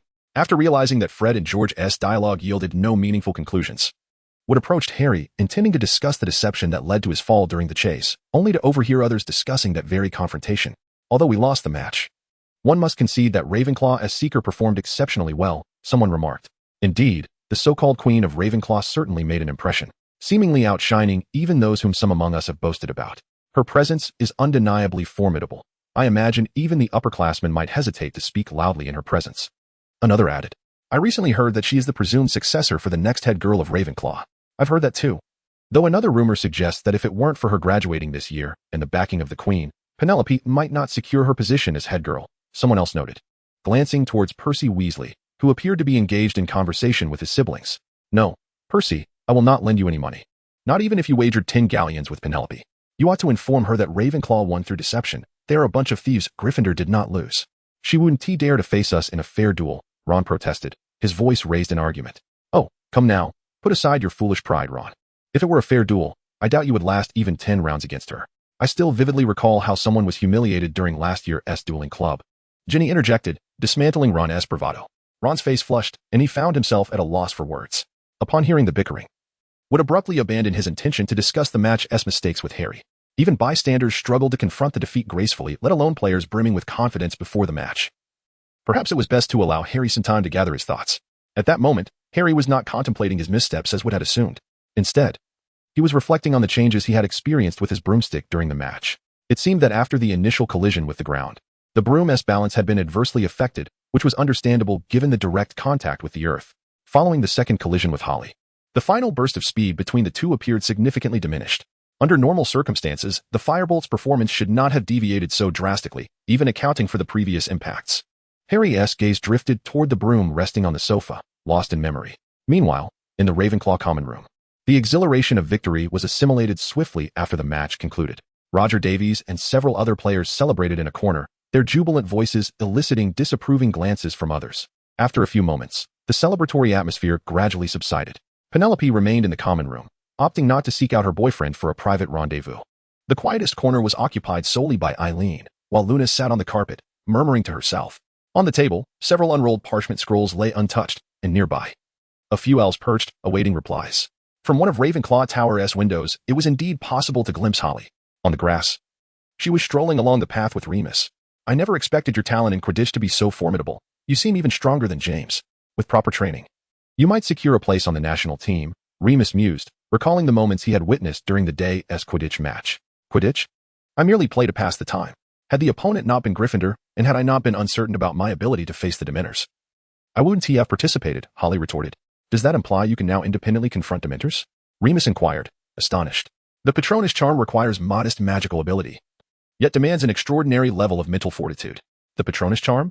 No, my methods do not involve that, Holly replied, perplexed by Remus's assumption that she would use the Patronus to combat Dementors. It must be some form of protective magic, perhaps a unique spell cast upon me. At the very least, the Dementors have had no significant effect on me. If that is the case, it would not fall under the category of dark arts or defense against the dark arts, and perhaps Flitwick could provide clarity. Very well, Professor Lupin. What brings you to summon me at this moment? The open grounds of the campus do not provide an ideal setting for a conversation, she stated, sidestepping the confines of the office. Well, perhaps I should also call out Miss Sterling, but I fear that if I do so, Severus would undoubtedly discern my intentions for summoning you both. That enhanced potion? Harry attempted to inquire, unable to disclose anything to Professor Snape. And it pertains solely to the matter involving both him and Eileen. It must be that potion. What of it? Are there any side effects? I recall that the feedback we received from Dumbledore and Madame Pomfrey regarding that improved potion was rather unfavorable, leading us to revert to the original formula. No. There are no issues. I merely wish to understand why Severus's original formula has recently undergone changes. If possible, I would prefer that future potions be prepared using that enhanced formula, Remus stated. Oh, very well. But you will need to discuss this with Professor Snape, as some of the ingredients are rather precious, and you may need to devise a means to acquire them. Approaching the Whomping Willow, Remus expertly directed a branch to float towards a particular spot on the tree. Shall we descend and take a closer look? Although you spent some time here last semester, I am certain you have not conducted a thorough study of the place. If you are willing, I could share some stories about Lily from years past. I think I will pass on that, Harry said, gesturing towards a figure approaching in the distance. I believe, perhaps we could converse on other topics. Harry interrupted Remus's discourse. Seated upon the sofa, Professor Snape's expression was far from pleasant. Anyone would subconsciously resist returning to a place laden with unpleasant memories, especially when confronted by a witness to those very memories, causing a surge of discontent within. Speak, I suspect. Harry, you would not seek assistance from your defense against the dark arts professor for matters concerning lowly magical creatures, would you? Certainly not. The wise Ravenclaw is not one to seek help at the first sign of adversity. Ahem. Overhearing the subtle jabs exchanged between Snape and Harry regarding Remus providing Harry with preferential treatment, Remus felt compelled to interject. I brought Harry out for a discussion, you know?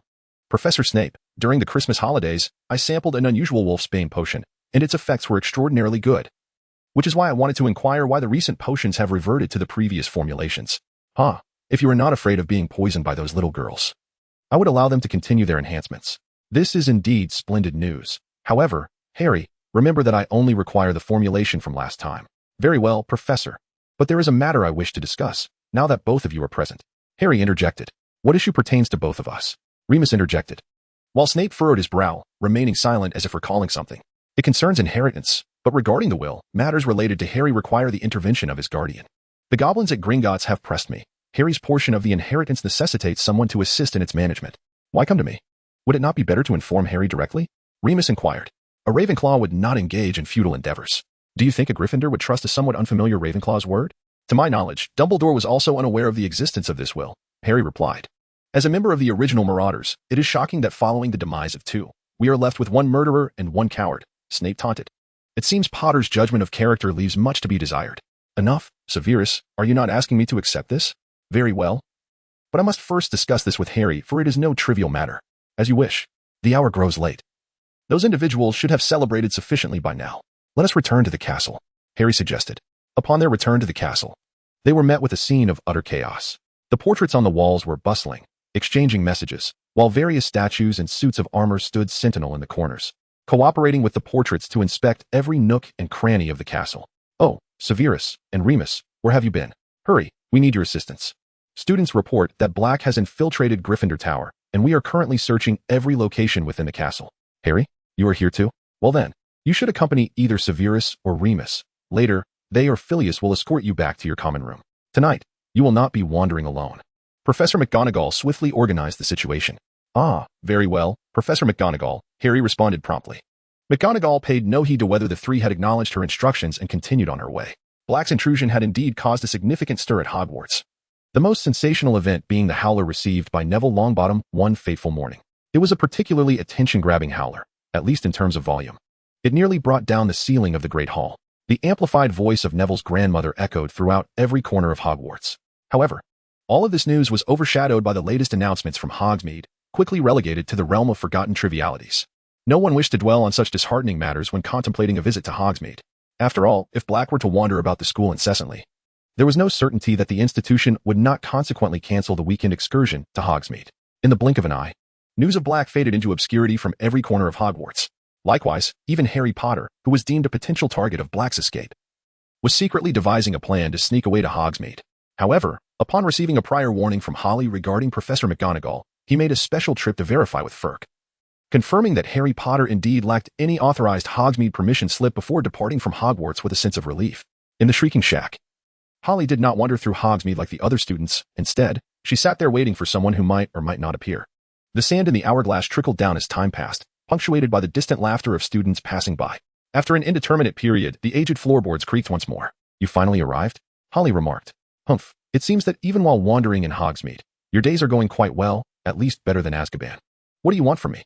Holly sat on the couch, twirling her wand in her hand, ever ready for a confrontation. "What is the matter with James and Lily's will? And what relation do you have to the Potter family?" As she toyed with her wand, Holly remarked, "As Harry Potter's godfather, you are utterly unaware of the will? How absurd." "Oh, right. How could the Ministry of Magic or the Goblins disclose any information regarding Harry Potter's will to someone who betrayed James and Lily Potter? As for my connection to the Potter family, spare me your pitiful thoughts. What concerns you may not concern others." "You." Black felt a surge of anger rising within him.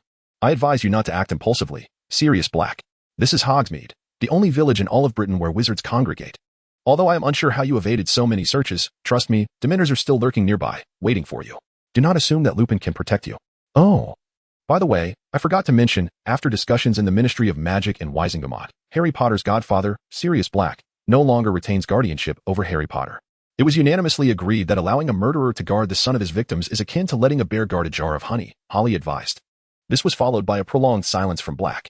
"If I could prove that the one who killed James and Lily was not me, but someone else, would I regain custody of Harry?" Black hesitated for a long moment before speaking. "There are no ifs. At least the Wisingamot has made its decision.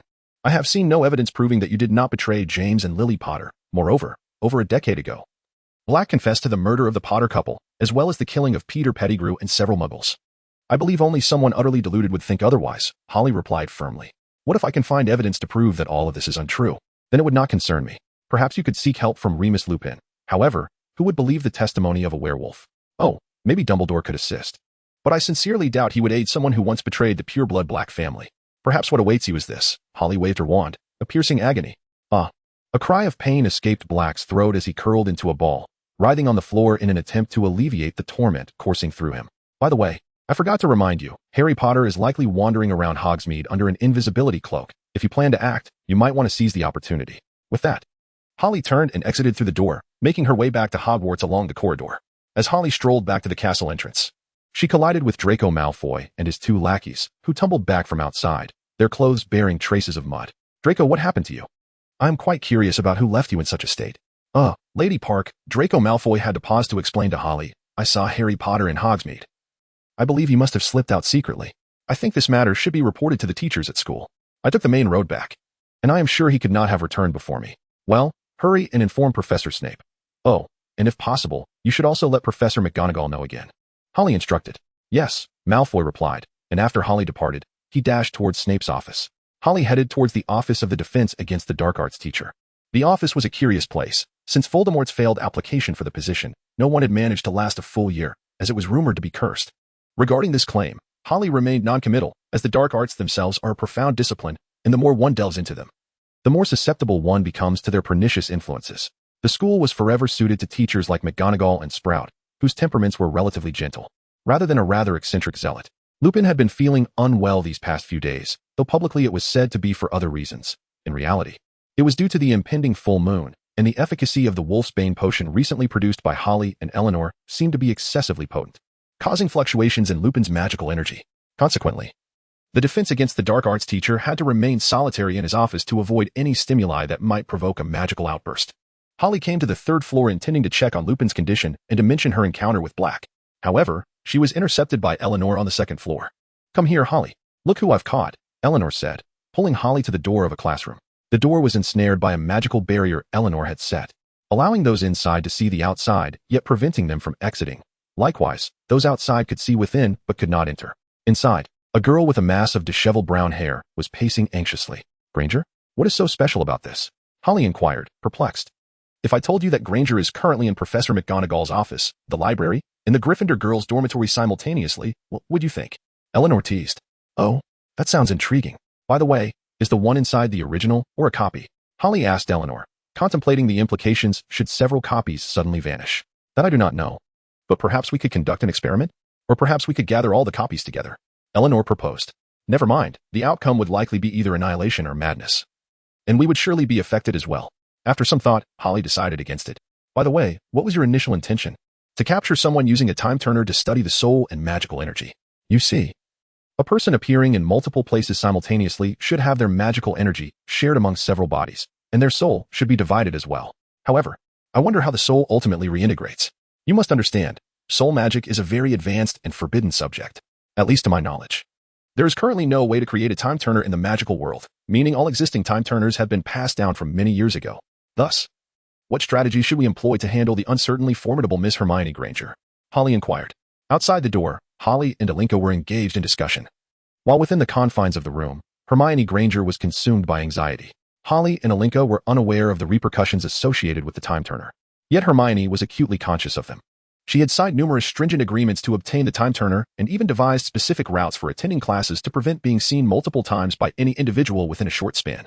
The moment she realized she was trapped in the room, despair enveloped her. As Alinka had articulated, Hermione's capabilities were severely restricted when utilizing the time turner. Even a basic offensive spell might not suffice to defend herself, let alone the barriers that Alinka had strategically established to thwart her escape. Suddenly, with a click, the door to Professor McGonagall's office swung open, and another Hermione Granger emerged, heading in a different direction, oblivious to the circumstances at hand. While Holly and Alinka grappled with the dilemma of whether to pursue and incapacitate that Hermione to bring her back to this one, an instinct compelled them to simultaneously pivot, drawing their wands in preparation for confrontation. The last person Holly wished to encounter materialized at the far end of the corridor, Albus Dumbledore, who appeared seemingly out of nowhere, making his way toward Professor McGonagall's office. Astute instincts, ladies, but I assure you, as a teacher at Hogwarts, I pose no threat to you, Dumbledore remarked as he entered the room. Let us hope so. Turning around, Holly noticed Draco Malfoy approaching rapidly, glancing at McGonagall's office. The two swiftly dispelled the barrier and entered the classroom. What do you intend to do? Hermione asked, panic evident as the two approached her from opposite sides, gradually cornering her against the wall. Did you hear everything we discussed outside? Alinka queried, extending a pale hand provocatively toward Granger's chin, her actions somewhat frivolous. And no, Hermione stammered, evading Alinka's advance. Enough of this, Alinka, Holly interjected. To toy with a wizard of uncertain strength is rather unfulfilling. At Holly's words, Hermione trembled, as if a demon whispered in her ear. Oh, by the way, Miss Granger, I recall there exists a profession in the Muggle world known as. Holly murmured, surely, it must be mentioned in Muggle studies? A vocation that sells both flesh and soul. Oh, don't be alarmed. I'm not suggesting you pursue that line of work in the Muggle realm. Truly, every wizard is invaluable to the magical world. Each word Holly uttered sent tremors through Hermione Granger. However, there exists a creature in the magical realm even more despicable than that profession. Do you know? Oh, right. You wouldn't, for they deem Muggle-borns inferior to themselves. Yet, in my eyes, you are hardly distinguishable. Even the most talented Muggle-born can only achieve recognition within the magical realm, never ascending to its upper echelons. One must admit, this exterior is somewhat pleasing, at least more palatable than that of a goblin. However, to present oneself in such a manner speaks to a lack of refinement, truly a Muggle-born. What do you want from us? Hermione, cornered, appeared utterly powerless. Us? No. We have no intention of harming you. A Muggle-born is hardly worth our effort, yet I suspect other wizards might be quite eager. What? Should we summon that girl? Alinka inquired with curiosity. Since there are servants, why should we undertake such tasks ourselves? Holly replied. Where to? Down. A hissing, serpentine whisper emanated from Holly's throat. And beneath their feet, a large chasm opened, sending the three plummeting downward. Simultaneously, in the Gryffindor common room, a red-haired girl suddenly leaped to her feet and dashed out, vanishing into an unnoticed corner. Master, you have arrived. What are your commands? Hermione, bound to a pillar, surveyed her surroundings in an attempt to discern her location within the castle when a familiar voice emerged beside her. A red-haired girl knelt before two equally recognizable figures. Your memory serves you well, Holly remarked. All thanks to Master, the underground maid flattered, presenting herself before Hermione devoid of dignity. Her attire was scant, her demeanor sycophantic. This was Hermione Granger's first impression of Ginny, which shattered her previous perceptions of the girl. It was hard to reconcile the demure Ginny she knew with the current situation. Yet, this was not the most jarring revelation. Even as she distinctly heard Ginny refer to someone as Master, the shock deepened. Your speed is acceptable, but who permitted you to dress thus? A chilling voice echoed through the empty chamber, reverberating ominously. Ah, yes, Master. Ginny realized her error and, after shedding her robe, was left with only tattered cloth barely concealing her form. The torn fabric bore marks of previous lashings. What have you done to Ginny? Hermione struggled against her bonds. Her reaction intense, the unfolding events were a profound assault on her established beliefs. Yet, the greater shock lay ahead, as Ginny, who had been kneeling, sprang up swiftly upon noticing Holly's frown, delivering 2 sharp slaps to Hermione. The master hasn't he spoken. What gives you the right to interject? Ginny spun around. Kneeling once more, this matter does not warrant your concern. But have you comprehended the predicament in which you currently find yourself? Ginny, with a mischievous smile that bore a hint of malice and cruelty, addressed Hermione. Cease your struggles. The more you resist, the tighter the ropes will bind you. Have you not noticed a significant depletion of your magical energy? The more fervently you fight, the more swiftly your power dissipates, and the ropes constrict evermore. Do you not feel how much tighter they have become since the onset? Only upon hearing Ginny's words did Hermione, in a moment of clarity, realize the gravity of her situation. Had it not been for her daily use of the time turner, accustomed as she was to the sensation of physical frailty, she might have succumbed to exhaustion long ago. However, this very familiarity with weakness had obscured her awareness of her waning magical strength. Look at your physique, Ginny remarked, circling the column to scrutinize the bound Granger. One would hardly have guessed the extent of your hidden assets. Were it not for the opportunity bestowed upon me by my master, I would have never discovered that a muggle born from Gryffindor possessed such striking features. Pray tell, whom were you preparing to ensnare, concealing yourself so meticulously? It appears you have dedicated considerable effort to this ruse. Daily, you traverse with Harry and Ron. They might easily mistake you for a tomboy. Rest assured, in my estimation, you shall need to maintain this fade for another 2 years. Harry and Ron are unlikely to notice any change in you for the time being. Hermione remained silent, lost in her thoughts. Oh, by the way, my master has instructed me to educate you thoroughly, so let us commence with your attire. Madame Malkin's robes. Quite the expense, I presume, Granger. You must know, I did not possess such luxuries in my first year. Had it not been for that fool Ron and Harry Potter, I would have certainly acquired a new set of robes back then. It was only after my master took me in last year that I could discreetly procure several robes for myself. But now, alas, they are in tatters. With a flick of Ginny's wand, the severing charm was cast, shredding Hermione's robe and revealing vast swathes of her bare skin. Suddenly feeling a chill, Hermione became acutely aware of her exposed flesh. As Ginny entered with a damp cloth, she asked in terror, Ginny, what are you planning to do? Nothing much. Since my master has ordered me to train you diligently, I shall comply with his wishes. Fear not, the damp cloth will not leave any permanent marks, Ginny said, brandishing the cloth. With a sharp crack, the damp cloth struck Hermione, leaving a distinct red mark while a pained groan escaped her lips. How does it feel? Ginny inquired gleefully. Submit to my master, and you may be spared from such corporeal torment. Her voice was laced with seduction, much like a serpent tempting Adam and Eve to partake of the forbidden fruit. You shall not, Hermione gritted her teeth defiantly. Such a response is befitting of a Gryffindor. Indeed, this is more like it. I have yet to tire of this. Ginny, delighted by Hermione's reaction, raised the cloth once more. Meanwhile, in a distant chamber, Harry and Ilinka were seated, perusing records left by Salazar Slytherin. Master, may I eliminate that muggle-born over there? Such a filthy creature should not inhabit Salazar's domain, Basilisk 2 hissed in Parseltongue. It will soon be resolved. Were it not for the fact that Oldby is presently at the school, I would not be here attending to this matter, Harry replied. Very well, Ilinka. Let us step outside. I doubt Granger can endure much longer, Harry said as he turned to exit. Ilinka similarly set down her book and followed him out, revealing that the pages highlighted words such as vampire, werewolf, and wizard. Hermione watched helplessly as Ginny sliced her finger, smearing her blood onto a piece of parchment. Once completed, the parchment spontaneously ignited, and a surge of potent awareness flooded her mind, overwhelming her with a dizzying sensation that caused her head to droop. Not far away, Harry and Irinka had just turned away. Wesley and Granger had been entrusted to you. Teach her some rules, but otherwise, let her do as she pleases. You too, continue to remain hidden until the next mission. Ginny replayed her master's recent instructions in her mind. Though she often struggled to comprehend her master's intentions, her body instinctively obeyed the commands, even when she attempted to resist this instinct. However, there were benefits to following orders. At least she would not face severe punishment.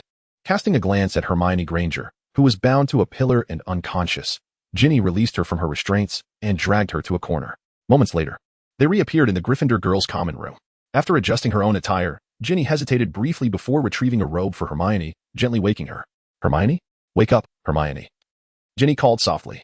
Hermione lay on the bed, her mind a whirlwind of confusion. The recent events felt like a nightmare. Harry, Irinka, Ginny, and at one point, she had even signed a blood pact, becoming Harry's personal maid.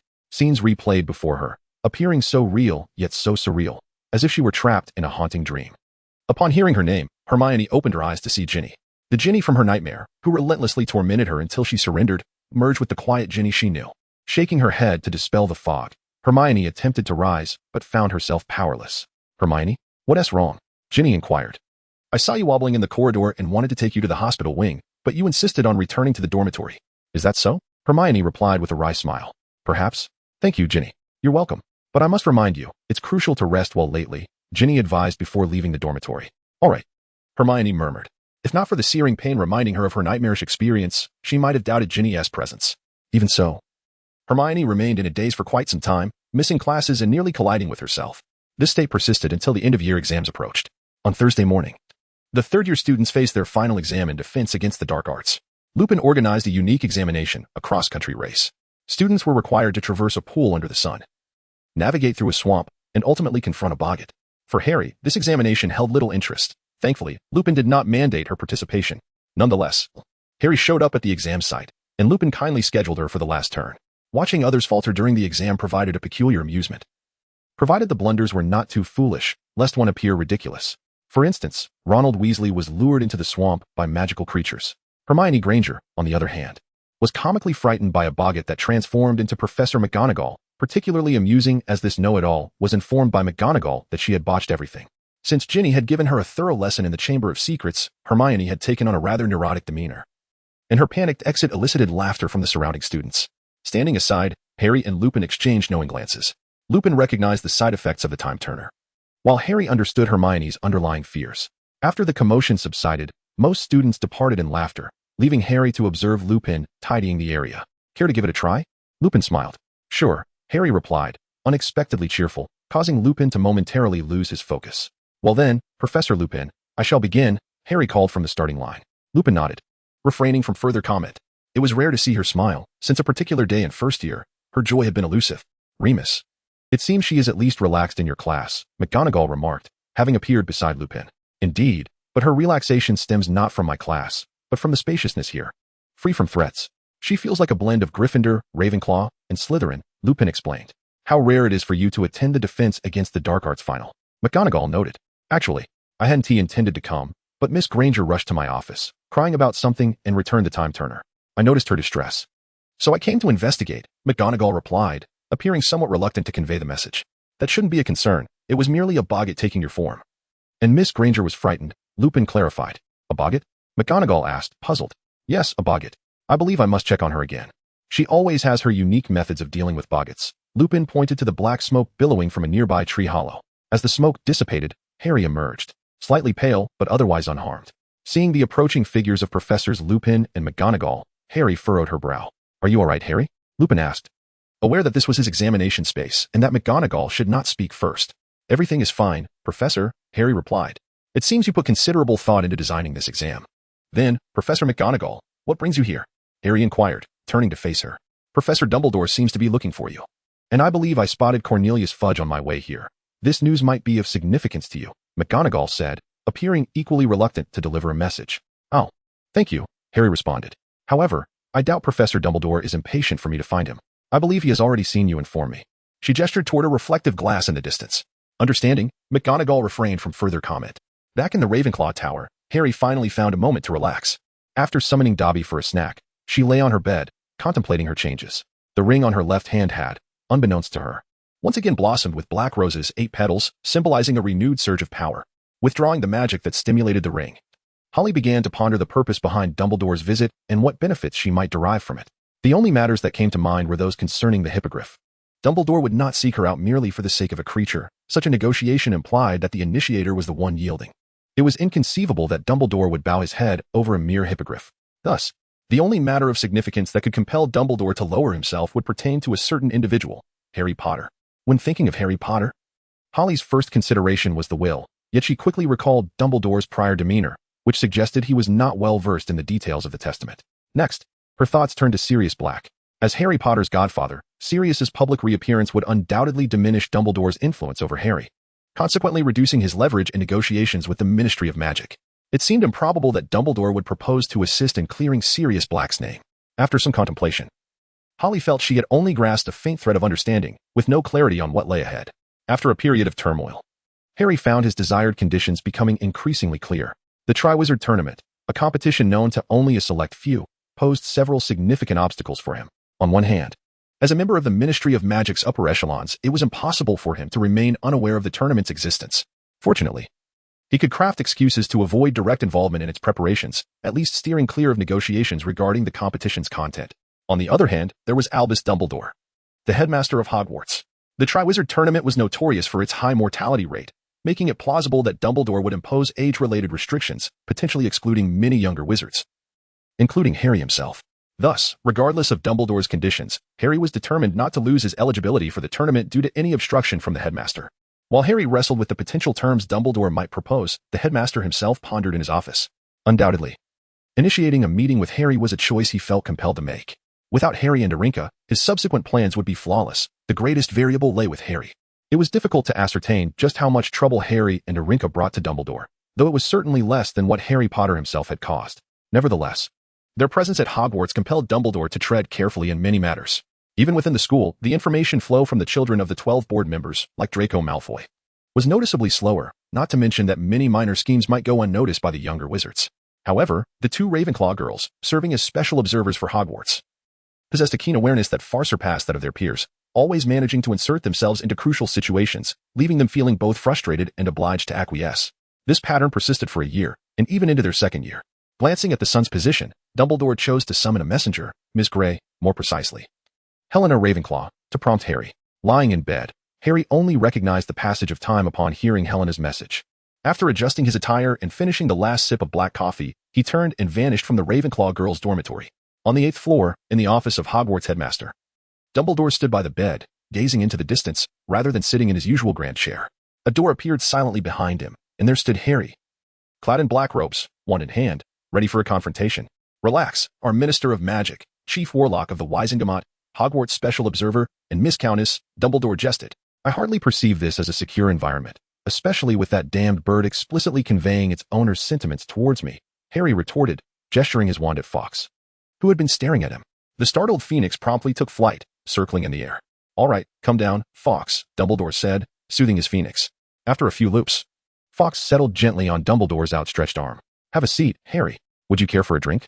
Dumbledore conjured 2 chairs and placed them in a relatively spacious area. Never mind. I've heard from Hogwarts house elves that your taste is unmatched in this world. If there's an issue, please state it swiftly. After all, dusk is not far off, is it? Very well, let us first discuss Buckbeak, Dumbledore began. Buckbeak? Harry replied, puzzled. Yes, the hippogriff. What concern is it of mine? Lucius is handling all matters regarding the hippogriff. Nothing much, just a confirmation. If that is the case, Buckbeak flying away should not affect you. No, that cannot be construed so simply. If I were to witness it flying away and failed to report to the ministry, that would be my fault. However, if I were preoccupied with other matters, it would not be an issue. Then let us discuss Sirius Black. Sirius Black? What is there to discuss? That traitor of the family ought to be captured and returned to Azkaban, came a voice from the portrait adjacent to the headmaster's office. Sirius Black? What is there to discuss? That traitor of the family ought to be captured and returned to Azkaban, echoed once more from the portrait. Phineas, do calm down, Dumbledore urged. Who is this old gentleman? Harry inquired, glancing at the portrait. Phineas Nigellus Black, former head of the Black family and former headmaster of Hogwarts. A pleasure to meet you. Countess, Phineas introduced himself from the portrait. The most unpopular headmaster in Hogwarts history, without exception, another portrait quipped. Enough, I knew you would besmirch my reputation, Phineas retorted, storming into another portrait, causing a commotion in the office. So, do you intend to spare Black's life? Harry raised an eyebrow. Is that not permissible? Dumbledore countered, raising an eyebrow in challenge. I hardly believe Sirius Black could remain hidden so effectively from the Dementors or the Aurors. What if he were to escape after being captured for some reason? I do not doubt that the Ministry and the Wizengamot would dispatch a multitude of Aurors to supervise Sirius Black, unless, bear in mind, our Deputy Minister of Magic is right here at Hogwarts today. What do you suppose his reaction would be if he happened to capture Sirius Black after failing to execute Buckbeak's death sentence? Well, we might choose not to intervene in this matter, but, if you were to meddle, it would be best that we remain unaware. Otherwise, it would be challenging for us to explain. As long as you two do not specifically remind Cornelius, I believe there will be no issues. All right. It seems you have clandestinely met with Sirius Black. Are there any other conditions you wish to disclose? Harry was eager to expedite the negotiation with Dumbledore. There are a few, concerning Harry's permission to visit Hogsmeade. What? After confirming that Black poses no threat to Harry, you decide to let him go? Or have you realized that there is no way to restrict his movements, and thus permit him to go freely, at least with companions? Should Voldemort return, would you truly feel at ease with him wandering in Hogsmeade? Harry teased. Do as you wish. In fact, Sirius Black could issue Harry a letter of permission. Though it might be a tad inconvenient, Dumbledore replied nonchalantly. That is acceptable. I will seek Penny's assistance to secure the authorization. However, shouldn't we discuss other conditions? What is it that you desire? I doubt there is anything within the school that could cause you distress. The grand event of the coming year. I must not be excluded. Upon hearing Holly's request, Dumbledore fell into deep contemplation. The Ministry of Magic was merely tasked with coordinating the event, while the specifics were under the purview of Bartemius Crouch. I doubt I have the opportunity to influence the competition. As for the particulars of how to proceed, let me ponder this a little longer. Dumbledore hesitated before agreeing. Well, I suppose, Headmaster, you have many matters to attend to, so I shall not disturb you further. Perhaps during the holiday, if I come across something that piques your interest, I shall inform you. Holly smiled and departed from the office. The portraits on the walls, depicting headmasters from various eras, remained in a state of disarray. In the village of Little Hangleton, summer had returned once more. The grand house at the village center was once again restored on July 1st. After this being the third consecutive year of such occurrences, the villagers had grown accustomed to it. However, over the years, they had seldom seen the girl who used to come and go. Instead, it was the owls entering and exiting the mansion that attracted a multitude of birdwatchers. The influx of muggles compelled Holly to elevate the defensive enchantments of his residence, while the idle muggles roamed about, causing significant inconvenience for the ministry. During their aimless wanderings, this fearless group of muggles stumbled upon a curious phenomenon. The peculiarity of this place lay in the fact that no matter how closely they approached, they would inevitably become lost or veer off course at some point. Even when keeping a keen eye on their compasses, it was as though something deep within the thicket exerted an influence upon them, guiding them astray. After setting up cameras to observe and document the various owls soaring through the sky, these muggles began to engage in a myriad of adventurous activities in Little Hangleton during their idle moments. Many would form circles, gradually moving towards the center, or proceed in straight lines as groups of 3 or more to ensure they did not lose their way. The muggles seemed to have found a novel source of amusement, tirelessly experimenting each day. In truth, some individuals managed to evade the myriad of distractions, but before they could relay any news, they were whisked away by a group of oddly dressed individuals, their memories subsequently erased. Cursed be these wretched muggles. Holly lamented as he stood before the attic window. To prevent the owls from congregating in his yard and prompting the muggles to attempt an invasion of his home, Holly was compelled to carve out several windows in the attic. One was designated for the owls to deliver various letters, while another allowed Holly to dispose of processed correspondence. The owls resting in the nearby woods, awaiting their returns, were responsible for collecting and delivering the letters to their intended destinations. Turning to gaze at the mountain of unprocessed documents piled upon his desk, Holly let out a sigh and resumed his immersion in the paperwork. Many others found themselves similarly buried in an array of documents, including Cornelius Fudge, Bartemius Crouch, Percy Weasley, and others. At Hogwarts, the heads of several houses were busily organizing the list of new students recently sent by the Ministry of Magic. Each letter intended for the young witches' and wizards' families was meticulously checked, even by those teachers who harbored great confidence in their magical abilities. For orphans or children from Muggle families, different teachers were assigned to communicate with the family or guardians to ensure that these children, who had been untouched by the magical world, could enroll smoothly and receive whatever assistance or funding the school could provide, rather than being confined at home due to their peculiarities or inability to afford essential materials due to poverty. This year's list arrived somewhat late. Though this was only in comparison to previous years, it was not beyond the stipulated time. However, everyone accepted the delay, given the ministry had a plethora of matters to address. Consequently, the school had a shorter time frame to prepare the letters, which resulted in the heads of houses simultaneously sorting through them. In contrast to the flurry of activity among the heads, Dumbledore sat comfortably in his spacious chair, gazing at a slightly yellowed piece of parchment. "Albus, what are you reading?" McGonagall inquired, having noticed Dumbledore's unusual demeanor and pausing her work.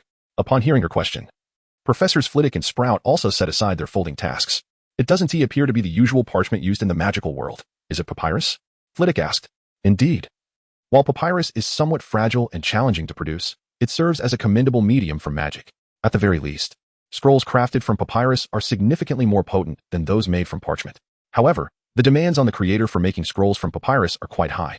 Most individuals lack the magical prowess to complete the process in one breath, whereas papyrus requires that all steps be executed in a single, continuous effort."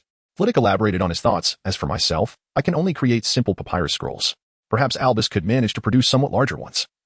Though the spells for crafting such large scrolls may have been lost to time, I have certainly not encountered any new large magical scrolls. Such scrolls are now increasingly rare." "However, that is not papyrus," Snape interjected, "merely a piece of ordinary Muggle stationery, likely of inferior quality and appearing somewhat aged." Having organized his own materials, Snape rose and stated, "Currently, it seems there are no students or parents requiring my attention. If there is nothing else, I shall take my leave." "Yes, if there are matters to discuss, I will inform you later, Severus," McGonagall replied. Snape grabbed a handful of flue powder and vanished into the fireplace. "Very well, Albus. Is there anything else we can assist you with? If not, we should return. McGonagall turned to Dumbledore. Ah, yes. Good. I shall notify you should anything arise, Minerva. Dumbledore returned to the present, watching as the remaining three departed in succession before laying down the yellowed letter. Approaching the window, the setting sun cast a golden hue over Hogwarts. A glimmer of light caught his eye, revealing the signature at the bottom of the letter, Petunia Evans. In Little Hangleton, Holly stood by the window, witnessing the sun dip below the horizon. The windows of Muggle homes in the distance occasionally reflected the sunlight, while on the desk behind him lay two more letters, neither of which were formal documents. One was an invitation from the Weasley family for Harry to attend the Quidditch World Cup, along with plans to pick Harry up 2 weeks in advance. The other was from Sirius Black, sent through an unknown channel, urging Holly to expedite Harry's request for a Hogsmeade permission slip. Interesting. It seems I must visit the Dursleys after all. Holly mused, picking up a quill to write on a sheet of paper. Number 4, Privet Drive, Little Whinging. Home to the Dursley family, Vernon Dursley, Petunia Dursley, and Dudley Dursley. No one would consider the presence of Harry Potter, residing under their roof, as part of the family. And indeed, Mr. Potter himself held a similar view. He believed that the school he attended was his true home.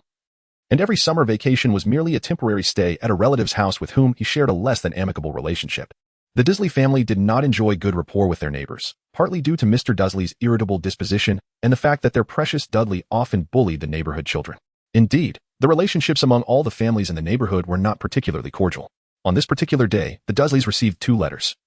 An unusual occurrence amidst the usual assortment of promotional flyers, catalogs, and utility bills. The simultaneous delivery of the 2 letters compelled the postman to ring the doorbell. Eager to witness firsthand the peculiar family that corresponded with individuals from such disparate social classes, one envelope was absurdly adorned with an excessive number of stamps, leaving only a small space for the address and recipient's name. The other was excessively formal, appearing as an unsealed parcel, adorned with what resembled the crest of an ancient family, and bore a signature that nearly dazzled the postman's eyes with its noble title. Upon knocking and handing the letter to the bearded middle-aged man, the postman initially contemplated engaging in small talk. But upon witnessing the man's complexion shift from normal to crimson, he promptly turned and left, abandoning any hopes of a tip or conversation. With a resounding slam, the door was shut. "You, come to the living room this instant," a voice commanded from within. In the living room, Petunia Dursley received a letter from Vernon Dursley. It was addressed to her, with meticulous handwriting and neatly folded, a letter that could easily be regarded as a work of art, despite being merely a letter. Carefully tearing open the envelope, she extracted a thin sheet of paper, which contained a visit request. It read, "Dear Mrs. Dursley, it has been 2 years since we last met, and I hope you still remember me. Although my previous visit was due to official business and coincidentally marred by unpleasant circumstances, I trust that was merely a matter of chance. This Sunday at 5 o'clock in the afternoon, I shall be paying your household a private visit, and I hope we can enjoy a pleasant meeting and exchange. Yours sincerely, Lady Henrietta Lily Peveril." The brief correspondence was printed on exquisite stationery, embellished with intricate patterns, a family crest symbolizing power, and the illustrious title of a countess, which, in Petunia's understanding, indicated that no one in the Dursley social circle held a higher status. Even if they had long forgotten who had visited 2 years prior and what had transpired, this visitor was still worthy of the Dursleys' earnest hospitality. On the other side of the living room, Vernon Dursley held a letter of his own. "A letter for you," he announced, waving the purple stationery at Harry. He then glanced down at the letter and read aloud, "Dear Mr. and Mrs. Dursley, we have not met, but I am certain you are aware of many things regarding my son Ron. Harry may have informed you that the Quidditch World Cup final will take place next Monday evening. My husband Arthur has procured tickets through his connections at the Ministry of Magic, and we hope you will allow us to take Harry with us to the match, as it may well be a once-in-a-lifetime opportunity. It has been 30 years since America last hosted the event, and tickets are exceedingly hard to come by. Naturally, we would be delighted to have Harry spend the remainder of his holiday with us, knowing we can ensure his safe return to school. Please have Harry respond to us at his earliest convenience in the usual manner, as the non-magical postman does not deliver to our home, and I am uncertain if he knows the address.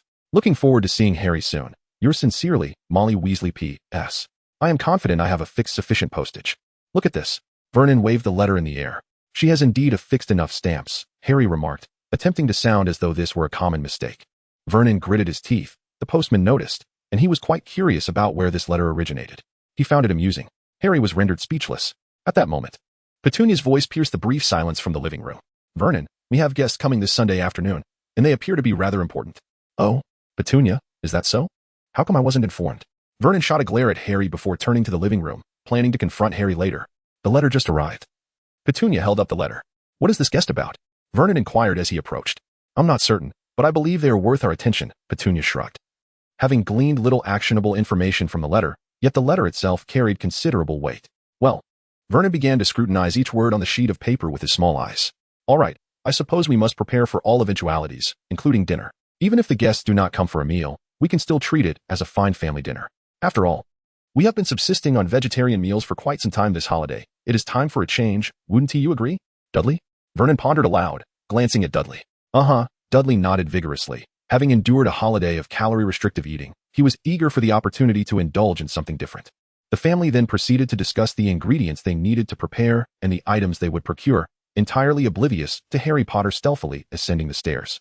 In the upstairs bedroom, Harry Potter was reading a note from Ron. Harry, Dad got tickets for Ireland versus Bulgaria on Monday night. Mum wrote to ask you to come stay with us.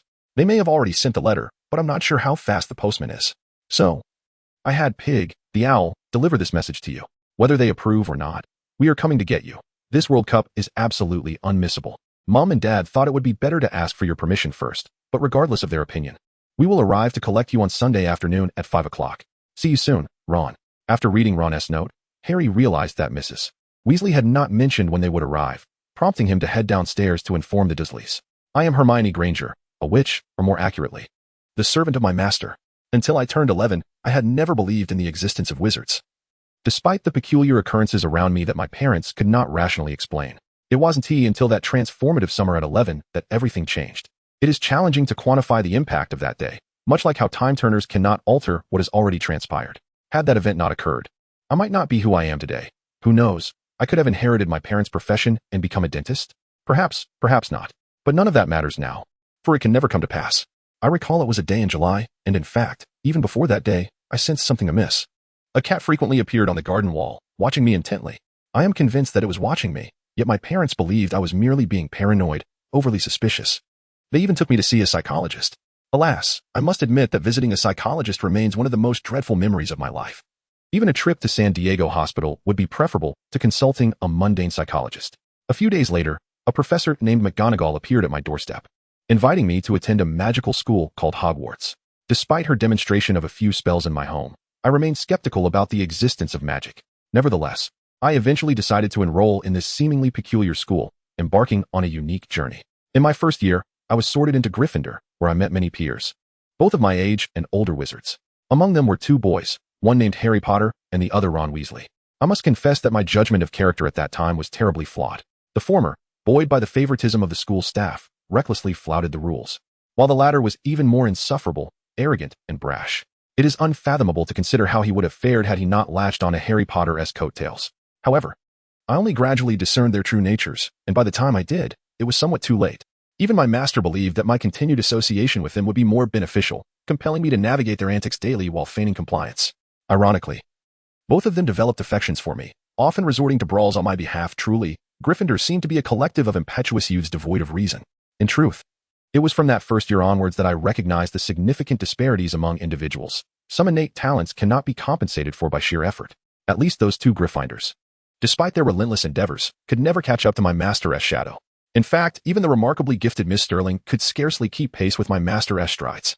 Returning to the narrative of my first year, my life was anything but tranquil from the very first day. It appeared that my classmates from magical backgrounds possessed no more knowledge than I did. Their arrogance was astonishing, as they could not even manage to prepare for lessons. This presented an opportunity for me, as I discovered that I could easily garner the admiration and favor of the teachers through methods that were quite popular in the Muggle world. However, this was not a panacea. Compared to those children from magical families, I realized my aptitude in magical control was lacking. Only Neville Longbottom seemed to perform even more poorly than I, while Harry Potter, who also grew up in the Muggle world, excelled in this area. Harry Potter is a celebrity in the magical realm, having vanquished the dark wizard whose name cannot be spoken at the tender age of 1. Yet, this knowledge was gleaned solely from my readings. My first encounter with him occurred on the train, where I noticed no remarkable differences, save for the scar upon his forehead. It was perhaps during the Halloween of our first year that I decided to draw closer to Harry and Ron after they rescued me from the clutches of a mountain troll, leading me into a myriad of challenges and adventures. It was also amidst these encounters that I met my master, who was strikingly unique during the sorting ceremony. At that time, I was too naive to comprehend the distinction. I merely thought, what difference could there be between a girl my age? However, I was mistaken, realizing the truth only by my third year, which led me to be utterly captivated by her. Yet, during my first year, I was oblivious to all this and even found myself at odds with my master. Before Harry could descend the stairs, he heard the door slam shut with a resounding thud, followed by the distant roar of a car engine. The Dursleys had already departed. Harry was compelled to keep this matter in mind, intending to inform the Dursleys about it during dinner that evening. By the time the Dursleys returned from their errands at number 4, Privet Drive, the streetlights had long since illuminated the surroundings. After a sumptuous meal, the Dursleys brusquely dismissed Harry, offering him no chance to speak, and sent him back to his bedroom. In the solitude of his room, Harry seized the moment before the Dursleys enforced a lights-out rule. He hurriedly retrieved his quill and ink, scrawling on a piece of parchment. "Hi, Ron. I've received your letter, but I think Mrs. Weasley forgot to mention when Uncle Vernon and Aunt Petunia are coming.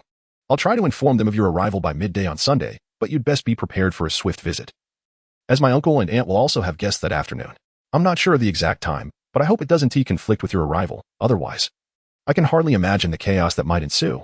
See you on Sunday, Harry."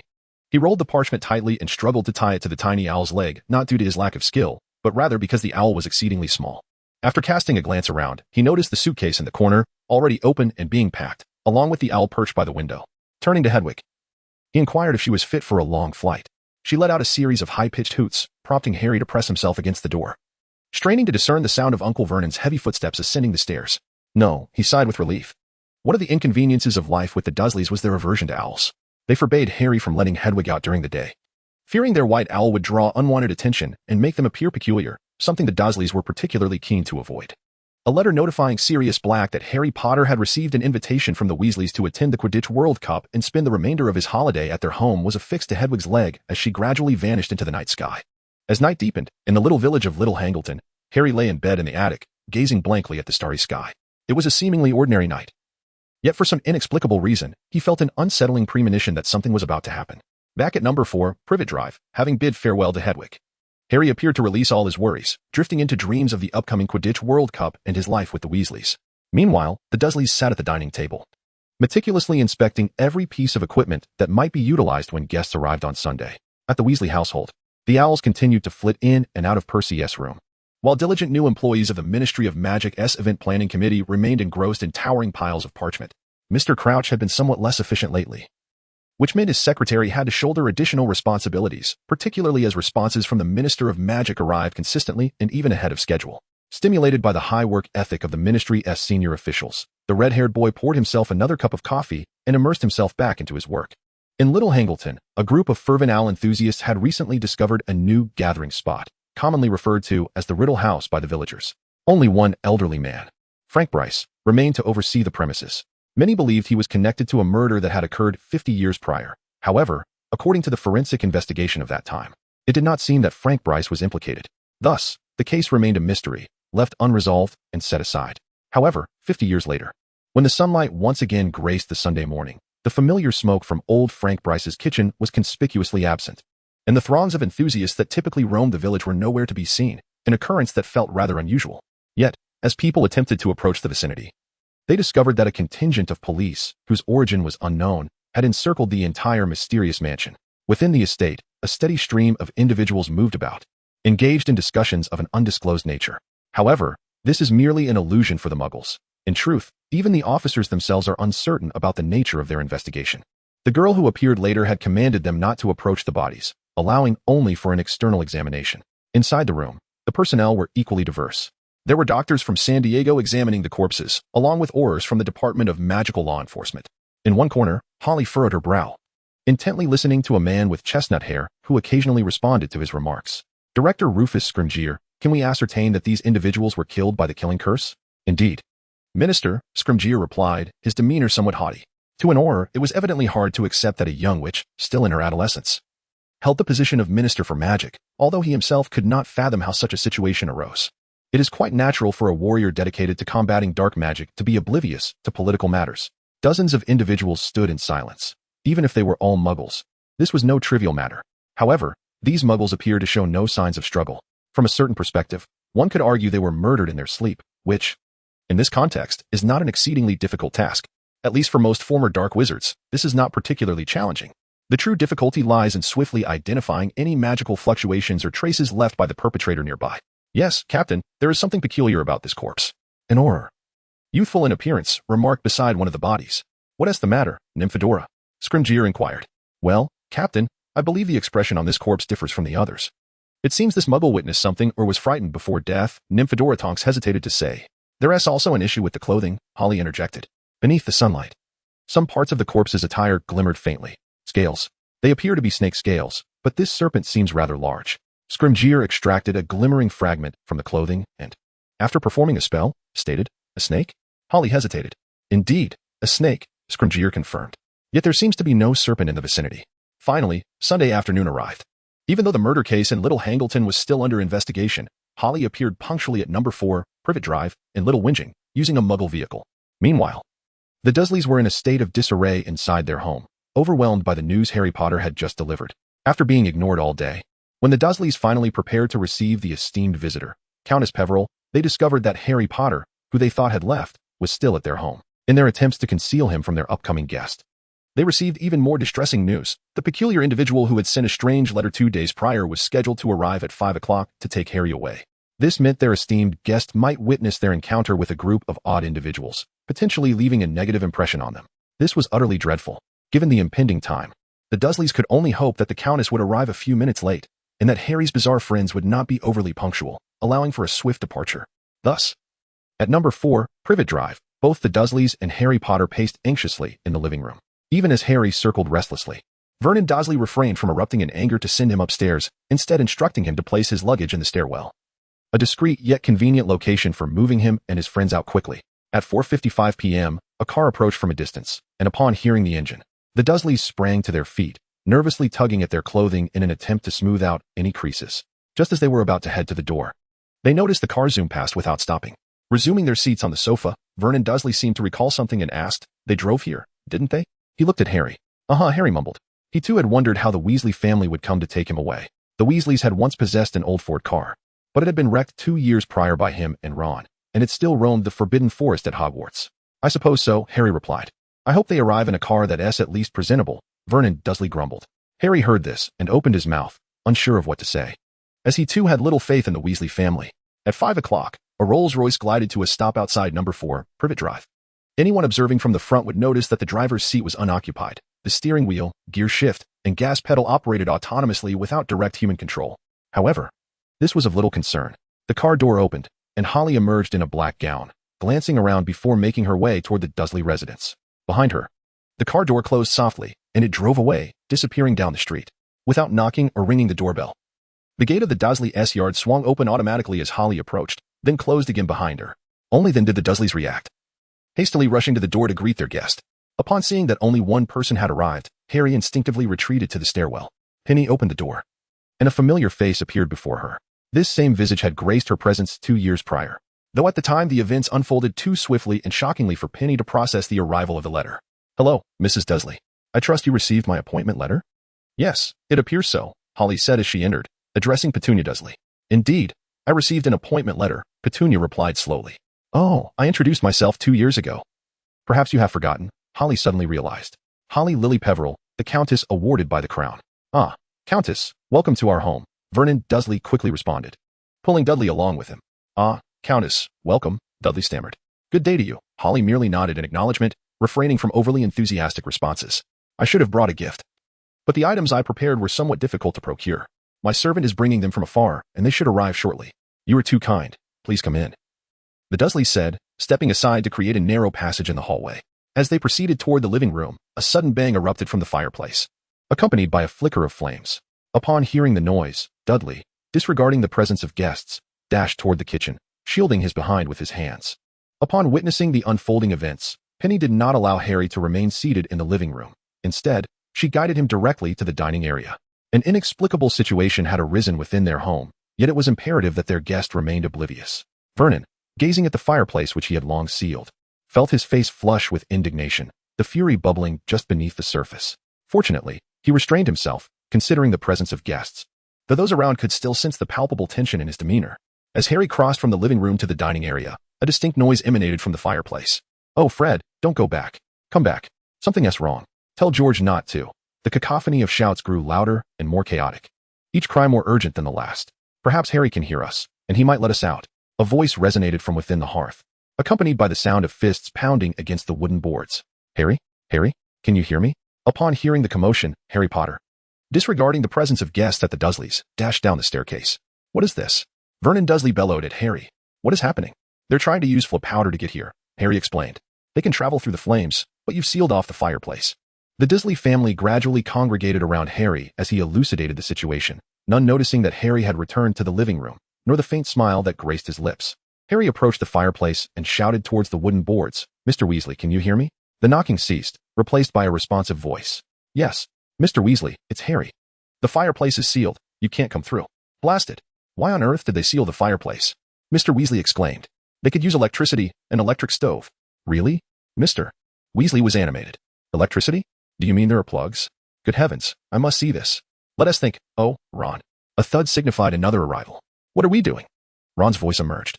"Oh, nothing. This happens to be our destination," replied one of the twins. We're just enjoying life," chimed in the other twin. "Harry, step back." Mr. Weasley commanded suddenly. "Wait." As Harry stepped back, Vernon Dursley advanced towards the fireplace, shouting, "What do you intend to do?" With a resounding crash, the wooden board splintered, debris flying in all directions. The Weasley family emerged from the fireplace, covered in wood shavings and stone dust. Penny gasped, stumbling back, nearly colliding with Harry. He quickly steadied her, guiding her away as they retreated towards the dining area. Meanwhile, Vernon Dursley stood expressionless, his attire covered in dust, giving him a rather disheveled appearance. "Oh dear, I'm sorry," Mr. Weasley said, lowering his wand and surveying the wreckage of the fireplace. "This is entirely my fault. We couldn't exit the fireplace. I shouldn't have connected your fireplace to the Floon network, but only for an afternoon, so we could come and collect Harry. Don't worry. I can help you fix it completely before I leave." Harry? Is your trunk ready?" Mr. Weasley inquired, looking at Harry. Yes, it's ready," Harry replied. "Let us go get it," the twins announced. "Oh," Mr. Weasley responded, racking his brain for a way to break the awkward silence. "Very, very nice place you have here." Yet, the usually immaculate living room was now a mess of dust and wood shavings, a sight far from ideal for the Dursleys, especially with an important guest present. Realizing this, Vernon Dursley disregarded Mr. Weasley's clumsy attempt at conversation, quickly swiveling his short neck to locate their esteemed guest and assess whether he had been affected. Upon seeing Harry, with his back turned, conversing with Penny at the dining table seemingly unperturbed by the chaos, Vernon took a deep breath and redirected his focus to the unwelcome Weasley family, contemplating how to expedite their departure. Mr. Weasley, filled with curiosity about the Muggle world, wandered towards the television and video recorder. Meanwhile, Harry and the twins struggled to retrieve his trunk from the staircase. "They turned off the power, didn't they?" Mr. Weasley mused aloud. I can see the plug. I collect these," he informed Vernon Dursley. "And batteries, I've amassed quite a collection, though my wife thinks I'm peculiar for it." "But how could that be?" Vernon Dursley found the red-haired man utterly incomprehensible, oblivious to the evident discontent etched across his face. The other red-haired child stood idly by, surveying the surroundings without noticing the muddy footprints marring the once pristine floor. Dudley, haunted by his encounters with wizards, clung to the wall, desperately trying to hide behind the curtains. At that moment, Fred and George returned to the room, followed closely by Harry, the twins carrying Harry's trunk while he held Hedwig's cage. "Well, then," Mr. Weasley said, best to smile regardless.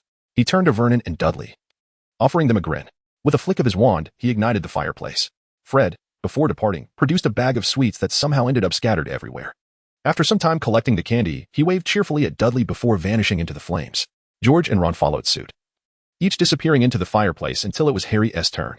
"Well then, goodbye," Harry said to Vernon Dursley before turning towards the fireplace, disappearing into the flames. Just as Harry was about to step into the fireplace, he caught sight of something peculiar, a foot-long purple object protruding from Dudley's mouth, accompanied by the wrapper from Fred's inadvertently dropped sweets nearby. "Don't worry, I have a solution," Mr. Weasley intervened, halting Vernon Dursley, who was ready to rush forward and extract Dudley's tongue. After a brief struggle, Dudley's tongue was restored to normal. But the Dursley living room had undergone a significant transformation. The once neatly arranged decorations were now scattered, and the floor was slick with the residue from Dudley's tongue. In the dining room, since the Weasley family had shattered the boards to enter the living room, Harry had cast protective spells at the threshold between the two spaces, not wishing to be discovered by the Weasley family or to have his conversation with Penny interrupted by prying eyes. However, as Fred scattered candies all over the place, Holly quietly collected a few pieces, intending to study the characteristics of the infamous Weasley twins' latest creation. Time rewinds to the beginning when Petunia retreated into the dining room and sat down beside Holly with her assistants. She never anticipated engaging in any dialogue with him. Nevertheless, circumstances did not unfold as Petunia had wished. "Petunia Evans," Holly called out. Petunia replied, startled. It had been over a decade since anyone had referred to her by that name. "Or would you prefer I call you Petunia Dursley?" Holly slowly articulated the latter half of the sentence. "Who are you? What is your relation to Lily?" Petunia inquired anxiously, evading Holly's question. "Do I need to introduce myself again?" "Holly Lily Peverell." Holly enunciated her name deliberately, placing emphasis on the name Lily. Lily was married to a man named Potter and gave birth to that boy outside. Petunia pointedly referred to Harry. Indeed, that's correct, Holly affirmed. So what about you? Petunia retorted. Me? It's inconsequential. You needn't concern yourself with that. What you need to know is that you must sign this document, Holly said, slowly retrieving his wand from beneath the table, though he did not place it on the surface. What is this? Petunia asked, perplexed. As she gazed at the application materials for Hogwarts before her, someone thought it inappropriate to ask Harry Potter, the convicted murderer, to sign this document directly. So they sought my assistance, Holly explained, a smirk forming at the corners of his mouth. Murderer? Petunia questioned, her brow furrowed in confusion. Yes, indeed. That fellow murdered an entire street of muggles over a decade ago. Perhaps one day, if he finds life too dull, he might decide to do it again. Especially considering the family that adopted his godson, they might occupy a rather unique position in his mind for not having secured Harry Potter's signature on this pledge, Holly insinuated. That won't happen. It won't happen. Dumbledore assured us of our safety, Petunia mumbled. Dumbledore? Holly inquired, having caught Petunia's words. All you need to know is that Dumbledore once guaranteed Lily's safety, yet in the end, Harry Potter was still left on your doorstep. Enough. Give me the pledge, Petunia said, appearing somewhat irritated. Upon receiving the document, she signed her name forcefully, nearly tearing through the thick parchment. Well, I suppose you could now return the parchment to Holly, Petunia said, turning to glance into the living room, seemingly checking whether anyone had noticed the situation. She observed Mr. Weasley still awkwardly attempting to communicate with Vernon Dursley before turning back to Holly. I think you can put away your wand now. Oh, Holly replied, somewhat taken aback. Raising an eyebrow. Should we be reintroduced? Are you the sister or the younger sibling? Petunia inquired bluntly. Oh, what are you talking about? Holly feigned ignorance. Do you think I wouldn't notice? You and Lily are practically cut from the same cloth, save for the eyes and that scoundrel named James Potter. All right, relax. While I'm not sure why, it seems Harry Potter is unaware of your connection to him, so I'm merely inquiring. After all, the magical world and this world are not particularly intertwined. Whether you choose to answer or not will not have any significant impact on my life.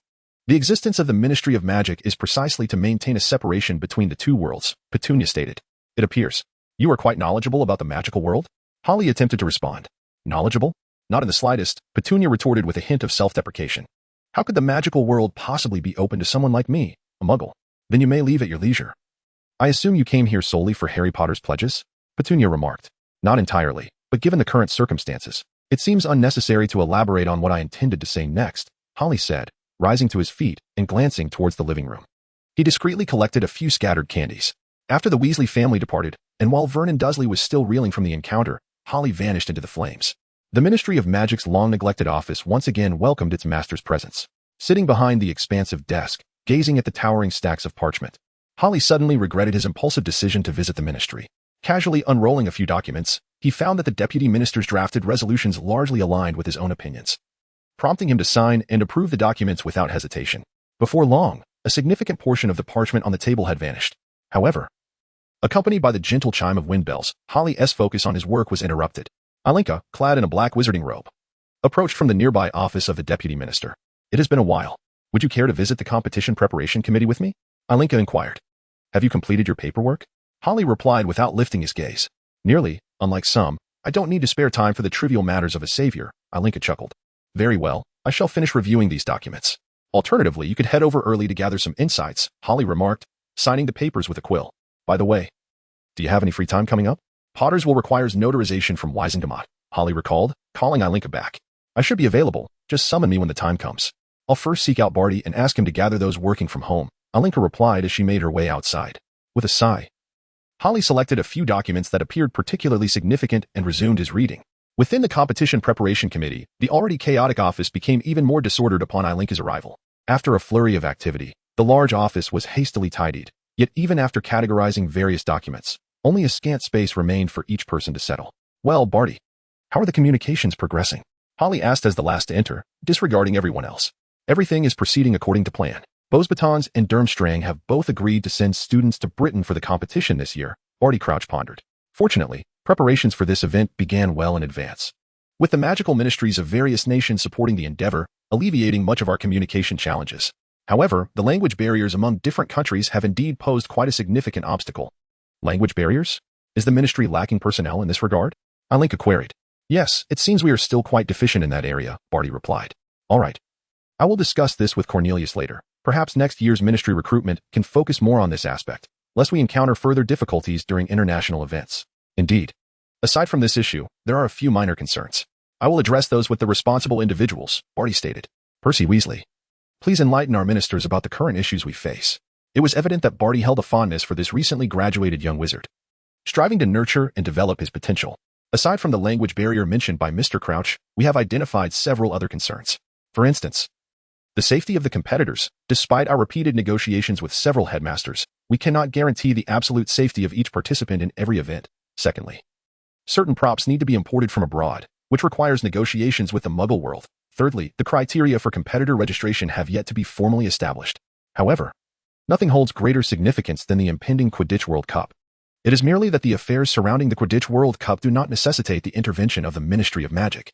After spending considerable time with the match preparation committee, Harry, having extricated himself, did not return to the office but instead slipped out of the ministry and into the Muggle world. On a summer evening in London, Harry, having changed into a refreshing outfit, wandered aimlessly through the streets. The sun had set, yet the ground continued to radiate a gentle warmth as hurried pedestrians boarded buses, eager to return to their suburban homes. The cacophony of car horns filled the air as once polite gentlemen, now caught in the throes of traffic, muttered their frustrations under their breath. At the Weasley residence, following Percy's visit to the ministry, the atmosphere seemed somewhat abnormal. He appeared to be in a distracted state, retreating into the house, though he had often done so before. Even the raucous antics of Fred and George failed to elicit a response, much to the twins' dismay. In contrast, they were met with repeated verbal onslaughts from Mrs. Weasley. Similarly, the two girls spent considerably less time in the common areas compared to the other boys. Most often, they could only be seen during mealtimes, and even then, they were more engrossed in whispered conversations with one another. When everyone arrived at the campsite adjacent to the Quidditch Stadium, their attention was irresistibly drawn together. The first campsite was relatively large, designed to accommodate spectators from all corners of the globe who had come to witness the Quidditch matches. The Weasley family and Harry sought refuge here, taking a moment to regroup as they awaited the commencement of the game. The campsite itself was established by Muggles, and although the wizards endeavored to dress in a manner that blended with Muggle attire, a diverse array of wizarding robes was still conspicuous. Not to mention the fools fumbling with Muggle coins, uncertain of how to make their payments, and a significant number of wizards attempting to use galleons to settle the campsite fees. As Harry and Dorinka strolled into the campsite together, they observed a vibrant tapestry of wizards milling about, visiting one another. After a brief interaction with the Muggle guards overseeing the campsite, they made their way toward one side, where a large tent stood, somewhat distanced from the other campsites yet cleverly concealed behind surrounding tents. It was a challenge to discern its presence without approaching closely.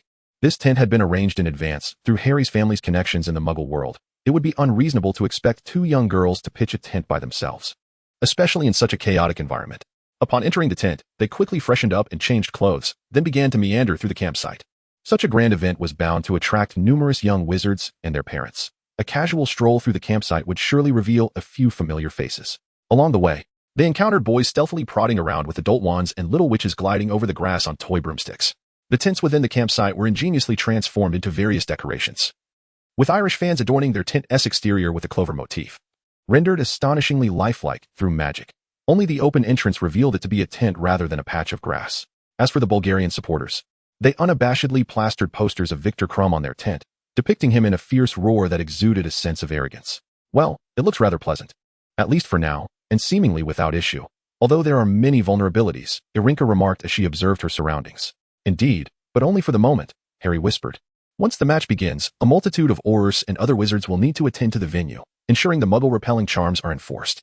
At that time, so you found such an inconspicuous corner? What other option do we have? We shall see. Perhaps something truly remarkable will occur, though I cannot be certain. However, having spotted the trio of the Chosen One, I believe something is bound to happen. Harry pointed toward the distant trio of heroes by the water fountain. That may be true, Irinka replied, her enthusiasm seemingly waning. Come on, let us return and rest a bit before the match begins, Harry suggested, interrupting their exploration of the campsite. As afternoon descended, the campsite buzzed with an exhilarating atmosphere, the blazing sun failing to diminish the fervor of the crowd. As night fell, numerous vendors emerged in every corner of the campsite, offering a variety of goods: luminescent rose bouquets, green representing Ireland and red symbolizing Bulgaria, hats adorned with clovers, Bulgarian scarves embellished with lions, an assortment of small models that danced in the air, and miniature figures of each team member that could traverse one's palm. Of course, there were also binoculars for viewing the match from the grandstand, adjustable for focus and even capable of slowing down the action, albeit at a rather steep price. However, these items did not require Harry to purchase. On the small table within the tent lay an assortment of similar goods, likely provided by manufacturers as a courtesy to the host. As night fell, A resounding bang echoed from somewhere in the forest, illuminating the trees with green and red lanterns. Revealing a path bathed in the glow of flames, the crowd at the camp stirred, excitement rippling through the throng. With their respective possessions in hand, everyone hurried along the lantern-lit path deeper into the forest. Thousands of souls converged towards a common goal as a myriad of sounds, shouts, laughter, and songs resounded around them. Almost all were swept up in this fervent atmosphere. At the end of the path stood a colossal stadium. Large was the predominant impression upon first sight, as it was designed to accommodate 100,000 spectators for the Wizarding World's grand event. The Ministry of Magic had commenced preparations a year in advance for this venue, even casting powerful confusion charms around the vicinity to deter muggles from approaching. "Shall we go?" Harry urged Luna behind him, addressing Irinka beside him. Indeed. The path behind them continued to teem with wizards, swiftly dispersing towards various entrances. In the first-class box, located at the top tier, the ticket inspector greeted the trio, saying, "Best of luck, ladies." Upon entering the stadium, they were enveloped by an air of opulence. The stairs were adorned with purple carpets. Following the throng, Harry and his companions ascended, gradually observing people veering left and right into different rooms on varying floors, until they reached the apex, where only the three of them remained. Their box, modest yet positioned at the zenith of the stadium, featured rows of purple gilded chairs. When they entered, several individuals were already seated, including the Weasley family and Harry Potter himself. With a courteous nod, they overlooked two girls in the corner who appeared to be trembling slightly and took their seats in the reserved chairs at the front, awaiting the commencement of the match. From their elevated vantage point, they surveyed the stadium, where 100,000 seats were systematically arranged around the elliptical field. At either end, three 15-foot-high hoops stood as the goals for the Quidditch match. Directly across from their box was a large blackboard, hastily inscribed with golden letters that were quickly erased, serving as the Wizarding World's advertising board, perhaps to be used later for the live broadcast of the match. As Harry contemplated the disparities between the Wizarding and Muggle advertisements, preparing to suggest the Ministry compile a report, Irinka inadvertently nudged Harry's arm, simultaneously making a discreet gesture to look back. To their right, the savior with a heart of gold was engaged in conversation with a house elf. The house elf from the Crouch family, "I believe it's called Winky," Irinka whispered. But don't you find that a bit odd?" Harry remarked after casting a glance. "Odd? Are you referring to the presence of a house elf here?" "Not at all. The Crouch family is one of the few wizarding families with a long lineage. Do you think they would allow a house elf to appear in such a setting? Are you implying that this house elf is suspicious?" "Yes. I'm not certain of the specifics, but do exercise caution during the match," Harry advised, turning to Luna beside Irinka. "Luna? What's wrong?" Luna, seemingly entranced, had produced a peculiar pair of glasses, her gaze unfocused as she stared at the house elf, murmuring, "It shouldn't be. Where's the other end? Luna? Luna?" Irinka shook Luna's arm vigorously until she was finally pulled back into reality. What is happening? Harry? Irinka? Nothing, but whatever occurs. Make sure to stay close to one of us." "All right, but why? There can't be just one end of the line. Clearly, there is a thread on the little elf's left hand, yet I can't find the other end," Luna replied. Behind them, Hermione picked up the program that had been resting on her chair, reading aloud that there would be a display of mascots from the two competing teams before the match commenced.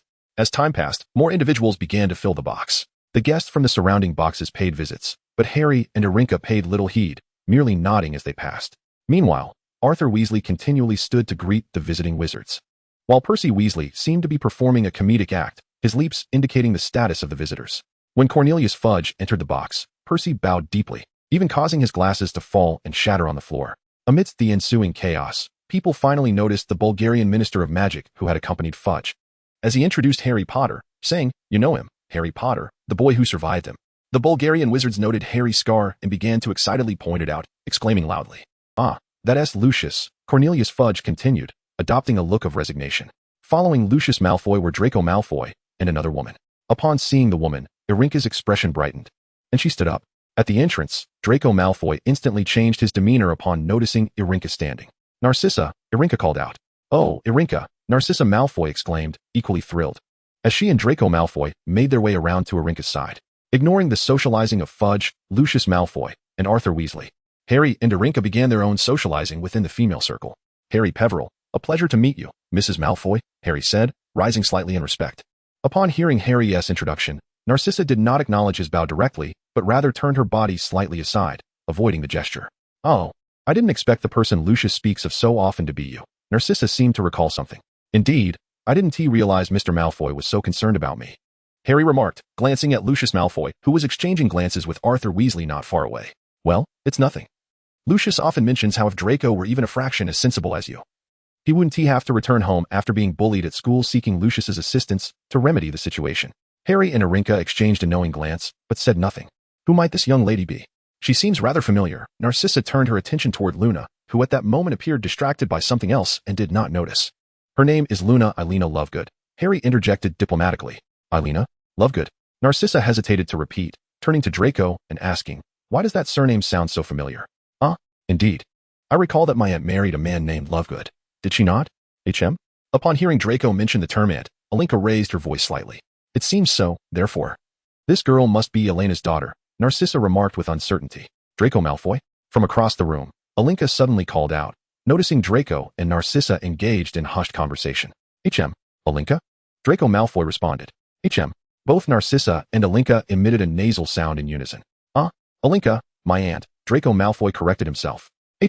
Prior to the commencement of the match, everything seemed rather ordinary, if one disregards Draco Malfoy's reluctant utterance of aunt, Narcissa's excessive excitement at discovering Elena's daughter, and the Malfoy family's disdain for sharing a box with a mudblood.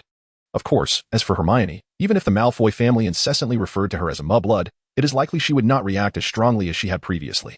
Not long after, Luther Bagman entered the box to inquire, Minister, may we commence? Following a barely perceptible nod from Holy, Cornelius Fudge replied, you may begin when ready. Luther nodded, withdrew his wand, and uttered a spell directed at his throat, addressing the entire stadium. His voice reverberated throughout the arena, silencing the murmurs of the crowd. Ladies and gentlemen, welcome to the Quidditch World Cup Final. The audience erupted in cheers, their applause thunderous.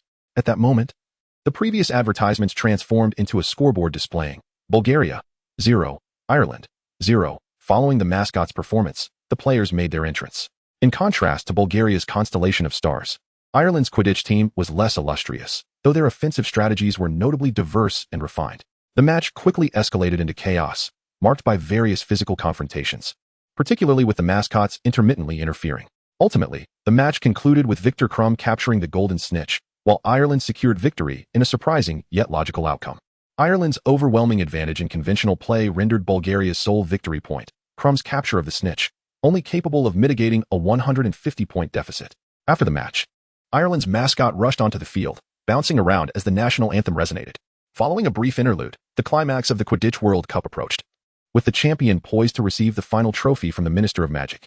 Prior to the match, a box containing the gleaming trophy had been delivered to the box by 2 ministry employees, placed prominently on a raised platform at the front. Let us give the defeated Bulgarian team a round of applause, Bagman exclaimed. The 7 Bulgarian players ascended the stairs, greeted by applause from spectators on either side. With cameras flashing incessantly, one by one, the Bulgarian players passed before Fudge and the Bulgarian Minister of Magic, who shook their hands at Holy's gesture. As each player walked by, Bagman announced their names, and when it was Crumb's turn, the stadium erupted with deafening cheers and applause. When Ireland lifted the trophy and departed the box on their broomsticks to accept the crowd's accolades, the stadium erupted once more. As the match concluded, throngs of spectators streamed out of the stadium, returning to their camps. Along the wooded paths, joyous singing echoed from both sides. Even upon returning to their encampment, the atmosphere was charged with exuberance, leaving little room for rest. Back in the box, as the Irish team departed with the trophy to bask in the adulation of their admirers, the occupants of the box began preparing to leave. First were Fudge and the Bulgarian Minister of Magic, although Fudge held only the title of Deputy Minister in the British Ministry.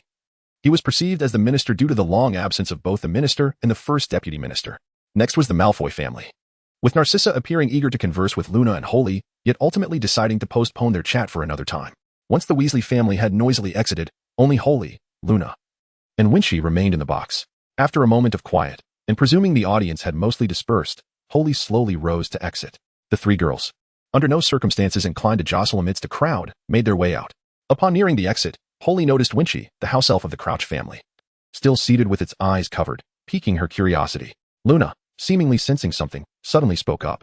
Oh, but I must mention, if there's something you wish to do, it would be wise to act swiftly. Some individuals, despite their questionable intellect, may not realize they've misplaced their wands for quite some time. All right, let us depart, Ilinka stated, joining Holy and ushering Luna from the box.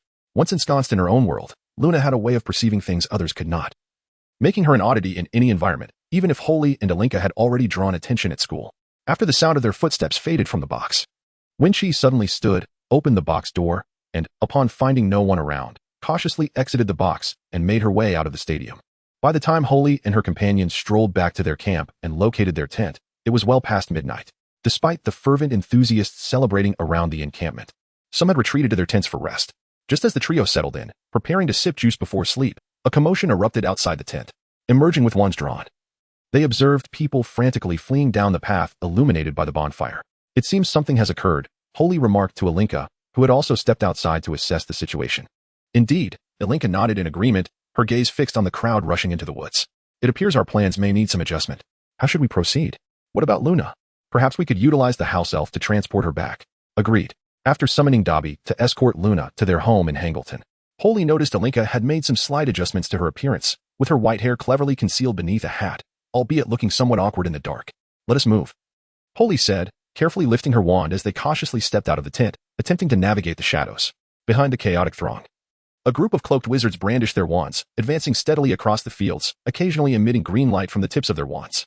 Above them, four figures floated in the air, twisting into grotesque shapes. Who are they? Holy inquired. Unknown, Alinka replied, though she speculated, but one could make an educated guess. What do you mean?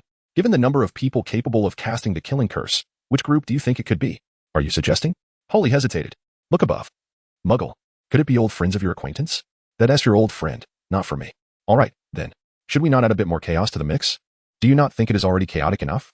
Alinka pointed towards the swelling crowd. Given the current situation, the ministry will have enough trouble tomorrow. That's a matter for tomorrow. Besides, it won't just be me suffering. The deputy minister will be equally troubled. Fine, you win. Are you certain we should not present ourselves before the members of the Ministry of Magic? Aaron Khan inquired, pointing towards four red-haired men emerging from a nearby tent. Does that mean we cannot have any fun? Or shall we follow the savior? I believe it is unnecessary, once matters here conclude. We can simply observe where the excitement lies to find him. I doubt it will impede our enjoyment, Holly replied with a hint of resignation. Shall we merely stand here and watch? Just then, a seemingly low-ranking wizard participating in the parade rushed toward Holly and Aaron Khan, awkwardly waving his wand as if to engage in some sort of confrontation. Upon noticing this, Holly and Aaron Khan instinctively began to evade and retaliate. However, the exchange did not escalate into a fierce battle. After a few spells were exchanged, the clumsy individual was pulled back into the parade by his companions. GOL. Have you lost your mind? You dare to attack those two girls? One of the wizards exclaimed. What? Which girls? The ones over there? They appear similar to muggles. Damn it, Kleiber, keep an eye on GOL and prevent him from acting recklessly. Fortunately, those two girls did not recognize you. Otherwise, you would be in for a world of pain. After experiencing this inexplicable assault, Holly's interest in remaining near the camp to watch the spectacle diminished significantly. As they slowly trailed behind the crowd into the depths of the forest, Aaron Ka suddenly tugged at Holly's arm, pointing at the struggling house elf, Winky, from the Crouch family, attempting to find her way through the underbrush. It seems luck is on our side today. Indeed, after casting a disillusionment charm upon themselves, the two stealthily followed Winky at a distance, striving to remain silent. They observed Winky behaving as if she were under some external control, compelled to perform actions against her will. After a while, they found themselves at the edge of the forest in a secluded area, where a tall, pallid wizard materialized, his cloak shimmering with an unusual luster and clutching a wand in his hand. Nearby, the voices of Harry Potter and his companions could be heard. And through the light emitted by their wands, they saw Harry stagger to his feet, scanning his surroundings. The pale-faced wizard suddenly broke into a broad smile, raising his wand towards the sky with fervor, and uttered in a tone filled with hatred, Morse Mordra. A massive, green-tinged figure erupted in the dark sky, and the wizard collapsed to the ground, blood trickling from his mouth as he desperately attempted to pull his cloak over himself, seeking to conceal his identity. The green apparition gradually took form, revealing a gigantic green head with a serpent-like tongue protruding from its mouth. As time passed, this ominous visage rose higher into the sky, releasing green smoke. Witnessing this scene, Holly felt as though she had stumbled into a deep pit. Grasping Aaron Ka's hand, she swiftly led her from the forest, raising her wand and casting a variety of spells towards the area where the young wizard had stood. The forest was instantly filled with screams. Within their line of sight, Harry Potter and his friends had just risen from the ground, preparing to flee. In a panic, Holly cast a Petrificus Totalis spell to slow their escape. With a resounding bang, 20 or so wizards appeared out of thin air, encircling Harry Potter and his companions, each raising their wands in their direction. Stop. Arthur Weasley's voice rang out from the crowd. Stop. That is my son. Ron, Harry, Hermione, are you all right? Arthur Weasley's voice trembled as Holly and Aaron Ka seized the opportunity to step forward into the throng of wizards. Although most did not recognize the two newcomers, it was clear from their approach that they were not the conjurers of the Dark Mark, and Bartemius Crouch, the leader, showed no reaction to their presence, allowing them to be accepted into the circle. Step aside, Arthur. Bartemius Crouch's voice was terse and cold. The surrounding wizards tensed, moving forward with Crouch as the encirclement tightened. At that moment, Arthur Weasley stood protectively in front of the three young wizards, facing Crouch's wand. Who did this? Bartemius Crouch demanded, fixing his gaze on the three young wizards. Who conjured the Dark Mark? We did nothing, Harry Potter pointed at the head in the sky. We didn't do anything. Ron Weasley echoed. Why are you attacking us? Do not lie. Crouch snapped. You are at the scene of a crime. Barney, they are just children. A witch in a long skirt interjected softly. They could not possibly have done this. You three, where did the mark come from? Arthur Weasley, regaining his composure, turned to question the trio. Over there, Hermione Granger said, gesturing towards the spot where the pale-faced wizard had once stood. Someone was hiding in the trees and spoke a word, as if casting a spell. Over there, is it? Crouch asked. He spoke a spell. Did he? Miss. Do you recall what he said? At Hermione's words, the attention of all present shifted to the location she indicated. It's too late. They must have disapparated away. Someone remarked. Perhaps, but I believe we should still investigate. A wizard with a short brown beard suggested. Let us check the underbrush. We may still uncover something. Today's lessons were exhausting, and the dormitory will lose power tonight. I'm taking a day off, said Armos, the short-bearded wizard, who seemed to be well-liked. As most in attendance offered warnings. Stand tall, raise your wands, Armos declared as he and several other wizards ventured into the thicket. Moments later, a cry rang out from the woods. Yes, we caught someone. There's a person here, but they appeared to be unconscious. Whom have you captured? Bartemius Crouch shouted, seemingly skeptical of Armos's report. Accompanied by the sounds of snapping branches and disordered footsteps, Armos emerged from the underbrush, cradling a small, feeble figure. When Armos placed the frail being on the ground before the crowd, they swiftly gathered around. Upon recognizing that the diminutive figure was his family's house elf, Crouch spun around and hastily retreated into the forest. There's no one else, Mr. Crouch, Armos stated. There's no one else there. Ignoring Crouch's frantic search in the foliage, Armos quietly remarked to the crowd, this is rather awkward, gesturing with his wand towards the fallen Winky, I mean. She couldn't have succeeded, Armos. Arthur Weasley softly defended, that symbol is a wizard's mark, you know, releasing it requires a wand. Indeed, it possesses a wand. Harry squeezed out from the crowd, carefully examining the unconscious house elf, pointing with his wand at the one firmly gripped in its hand. What? Arthur Weasley exclaimed in astonishment. Look. Amos Diggory lamented, it is a violation of the magical use regulations for any being other than a wizard to possess a wand. Shortly thereafter, Barty Crouch stumbled back from the thicket, nearly colliding with the equally hurried Ludo Bagman. Mr. Crouch, if you are well, I believe we should hear your elf's defense. Barty Crouch offered no reply, yet his silence was taken as acquiescence. Upon awakening Winky, despite all inquiries, the elf incessantly insisted that it had done nothing wrong. When Amos pointed out the wand in Winky's possession, Harry Potter suddenly interjected, that wand is mine. Instantly, everyone readjusted their positions, encircling Harry and Winky once more. All once trained upon them. It is my wand. I lost it. You lost it? Amos Diggory asked incredulously, is that a confession? You conjured the mark and then discarded it. Amos, consider who you are addressing, Arthur Weasley retorted angrily. Could Harry Potter possibly conjure the dark mark? Certainly not. Amos murmured, I misspoke. However, I think Mr. Weasley should maintain a bit of distance for the time being. At this moment, Ernie K. stepped forward, stating, though Mr. Potter is not of the Weasley lineage, he has been residing with Mr. Weasley lately, and last weekend, Mr. Weasley secretly connected a Muggle family's fireplace to our Flu network. That Muggle family happens to be Harry Potter's aunt and uncle. Perhaps Mr. Weasley should keep a respectful distance and refrain from interfering with our inquiries into Mr. Potter? Is that so, Arthur? Others began to realize that it might not be wise for Arthur Weasley to remain present, as his recent remarks could easily divert attention from the matter at hand. Yes. Well then, Arthur, please stand aside with your son. We truly need to converse privately with Mr. Potter, Ludo Bagman remarked, attempting to mediate. No hard feelings, Arthur. You know the significance of the dark mark necessitates caution. Miss Granger, please remain. Ernie continued. Everyone can agree that a wizard of Muggle descent should not have had the opportunity to encounter the dark mark. This was a consensus reached by all, allowing Mr. Weasley to relax a bit. After all, surrounding a young Hogwarts wizard with inquiries from so many could easily be perceived as intimidation, hence leaving someone behind seemed more appropriate. Purely Muggle-born? Indeed. It is highly unlikely they would have had any contact with the dark mark. Let it be so, a wizard remarked, with others nodding in agreement. After a brief interlude, Harry Potter continued to assert, regardless, I did not discard it there. Pointing to the thicket, I lost my wand as soon as I entered the woods. Thus, Amos Diggory turned his gaze sharply from Harry to Winky. You found this wand, did you not? Elf. You picked it up and thought you might have some fun with it, correct? I did not use it for magic, sir, Winky squeaked. I merely picked it up. I did not conjure the dark mark, sir. I don't understand. It was not her, Hermione interjected to the surrounding wizards, even if my master is among them. She still retains the right to act independently until commanded otherwise. Winky's voice is minuscule, and the incantation we heard was indeed deep. It could not have been Winky, right? She cast a pleading glance at Harry.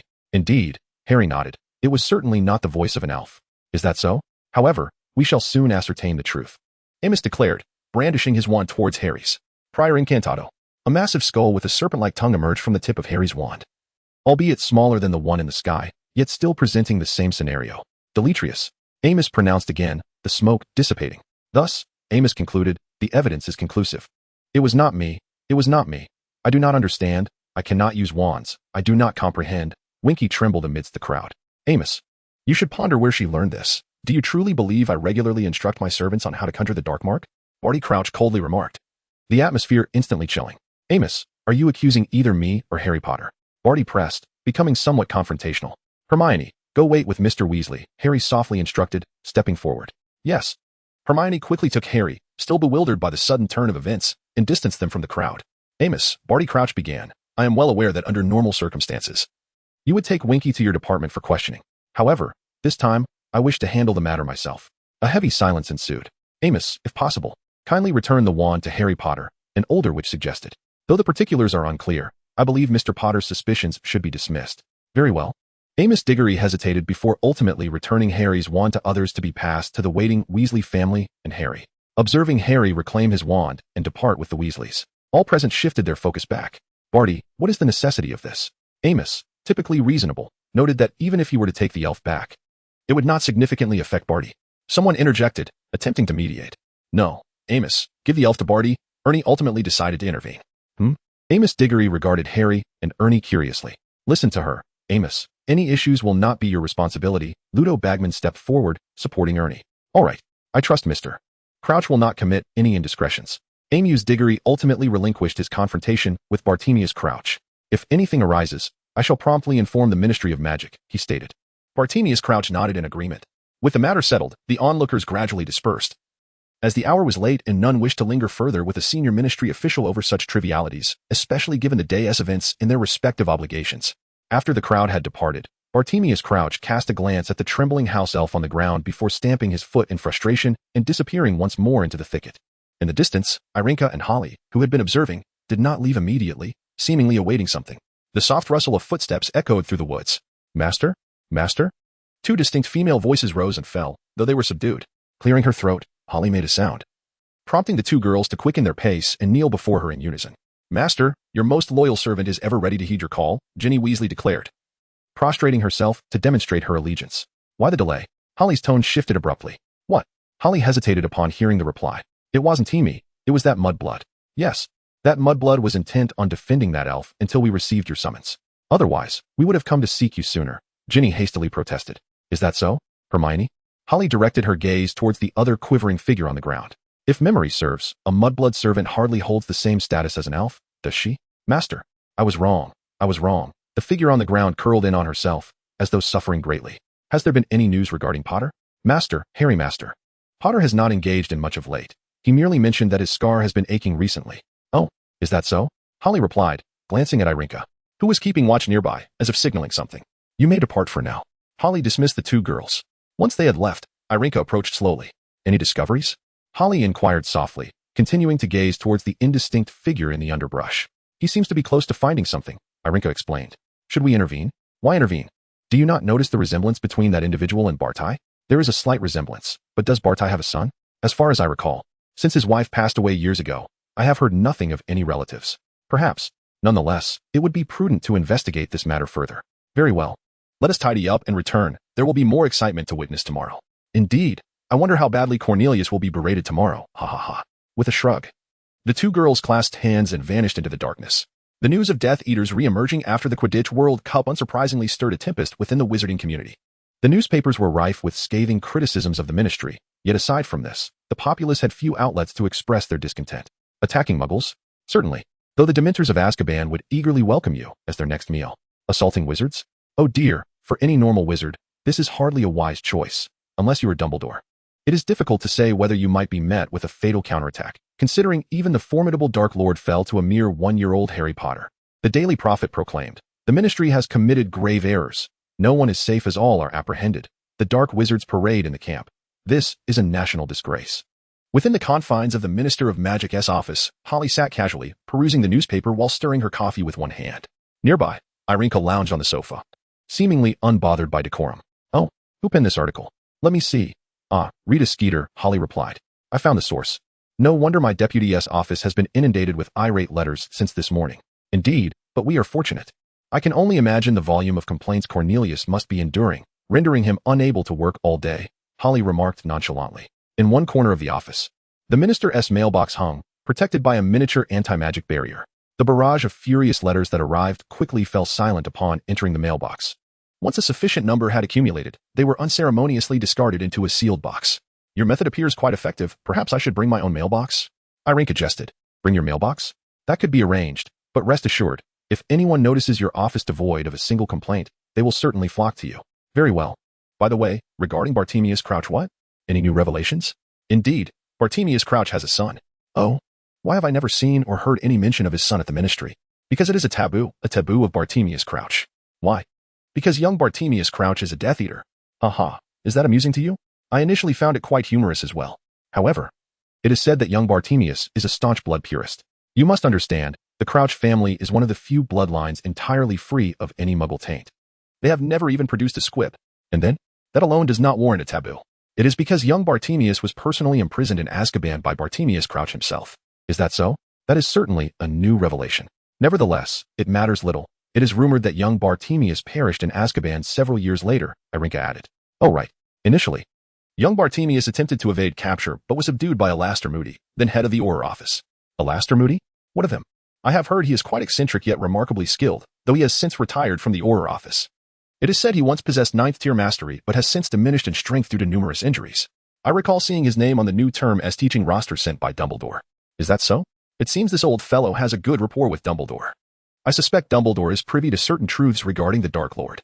Otherwise, it seems rather excessive to employ a renowned retired Auror to teach a course on defense against the dark arts.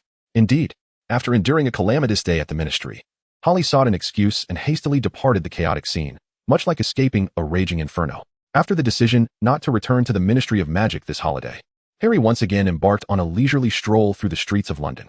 Although he had already instructed his house elf to procure the books, potion ingredients, and even parchment and ink that he might require, there remained one item on this semester's list that necessitated Harry's personal attention, the purchase of a dress robe. Given the unique nature of such attire, a specially designed robe often demands multiple fittings, alterations, and a steep price, all for the fleeting moment of brilliance it affords. In a sense, the robe is merely an extravagant, ephemeral adornment. However, no price is too exorbitant for Holly, for the ancestors of the Potter family, who reveled in their escapades, left behind an unimaginable fortune for posterity, encompassing both land and shops. This wealth exists in both the Muggle and Wizarding worlds. Formal attire is essential for both wizards and Muggles, and intriguingly, certain Muggle preferences have led to the rapid evolution of such garments within their realm. On the bustling streets of London, in a CAF run by Muggles, a girl clad in a black dress sits gracefully on a sofa, savoring her coffee. Opposite her, another girl dressed in white leans back, gazing out the window. Is your gown ready? Aaron asked. Part of it is still being made, Holly replied nonchalantly. Which shop? I think Madame Malkin's gowns are currently just a mockery of fashion. They all look identical. Really? I hadn't noticed, Aaron responded. If you ordered your gown from Madame Malkin's, I suggest you consider switching to another shop. I suppose it doesn't matter much. A few dresses one tea make a difference. True. I find it hard to believe that those gown makers would dare to neglect such an esteemed client as yourself. That's not the issue. I'm merely pondering whether my custom gown might be too avant-garde. Oh? It has been quite some time since a truly remarkable designer emerged in the magical realm. Indeed. Which makes me think those dresses have arrived, Holly noted as she observed the car stop below. Muggle fashion? Aaron inquired tentatively. Yes, but I believe the situation is rather promising. Suddenly, the wooden staircase creaked as several individuals ascended. The leader appeared to be fashionably dressed, followed by several attendants, each laden with multiple garment bags. Greetings, Countess Peveril. The lead designer approached Holly, bowing as he reached her. Have you brought everything? Holly asked with faint casualness. Yes. Based on the measurements you provided and the fittings you personally attended, we have prepared the gowns as per your specifications. Then place them over there, Holly instructed, gesturing towards a spot beside her booth where several garment bags were already arranged. The attendants proceeded to neatly organize the bags, though a few curious ones discreetly glanced at the labels of the other garments. After receiving the payment and being ushered downstairs, the attendants began discussing in the car. Hey, Frank, did you know? I saw garments from that studio that competes with us daily. They seem to be among those bags, right across from us. John, what of it? I even spotted bags from a studio that caters to royalty. Judging by quantity, they're not far behind us. Gary, what about you? You've been unusually quiet. Frank and John nudged him. Oh, what is up, Frank, John? We're asking you, Gary, which other shop's garments did you see in there? The few I and Frank spotted seemed to be just as reputable as ours. I saw bags from our design director's father's studio. What? Don't joke with us. Our director's father turned down royal invitations a decade ago. That's simply impossible, John countered. Well, I can't argue with that. But since there's a bonus involved, why worry? Gary attempted to say more but fell silent. In the grand house of Holly in Little Hangleton, Luna stood before the mirror in a moon-white gown, seemingly lost in thought. The ethereal fabric, paired with her light golden hair flecked with brown, rendered her almost otherworldly. In another room, Holly stared into her open wardrobe, which was filled with a meticulous array of dresses of varying sizes and styles. Alongside a mountain of recently returned gowns piled on the bed. Dobby, Holly called. Yes, mistress. What is the story with the clothes and the wardrobe? These were prepared at the behest of Mistress Lily. Every year and each season, we ensure sufficient attire for the young mistress, tailored to her size even if she wants tea here during her childhood. Is that so? Dobby never tells a lie. Very well. You may go now. Yes, mistress. With a snap, the house elf vanished into thin air. What a troublesome decision, Holly mused, eyeing the perfectly fitting gown sprawled on the bed alongside the uniquely styled evening dresses hanging in the wardrobe, falling once more into contemplation. Outside the window, an owl from Hogwarts flapped its wings, maintaining a rhythmic ascent and descent. At the Weasley residence, the girls remained in their rooms, gazing at the beautiful evening gowns laid out on their beds, alternating between nodding and shaking their heads, lost in thought. After a moment of contemplation, two girls exchanged glances, seemingly communicating silently. Meanwhile, the twins hid in their room, equally clueless about their activities. In Ron Weasley's room, Harry Potter held a dark green velvet gown selected by Mrs. Weasley, while Ron pondered over a long dress of deep purple velvet, adorned with frilly lace at the neckline and cuffs, mumbling to himself. On September 1st, in London, torrential rain fell. Cars splashed through the streets, sending sprays of water that elicited gasps from hurried pedestrians, each clutching an umbrella while muttering curses at the capricious weather. In such conditions, even the most graceful lady or the most genteel gentleman could not avoid getting their garments dampened.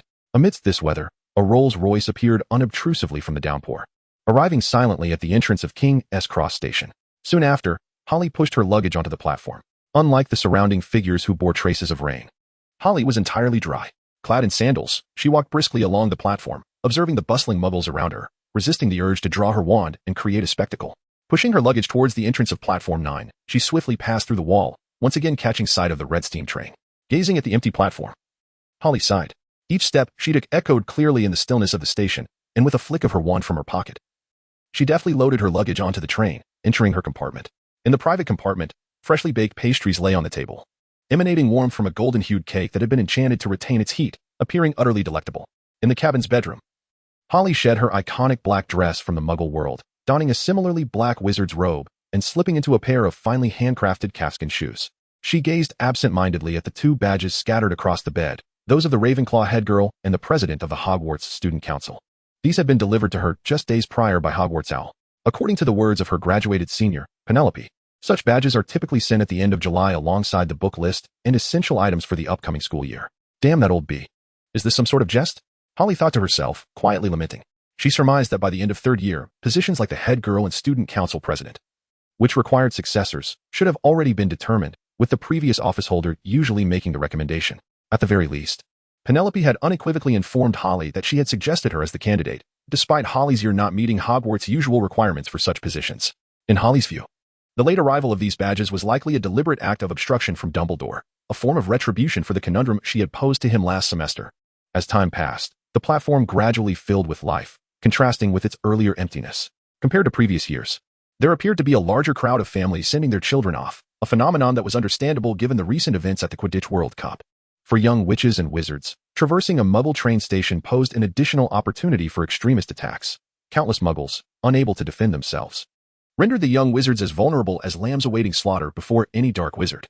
The steam engine had begun to operate, and a thick veil of white steam enveloped the entire platform. The cacophony of hooting owls, the sight of classmates through the mist, and the mutual greetings exchanged among students and their parents rendered Platform 9 3/4 resoundingly lively. A multitude of students hurriedly stowed their luggage into various compartments before swiftly disembarking the train to bid farewell to family and friends ahead of the new school term. Numerous wizards connected to the Ministry of Magic have been engaged in mysterious discussions regarding a matter seemingly shrouded in secrecy yet closely linked to Hogwarts, captivating the interest of many young witches and wizards. As the train commenced its journey, the little wizards had to bid farewell to their families and embark on a new term's adventure. Oh, so these two badges are in your possession? Aaron exclaimed upon spotting the badges adorning Holly's chest. I should have guessed, but why didn't you mention it during the World Cup? Can I admit I just received these? Holly replied with a wry smile. Damn, Olby sent them to me via owl just a couple of days ago. Well, I have no objections. However, head girl, I believe you ought to fulfill your duties now. Perhaps you'll encounter something intriguing along the way, Aaron remarked, recalling seeing Draco Malfoy heading deeper into the train compartment. What about Luna? Aaron inquired, glancing around. Luna went to sit with her classmates. She expressed interest in the peculiar tales they share every year, Holly explained as she stood by the door. All right. It's hard to imagine what could possibly seem peculiar to Luna, Aaron shrugged, taking another piece of cake to savor slowly. In the head boy's compartment, Cedric Diggory had been waiting for 5 minutes. Since the train had started, the heads had begun their patrols in pairs, leaving Cedric awaiting his companion, the Ravenclaw girl head. Hey, have the other heads not arrived yet? I'll just come by a little later, a girl peeked through the compartment door. No. The other heads have already gone on their rounds, Cedric clarified. Oh, is that so? Then what about you? Holly asked, somewhat perplexed. Me? I need to wait for the Ravenclaw head girl to patrol with me. Oh, Holly replied, leaving the door ajar. Hello? If there is nothing else, could you please close the compartment door? After a moment of waiting and noticing the door remained open, Cedric stepped out to remind her. Are you not ready yet?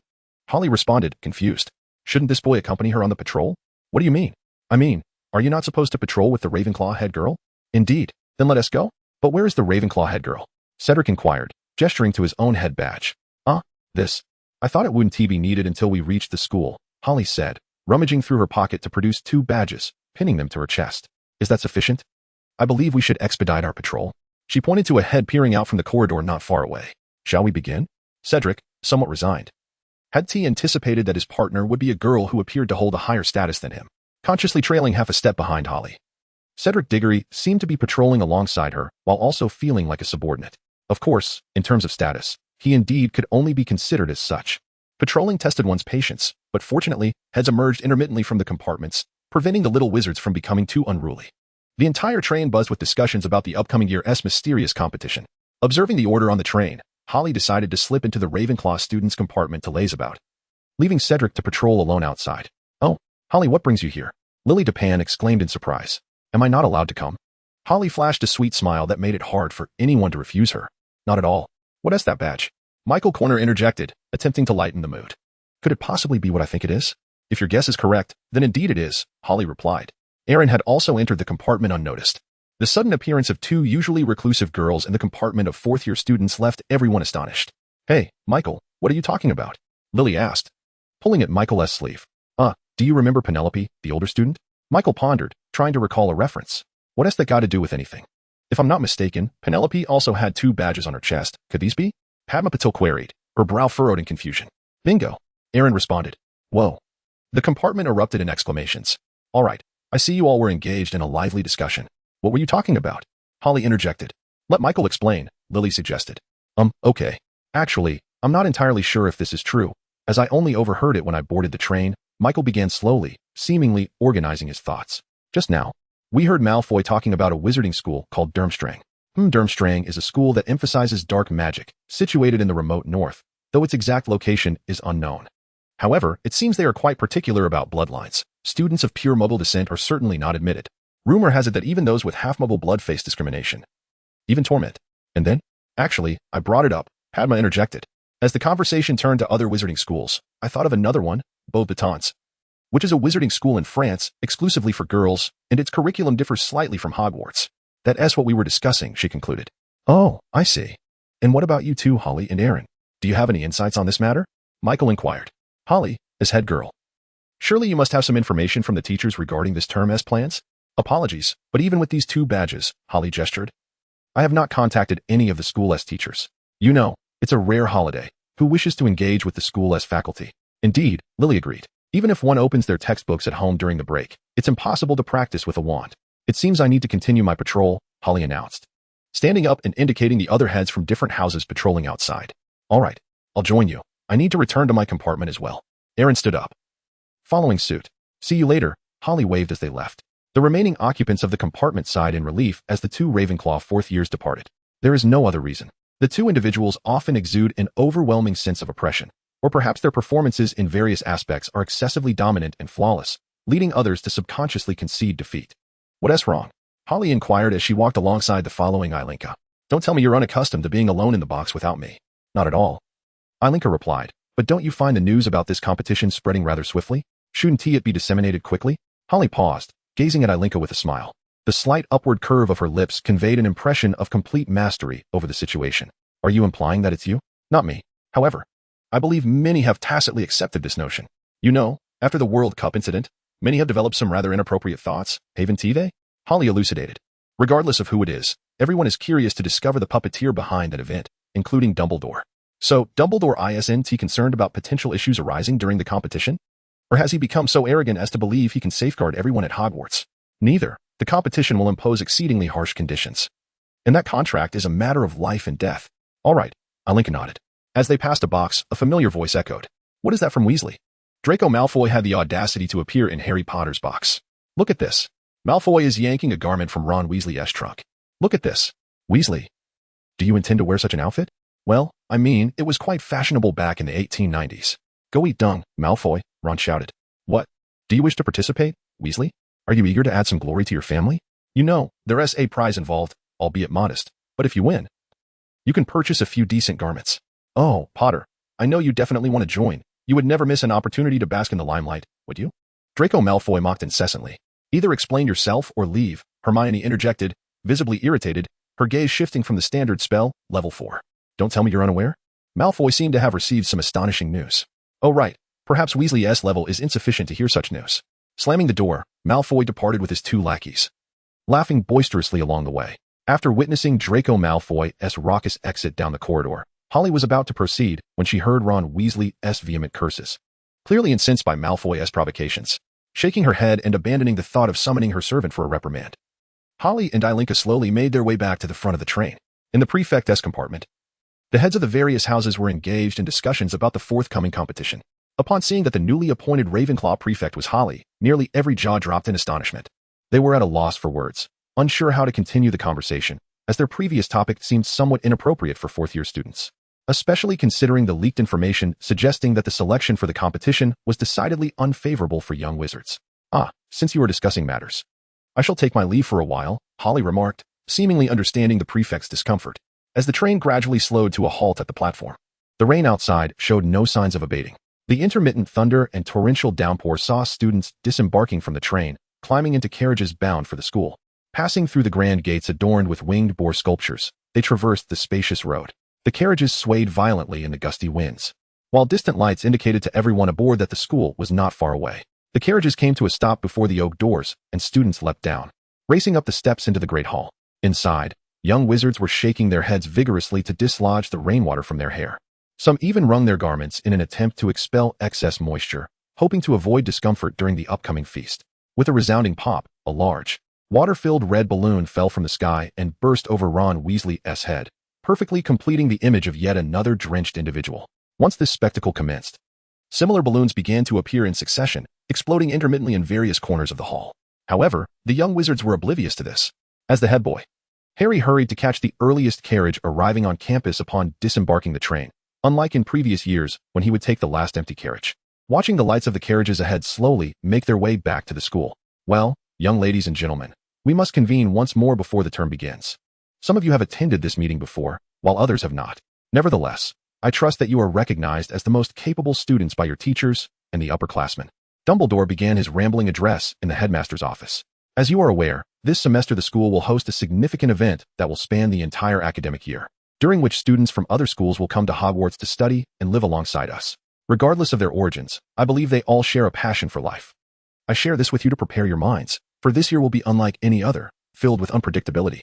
Therefore, ladies and gentlemen, should you encounter any suspicious circumstances or complex issues, do not hesitate to inform the faculty for assistance.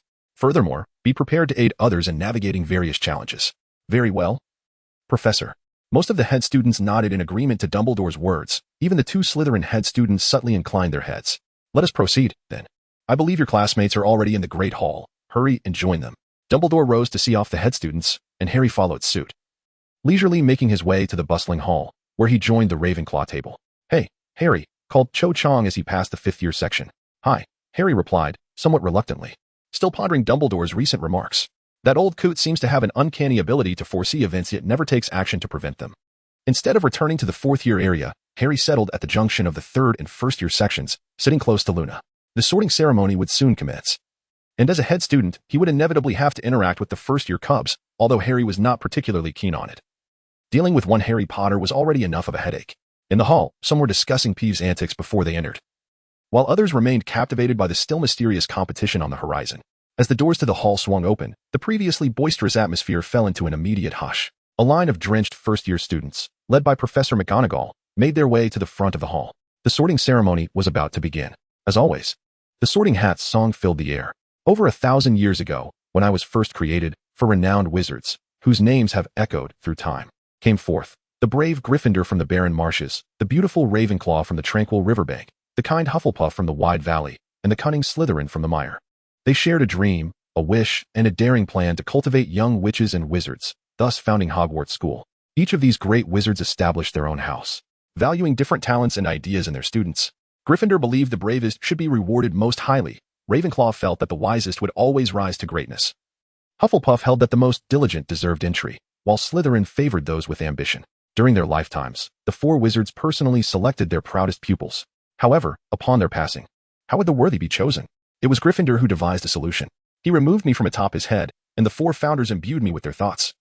Thus I became the one to select and evaluate. Now, placed upon your head, I will see into your mind and determine your rightful house. After this proclamation, Professor McGonagall unfurled a scroll of parchment, calling out the names of the young witches and wizards. The first name called was Stuart Ackley, who was sorted into Ravenclaw. After removing the hat, the little fellow rushed to his table, greeted warmly by his peers. Soon after, Auraquirk was also sorted into Ravenclaw. And as the last of the first years found their houses, the main event of the feast was about to commence. Dumbledore stood up from his chair and declared, "I have only 2 words for you. Eat." A myriad of dishes appeared instantaneously on each table. After consuming a modest amount to quell his hunger, Harry set down his cutlery, preparing to observe Dumbledore's next performance. Before the feast commenced, Harry noticed that Professor Moody was absent from his post at the Defense Against the Dark Arts table, leaving him curious about the circumstances. Once everyone had finished their meals and desserts, Dumbledore once again rose, and the hall fell silent, save for the howling wind and the patter of raindrops from outside. "Well," Dumbledore began, "it seems everyone has dined well. I must draw your attention once more, as I have a few announcements to make. Mr. Filch, the caretaker, wishes me to inform you that the list of prohibited items within the castle has grown this year, now totaling 437 items. Those interested may consult Mr. Filch for the complete list. As is customary, Filch remains the target of student pranks, and this list reflects the ongoing battle between him and successive generations of students. Additionally, the Forbidden Forest remains off limits, and Hogsmeade is still only accessible to 3rd years and above." Dumbledore added, "I regret to inform you that this year, the Quidditch Cup will not be held." Gasps of disbelief echoed throughout the hall. This is due to a large-scale event commencing in October, which will last the entire academic year and will occupy much of the faculty's time and energy. However, I believe you will find it immensely enjoyable. I am pleased to announce that this year at Hogwarts, Dumbledore tantalizingly delayed revealing the name of the event. Suddenly, the great doors of the hall were thrust open, and a man clad in a black cloak, leaning on a long cane, appeared in the entrance. Lightning illuminated the sky, revealing his grizzled white hair beneath the cloak. Each step he took echoed hollowly through the hall. He strode directly along one side of the hall towards the dais, making his way toward Dumbledore. Another flash of lightning lit the heavens, causing all students seated at the front of the hall to draw in a sharp breath. His face bore the marks of various wounds, resembling a decayed piece of wood, but it was his eyes that commanded the most attention. One eye was diminutive, dark, and glistening. The other, however, was large, round, and a striking shade of blue, incessantly blinking and swiveling, sometimes even turning so far that only a vast expanse of white sclera was visible to onlookers.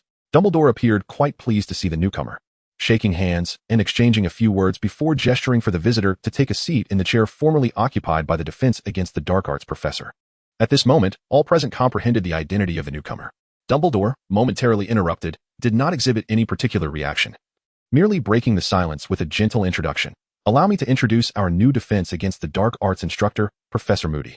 The students in the hall seemed momentarily stunned, with only Dumbledore and Hagrid offering a brief, awkward applause before lowering their hands. As I previously mentioned, Dumbledore cleared his throat and continued, "In the coming months, Hogwarts is honored to host a most splendid event, one that has not occurred for over a century. I am delighted to announce that the Triwizard Tournament will be held here at Hogwarts this year." "You must be joking," came the unmistakable protest of Fred Weasley. The reason for Fred's outburst was clear. The twins were often indistinguishable, causing mischief in tandem. Their synchronized protests were not unusual, after all, if one were to face consequences. It sufficed to name either of them, for their punishments had always been identical. Even Mrs. Weasley struggled to differentiate between Fred and George. In essence, If one was to shoulder the blame, why not share the trouble? The once somber atmosphere following Moody's entrance dissipated, yet Harry felt little reaction. She observed Moody, who had instilled an inexplicable discomfort within her since his arrival. It was not a sense of being watched, but rather a feeling that an alien entity had intruded upon her territory. Even if this entity did not disrupt her life, much like a single leaf falling into a pond, causing little ripples, it could still mar an otherwise picturesque scene. Recalling the troubling news received that morning regarding Moody's family issues, which had even attracted the attention of Muggles, Harry furrowed her brow, inadvertently alarming the first-year witches and wizards seated nearby, who feared they had inadvertently offended the upperclassmen. By the time Harry regained her composure, having resolved to later gather more information about Moody, Dumbledore's introduction had progressed considerably. The Triwizard Tournament, established over 7 centuries ago, represented a friendly competition among the 3 largest wizarding schools in Europe, Hogwarts, Beauxbatons, and Durmstrang. Each institution would select a distinguished student to represent their school in 3 challenging tasks. However, due to the excessive fatalities that ensued, the tournament had been suspended. Fatalities? Murmurs rippled through the hall. Many students had caught wind of this term, yet a larger portion felt excitement about the event. For over a century, numerous attempts have been made to revive this tournament, Dumbledore continued, but none have succeeded. However, this time, the Department of International Magical Cooperation and the Department of Magical Games and Sports have unanimously agreed that the moment for another attempt has arrived. We have undertaken extensive preparations during the holiday to ensure that every participant will be safe. In October, the headmasters and students from Beauxbatons and Durmstrang will arrive at our school, and the selection of champions will take place during Halloween. Of course, winning the tournament not only brings honor to the school, but the victors will also receive 1,000 galleons. Harry shrugged, her interest in Dumbledore's elaborate explanations waning. The documents from the Ministry of Magic were far clearer than the rambling of the old wizard. I know you are all eager to bring glory to Hogwarts, but for the sake of everyone's safety, the participating schools and the ministry have decided to impose certain restrictions on contestants. Participants must be at least 17 years of age. Dumbledore stated, prompting a chorus of protests from the crowd, led once again by the Weasley twins. Alternatively, they must demonstrate a proficiency equivalent to that of a 9th-tier wizard. Dumbledore's subsequent words were delivered with a cheerful demeanor, and he shot a playful glance in Harry's direction.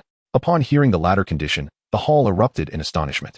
The teachers were bewildered, as the ministry's documents had not included such a stipulation, while the students grumbled about Dumbledore's seemingly reckless regulations. For those hailing from traditional magical families, they were acutely aware of their own abilities or those of the most powerful members of their lineage. In a society that revered strength, the mightiest within a family symbolized their status. The 9th tier was a pinnacle few young wizards could hope to reach, even historically. Only a handful of graduates from Hogwarts had managed to ascend from the 8th to the 9th tier in a short span of time, and each had left a mark on magical history. This included the jovial old wizard now gazing at them from the podium, as well as the dark wizard whose name could not be uttered. For those students unfamiliar with the nuances of magical prowess, their peers from traditional wizarding families served as their source of information. In this regard, the children from magical lineages were surprisingly candid, as most had never encountered a 9th tier wizard. Their friends and acquaintances typically hovered around the 7th tier.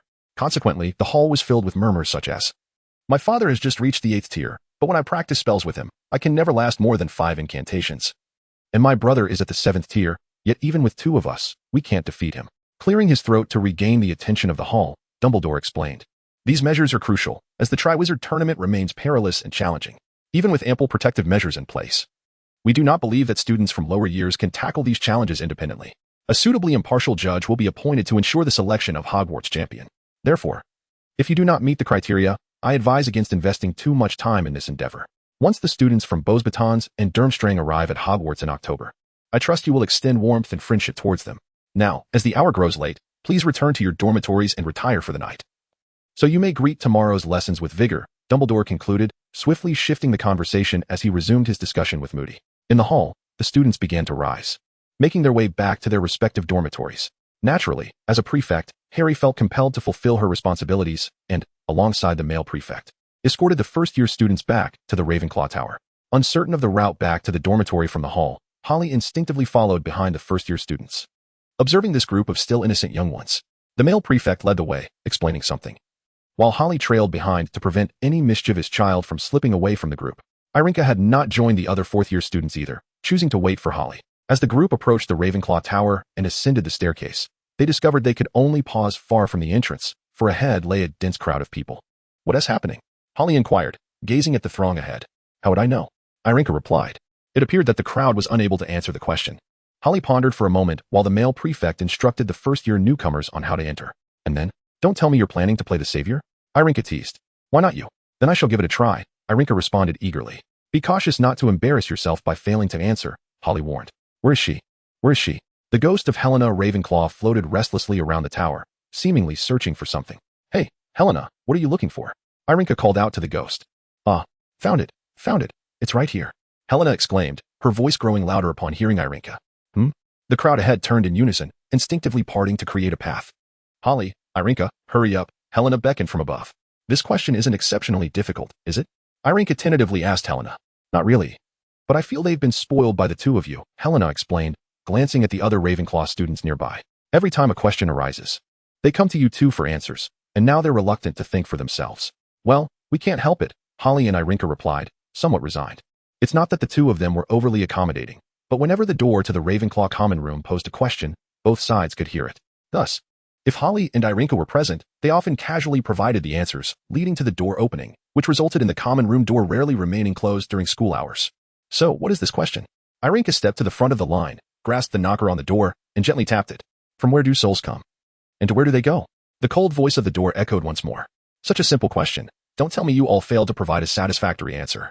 Upon hearing the question, Holly turned to glance at the older students behind her, who, upon meeting her gaze, shamefully lowered their heads. All right, Irinka, do you have an answer? Holly inquired, contemplating whether to give Irinka the opportunity. It's intriguing. I have some ideas, but I need to organize my thoughts. Why don't you go first? Irinka responded, absent-mindedly sketching in the air as if piecing together something. From one void to another, Holly declared. A murmur of astonishment rippled through the crowd, as if someone had just responded similarly. Someone said that, but the door deemed it incorrect. The answer to this question varies from person to person, Holly remarked, the corners of her mouth twitching in dissatisfaction at the door's verdict. Indeed. Finally, someone has articulated that the answer is subjective. The door slowly opened a crack, gradually widening. All right, it's getting late. Classes resume tomorrow, and tonight's discussion shouldn't last too long, Holly announced from a higher vantage point to everyone.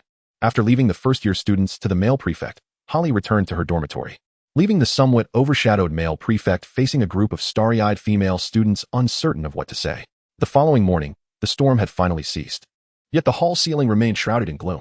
The day was draped in a somnolent haze, though the afternoon's captivating transfiguration demonstration by Professor Moody stood as a highlight of the day. During dinner, a long queue awaited their meal. Draco Malfoy brandished a copy of the Daily Prophet, striding provocatively toward Ron Weasley, loudly reciting an article pertaining to Arthur Weasley.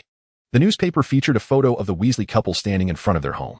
Ron Weasley, nearly provoked beyond control by Draco Malfoy, struggled to contain his anger, even with Harry Potter's attempts to restrain him from engaging physically with Draco. Following a verbal exchange between Harry Potter and Draco Malfoy, Draco unexpectedly directed his ire at Harry, only to be transformed into a ferret by Alastor Moody, receiving a thorough lesson on the stone floor. It wasn't until Professor McGonagall intervened that Draco's unfortunate ordeal came to an end.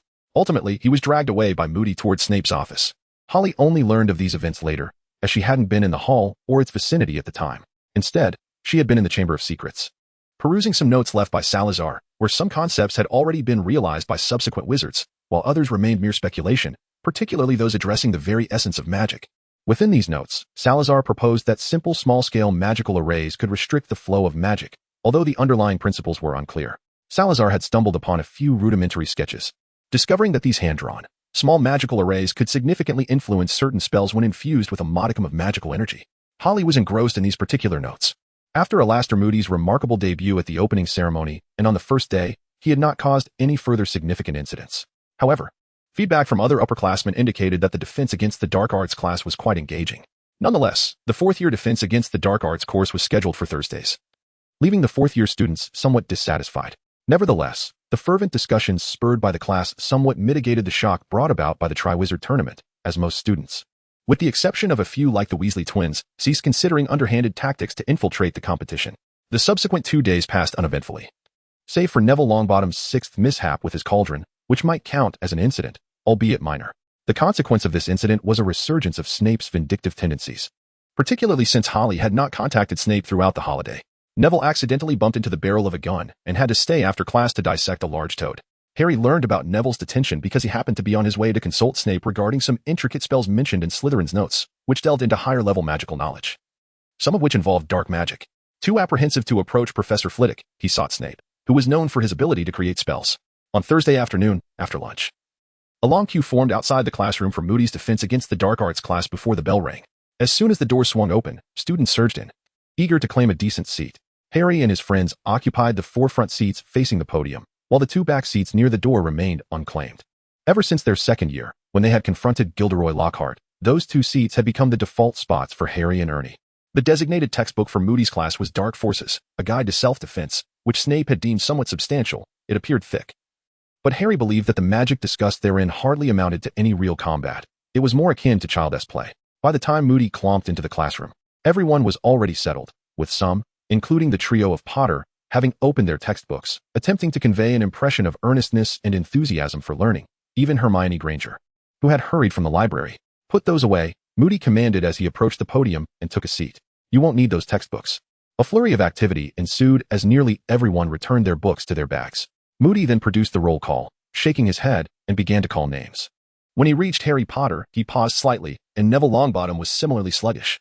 His normal eye scanned the roster while his magical eye whirled around, scrutinizing each responding student. Well, after everyone has answered, I have received a letter from Professor Lupin, introducing the course. It seems you have grasped quite a bit regarding how to handle dark magical creatures. You've learned to deal with boggarts, redcaps, grindylows, and werewolves, correct? A murmur of agreement rippled through the room.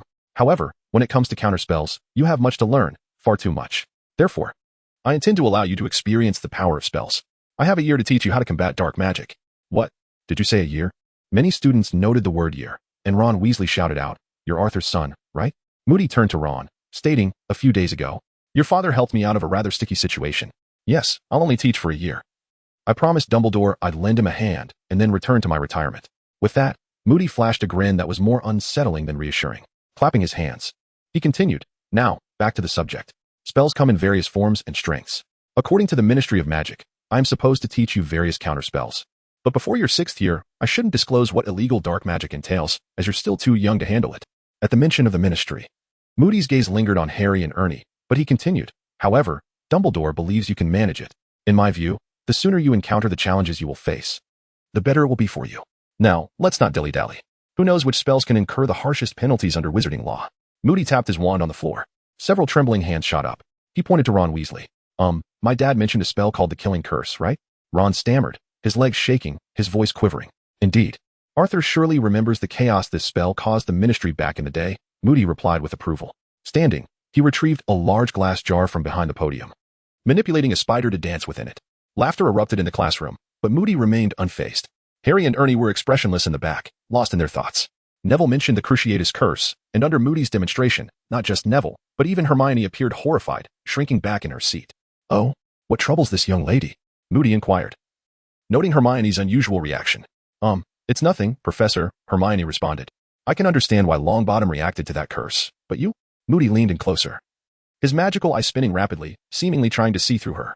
All right, the last one, the Killing Curse. This time, no one vied with Hermione. But her voice trembled nonetheless as she spoke. After demonstrating the Killing Curse to eliminate the last spider, the classroom fell silent, so quiet one could hear a pin drop. This isn't pleasant, Moody remarked as he swept the dead spider to the floor. The Killing Curse has no counter curse. The only person to escape it is sitting right in front of us. The Killing Curse requires immense magical power as a foundation. You may draw your wands, aim at me, and utter the incantation. I suspect I might only suffer a nosebleed. But that is all right. My purpose is to teach you how to cast spells. As the class bell rang, students exited the classroom, buzzing about the lesson. Many found it intriguing, while others did not. For instance, a young girl confronted Professor Moody in the classroom. What is it, miss? Is there something you need? Moody asked sternly. Nothing much. Just heard you say that if we cast the Killing Curse, it would only give you a nosebleed? So, I thought I'd ask the professor for a demonstration. Harry said, grinning as he raised his wand. Well, Professor Moody, would you like to give it a try? I recall you and your classmates attempting it during class. Didn't he you? Moody replied, slowly probing. Yes, but that was during class, and I discovered many things that seem rather suspicious, Harry replied. Oh, such as? Moody's interest appeared piqued. For instance, Avada Kedavra. As Harry spoke, he waved his wand, sending a flash of green light hurtling towards Moody. With no wand in hand, Moody had to swiftly dive sideways to evade the spell, promptly rising to grab his wand, ready to counter any further attacks. What are you doing? Moody said sternly. Dumbledore did not inform me that any student here could cast the Killing Curse. It would be wise to greet your teacher first, if the teacher needs collaboration. Perhaps we could make excellent partners. Once again, Holly displayed a mysterious smile, leaving others at a loss to decipher the emotions it evoked. After engaging in a spirited discussion with Professor Moody, Holly exited the classroom only to encounter Ilinka, who was waiting for her in the corridor, accompanied by a dazed Neville Longbottom. How did it go? Ilinka inquired. There is something off, Holly replied. Really? What do you mean? Ilinka asked, glancing at the bewildered Neville. I'm just concerned. I fear those two girls may not provide all the information we seek, particularly concerning the mudblood. It seems she is up to something again. If she manages to pursue her own agenda, it could complicate our directives. Unlike that Weasley, the mudblood is not as devoted to you. True enough. But what strategy should we employ? Do you need a lackey? Ilinka suggested. Let's see. He doesn't quite meet my standards, Holly explained. However, Moody did provide us with a rather intriguing demonstration of control, using the Imperius Curse. Indeed. To be honest, I haven't experimented much with it on wizards. Shall we give it a try? Ilinka proposed. In the next moment, the trio vanished into the shadows. Within the chamber, Basilisk 2 awakened once more, sensing a new surge of magical energy. Again? It murmured. Yes. Very well, I shall continue to rest. Do you require sustenance? I believe the water in that direction connects to the Black Lake outside the campus, does it not? Sustenance. Salazar had arranged that long ago. If I had to wait for each batch of students to deliver food, I would have starved long ago. Then I shall borrow the space for a moment, Holly declared. When Neville returned to the corridor outside the Defense Against the Dark Arts classroom, his mind felt blank, as if the events that had transpired were lost to him. After a while, Holly and Ilinka emerged from the darkness, appearing quite pleased. After a delightful first week, the fourth-year witches and wizards were now faced with the burdensome reality of a new academic year. Whether it was McGonagall's transfiguration, Professor Sprout's herbology, or Professor Binns's history of magic, nothing was as surprising as Moody's defense against the dark arts lesson. Moody announced his intention to cast the Imperius Curse on each student in turn to demonstrate the spell's power and see if they could resist it. But, Professor, you said those spells are illegal, Hermione protested. Moody countered with Dumbledore's words, stating that the headmaster hoped they would experience it firsthand. As he spoke, his magical eye fixed intently on Hermione. If you prefer to learn through more painful means, allowing others to control you at will, then by all means, you may leave. Of course, should you wish to file a complaint with the Ministry or Wisingamot, you may approach me or any other teacher. We know a quicker method to file complaints, and I assure you it will be expedited. Upon hearing Moody's final remark, Holly and Ilinka erupted into laughter at the back of the classroom. Oh, Miss Parker, Miss Sterling, would you like to be the first demonstration? Moody inquired, his magical eye spinning rapidly upon hearing their laughter. Holly sensed a peculiar intrigue about Professor Moody today and stood up voluntarily to see what he intended to do. With a flick of his wand, he cleared the center of the classroom. Holly stood there, her wand pointed to the ground, quietly summoning her magical energy. All right, let us begin, Professor, Holly said, channeling her power. Imperio, Moody commanded, directing his wand at Holly. A powerful surge of magic rushed toward her, and in an instant, the two distinct sources of magic collided. To Holly and Ilinka, it appeared as though Moody's curse was impeded, unable to strike Holly. After a brief struggle of magical forces, Moody retracted his wand. It seems fourth-year classes pose little challenge for Miss Parker, Moody remarked. All right, next. After Holly and Ilinka thwarted Moody's curse, the professor was now fully engaged. Following an initial setback with the two young witches, he showed no mercy to the other students. One by one, they complied with Moody's whimsical commands. Dean Thomas hopped around the room on one leg, while singing the national anthem. Lavender Brown mimicked a squirrel, and Neville executed a series of astonishing gymnastic moves, which he normally could not manage. However, no one noticed Moody's slight frown as he cast spells on Neville.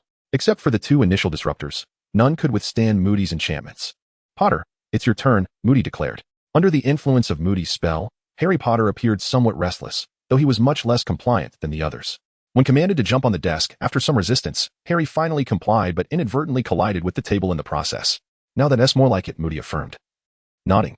This is a more suitable outcome. Of course, the previous students were not entirely incorrect. It simply indicates that their resolve and strength were insufficient. As for those two defiant girls, their magical prowess is formidable enough to counter such spells. In other words, their souls are strong enough that the average wizard's Imperius curse cannot affect them. See, Potter managed to resist, though his determination still lacks. Let us try again, Potter. Everyone else, pay attention to his eyes. That is the key. After several attempts, Harry Potter finally managed to withstand Moody's spell, resulting in numerous bruises across his body. In the latter half of the lesson, Ron Weasley was commanded to jump with every step he took, even though Moody had ceased casting spells. It appeared that Ron was still significantly affected, as he continued to jump with each step on his way out of the classroom. The immense academic pressure loomed like a dark cloud over everyone, enveloping the campus in a stifling atmosphere. Until one day, when all gathered in the Great Hall for a meal, they found their path obstructed, unable to proceed further. The Triwizard Tournament. The representatives from Beauxbatons and Durmstrang will arrive on Friday, October 30th at 6 o'clock in the evening. Afternoon classes will conclude half an hour early. At that time, students are requested to return their backpacks and textbooks to the dormitory and gather in front of the castle to welcome our esteemed guests. Followed by a welcoming banquet. This announcement was posted on the notice board, devoid of ornate language, yet it conveyed its message with sufficient clarity. Only a week had passed when Ernie Macmillan from Hufflepuff squeezed through the throng, expressing uncertainty about whether Cedric was aware of the significant impact of the Triwizard Tournament announcement within Hogwarts. In the ensuing week, the topic of the Triwizard Tournament permeated every corner of the castle, whether in the portraits, among students, or in the halls, becoming the focal point of discussion.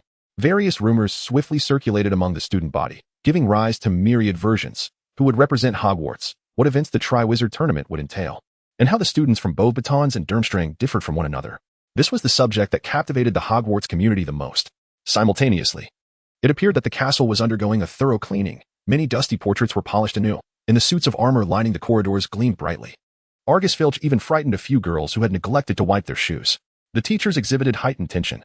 Neville Longbottom had been chastised by more than one instructor for the hope that he wouldn't embarrass himself before the students from other schools. Discussions about who could represent Hogwarts were fervently debated within each house. Typically understated Hufflepuff had its hopes largely pinned on Cedric Diggory, while among the older students of Slytherin, no sufficiently strong candidate had emerged. The boastful Gryffindor house was ablaze with enthusiasm. Whether it was the underage twins Fred and George Weasley, Angelina Johnson, or other upperclassmen, each confidently proclaimed within their house that they would ultimately represent Hogwarts.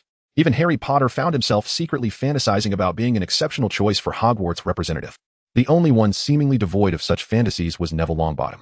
As for Ravenclaw, on a particular evening in the common room, while external discussions about the Triwizard Tournament remained surface level, Ravenclaw students were delving into the deeper implications of the competition. Was it to establish a school-esque superiority at Hogwarts? Or were the three schools competing for the title of the finest wizarding institution in the magical world? Of course, the latter was merely a secondary consideration. The primary focus remained on who could represent Ravenclaw and, by extension, Hogwarts. Oh, if only Penelope hadn't graduated, things would be much simpler, lamented Lisa Turpin. Even if Penelope hadn't graduated, I doubt we'd stand much of a chance against the heads of other houses, like Percy Weasley, Michael Corner interjected, dousing their hopes. But have you noticed the conditions Professor Dumbledore mentioned? Lisa continued. Yes, ISNT it just that you have to be over 17? Michael replied. Michael, you're missing a crucial point, Terry Boot chimed in. There's another condition that allows you to register if met. 9th level, Josephine Marys, who had been grooming her nails nearby, added, her wavy golden hair instantly capturing the attention of the fourth-year students. Truly, she embodied the beauty of Ravenclaw. 9th level? Anthony Goldstein echoed softly. Indeed, 9th level. I doubt Professor Dumbledore would make such a statement without merit, Josephine mused. If anyone in the lower years could achieve this, it would surely be from our Ravenclaw, wouldn't you agree? She said, winking her emerald eyes. 9th level, Padma Patil remarked, astonished. How many people can reach such heights in their lifetime? Are you referring to Holly and Alinka? Lisa asked, glancing towards another corner of the common room. What do you think? Marys replied with a rhetorical question. Well, I suppose they might have a chance. Lisa hesitated. All right, I think we'll know the outcome soon. Marys concluded, bringing the discussion to a close. Meanwhile, in the corner Lisa had just been observing, Holly and Alinka were engaged in their own conversation. What do you think? Holly inquired, looking at Alinka. I doubt it, Alinka shook her head. Is the gap really that vast? Holly asked, puzzled. Do you think everyone possesses your level of talent? Alinka retorted, frustrated. Not everyone can break through to the 9th level in their 4th year. There are no recorded instances of anyone achieving that. Not even Dumbledore upon graduating from Hogwarts. Alinka sighed, acknowledging that despite her pure-blood lineage, she lacked Holly's magical prowess. Even in their earlier years, when their academic performances were comparable, it was due to Alinka's longer exposure to magic, not because she possessed the innate talent that seemed to flow effortlessly through Holly. So, does that mean I'll be the only one? Holly pondered aloud. I suspect that if we are to judge solely by magical power, there are very few within Hogwarts who could outshine you. In terms of other knowledge and magical skills, I doubt anyone could pose a significant obstacle, Alinka replied. Oh, no wonder Olby smiled at me when he mentioned the 9th level. Damn it, he must have been planning to expose me in front of everyone all along. Holly muttered under her breath. Well, it looks like it's all up to you now, Alinka said, standing up and patting Holly on the shoulder in a gesture of encouragement. On the morning of October 30th, when everyone descended for breakfast, they discovered that the Great Hall had been transformed overnight. Enormous silk banners adorned the walls, each representing one of Hogwarts' houses, the Red Lion of Gryffindor, the blue background with a bronze eagle of Ravenclaw, the yellow and black badger of Hufflepuff, and the green background with a silver serpent of Slytherin. Behind the teacher's table hung the largest banner, displaying the Hogwarts crest, with the lion, eagle, badger, and serpent entwined around a grand letter H. The day's classes held little interest for the majority, as most students were preoccupied with the impending arrival of Beauxbatons and Durmstrang in the evening. When the class bell rang, nearly all students rushed out of their classrooms, hastily stowing away their bags and textbooks before donning their cloaks and heading to the entrance hall. The heads of houses and prefects were organizing the students into lines, with younger years positioned at the front. It was a chilly evening, the air crisp and fresh. As night fell and a luminous, translucent moon hung over the forbidden forest, Holly took the opportunity to be lazy, standing in line with Alinka among the Ravenclaw students. What is the point of lining up here to welcome them? Holly wondered aloud. What do you mean, what is the point? Two high-ranking officials from the Ministry of Magic are waiting in the corner. This is quite the spectacle, Alinka replied. However, must we truly remain here, waiting foolishly? Have you not noticed that even Dumbledore stands before us? I doubt he will permit us to return to our comforts. Well, how much longer must we wait?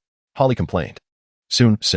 There was a commotion among the group of students ahead, and in the distance, a grand pastel blue carriage swept through the forbidden forest, gliding towards the clearing in front of Hogwarts. The carriage was as large as a house, drawn by 12 winged horses, each the size of an elephant. Madame Maxime, who appeared to share the giant bloodline akin to Hagrid, descended from the carriage accompanied by a dozen or so Beauxbatons students. Has Karkaroff arrived? Madame Maxime inquired of Dumbledore. He will be here any moment, he assured. After escorting the Beauxbaton students into the Great Hall, a ship carrying the Durmstrang students emerged from the Black Lake. Igor Karkaroff, also accompanied by Durmstrang students, made his entrance at Hogwarts, among them, the renowned Victor Crumb. Crumb's presence sent a wave of excitement through the Hogwarts students, many of whom had attended the Quidditch World Cup that summer and had to have been captivated by his prowess. Joining the throng, Holly and Alinka entered the Great Hall together. Among the crowd, various infatuated whispers from enamored girls echoed from every corner. I can't believe I forgot to bring a quill. Do you think he would sign my hat with lipstick? Upon returning to the hall, Holly realized that the decline in intelligence was not limited to the besotted girls. The frustrated boys, too, seemed to collapse in IQ upon seeing the Beauxbatons girls. Even though the Beauxbaton students chose to sit at the Ravenclaw table, the Gryffindors and Hufflepuffs attempted to squeeze into any available space, hoping to attract the attention of the Durmstrang students. Ultimately, the Durmstrang students opted for the Slytherin table, perhaps finding more common ground with them. At the staff table, Filch struggled to add a few extra chairs. To everyone's surprise, he placed 2 chairs on either side of Dumbledore, rather than the expected one on each side. Once all the students had entered the hall, the teachers followed suit, taking their seats. When Madame Maxime, Dumbledore, and Karkaroff made their appearance, the Beauxbaton students stood promptly, resuming their seats only after Madame Maxime was settled. Good evening, ladies, gentlemen, ghosts, and especially our esteemed guests. Dumbledore rose, beaming with charm. It is with immense joy that I welcome you to Hogwarts. I hope and trust that you will feel comfortable and delighted here. A Beauxbaton's girl emitted a derisive laugh from the table. Holly and Alinka exchanged concerned glances, and Alinka gestured to Daniel Silver, who, upon noticing, looked momentarily puzzled before scrutinizing the girl closely. The Triwizard Tournament will officially commence at the conclusion of the feast, Dumbledore announced. I now invite everyone to enjoy dinner, as if you were at home. As Dumbledore settled down, the plates at the long table instantly filled with a delightful array of food, while at the staff table, Karkaroff engaged Dumbledore in conversation. The girl who had laughed earlier began to mingle among the tables, seemingly enchanted by a French fish soup, nearly captivating Ron Weasley at the Gryffindor table. As she traversed half the hall, it was evident that the boys seated along her path were momentarily entranced, their heads turning to gaze at her in awe. Oh, this seems rather intriguing, Holly remarked. Perhaps she possesses some alluring heritage, Josephine Mellis speculated. Another striking beauty of the same surname makes her feel threatened. Indeed? It seems the campus will witness some jealousy this year, Alinka mused. Perhaps. But I doubt we will see many similar fools among us Ravenclaws, Holly replied, casting a glance at the Ravenclaw boys, who simultaneously felt a chill run down their spines, as if being watched. At that moment, Ludo Bagman and Barty Crouch quietly entered through a side door, taking the remaining 2 chairs. As the food on the plates was replaced repeatedly and eventually cleared, Dumbledore stood once more, clearing his throat. The Triwizard Tournament is about to begin. Before we bring in the box, let me explain the procedures for this academic year's activities. But first, allow me to introduce 2 guests, perhaps unfamiliar to some of you. This is Mr. Barty Crouch, head of the Department of International Magical Cooperation. Sparse applause erupted. And this is Mr. Ludo Bagman, head of the Department of Magical Games and Sports.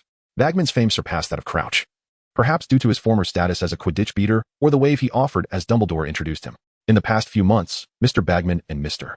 Crouch have prepared extensively for the Triwizard Tournament, Dumbledore continued. They will join me, Professor Karkaroff, and Madame Maxime as the judging panel to evaluate the champions' performances. Upon hearing Dumbledore mention the judges, the students perked up with interest. Satisfied with their reaction, Dumbledore beckoned, Mr. Filch, please bring forth the box. Filch, who had been waiting in a corner, approached Dumbledore, cradling an old, jewel-encrusted wooden box. The specific tasks for this year's competition have been thoroughly reviewed by Mr. Crouch and Mr. Bagman. Dumbledore elaborated as Filch presented the box. There are 3 tasks scheduled at different times throughout the school year. designed to test our contestants in various aspects of their magical abilities, their courage, reasoning skills, and, of course, their capacity to overcome peril. As he concluded, the hall fell silent. You are already aware that 3 students will participate, each representing a school. We will score them based on the quality of their performance in each task, and the highest scoring champion will win the tournament. The selection of each school as representative will be entrusted to an impartial selector, the Goblet of Fire. With that, Dumbledore drew his wand and tapped the box thrice. From within emerged a large, wooden goblet, flickering with blue and white flames. Any student wishing to compete as a champion may write their name and school on a piece of parchment and place it in this goblet, Dumbledore continued. Tomorrow evening, it will select the 3 champions it deems worthy. Tonight, I shall place it in the foyer and delineate an age boundary. Of course, those who possess the prowess of the 9th tier shall not be hindered, regardless of their age. It is imperative to note that once a warrior is chosen by the Goblet of Fire, they must persevere until the very end of the competition. By casting your name into the goblet, you have effectively entered into a covenant. Thus, I implore you to contemplate your decision with utmost care. Dumbledore concluded the evening with a cautionary remark. That night, nearly everyone found it difficult to rest, their minds restless with thoughts of the Goblet of Fire. Harry Potter fantasized about the prospects of being 17, while Fred and George Weasley, along with their close companion Lee Jordan, grappled with their age potion conundrum. Cedric Diggory from Hufflepuff repeatedly bathed in the prefect's bathroom, finally emerging with clenched fists. Similarly, in the Ravenclaw common room, the sofa by the window had been transformed into a makeshift pillow by Holly, who leaned against the wall, gazing at the waning moon, muttering incomprehensible words to herself. Not far away, Alinka occasionally glanced at Holly, while opposite her, Luna, sporting a peculiar pair of glasses, eagerly perused a book upside down. In the cozy confines of the Defense Against the Dark Arts Teacher's Lounge, a pallid young man rolled up his sleeves, scrutinizing the mark upon his arm. His fists clenched tightly, veins bulging. Moments later, Alastair Moody emerged from his office, wand in hand along with a slip of parchment. A meteor streaked across the sky, its brilliant light illuminating the expanse it traversed. Holly rose from the window, grasping his wand with his left hand, striving to unleash his magical essence. The flames in the fireplace, ignited by enchantment, seemed to flutter as if stirred by the wind, sending glass cups on a nearby table shattering silently, one after another. Well, it appears a resolution has been made, Alinka remarked, nodding. Holly, somewhat altered, responded without raising her head. It seemed she had recalled something. Her demeanor shifted. Outside, the once bright moonlight appeared to have dimmed considerably. Tap, tap, tap, thud, thud, thud. 2 distinct sets of footsteps echoed in the entrance hall of Hogwarts. It seems I was not mistaken, Holly chuckled. You guessed correctly, little girl, Moody replied with a grim expression. Shall you go first? Holly stepped back slightly into the corridor, maintaining a firm grip on his wand. Humph. Ignoring Holly's gesture, Moody raised his wand, rapidly chanting a spell directed at the Goblet of Fire, before tossing a piece of parchment into its flames.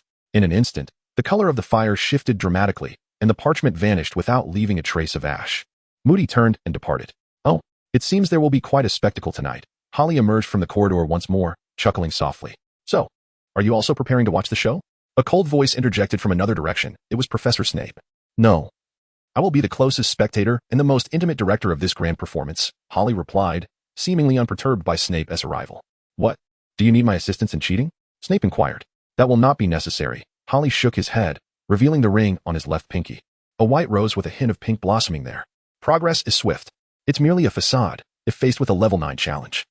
I might barely manage to avoid defeat, Holly sighed, retracting his hand. Upon stepping into the boundary set by Dumbledore, he tossed the parchment into the flames. The fire flared up and subsided, consuming the parchment entirely. Having made your decision, strive onward. Should you encounter any issues, feel free to seek me out. Snape said as he descended without looking back. Very well, Holly nodded. The following day was Saturday, a day when most students would typically enjoy a leisurely lie-in. However, this particular Saturday saw few Hogwarts students indulging in the luxury of sleep. Instead, they appeared in the Great Hall at the earliest dining hour, clustered in groups. Some absent-mindedly consuming breakfast at the long tables, while others meandered around the entrance hall, their attention fixated on the Goblet of Fire. There, a circle formed by a golden thread, 10 feet in radius, encircled the goblet. The students from Durmstrang had already submitted their names. A student who had been stationed by the entrance for quite some time remarked to others inquiring about the situation. But I have yet to see any Hogwarts students place their names within. After Holly finished his morning routine, he spotted the Weasley twins, accompanied by Lee Jordan, dashing towards the hospital wing with a long white beard. Oh, it seems the Weasley twins have conjured something intriguing, Holly said with a grin. Are you particularly interested in their little inventions? Alinka queried. Somewhat interested, I suppose. I am contemplating whether to invest a bit in them. Let us not forget. 2 years ago, you nearly had them expelled from the magical community, Alinka reminded him. Who would dare cross paths with Galleons? Holly retorted. What they lack most is startup capital. I hardly believe the Weasley family has the means to fund their chaotic inventions, he added. Come, let us see the current situation, Ilinka said, linking her arm with Holly's as they proceeded toward the entrance hall. In the morning, the decorations in the Great Hall had been transformed. As it was the eve of Halloween, a multitude of bats flitted through the air, and countless pumpkins were scattered about. Once Holly and Ilinka settled at the Ravenclaw table, the rotund Daniel Jean Silver, who had received a task the previous night, approached to share his findings. The girl is named Fleur Delacour. She is reputed to be the finest student from Beauxbatons, possessing Vila blood and hailing from a noble French family. She has a younger sister named Gabrielle, who seems to be here as well, Silver explained, gesturing toward a group of Beauxbatons students in the distance, with Fleur at the forefront, holding her sister's hand. However, when Fleur stepped forward to submit her name into the goblet, her sister remained outside the age circle, waiting. Oh, is her sister too young? Holly inquired. Indeed. But it is said she is favored by Madame Maxime, Silver replied. As for the origin of their Vila lineage, it is said that a certain patriarch of the Delacour family perished at the hands of a Vila, leading to this melodramatic tale, Melis interjected as she passed by. Damn those Vila, drawing the attention of those beasts away once again. Melis appeared to harbor considerable animosity towards Fleur, who had always been the center of attention among the older boys. A cheer erupted from the Gryffindor table as Angelina Johnson entered the hall, smiling awkwardly. After the Beauxbatons students departed, a rivalry began to brew among the students of Hogwarts. Gryffindors claimed Angelina would be Hogwarts' representative, while Hufflepuffs rallied behind Cedric, and Slytherin supported their seemingly ineffective Quidditch captain. Only the Ravenclaws remained temporarily silent, not due to a lack of willingness to engage in debate, but because they were intimidated by their own candidate. The two conditions were primarily met by most through adherence to the first. Yet their representative seemed to embody the second condition, an overwhelming display of strength, which dampened the enthusiasm of the usually confident Ravenclaws to engage in verbal sparring with the other three houses. The anticipation of a multi-choice outcome, when one already knows the result, is the most dispiriting of experiences. The only expectation left for them is the astonishment of others when the final verdict is revealed. The waiting period is tedious, thus. Harry resolved to discuss investment matters with the Weasley twins. Upon arriving at the hospital wing, he found Madame Pomfrey had completed her treatment of the two, but as punishment, she had not directly removed their beards. Instead, through magic, she had caused their beards to gradually retract into their skin, inflicting considerable discomfort upon them. Fortunately, they deemed this tolerable compared to the usual humiliations they inflicted upon themselves, provided no one tempted them to chew or engage them in conversation.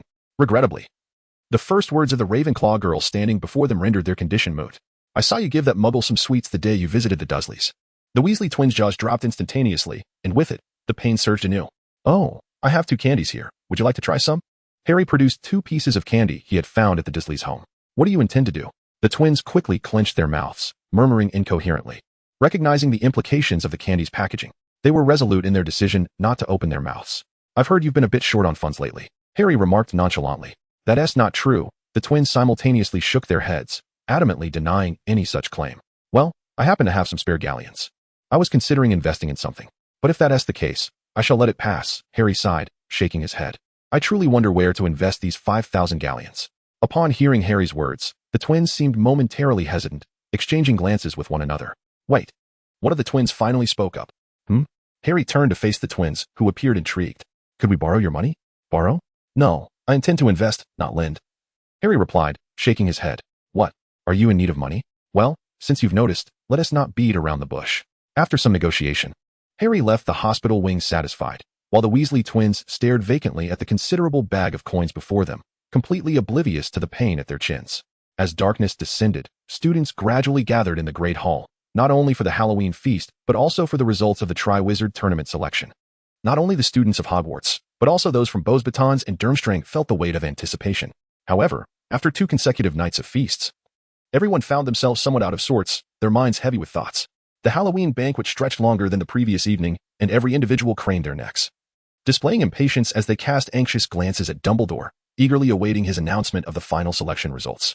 Once the plates before them were cleared, the hall buzzed with chatter. Yet the moment Dumbledore stood, a profound silence enveloped the room. Karkaroff and Madame Maxime stood at Dumbledore's side, their faces etched with tension. Ludo Bagman winked at the students below, while Barty Crouch maintained a demeanor of aloof indifference. The goblet of fire is nearly ready, Dumbledore announced as he approached the goblet, which had been retrieved from the entrance hall. There is approximately 1 minute remaining. When your name is called, please step forward and proceed to the room beside the staff table. You will receive your first instruction there. Dumbledore gestured towards the door behind the staff table. With that, he brandished his wand and, with a decisive flick, extinguished all the candles in the hall except for those within the pumpkins. The flickering flames of the goblet continued to cast a bright, bluish-white glow against the encroaching darkness. Moments later, the flames suddenly turned red, and sparks erupted from within, followed by a tongue of fire that shot forth, revealing a scorched piece of parchment that slowly descended through the air. Dumbledore caught it deftly, holding it aloft to read by the light of the goblet. The representative of Durmstrang is Victor Krum, he declared. Instantaneously, the hall erupted in applause and cheers. Krum rose from the Slytherin table and approached Dumbledore, exchanging a simple handshake before making his way to the door leading to the staff room. Splendid, Victor. Karkaroff's voice resonated throughout the hall. Observing Karkaroff's arrogant display, Holly couldn't help but express her disdain, coincidentally hearing similar remarks from both sides, one from Alenka and the other seemingly from Fleur Delacour. Curiosity flickered among the crowd as they exchanged glances. At that moment, Dumbledore's voice rang out once more. The representative of Beauxbatons is Fleur Delacour. Fleur elegantly rose, pausing briefly as she passed Holly, whispering, "Little sister, remember to cheer for me. Watch how I defeat that fellow." Without allowing Holly a moment to respond, Fleur departed from the Ravenclaw table towards the waiting room. After Fleur's exit, the hall buzzed anew, while a few sobs emerged from the Ravenclaw table as several Beauxbatons girls could no longer contain their tears. A few upperclassmen were already stirring, eager to comfort them. Holly shot a disapproving glance at the boys, bemused by their foolishness. Once Fleur left the hall and the door closed behind her, silence once again settled over the room. It was now time for the representative from Hogwarts. Students from nearly every house anticipated that Hogwarts' representative would emerge from their own ranks, or at the very least, not from a rival house. Gryffindor and Slytherin thought so. The registered students were already rising from their seats, their restraint being the only thing keeping them from standing outright. The flames of the goblet turned red once more. Dumbledore received the third piece of parchment from the air. At this moment, nearly everyone held their breath, fearing to make even the slightest sound. The representative of Hogwarts is. Dumbledore inhaled deeply, unfolding the parchment, and upon seeing the name, a faint smile graced his lips. Harry Potter. A cacophony of cheers erupted from the Ravenclaw table, accompanied by gasps of surprise from students of other houses. However, within mere seconds, the Slytherin students joined in the applause, overshadowing the muted protests from Hufflepuff and the loud dissent from Gryffindor.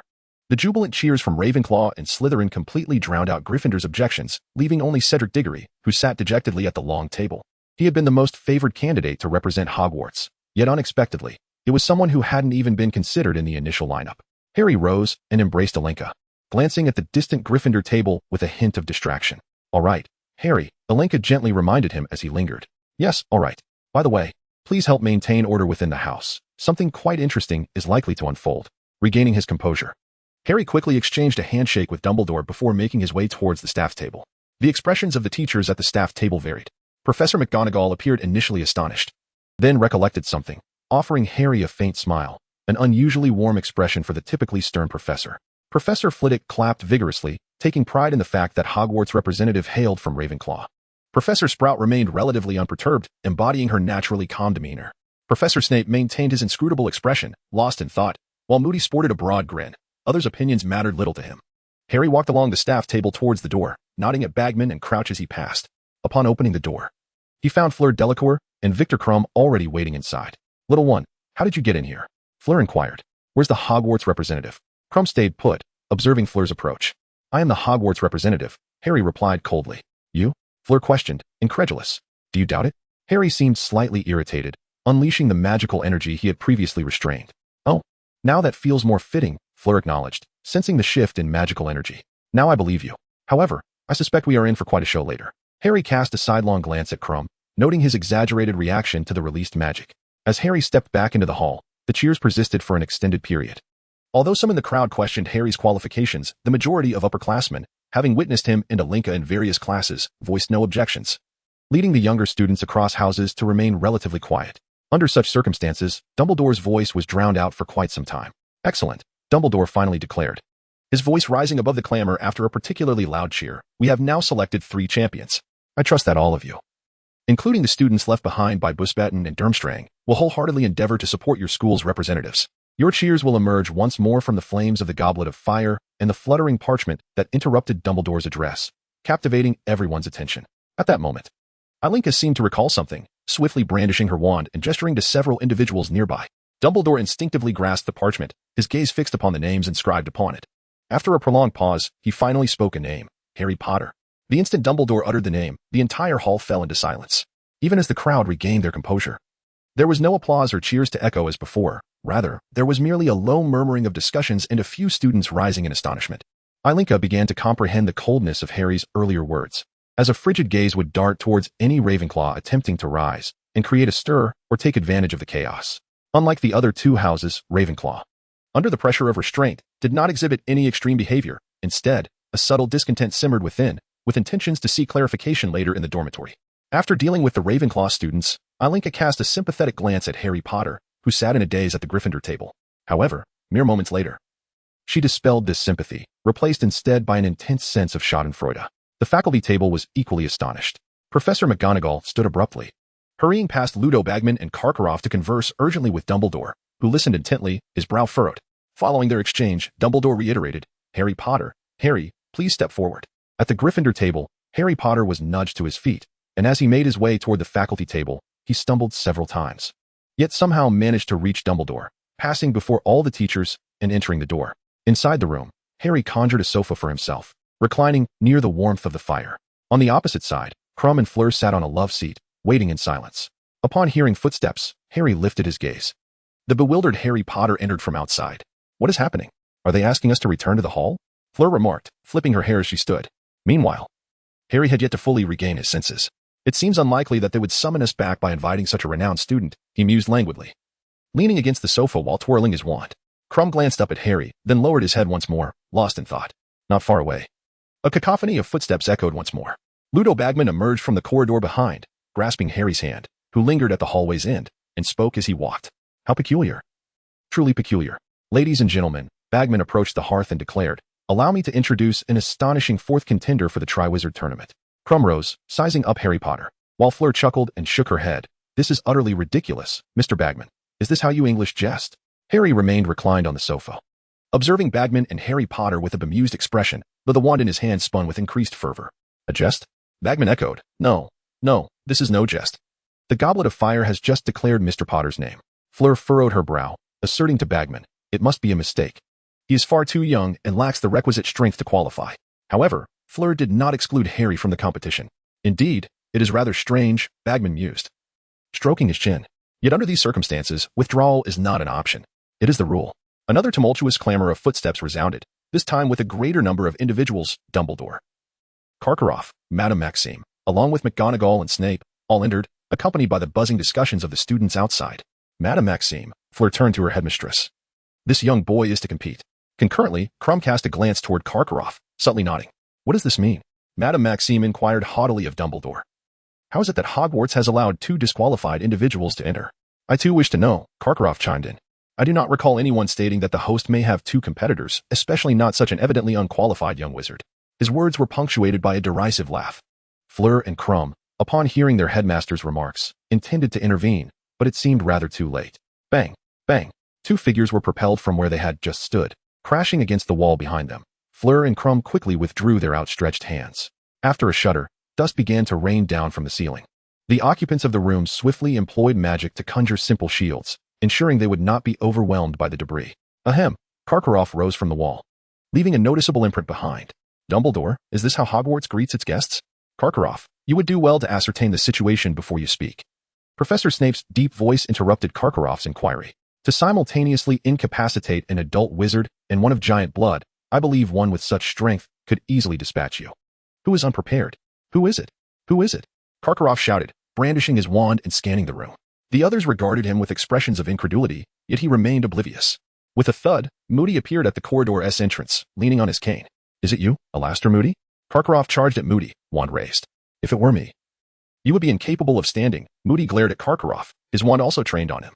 "Who is it?" Karkaroff bellowed, as Krum discreetly gestured a direction, unnoticed by him. A soft chuckle escaped Harry, piercing the tension Karkaroff had created. "Little girl, you had best watch closely. Once I identify the one who attacked me, I shall discuss your eligibility," Karkaroff threatened. "All right, Igor, I can assure you that the girl's eligibility is beyond question," Madame Maxime interjected, approaching with Fleur's support. "I believe others can concur." "Is that so?" "Young lady, I shall personally test your capabilities." Karkaroff advanced toward Harry, wand raised. Harry toyed with his wand in his left hand, contemplating how to amuse himself at the expense of the Durmstrang headmaster. Stupefy. A red light surged from behind Karkaroff. "Cast by Dumbledore." "I believe." Dumbledore paused. "Professor Karkaroff requires a moment of calm and rest. Otherwise, we shall achieve nothing this evening." The assembly nodded in agreement, including Krum. who too found his headmaster's recent conduct rather foolish. Now, Harry, did you place your name in the Goblet of Fire? Dumbledore's inquiry redirected the attention back to the centerpiece of this affair, Harry Potter. The poor savior appeared dazed when the goblet had proclaimed his name. The events that had unfolded in the room seeming surreal, even as Dumbledore roused him, he remained in a stupor. The occurrences felt simultaneously real and illusory. No. Harry Potter replied. Then did you ask an older student to submit it for you? Dumbledore continued. No, Potter's response was notably more forceful this time. Ah. He is deceiving us, Madame Maxime asserted. It is impossible for him to surpass the age limit. McGonagall added. He lacks the strength. We can all see that.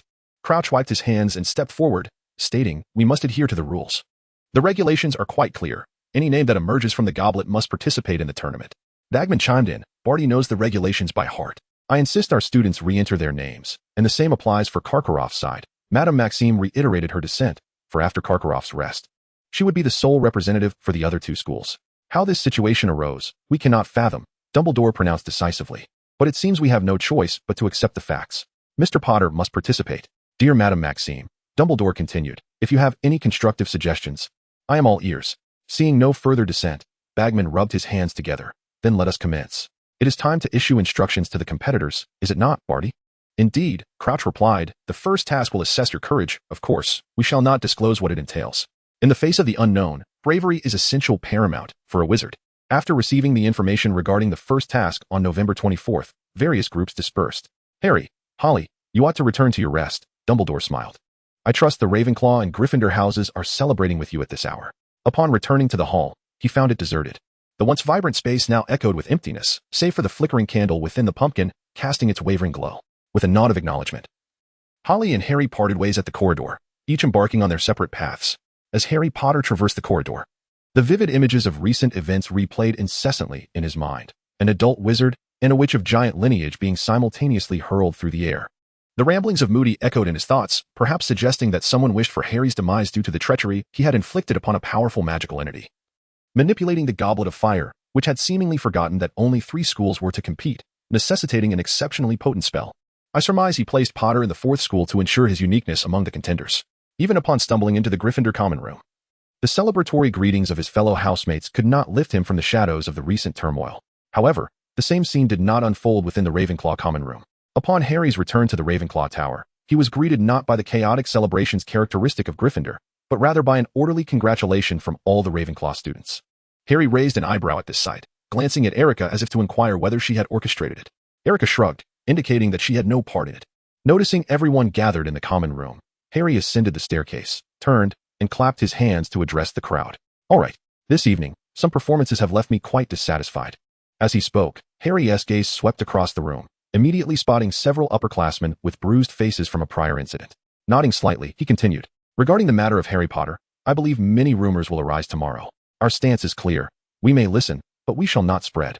If any related activities occur, we may observe, but we should not instigate any events. Prefect? If, and I emphasize if, Slytherin stirs up any activities against Harry Potter and invites us to participate. What should we do? A boy inquired. Participate. Why not? A group of boys, eager for excitement, chimed in. Ravenclaw and Slytherin events are not Gryffindor's concern. Harry nodded in tacit agreement. And what of Hufflepuff? Hufflepuff? If they possess any wisdom, they will certainly come to Ravenclaw to join us. However, there are indeed sensible individuals among them. At least, they will not foolishly side with Gryffindor against us and Slytherin. Let today's events conclude here. Everyone is weary after these past few days. Do not stay up too late. With that, Harry issued his dismissal order to the assembly. Lying in bed, Harry found sleep elusive. And beside him, Erica also seemed restless. Wrapping himself in a cloak imbued with a warming charm that dispelled the cold, he pondered his thoughts. Thinking about something? Erica rose from her bed and stood beside Harry at the window. Yes, something on my mind. Actually, I wish to ask you why you believe further problems may arise. I'm not certain. Perhaps it is merely an instinct. After a moment's pause, Harry continued, last night, when I went to submit my name, I encountered Alastair Moody. Moody? What transpired? Do you recall our previous discussion? Are you suggesting that Moody might be under some kind of control? I cannot be sure. But I feel that this Professor Moody is somewhat different from the Alastair Moody described by Scrimgeour. Nonetheless, hasn't Ludo Bagman always claimed that Moody has a rather peculiar temperament? Yet this term, Moody actually used the Cruciatus curse on us. He was renowned for his refusal to employ unforgivable curses in battles against dark wizards. As night deepened, it was not solely these 2 girls at Hogwarts who found slumber unattainable. In the Gryffindor girls' dormitory, Ginny Weasley quietly made her way to the fourth-year girls' room. Observing Hermione Granger curled up in bed, trembling as she hugged her knees, Ginny recognized the pain she endured but could not muster a sound to express her suffering.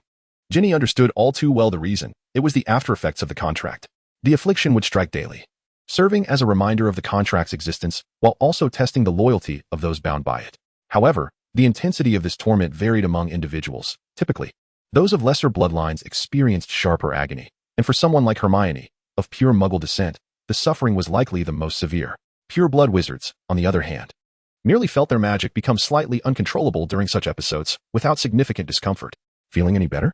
Ginny offered a warm cup of spiced milk. Hermione accepted the cup, pinching her nose against the unpleasant potion's odor, and downed it in one go. Moments later, the spasms eased, and a faint flush returned to her pallid cheeks. Thank you, Ginny, Hermione murmured softly. As she broached the topic of the day's events, Ginny hastily gestured for silence, indicating they should step outside. The two girls donned their robes and settled into a cozy sofa by the fireplace, leaning against each other. What about today's occurrences? Hermione attempted to initiate the conversation again. I honestly do not know what to make of it. Ginny shook her head. What should we do? It seems Gryffindor will likely react strongly. We shall await instructions. I believe Harry Potter will need you to keep watch over him. Very well, Hermione sighed in resignation. Conceding to Ginny's suggestion, Slytherin's actions were swifter than Harry anticipated. By the time he awoke on Sunday, students from Slytherin had already gathered outside the Ravenclaw common room's entrance.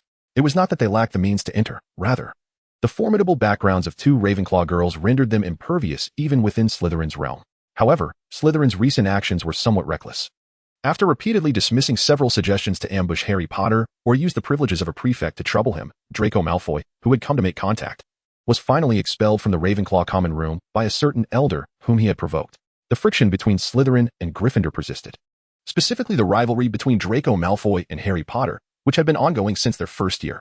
However, the events surrounding the Triwizard Tournament elevated their conflict to an institutional level. Consequently, scores deducted from Gryffindor and Slytherin increased rapidly, alarming students from the other two houses. The situation reached a climax one Friday when, after several unsuccessful attempts to provoke a confrontation, Draco Malfoy conceived a new scheme. A simple badge featuring a glowing charm. One side displaying supportive phrases for Harry, while the other side bore mocking statements aimed at him. Following an unsuccessful duel, Malfoy fell into his own trap. Yet Harry Potter managed to push Hermione Granger forward, allowing her to absorb Malfoy's attack in his stead. Upon hearing this news, Harry could not help but shake his head. It was merely children squabbling, oblivious to the fact that such behavior would not endear them to others, but rather deter those who might have otherwise wished to approach. However, Harry had little time to ponder this matter, as Ludo Bagman, unable to bear the silence, found them some tasks to engage in. A modest classroom. Its blackboard draped with a long piece of velvet, housed a table covered in the same fabric, behind which 5 chairs were arranged. This was the venue for the wand inspection. When Harry entered the classroom upon receiving the notification, he found it sparsely populated. Ludo Bagman was seated, while Crumb and Fleur were busy in their respective corners. Ah, it seems our contestants have arrived, Bagman exclaimed joyfully upon noticing Harry's entrance. Arrived?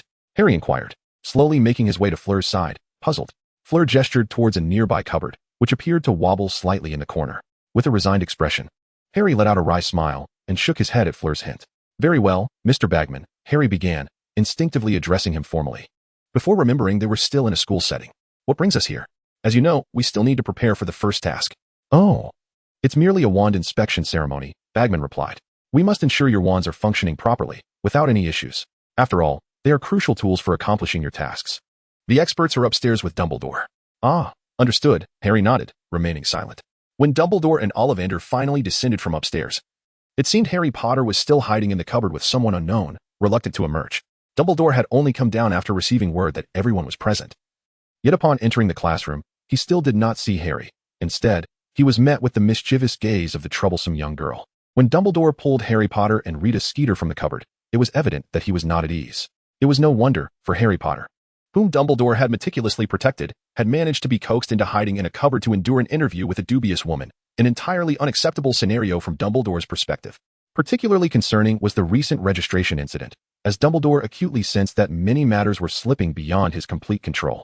Severus Snape, it appeared, had also ceased to invest as much energy in Harry as he had in previous years, and his attention towards that young girl had significantly waned as well. Every time Dumbledore thought of that girl, he felt a throbbing headache. Not for any other reason than the weight of the titles she bore and the intricate connections entwined with them, which made him somewhat hesitant. It was not that he could not obliterate that girl if he wished, but rather that she was shrouded in mystery. Even Dumbledore found it difficult to fathom how Lily had managed to evade James, Sirius, and so many others, secretly sending the girl away and arranging countless subsequent matters, all while navigating the legacy of traditional wizarding families that span centuries. Shaking his head to dispel the tangled thoughts, Dumbledore took a seat at the long table alongside the other four, observing Ollivander as he inspected each wand. Ollivander, an elderly wizard, was well regarded among British wizards, who preferred to procure their wands from him. Even abroad, he enjoyed a small measure of fame. However, the issue with Ollivander was his refusal to accept custom orders. Every wand he crafted was made available for selection only after completion. He steadfastly maintained that it was the wand that chose the wizard, a principle that made his business expansion challenging. For him, a single shop sufficed for a comfortable living, and growth was not part of his agenda. After inspecting Fleur's and Crumb's wands, only Harry and Holly remained. Ollivander glanced at the two, seemingly lost in thought. After some deliberation, he called Harry first. "Mr. Potter, you may go ahead." "It seems fitting to follow the order of age," Ollivander murmured to himself. As Ollivander took Harry Potter's wand, he began to reminisce. "Ah, yes. I distinctly remember that day. You were so small when you visited my wand shop. It took me quite a while to find the right one for you. 11 inches, Holly. With a phoenix feather core. A wand with a story indeed. Its condition is excellent." At the conclusion of his inspection, Ollivander produced a burst of wine from Harry's wand. "Now, for the last one," Ollivander announced. Before he could utter Holly's name and her lengthy titles, she stepped forward, presenting her wand to Ollivander. Initially, he reached out to touch Holly's wand but immediately recoiled as if shocked. Taking a piece of silk, he carefully wrapped the wand before examining it closely. After a thorough inspection, he slowly remarked, I believe I recall this wand. 12 inches, vinewood, with a rather unique core. It was during a full moon that I unexpectedly acquired this core, a unicorn's tail feather, quite special indeed." "Very well, Mr. Ollivander. Could you please expedite your conclusion regarding Miss Parker's wand?" Ludo Bagman interjected, unable to endure Ollivander's lullaby-like speech any longer. "Ah, of course. Miss Parker. Your wand is currently in impeccable condition, astonishingly so," Ollivander said, pausing to add, "I can sense that your wand has formed a unique bond with you, has it not? I felt its initial resistance when I attempted to touch it. This one will grow stronger with your increasing power." Holly was at a loss for how to respond to Ollivander's words, yet he seemed indifferent to whether she would reply. After the wand inspections concluded, the final event was a group photograph. However, Rita Skeeter persistently attempted to position Harry Potter at the center, while Madame Maxime's imposing stature rendered everyone else nearly invisible. Regardless of their placement, the ultimate compromise saw Madame Maxime seated in a massive reinforced chair, surrounded by the others.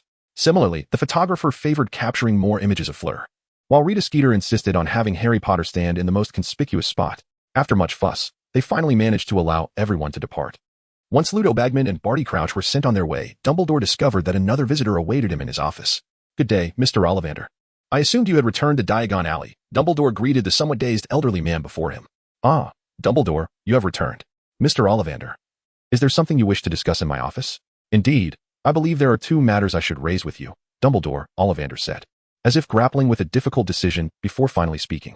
"Regarding today's wand inspection, if the discussion revolves around Harry's wand, I suspect there is little that I am unaware of." With a mere flick of his wand, Dumbledore conjured 2 cups of coffee, floating before him and Ollivander. "Perhaps, but I must mention that Mr. Potter's wand and its twin seem to have recently exhibited signs of use." "Is that so?" "Yes, it appears so. Of course, if Fawkes has undergone any significant changes lately, it might affect the vitality of that wand's core." "What then?" "The remaining matter concerns Miss Parker's wand." "Harry's wand?" "Ah, Ollivander. During your examination, you seem to be somewhat vague." "That is precisely what I intend to discuss." Ollivander's expression grew serious. "What is it? Is there some issue with that wand?" "The core of that wand is not merely a simple unicorn tail hair. Rather, it is a unicorn tail hair soaked in werewolf blood. Is that permissible? What are the implications?" Dumbledore furrowed his brow, continuing to inquire. "I am uncertain, but I recall the origin of that tail hair. It came from a wild werewolf that, under the full moon, decimated nearly an entire unicorn herd, ultimately being defeated by the strongest unicorn of the clan, which, in the end, did not survive either. After the werewolf's frenzy, its blood splattered onto the unicorn's wounds, which ultimately enabled the unicorn to kill the werewolf, though it too was tainted by the werewolf's blood. By the time I arrived there, the unicorn appeared to be struggling amidst the pool of werewolf blood, and I extracted that tail hair. And then, that wand possesses unique effects regarding dark magic." Ollivander paused, stating, "If someone were to wield that wand to cast dark magic, I believe it could perhaps bridge the gap in power. Is that true?" Dumbledore seemed to have received alarming news, his demeanor turning grave. "I believe so, and I must say, Mississippi Park is intriguingly compatible with that wand. Perhaps one day she might achieve the most perfect wand." Upon uttering this, Ollivander wore a look of satisfaction, should that day arrive. "I suspect every wand maker in the world would be utterly enthralled." With that, he rose, shaking his head, and departed Hogwarts through the fireplace in the headmaster's office. Bridging power? Dumbledore murmured, unnoticed by anyone. A glint of coldness flickered in his eyes. Only Fawkes seemed to sense something amiss, shifting to the other side of the shelf. Rita Skeeter's interview with Harry Potter was swiftly published in the Daily Prophet, occupying a substantial portion of its pages. The report contained scant information regarding the tournament. With even the news from Durmstrang and Beauxbatons relegated to the final line, while Harry's details were conspicuously absent, this revelation allowed Harry, who had been vigilantly monitoring the Daily Prophet to prevent any leaks about himself, to breathe a sigh of relief. However, there was a downside. Initially regarded as a supplementary contender, Harry Potter was nearly perceived as Hogwarts' sole representative. Nonetheless, this was clarified in every student's letters to their families. From the day the report was published, Draco Malfoy and his cronies found a new pastime: reading the newspaper. Whenever they encountered Harry Potter or Hermione Granger, they would invariably produce a copy of the Daily Prophet, featuring Harry's visage on the front page. While the content they were to read had already become tiresome to everyone's ears, as a byproduct, the trio from Gryffindor began to experience discord. Harry Potter, hailed by Rita Skeeter as Gryffindor's finest student, and the widely acknowledged Gryffindor braggart Ron Weasley, were frequently observed by other students in the Gryffindor common room. On their way to class, and even during lessons, their previous camaraderie had dissipated, sometimes even leading to arguments. As for Hermione Granger, tasked with closely following Harry Potter, she found herself compelled to stand by his side during such instances, a public alliance that only served to widen the rift among the three. Fortunately, due to Ron Weasley's notorious past, even other members of the Weasley family refrained from displaying excessive familial affection within the school premises. The Triwizard Tournament undeniably impacted Hogwarts, most visibly manifested in the presence of students from Beauxbatons and Durmstrang. Throughout the tournament year, students from both schools attended classes, learned, and lived alongside Hogwarts students. Although they resided in their respective carriages or on boats in the Black Lake, they frequently roamed the halls of Hogwarts. Thus, wherever Fleur Delacour appeared, one could always find a throng of discontented male admirers, while the areas frequented by Victor Krum were invariably marked by a swarm of infatuated girls. In the library, Holly and Alinka remained in their usual spots, with Holly occasionally stealing glances at Harry Potter and Hermione Granger in the distance. "What is the matter? Why are you so distracted today?" Alinka noticed Holly's fidgeting. What could possibly be wrong? "Just one more minute." Holly idly flipped through a book, gauging the time. Half a minute. Just as Alinka was puzzled by Holly's countdown, the library doors swung open, and Victor Krum strode in, followed by a parade of girls, each one bending low as they entered the library. Witnessing the stream of girls trailing after Krum, Alinka nearly spat out the coffee she had just sipped. Finally, she understood Holly's previous countdown. "Since when did you care about such matters?" Just 2 more minutes." 2 minutes for what?" "She'll wait and see." Alinka, with no other choice, settled back into her seat, watching the unfolding scene. Krum found a shelf, retrieved a book, and a group of girls gathered beside the adjacent shelf, peering through the gaps to watch him, occasionally emitting giggles. Some daring girls even approached him, attempting to strike up a conversation, only to be deftly dodged by Krum. Hermione Granger, seemingly affected by some impulse, began murmuring to Harry Potter. A few minutes later, the two began to gather their belongings and exited the library. Moments later, upon noticing that Granger and Potter had left, Krum set down his book, casting a disdainful glance at the gaggle of girls nearby before turning to leave the library, leaving behind a throng of besotted girls, humbled by his aloof demeanor. Alinka sat beside Holly, a mere observer of this silent drama unfolding before her. Who would have thought that mudblood would be so popular? I wonder when Potter will finally recognize the existence of that mudblood. Alinka straightened the book in her hands and quietly remarked, "Who knows?" Holly spoke with an unwavering tone, as if responding to an inquiry about a stranger. Upon hearing Holly's reply, Alinka shook her head and redirected her thoughts back to the book before her. The Saturday preceding the commencement of the first task was a day designated for a visit to Hogsmeade. As time progressed, the fervor and discussions surrounding the Triwizard Tournament among the students waned, and the school atmosphere gradually returned to a semblance of normalcy. However, the ambience surrounding Harry Potter remained unchanged. Neither Draco Malfoy nor Ron Weasley would easily alter their dispositions, even as Harry endeavored through various means to evade them. Hogsmeade was a rare sanctuary for Hogwarts students, an escape from the confines of the castle. It was said that any third-year student or above who did not secure parental permission to visit Hogsmeade was leading an incomplete life at Hogwarts. Thus, Harry Potter, a third-year student, despite lacking explicit permission, felt compelled to don his invisibility cloak and sneak away to Hogsmeade. This year, however, Harry had indeed received his permission. Albeit he was uncertain of its origins, he had not broached the subject with Sirius Black.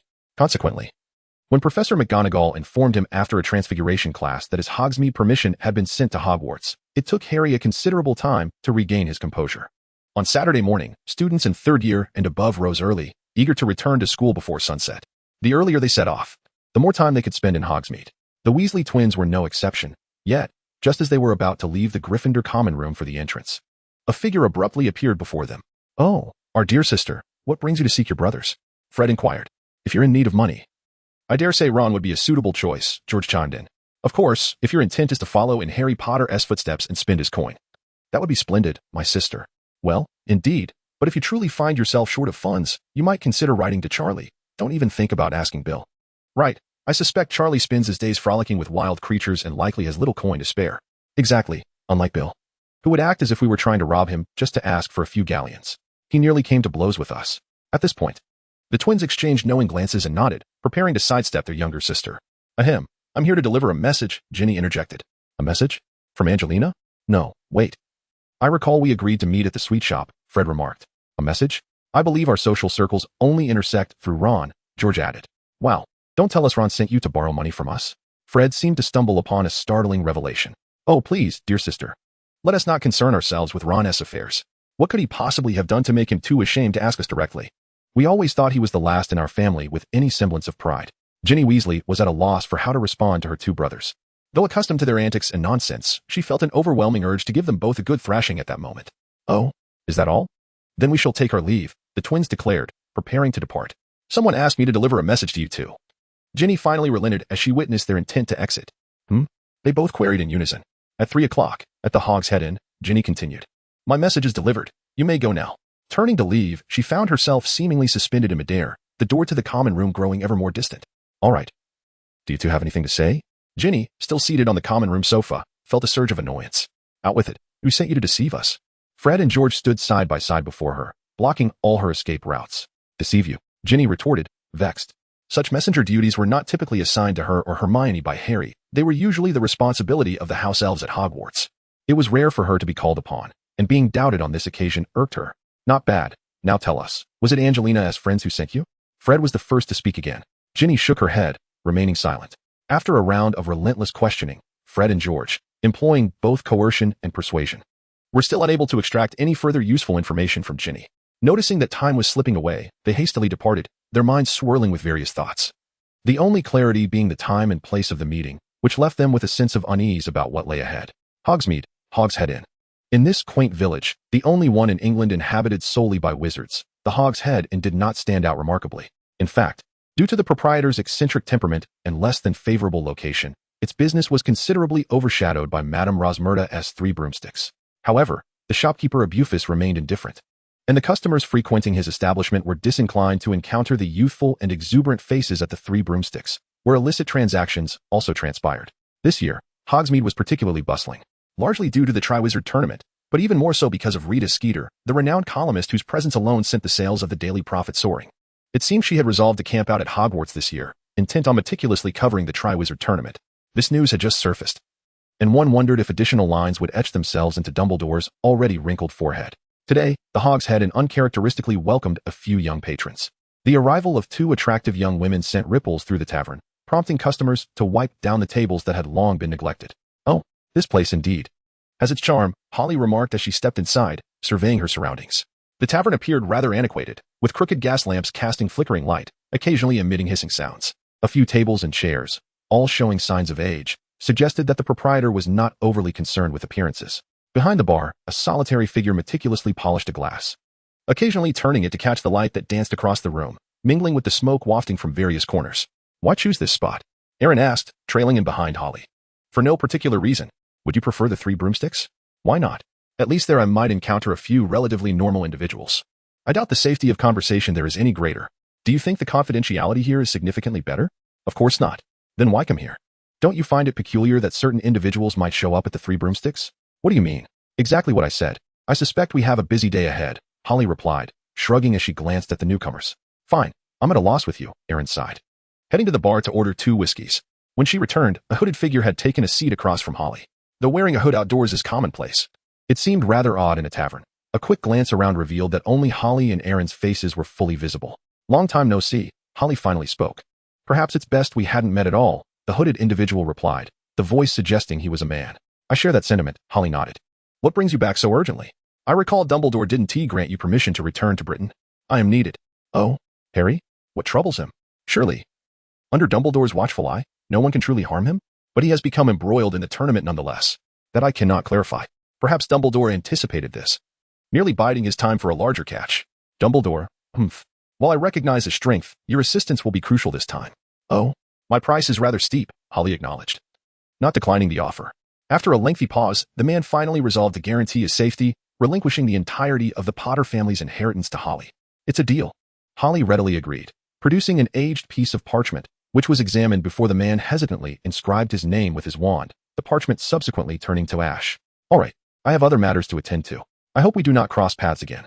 The hooded man adjusted his hood and gulped down an untouched whiskey from the table. Wait, Holly called out. What is it? He halted, turning back. Take a look at this. A slip of paper shot from Holly's hand, soaring towards him. A somewhat delicate young man appeared on the paper, the same individual Holly had glimpsed amidst the trees during the Quidditch World Cup. Barty Crouch? The man murmured. How do you possess his likeness? Not for me to disclose. Who is he? A man long deceased. Why do you concern yourself with him? A man who perished in Azkaban, the hooded figure replied after a pause. Who is he? Holly reiterated. Humph. The hooded man, visibly irritated, tossed the paper aside, leaving it crumpled as it floated gently to the ground. Holly snatched the paper, glancing at it hastily, only to find her expression change drastically. What's wrong? Aaron inquired. Noting Holly's distress, certain the paper held answers, though she could not fathom what revelation could so unsettle Holly. Shaking her head, Holly ordered a hot cocoa, gradually regaining her composure in her seat. After a while, another man entered, carrying a bag, scanning the room before striding towards Holly and Aaron. He dropped the bag onto the floor, which seemed to contain something silent within. Here is what you requested. The man gestured to the bag and produced an old piece of parchment, its contents obscured, though fine lines appeared to connect one end to his wrist and the other to the bag. He wrote for an extended period, occasionally distracted as if wrestling with something unseen. Ultimately, he completed his task and handed the parchment along with the bag to Holly before departing. The Hogshead Inn was experiencing a busier day than usual, not solely due to Hogwarts students visiting Hogsmeade, but also because of Holly and Aaron, who seemed to be in demand among numerous patrons. By 3 in the afternoon, Holly had met with more than one group, engaging in cryptic exchanges.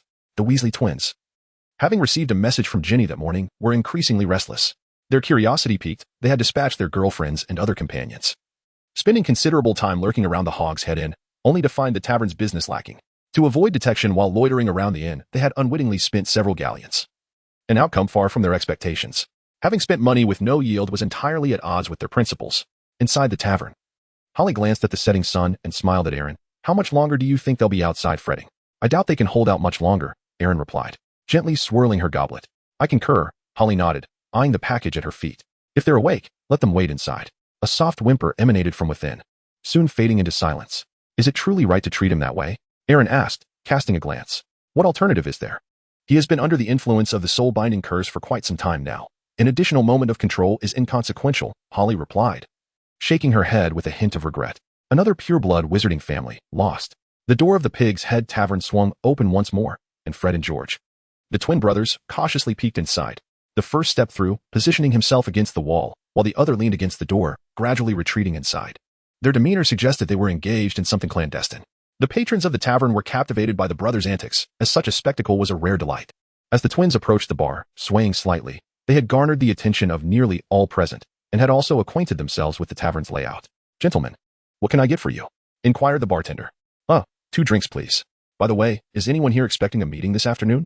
One of the twins interjected. I'm not sure, the bartender replied, shaking his head, ready to take their order. Are there any patrons who have been seated since the morning? Indeed. At the table to your left, they've been here since the day before yesterday. The table to your right has been drinking since last night. And the one behind you arrived before dawn this morning. How can they remain here for so long? That's their concern, not mine, the bartender retorted. Now, what will you be having? We'll wait a moment before ordering. Someone will treat us shortly. Then you may as well leave, the bartender said, placing down the cloth and cup, his hand resting on his wand atop the bar. Wait, one of the twins called out. We'll exit on our own. No need for assistance. Suddenly, a glimmer flashed in the bartender's eyes. With a swift motion of his wand, a powerful force surged forth, propelling the twins backward. In an instant, they experienced the familiar sensation of being lifted off the ground. Before long, just as the two prepared to land, they discovered they were still suspended in midair, a mysterious force preventing them from flying outside, while the bar's door had already swung open.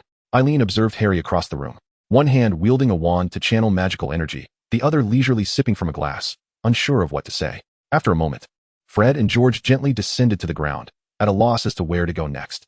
The bartender had reverted to his previous demeanor, casually polishing a glass as if the events did not concern him. Well, although it's not yet 3 o'clock, I didn't expect you two to arrive so early. Harry remarked cheerfully once the brothers were seated. The Weasley twins still bore pale faces. The disconcerting sensation of having floated uncontrollably was not a pleasant experience for them. Ah. Vodka to help you catch your breath. Harry called the bartender over, ordering 2 glasses of vodka. Faced with the large drinks before them, the brothers hesitated, uncertain whether to indulge. Now, I sought you two out for a specific task, Harry said slowly, observing the twins exchanging glances and eyeing the drinks on the table. Tonight, I need you to keep watch over someone. I want you to track all his actions from tonight until dawn tomorrow, including any conversations he has. Who? The brothers inquired in unison. Harry Potter. What do you intend to do? Fred asked. Nothing at all. If you're contemplating any ill intentions towards Harry, I suggest you abandon the thought, George added. Do you think I need to do anything to him? Harry replied incredulously, looking at the twins. All right. We'll do our best, Fred conceded, his color returning slightly. What is the reward? Harry asked, retrieving a bulging pouch from his concealed satchel and placing it on the table. The dull thud drew everyone's attention. Is this enough? Harry inquired. How do we get the information to you tomorrow morning? The brothers did not reach for the pouch to verify its contents, even if it contained copper nuts. It far exceeded their expectations. You can relay the information through her, Harry instructed, and do not attempt to extract any information from her if you wish to avoid a tragic outcome. Oh, fine. Heeding Harry's warning. The twins temporarily shelved their plans to glean more information from Ginny, though they knew their curiosity would soon resurface.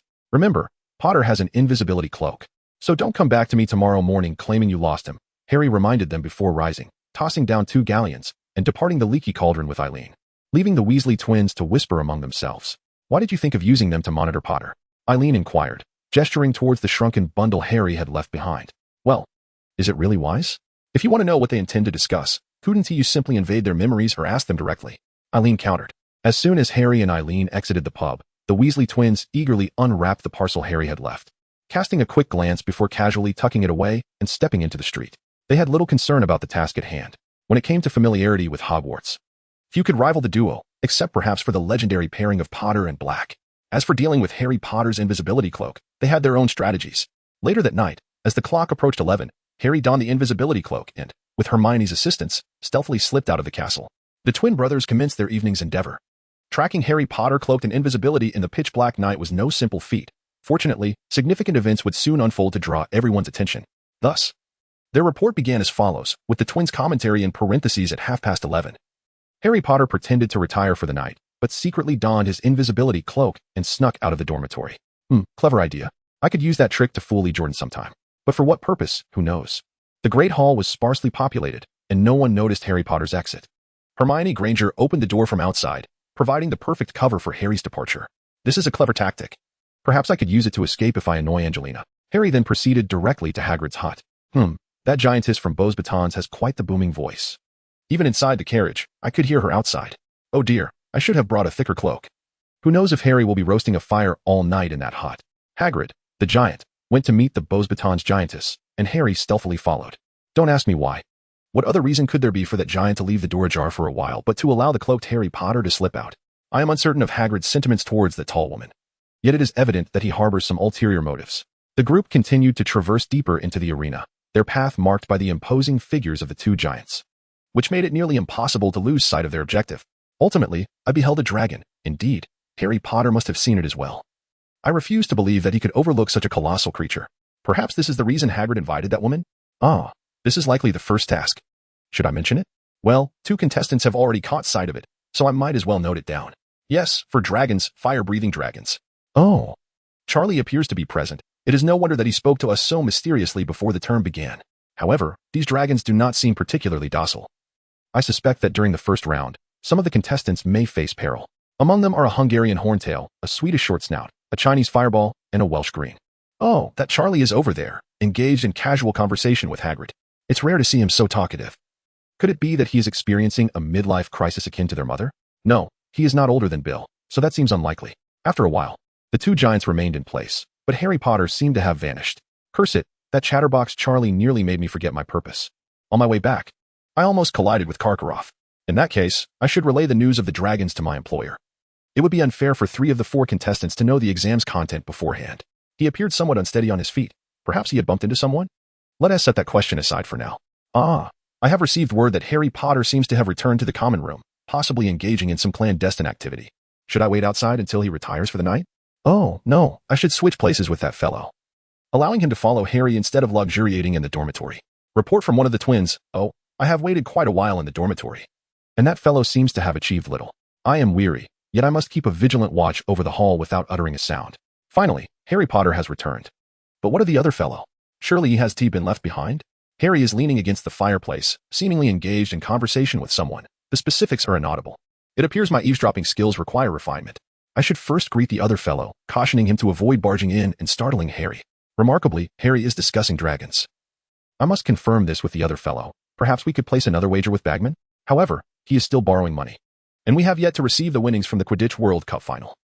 They appear to be discussing Karkaroff and the Death Eaters. Oh dear. What are they deliberating? Last, when did Ronald the Fool emerge? If only he had appeared earlier, I could have gleaned more valuable information. Nevertheless, this is sufficient. Those few hundred galleons are almost within reach. Harry and Ronald have quarreled again. They have finally returned. I wonder how that fellow is faring outside. Staying in the dormitory, paralyzed with caution, is hardly preferable to wandering about outside. Monitoring report from one of the twins on Sunday morning. Fred and George arose early and finally cornered their dear sister in the common room. What do you want? Ginny trembled slightly, aware that those targeted by her brothers rarely met with favorable outcomes, particularly after she had arrogantly intercepted them the previous day. Nothing much, the twins replied, sharing an identical grin that made Ginny instinctively take a step back. A letter suddenly materialized in front of her, each brother holding a corner of the envelope. Here you go. Whoever sent you to deliver a message yesterday deserves this. One of them stated. Are you certain this isn't a prank? Ginny cautiously inquired, tentatively extending her hand, uncertain if her brothers were about to play another trick on her. Do not worry, the other responded. If we were to prank someone, it certainly wouldn't be you. On a Sunday morning, after the previous day's relaxation in Hogsmeade, the older students generally rose later than usual. In the hall, at the Gryffindor table, Hermione was enjoying breakfast while chatting with Ginny, who had just escaped the clutches of the Weasley twins. What's the matter? I saw Fred and George looking for you on the way down. Nothing much, just delivering something. What is it? This. Ginny raised the envelope she held, planning to find a moment when fewer people were around to pass it along. She was unsure of its contents, but judging by Fred and George's anxious demeanor, it likely pertained to a business deal they had struck the previous afternoon. Business? Yes, I'm not quite sure when it began. But the owners started investing in those too.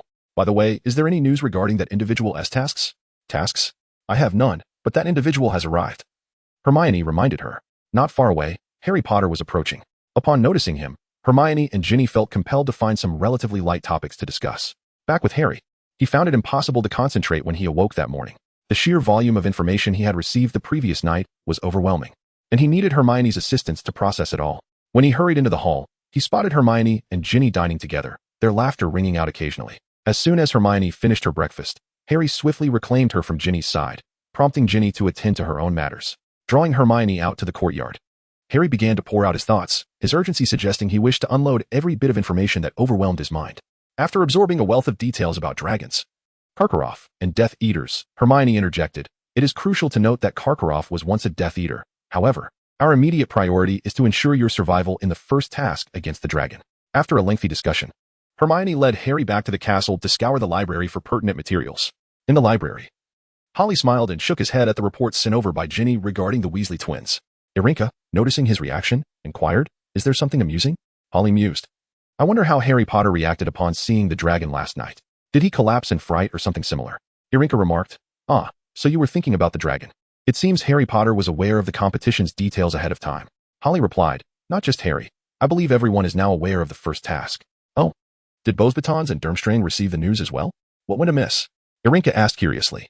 Holly handed over the report while stating, "That large fellow left quite an impression and went a boast to the Beauxbatons students. If Karkaroff didn't notice such a conspicuous figure, he should consider having his eyesight checked." "Oh dear, here we go again," Holly remarked, glancing up to see Victor Crumb entering the library, trailed by a group of girls, one of whom wore a Bulgarian scarf. Shaking his head, Holly resumed his examination of Salazar's manuscript. Salazar's research on the anti-magic array was quite profound, yet he was more adept at dark magic than at arrays, resulting in numerous erroneous attempts in the manuscript, which caused Holly to shake his head in resignation as he continued reading. Upon entering the library, Victor Crumb made his way to the section on magical creatures, only to discover that all books related to dragons had been thoroughly checked out from the student borrowing area. In the distance, only two figures occupied a window seat in the area reserved for teachers or those with special permission. After surveying the group of girls trailing behind him, Crumb shook his head and took a wide circuit through the library before returning to the ship. As Monday arrived, while Harry Potter was still troubled by how to confront the dragon, Holly had quietly made his way to Professor McGonagall's office. ready to begin some preliminary work on becoming an animagus. Yes, Holly. Given your abilities, you undoubtedly meet the requirements to become an animagus. Otherwise, you would not have passed the threshold set by Dumbledore, McGonagall commented, smiling. Though she rarely smiled, her expression was far less unsettling than Moody's. Thank you for your kind words. I hope this will assist in the transformation process, Holly replied somewhat awkwardly.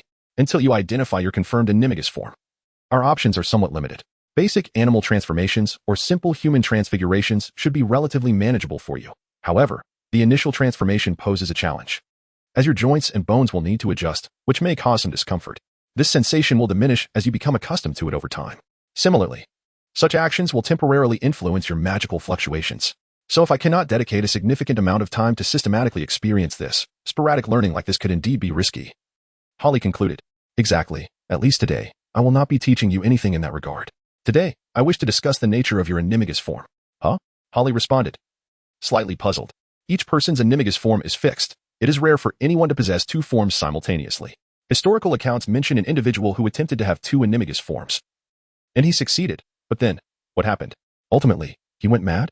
Holly speculated. No, McGonagall shook her head. During a transformation, he lost control of his magic due to an accident, resulting in an explosion. Well, what happened next? So, it is generally accepted that one can only have one animagus form? Not merely accepted, it is akin to how each wizard possesses only one Patronus form. Unless a significant change occurs, it is rare for a Patronus to alter. Wizards believe that every individual's animagus form is a unique imprint of their essence, a mark upon their soul that can only be gradually understood. After discussing matters concerning animagus with McGonagall, Holly returned to the Chamber of Secrets, entirely disregarding his regular classes. Fortunately, the teachers were accustomed to this, as Holly often attended advanced classes or sought out teachers during their free time to discuss various topics. Similarly, Irinka's routine mirrored this, although she typically appeared in class to maintain appearances. As Holly contemplated postponing his animagus endeavors, the official announcement for the first competition was posted on the school's bulletin board. Indeed, the first event of the Triwizard Tournament was set to take place on Tuesday afternoon, leading to the cancellation of all classes that day, as students would be organized to attend the stadium to witness the contest. When Harry Potter saw the announcement on the bulletin board, it struck him that he was the only one at Hogwarts who felt somewhat out of place. He should relay the information he had about the dragon to Holly. Yet, he suddenly realized he had little understanding of this fellow student, and even those around him hardly knew Holly. She seemed to cast a shadow over everyone, often present, yet leaving no tangible impression. As Harry pondered how to inform Holly about the dragon, Alastor Moody approached him. After a lengthy lecture, Harry finally recalled his advantages in Quidditch, which momentarily assuaged his concerns. Nevertheless, even after grasping Moody's hints, Harry felt compelled to practice the summoning charm with Hermione, all the while wrestling with the decision of whether to share the dragon's information with Holly. A small demon and a small angel were locked in a relentless battle within his mind. One argued that they were all students of Hogwarts, devoid of reason, while she remained oblivious. Moreover, students from Beauxbatons and Durmstrang were also aware of the situation. The other countered, asserting that this was an excellent opportunity to prove to everyone that he was indeed the representative of Hogwarts, just as Rita Skeeter's newspaper had suggested. Do you not wish to demonstrate your worth before all? The angel and the demon clashed noisily in Harry Potter's head, rendering him unable to concentrate. Yet, as night fell, Harry still struggled to focus his attention. When a book, summoned from afar, struck Hermione on the head, the ever-patient Miss Granger finally lost her temper. Harry, if you cannot concentrate, I fear I shall have to request Madame Pomfrey to reserve a bed for you until the competition concludes. With that, Hermione tossed the book aside and stormed back to the girls' dormitory, unnoticed by anyone as her pale face glistened with cold sweat upon turning away. In the Ravenclaw common room, Holly sat as usual on the sofa beside Alinka, her upturned lips indicating her buoyant mood. Observing this, students from all years in Ravenclaw felt little tension and carried on with their activities in the common room, unperturbed by any avoidance of one another. The following day, the atmosphere on campus had transformed from the previous day's tranquility into one of palpable tension and excitement. Classes were reduced to half a day. Yet even during this brief period, most students lacked the inclination to engage seriously. Professor Snape had already deducted more points from other students during this half-day than he had in the previous week combined. However, the soaring gems within the hourglasses of each house did little to alleviate the oppressive atmosphere in the classroom. During lunch, nearly everyone passed by the two competitors unintentionally. Of course, Gryffindor would not approach Ravenclaw, nor would Ravenclaw venture towards Gryffindor. Harry Potter was met with occasional hisses from those nearby, yet no physical altercations occurred throughout the entire lunchtime. After waiting for a considerable time without hearing from Harry regarding the dragon, Holly sighed, realizing that Harry's inner desires had taken precedence. This thought led her to glance at Dumbledore, seated among the staff, pondering what his current state of mind might be. As a prominent figure erected by Dumbledore, Harry's behavior, from a certain perspective, fell short of Dumbledore's expectations. However, the substantial investment of resources and energy rendered it impractical for Dumbledore to seek a replacement for Harry, given his notoriety, experience, and the myriad relationships surrounding him. Reflecting on this, Dumbledore shook his head. Perhaps Harry still required a more meticulous shaping. The task of fine-tuning, initially assigned to Snape, had now been abandoned, and Dumbledore did not hold out much hope for the others to contribute selflessly to such an endeavor. Hagrid might entertain such thoughts, yet considering recent events, Dumbledore was reluctant to see his only partially formed gem tarnished by his care of magical creatures instructor. Contemplating this, Dumbledore remarked to himself that life rarely unfolded according to one's desires. As Dumbledore pondered the intricacies of life, Karkaroff and Madame Maxime were equally engaged in their thoughts. The incident on Halloween, where two adult wizards were unceremoniously hurled against a wall by an underage girl, left them both feeling quite humiliated. Although Fleur Delacour and Victor Crumb did not divulge the events of that day to their classmates, their peers could not help but speculate about the occurrences through subtle clues.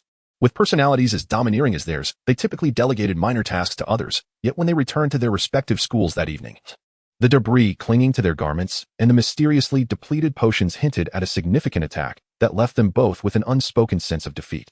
Ultimately, despite their best efforts to obscure the truth, the two headmasters could not restore their diminished reputations among their students. Thus, both Karkaroff and Madame Maxime found themselves fixated on Holly at the Ravenclaw table. Holly's prominent position at the Ravenclaw table was undeniable.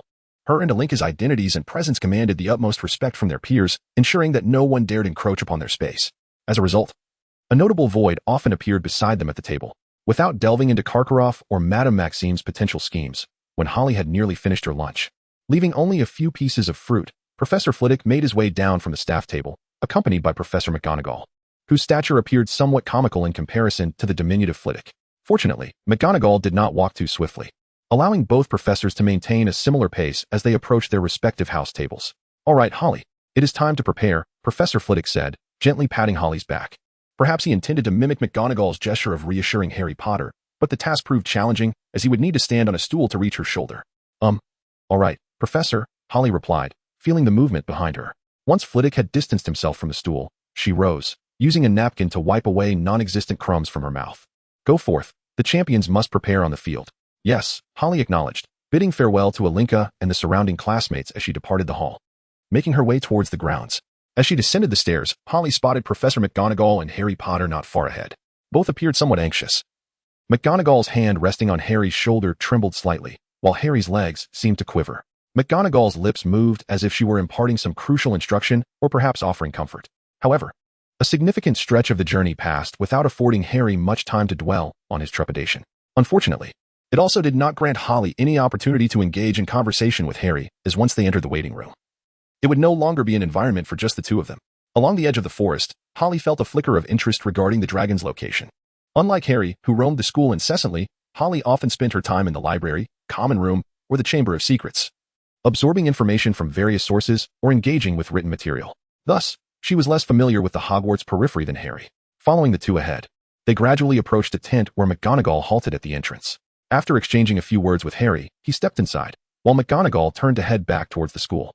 Throughout the journey of enlightenment, although it remains uncertain how much Harry Potter truly benefited, it is evident that McGonagall's demeanor has improved significantly since the beginning. The furrowed brow appears to have softened, and the anxious expression that once marked her countenance in the hall has dissipated. "Harry, did you come here alone?" McGonagall inquired as she spotted him slowly approaching from a distance, opting to pause and greet him rather than departing immediately. "Well, Professor Flitwick had intended to escort me, but I felt it would be somewhat burdensome for him to traverse such a long distance, so I decided to make the journey on my own," Harry replied. "Indeed. Having a student like you must be quite reassuring for Phileas," McGonagall remarked, seemingly lost in thought. It is students as astute as you that he's one has mind. Unlike those from Gryffindor. Well, Ravenclaw has its own unique circumstances as well." Unsure of how to respond, Harry merely followed McGonagall's lead in conversation. "Now then, I am uncertain what else to say to you. Given your current state, you should be prepared, should you not?" McGonagall stated, maintaining her composure. "Even if the situation escalates, there will be teachers or other wizards present to assist in managing it. However, for you, I doubt anyone else will have the opportunity to take the stage." Nodding, McGonagall addressed Harry affirmatively. Harry nodded in acknowledgement. "Very well, let us proceed inside. Ludo should be waiting for you." McGonagall bid farewell and turned to leave. At that moment, Harry lifted the tent flap and stepped inside. Victor Crumb stood in a corner, exuding an air of aloofness, clearly exhibiting signs of anxiety, even bordering on a state of neurosis. In contrast, Fleur Delacour, positioned nearby, displayed a semblance of calm. However, her tightly grasped garment revealed the tension beneath her composed exterior. The fabric creased and wrinkled. As for Harry Potter, who had just been escorted by McGonagall, his demeanor appeared even more troubled. It was not that he was incapable of standing. Rather, he paced restlessly within the tent. Though the carpet muffled the sound of his movements, his incessant shuffling, akin to a fly buzzing before the others, was somewhat irksome to the two onlookers. Such was the scene upon Harry's entrance, though fortunately, this atmosphere did not linger for long. Ludo Bagman soon entered with a palpable sense of excitement, which felt somewhat incongruous amidst the tense ambience. All right, everyone is here, Ludo Bagman announced, seemingly in charge of the participants' preparations. Once the audience has gathered, we will commence the drawing. He raised a small purple bag and waved it before the four of them. From this bag, you shall each select a model. This will be the adversary you will face shortly. Each one will be unique, as identical contests would surely bore the audience. Oh, and your task is to secure a golden egg, Ludo Bagman added as an afterthought. Bagman's words elicited little response. Crumb and Fleur continued their previous actions in silence, while Harry Potter appeared to be shaking his head, seemingly lost in contemplation of his surroundings. Before long, a cacophony of footsteps erupted from outside, accompanied by a myriad of animated voices, suggesting that the audience was entering. Once the sounds of footsteps subsided, Ludo Bagman re-emerged in the center of the tent, unveiling the contents of his bag one by one before each spectator. Ladies first, he declared, as he presented Fleur Delacour first, followed by Crumb. And then it was Harry Potter's turn to receive his selection. Fleur Delacour released a diminutive Welsh green dragon, while Crumb managed to procure a Chinese fireball. Harry found himself with a Swedish short snout, numbered 1, leaving him with no alternative but to accept the Hungarian horntail, designated as 4. Upon inspecting the Swedish short snout in his possession, Harry felt a twinge of disappointment. He had harbored a desire to experiment with Crumb's Chinese fireball instead. Recently, he had acquired certain abilities that might prove more effective with that particular dragon. Nevertheless, the Swedish short snout was not a poor choice by any means. Once the draw concluded, Ludo Bagman clapped his hands once more and announced, "Now that each of you has found your opponent, the numbers on the models indicate your order of appearance. Do you understand? I will step outside momentarily to allow you some time to prepare. Mississippi Park, you are first. When you hear my whistle, you may enter the enclosure and commence the competition." "Ah, Harry, may I have a word with you?" "Step outside." Unbeknownst to them, Bagman was preparing to discuss matters with Harry Potter. Meanwhile, the remaining 3 individuals instinctively shifted to the opposite side of the room, choosing not to intrude upon the whispered conversation between the two. Naturally, they began to scrutinize one another, their gazes clashing in a silent contest devoid of any magical or verbal exchange. Suddenly, a sharp whistle pierced the air, followed by the sound of hurried, chaotic footsteps, heralding the return of Harry Potter to the tent. It was Harry who first emerged, while Ludo Bagman rushed back to the podium to address the assembled audience. Concurrently, Harry's opponent, a Swedish short-snout dragon, along with several dinosaur eggs and the coveted golden egg designated for the task, were positioned nearby. Gripping his wand tightly in his right hand, Harry stepped slowly into the arena, timing his entrance perfectly as Bagman concluded his introductory remarks. The arena was expansive, yet the cacophony produced by the ecstatic crowd surged forth like a heatwave, exerting little influence over Harry. The dragon lay nearby, seemingly poised for slumber, though its breathing stirred up a cloud of dust intermittently.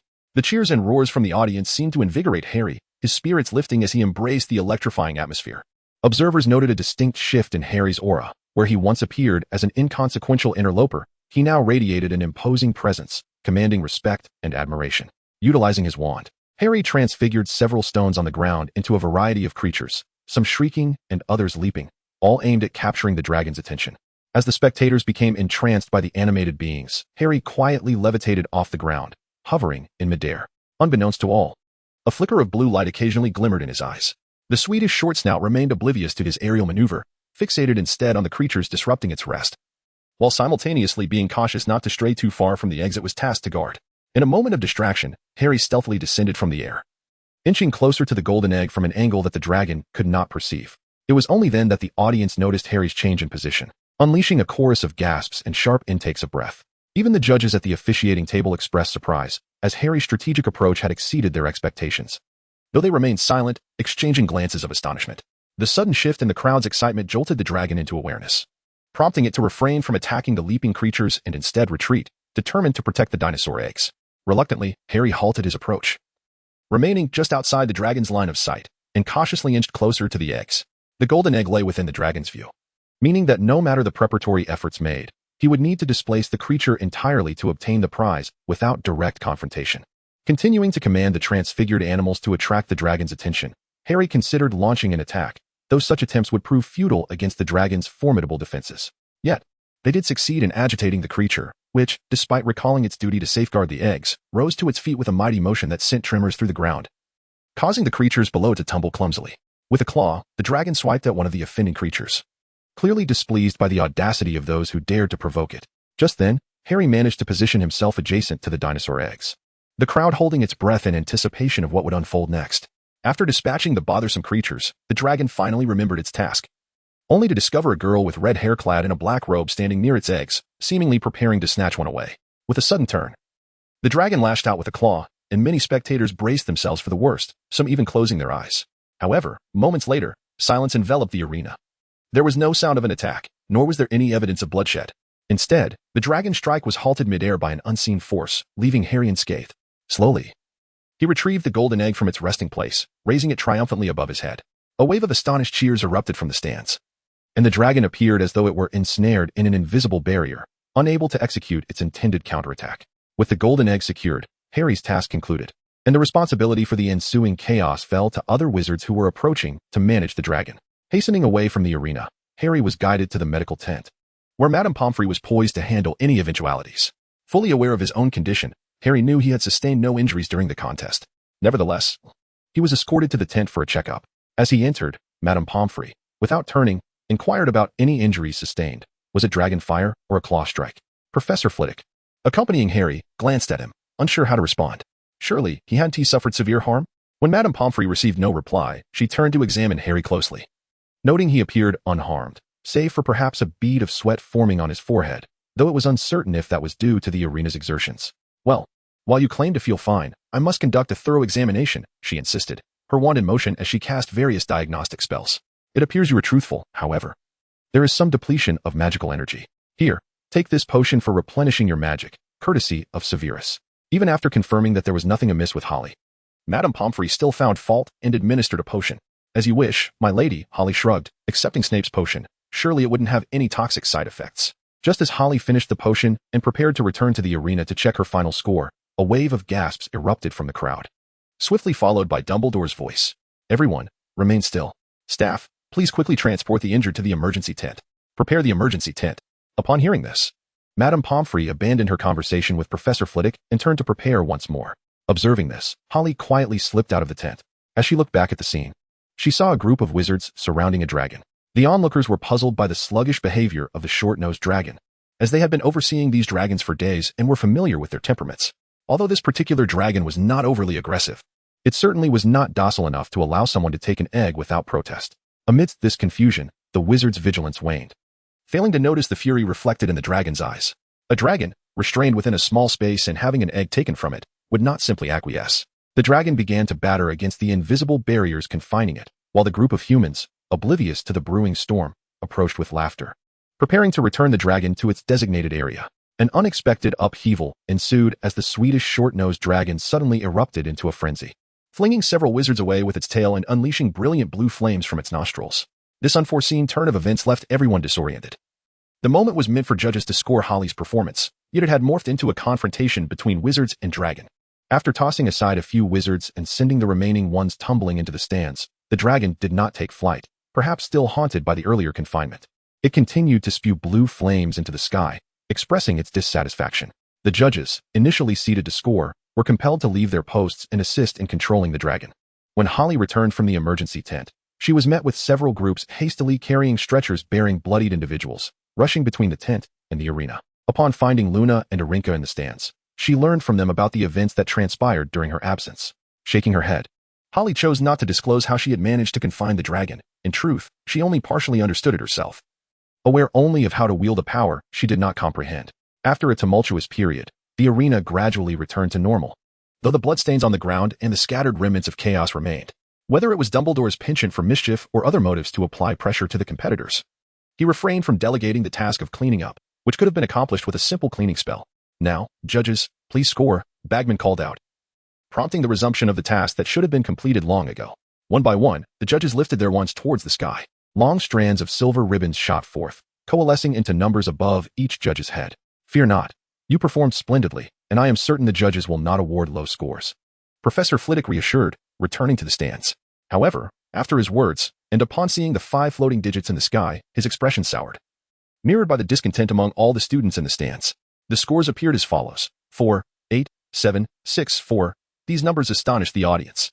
Based on prior observations, it was expected that Holly would receive no less than a 9, if not a perfect 10. The shock of such low scores raised concerns about the potential for a 0 if subsequent competitors did not perform exceptionally well. The 2 4s were awarded by the heads of Beauxbatons and Durmstrang, and judging by their expressions, those scores seemed notably high. Dumbledore's 7 was not a reflection of Holly's performance, but rather a result of his displeasure with the dragon's earlier outburst following her departure. As time passed, the disquiet among the audience gradually settled. The next contestant, Fleur Delacour, appeared at the end of the aisle. Moments before, during the dragon's rampage, the 3 waiting in the holding area had received news that they would need to continue waiting. Fleur's strategy bore resemblance to Holly's, as she too employed transfiguration to divert the dragon's attention. Her earlier performance had seemed commendable, but ultimately, the dragon's flames ignited her skirt, forcing her to conjure water to extinguish the fire. Victor Crumb, on the other hand, directly injured the dragon with a spell, which incited the creature's pain and resulted in the destruction of several eggs, costing him points. As for the much-anticipated Harry Potter, his approach was notably clever. He summoned his broomstick, transforming the competition into a game of Quidditch, much to the astonishment of all. However, even in his element, he could not escape injury during the chase. Yet, the advantages of his fame and tragic background became evident, as he received a score equal to Crumb's highest of 40 points without employing any magic. As each competitor's score was revealed, discontent among the audience grew. What began as mere confusion transformed into a perception of unfairness. Students from Ravenclaw, Slytherin, and Hufflepuff stood, seemingly prepared to seek answers in their own way. Meanwhile, older Gryffindor students remained silent, while younger, zealous fans of Harry Potter cheered for him, often accompanied by disparaging remarks about Holly. Shaking her head, Holly left the stands and returned to the waiting area. Inside, Crumb and Fleur regarded Holly with somber expressions, not out of any particular circumstance, but due to the unfolding events. They had just gleaned information about Holly's performance from the injured in the emergency tent. Though only fragments of conversation, the contrast of Holly's brief time in the arena and her unscathed state against the lowest score left them uncertain about how to approach her. If Holly were to express her frustration, it seemed neither had the means to evade her wrath.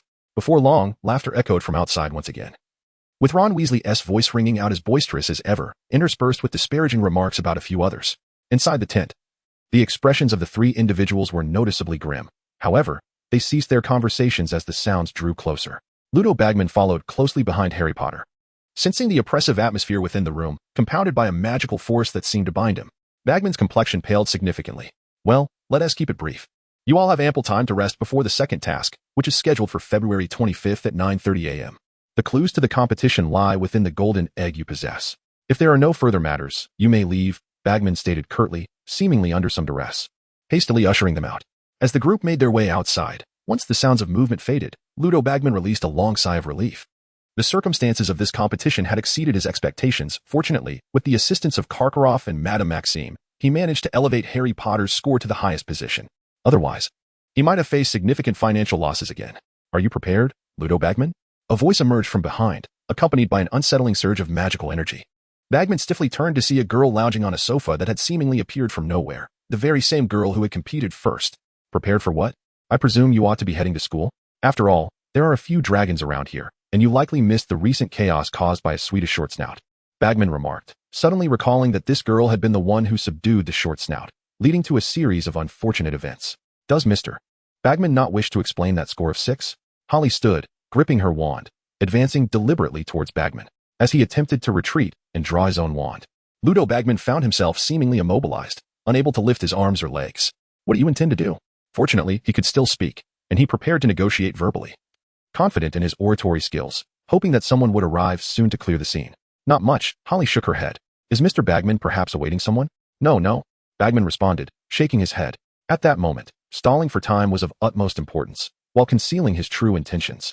If you wish to delay, I believe Mr. Bagman need not await anyone to rescue you, Holly remarked coolly. Bagman turned towards the entrance, curious to see which kind soul might come to his aid, hoping it would allow him to avoid further pitfalls. Obliviate, Holly cast a memory charm, aiming to erase the recent conversation. Under the influence of the charm, Bagman became momentarily dazed, his gaze unfocused. Luna entered, rather than Ilinka, which surprised Holly. Observing Bagman's vacant stare, Luna approached Holly, remaining silent and simply watching his actions. Imperturbable, Holly whispered to Bagman, instructing him to exit and run laps around the arena. Under the charm's influence, Bagman exhibited little resistance, obediently following Holly's command. Ilinka asked me to keep an eye on you, Luna told Holly, though she mused that her presence mattered little. Perhaps. Who knows about events that never transpired? Holly shrugged. Tomorrow night, we'll see how things play out. After the competition concluded, students from various houses returned to their respective common rooms, brimming with dissatisfaction. The means of expressing their grievances set aside for the moment. Starting with Gryffindor, despite numerous unexpected incidents during the competition, it seemed that Harry Potter and Victor Krumm's tie for first place had become a reality. The tie did not hinder Gryffindor students from celebrating. However, the core issue lay in Harry Potter and Hermione Granger, both characterized by their strong sense of justice, who had learned the method of entering the kitchens from Fred and George. The aftermath of the first task stirred minimal turmoil within the school, subdued by faculty intervention and the deliberate amnesia of some students. Yet, as a competition steeped in history, the post-event evaluations had significant repercussions throughout the wizarding world, with discontented voices becoming increasingly difficult to suppress. Is it fairness or FAAD? The best performers received the lowest scores. Is it just grading? Or are there underhanded dealings? Massive bets aligning precisely with the final results. Is it fair, or is self-interest at play? Certain judges deliberately suppress specific contestants. Is it foolproof? Injuries were severe, and the Triwizard Tournament witnessed widespread harm. Glancing at the newspaper before him, Holly set it aside, continuing his battle with breakfast. How did it go? Ilinka inquired, seeking affirmation from Holly. Not much, Holly replied, shaking his head. This development held little significance for them, serving merely to irritate Dumbledore and Bagman. All right, Ilinka said, her disappointment evident in her tone. This report is overly targeted. A discerning eye could easily discern the underlying issues. We should refrain from such actions in the future, as they bear little benefit for the Sterling family. Ilinka elongated her response. Well, thank you for standing up for me, Holly said, giving her arm a playful shake, finally bringing the matter to a temporary close. After discovering the location of the kitchens from the Weasley twins, Hermione Granger remained in a state of exhilaration. Consequently, Ron Weasley, having reconciled with Harry Potter after the first task, was also significantly affected. Eventually, Hermione successfully lured the other two into Hogwarts kitchens. Inside the kitchens, an array of copper pots and pans gleamed in the corners. Yet, what captured Harry Potter's attention the most were the house elves. Upon being spotted by Dobby, who had appeared from nowhere, Harry's status in the kitchen soared dramatically. Whenever he passed by a house elf, they would pause their tasks, smiling, bowing, or even offering him a respectful curtsy. In a spacious area of the kitchen, Harry spotted a familiar house elf. Beside it stood another elf. However, regardless of how cramped the surroundings were, or the lack of space for all the elves to cook, none would approach that spot. Winky? Harry tentatively called out. Upon hearing her name, Winky, resting and awaiting her master's summons, opened her eyes and scanned the room. Yes, sir, Winky exclaimed, leaping up at the sound of her name. She had changed into a rather elegant chef's outfit, contrasting starkly with Dobby's eccentric attire. Winky, this is Mr. Harry Potter. Dobby emerged and introduced himself. Greetings, Mr. Harry Potter. Upon concluding his greeting, Dobby bowed and shifted his position slightly, distancing himself from Winky. Harry and his companions, oblivious to Dobby's subtle movements, were merely intrigued by Winky's return to the school. Winky shook her head, offering no reply. At that moment, Dobby recalled Winky's introduction and exclaimed, Winky. Yes. Winky promptly responded. Go find your master and inform them of the situation here, Dobby commanded. Winky turned, performed a spell, changed her attire, and vanished into thin air. Who are you? Why does Winky heed your commands? Harry Potter inquired, bending down to question Dobby. Not far away, Hermione stood in a corner, her body trembling involuntarily. Greetings, Mr. Harry Potter. I am Dobby. Winky is the house elf of my master, and I have been tasked with overseeing her, Dobby replied. Your master? Is Winky not the elf of Mr. Barty Crouch? Winky once served the Crouch family, but she is now the house elf of the Peverell family, Dobby continued, his demeanor reminiscent of a steward from an esteemed household. Would you care for a cup of tea, Mr. Potter? Dobby exclaimed with a high-pitched voice, attempting to redirect attention toward himself. Well, all right, Harry replied. Yet, at that moment, no one noticed Hermione quietly retreating, seemingly preparing to flee at any moment. Soon, several house elves arrived, bringing numerous teapots, cups, and a plethora of silver platters filled with an assortment of biscuits. It was instinctively assumed that Hermione was merely seeking out other house elves. As Harry Potter and Ron Weasley settled down to enjoy the fare, Dobby returned to his station, beginning to brew coffee and prepare some food. Before long, when she appeared beside Dolly and, upon observing the task she was engaged in, promptly changed into suitable attire to assist her. In the distance, Harry Potter savored biscuits and tea while engaged in conversation with Dobby. The house elf exuberantly informed Harry that he had been employed at Hogwarts for a week, even disclosing the remuneration granted by Dumbledore. Listening to their exchange, both Dolly and Winky simultaneously muttered words of disdain, labeling Dobby a disgrace, a coward, a traitor. Although their voices were not loud, they were sufficiently audible for Harry and Dobby to overhear. What are you saying, Winky? Dobby hesitated to confront Dolly directly, instead questioning Winky. Isn't it so? Winky boldly asserted. As a house elf, being freed by one's master is the utmost humiliation. Your failure to bow your head is an act of cowardice. How can you find joy in earning a wage? Are you not the scum of the elves? No, I am not, Dobby shouted defiantly. What then is shame, disgrace, and treachery? Winky retorted promptly. Dobby, flustered, found himself at a loss for words. Look at the reactions of others. Indeed, Dumbledore has taken you in. They cannot expel you from Hogwarts. But what have you done during your week here? Oh, besides regaling everyone with tales of your days of wandering, what have you accomplished in the kitchen? Winky's voice rose, and the surrounding elves nodded in agreement. Silence. Two identical voices rang out simultaneously. Harry Potter and Dobby had both spoken in unison. Upon hearing someone echo his sentiments, Dobby turned to see Harry's mouth still agape. Unable to contain his emotions any longer, he clung to Harry's leg, weeping. The other house elves regarded the scene with scornful glances directed at the pair in the kitchen's center. Winky, come back. There is no need to converse with a disgrace among elves and a traitor to his bloodline, Dolly commanded, standing aside and simultaneously delivering a silent jab at Harry Potter. However, Harry Potter's attention remained fixed on Dobby, who was wiping his tears with his clothes. Ron Weasley, on the other hand, heard Dobby's words and immediately jumped in. What did you say? Do you know who he is? Ron exclaimed, standing with a biscuit in hand, pointing at Dobby and then at Harry. Harry Potter, the disgrace of the Potter family. As for you, child of the Weasley family. I almost forgot. Wasn't the Weasley family long ago removed from the wizarding lineage? Dobby continued, seemingly unfazed by whom he offended. Ron, calm down. It was only when Harry noticed Ron Weasley was about to physically confront Dobby that he snapped back to reality, observing the throng of house elves gathering nearby. Harry felt compelled to intervene and pull Ron back. If Ron made any aggressive moves, it was likely the other house elves would join in, teaching Ron a lesson. After all, at Hogwarts, most tasks were managed by these very house elves. Heaven knows how difficult life would be for his friend if he offended the true overseers of Hogwarts. Well, Weasley, what are you planning to do? A female voice chimed in, causing the assembled house elves to part and create a path. After receiving a message from Winky, Harry pondered for a moment before deciding to visit the kitchen, coincidentally witnessing Ron prepare to pounce on Dobby and Winky. My house elf is not under your authority. Harry frowned as he spoke. Parker, do you know what your house elf just said? Ron asked, clearly irritated at being interrupted. What did he say? Would you care to repeat it? Harry replied teasingly, his gaze not even resting on Ron. Where's Hermione? Harry inquired of Ron. You, Ron. Your house elf just claimed Harry is the disgrace of the Potter family.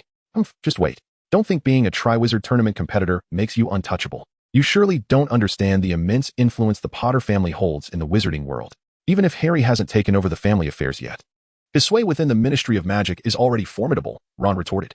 By the way, you probably Haven team met the Minister of Magic. But Harry has encountered him several times. Ron, what family matters? I'm completely unaware of such things. Harry tugged at Ron's sleeve, speaking softly to him. Despite Harry's quiet tone, Winky seemed to have heard him, radiating an extraordinary confidence in his influence. Harry shook his head repeatedly at Ron's words, unable to comprehend how Dumbledore allowed his savior boy to associate with such an arrogant individual as Ron Weasley. It was utterly perplexing. How could one be so blind to their own circumstances and yet so audaciously incite hatred? This is hardly a fitting companion. While internally criticizing Dumbledore's poor judgment, Harry continued to respond. The Potter family? Indeed, it is a family of great significance. Harry paused for effect, but never mind, you wouldn't comprehend even if I explained. Feel free to spread those words, but remember to include my name. As Harry accepted the plate of freshly baked biscuits Winky had just handed him, the golden treats looked utterly delectable. Quite delightful, Harry remarked. Oh, Weasley, do remember to ask Percy Weasley what position Cornelius Fudge holds in the Ministry of Magic. I assumed Arthur Weasley would have informed you, but it appears he has not. While Harry schooled Ron, the other house elves began bringing an array of food for Harry to sample.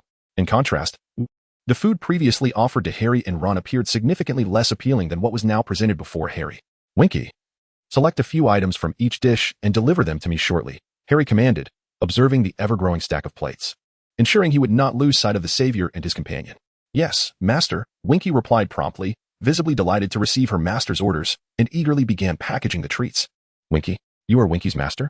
What about Mr. Barty Crouch? I recall Winky was still Mr. Crouch's elf during the Quidditch World Cup. Harry posed his question.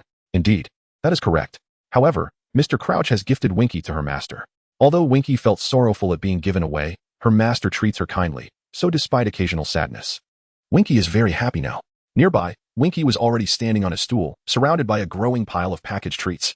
Well, Potter, although you performed admirably in the tournament, your other conduct. Harry shook his head, leaving Ron and Harry in a state of bewilderment as he turned to leave the kitchen. Harry departed, leaving behind two individuals uncertain of their next steps. Harry was perplexed, sensing unspoken words lingering in the air. The kind little angel's words echoed in his mind. Yet overshadowed by the overwhelming presence of that dark little demon, any flicker of remorse was firmly suppressed by greed and desire. As for Ron, it seemed he struggled to accept Harry's disdain. Since he had latched onto Harry Potter's fame, Ron had become one of the most recognized individuals at Hogwarts. Whenever Harry was mentioned, Ron's name was inevitably included, and even when he wasn't directly referenced, others would remark, "Oh, he asked that boy who follows Harry Potter." This provided Ron Weasley with immense satisfaction, and following a recent fallout with Harry, he felt utterly disoriented. Desperate to mend their relationship after basking in the glow of Harry's fame. At home, Ron had also exhibited a certain disregard for others. His older brothers, Bill and Charlie, were seldom present, while the twins seemed indifferent to Ron's behavior. Only Percy expressed concern that Ron's attitude could lead to trouble. Yet Percy's lecturing did not make Ron aware of his shortcomings. Rather, it soured their relationship further, especially when Holly mentioned the names of Percy and Arthur. It is difficult to ascertain whether he would have lost his composure and acted irrationally had he not swiftly bypassed that part of the conversation. The matters concerning the kitchen were merely a trivial interlude for Holly. Nonetheless, they left two Gryffindor students in a state of disarray for quite some time. Throughout this period, they instigated countless incidents within the school, but fortunately, their activities remained primarily confined to the Gryffindor common room, even during transitions between classes or within the classroom itself. Fellow Gryffindors would come to their aid, assisting in rectifying their mistakes.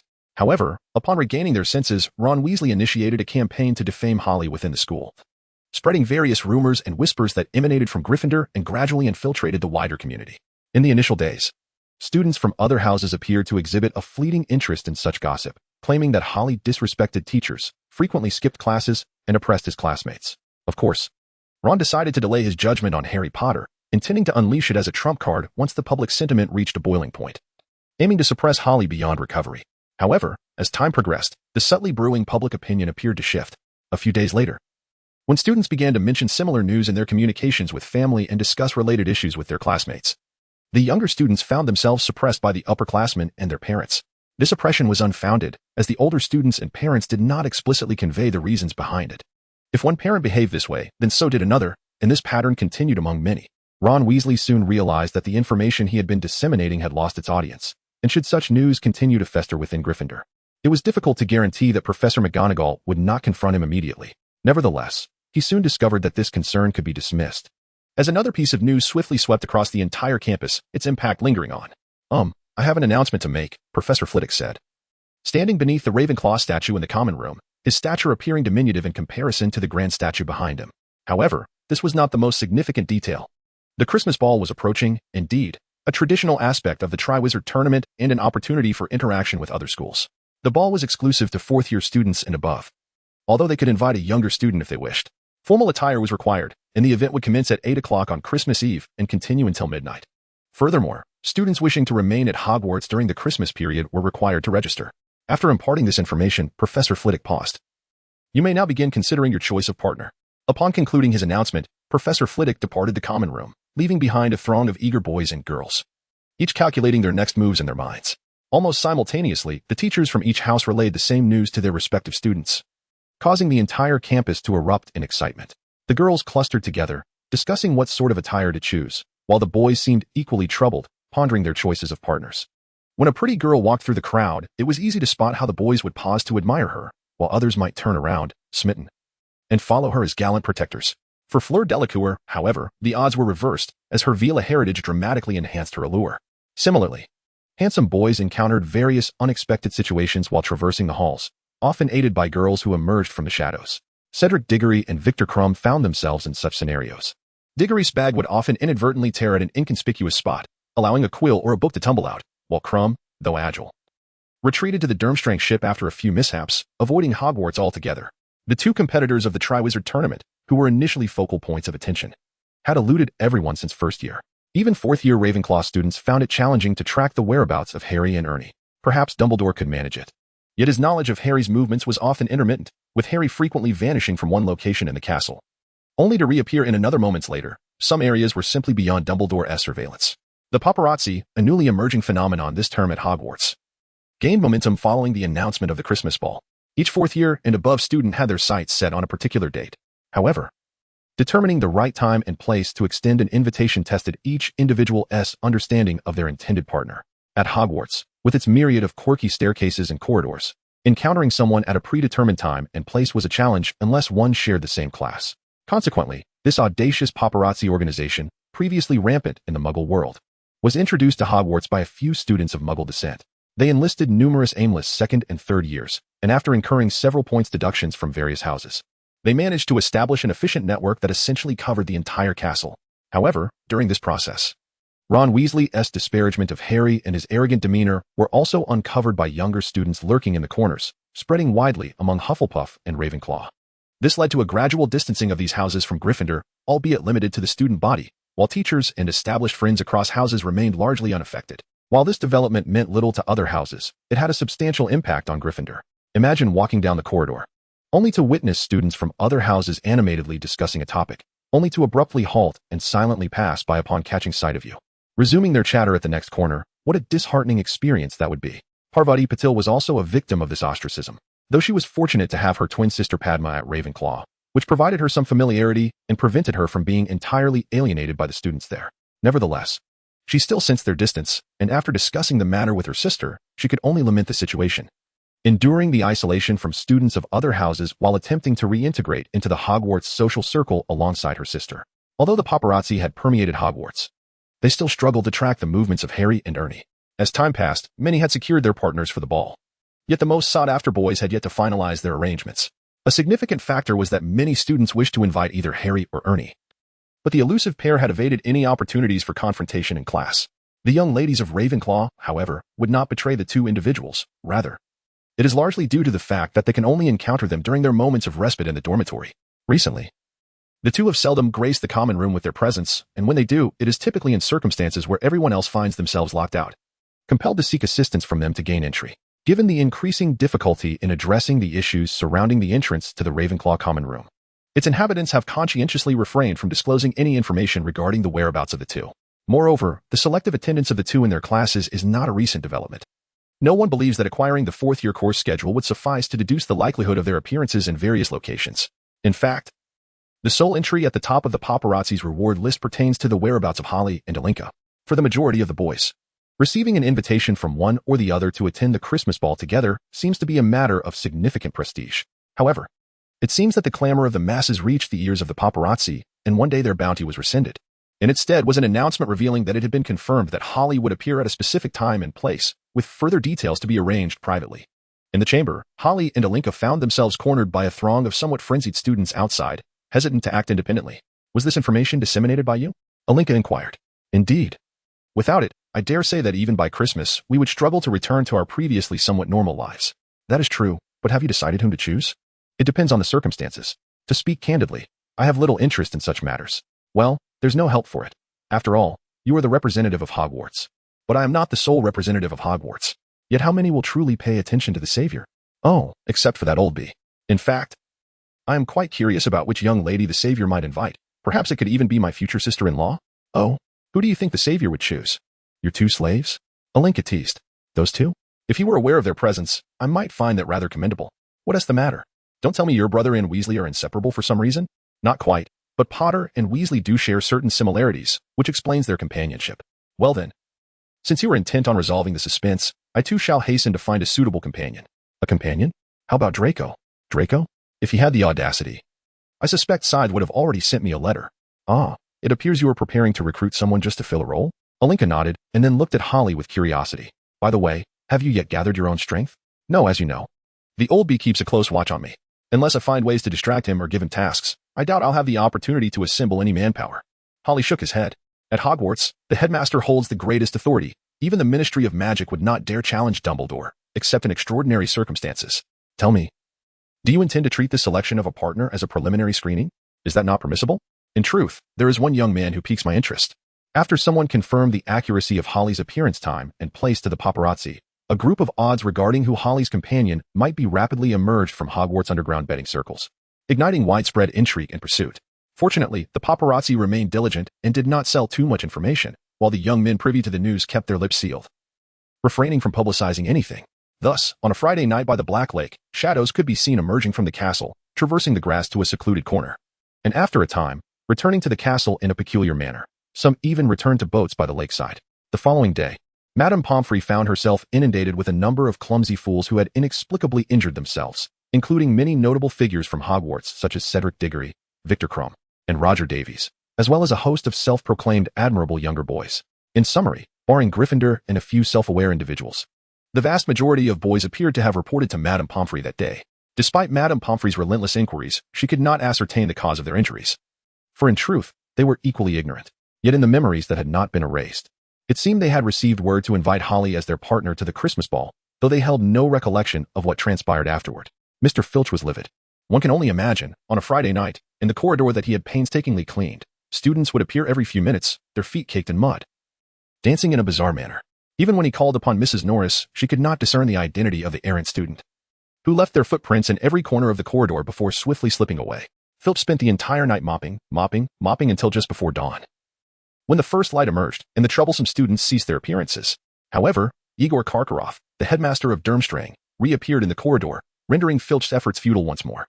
Karkaroff's early presence at Hogwarts had its reasons. He had been unable to sleep the previous night aboard the medieval ship, even with soundproofing charms. The effects were far from satisfactory. Throughout the night, it seemed there were always students indulging in tap dancing, either around his cabin or on the upper and lower decks. It appeared that Durmstrang's students had been celebrating behind his back. However, upon rising in the morning, Karkaroff discovered that the situation was not as he had imagined. Many of his students had not been dutifully asleep in their beds, but rather sprawled across the deck in disarray, including Victor Crumb, whom he held in high regard. Dumbledore, equally sleepless, found himself in a greater quandary than Karkaroff. While Karkaroff only had to contend with a few Durmstrang students, Dumbledore's Hogwarts boys were evidently affected on a much larger scale. Fortunately, Harry Potter was absent from that group of boys. In fact, his own dark humor rather hoped for such a scene to unfold, if only to glimpse how, in her heart, this brotherly figure existed, and whether she harbored any semblance of pity or reluctance. Fortunately, the students of Gryffindor have remained uninvolved in the unfolding events, which is indeed a piece of good news. At the very least, the students of Ravenclaw and Slytherin are not prone to making a commotion, while those of Hufflepuff are notoriously inconspicuous. Even Cedric Diggory, who has recently been quite prominent around campus, possesses surprisingly few admirers. Should he encounter any significant trouble, it would hardly garner the sensationalism that Ron Weasley's misadventures would attract. On Saturday, the betting on Harry's companion had already been closed, with the underground odds for several favored candidates not exceeding 1-3. In the betting world, odds greater than 3-1 for any option nearly guarantee that the outcome will involve one of these individuals. Nevertheless, the anticipated candidates did not make an appearance that day, and subsequently, the few who were privy to the situation chose to remain silent. As time wore on, other betting options concerning these young men's companions gradually closed, awaiting the ultimate revelation. In the library, during the customary afternoon hours, Harry gently stirred his coffee while gazing at the open books before him, along with several sheets of stationery and checks lying beneath them, shaking his head in contemplation. The so-called paparazzi were established by the Weasley twins under Harry's guidance, adeptly utilizing the castle to observe developments and relay messages, a skill in which they excelled, surpassing even the legendary duo of James Potter and Sirius Black. Similarly, the underground betting scheme was its inception to Harry's initiative, though after proposing the idea, he chose to step back, as his sporadic appearances before the Weasley twins felt somewhat out of place. He deemed it prudent to avoid potential leaks through Ginny, Hermione, or even house elves, instead entrusting the operation entirely to the Weasley brothers, curious to witness their organizational capabilities and efficiency. As for their knack for trouble, all the professors at Hogwarts could attest to their remarkable talents in that regard. As time progressed, an unverified list of attendees for the upcoming Yule Ball began circulating among the students, similarly enchanted with a non-replicable charm and commanding a steep price. The paparazzi capitalized on the students' curiosity, amassing a considerable fortune in galleons. Cedric Diggory, Cho Chang, Fleur Delacour, Roger Davies, Draco Malfoy, Pansy Parkinson, Ginny Weasley, Victor Crumb, Fred Weasley, Angelina Johnson, George Weasley, Katie Bell, Lee Jordan, Elias Spinnet, Ernie Macmillan, Daniel Silver, and Harry Parker were among those mentioned. The most significant suspense remained regarding Harry Potter and Ron Weasley. With a plethora of information unveiled, attention was now primarily focused on the companions of Harry Potter and Victor Crumb. As for Ron Weasley, he temporarily faded from public interest, unless he prepared to accompany Harry Potter as his date. However, the wizarding community exhibits little tolerance for such irregularities. Unless one is ready to embark on a wandering life together, such extraordinary circumstances are unlikely to occur. As for Victor Crumb, he seemingly has already settled on his companion, though she remains tight-lipped, refraining from public declarations, which has hindered others from learning her identity. The revelations thus far primarily involve instances where boys have extended invitations to girls, receiving affirmative responses witnessed by others, or through proactive anonymous tips that have garnered confirmation from the parties involved. Harry, Ernie, However, the recent revelations have caused quite a headache for two individuals in Gryffindor. Harry Potter discovered that his intended invitee, Cho Chang, had already been claimed by another, and even Ginny Weasley, whom he considered as a backup, had been swiftly taken by Neville Longbottom. Following the news, Harry found himself unable to negotiate privately with Neville to relinquish Ginny. Ron Weasley, recently quite agitated, as the self-proclaimed representative of the Weasley family at Hogwarts, had also been experiencing a rather challenging time. After a futile attempt to combat public opinion, he was forced to lead a relatively low-key existence. Yet, the leaked list of attendees further underscored the harsh reality he faced. As a notable figure on campus, it was astonishing that he had not yet received a single invitation from a girl for the Christmas ball. Even Harry had received invitations from a few younger girls, which he had declined under Ron's persuasion. In the final week leading up to Christmas, various rumors began circulating throughout the school. Meanwhile, the previously omnipresent paparazzi gradually receded into obscurity. If it weren't for the noticeable depletion of gold coins in their pockets and the few meaningless pieces of parchment they had spent a fortune on, almost no one would recall this once prominent underground organization within the castle. The campus grew increasingly lively, with outlandish rumors about Christmas being disseminated. Nonetheless, some held a semblance of credibility, such as the tale of Dumbledore purchasing 800 barrels of mead from Madame Rosmerta, and the peculiar sisters being invited as guests for the Christmas ball. During this week, everyone was enveloped in a restless atmosphere. Some teachers, like Professor Flitwick, chose to forego their lessons and instead granted students free time, while others, such as Professor Binns and Professor McGonagall, entirely disregarded the festive spirit. However, it was Professor Snape who truly intensified the tension, announcing a test on antidotes during the final potions class before Christmas. His cold demeanor and the smirk that curled upon his lips sent shivers down everyone's spine, leading them to believe that he might administer a dose of poison before assessing their performance based on their subsequent hospital stays over the holiday. Thus, with a chorus of sighs, everyone returned to their dormitories, their anticipation for the Christmas ball diminished. The preservation of their well-being took precedence over thoughts of dances or performers. Merely escaping Snape's potions class had become the most daunting challenge they faced. In the Ravenclaw common room, Harry and Arinka observed a scene that was rather disheartening. The fourth-year students, who should have been excitedly discussing the Christmas ball, appeared as wilted as frostbitten flowers, collapsing onto the sofas without any regard for their appearance. A few upperclassmen, witnessing this, cast sidelong glances at Harry and Arinka. Harry shook his head, conveying his inability to assist, prompting the older students to disperse and attend to their own affairs. With only the two of them and a handful of apathetic fourth years in the common room, Arinka refrained from commenting and redirected her focus to their earlier conversation. "Have you made any progress on the second task?" she inquired. "The second task? You mean the golden egg?" Harry replied. "Yes, how is your research coming along?" "I haven't started yet. I was planning to work on it during the Christmas break." Harry stretched and adjusted himself comfortably on the sofa. "Are you certain Dumbledore will allow you to have a break during Christmas?" "Why wouldn't he? After dealing with Karkaroff, how much energy do you think he has left to trouble me? Especially since, as far as I know, Harry Potter hasn't even secured a partner yet." "Oh, really? But logically, he should be quite sought after, no?" Arinka countered. "He ought to be. But since he spends all his time with the Weasleys, I doubt many non-Gryffindors would wish to associate with them." "That's a fair point. By the way, I should probably remind Patil. Her sister is in Gryffindor. I'll have a word with her later." "Wait, are you referring to that Mudblood?" Harry interjected. "No need to worry, as we speculated last year. That Mudblood seems to have landed quite an impressive catch this time." "Oh? Who?" "Victor Crumb. The same fool you controlled into jumping into the Black Lake to sink Durmstrang's boat? Not exactly foolish, at least he has a challenge to control. My imperious curse can't make him bind himself and jump back." "Well, he certainly sounds formidable," Arinka nodded. "It's because of him that I seem to have a few ideas for the second task, but I'll need to wait a few days to see how things unfold." "All right. And what about that Alcatraz fellow?" "Well, he didn't receive any news that night. It's just that." "Just what?" "Alcatraz seems to have some knowledge of the ability I recently acquired." "So, you invited him?" "Of course. I can't very well invite my godfather, can I? He is a teacher, and the dynamics of a student inviting a teacher or vice versa always create complications. Not to mention, I doubt my godfather would be interested in the Christmas ball. What inside information have you gleaned?" "Let me guess. It's about Alastair Moody?" "Moody? I haven't been keeping up with that, but Karkaroff has approached him several times. If I hadn't stumbled upon him by chance, I wouldn't have paid attention. You know, students at school can't deceive Moody with that fake eye of his." "Well, what could Karkaroff possibly want with Professor Snape?" Arinka pondered, a thought forming in her mind but left unspoken. "Perhaps," Harry remarked, sensing Arinka had surmised his speculation.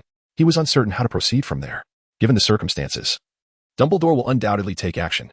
Indeed, but damn it, with Moody around, our movements will be restricted. As more fourth-year and upperclassmen began pairing off for the Christmas ball, Harry Potter and Ron Weasley sadly realized their options were dwindling. Even among Gryffindor, more students were finding partners.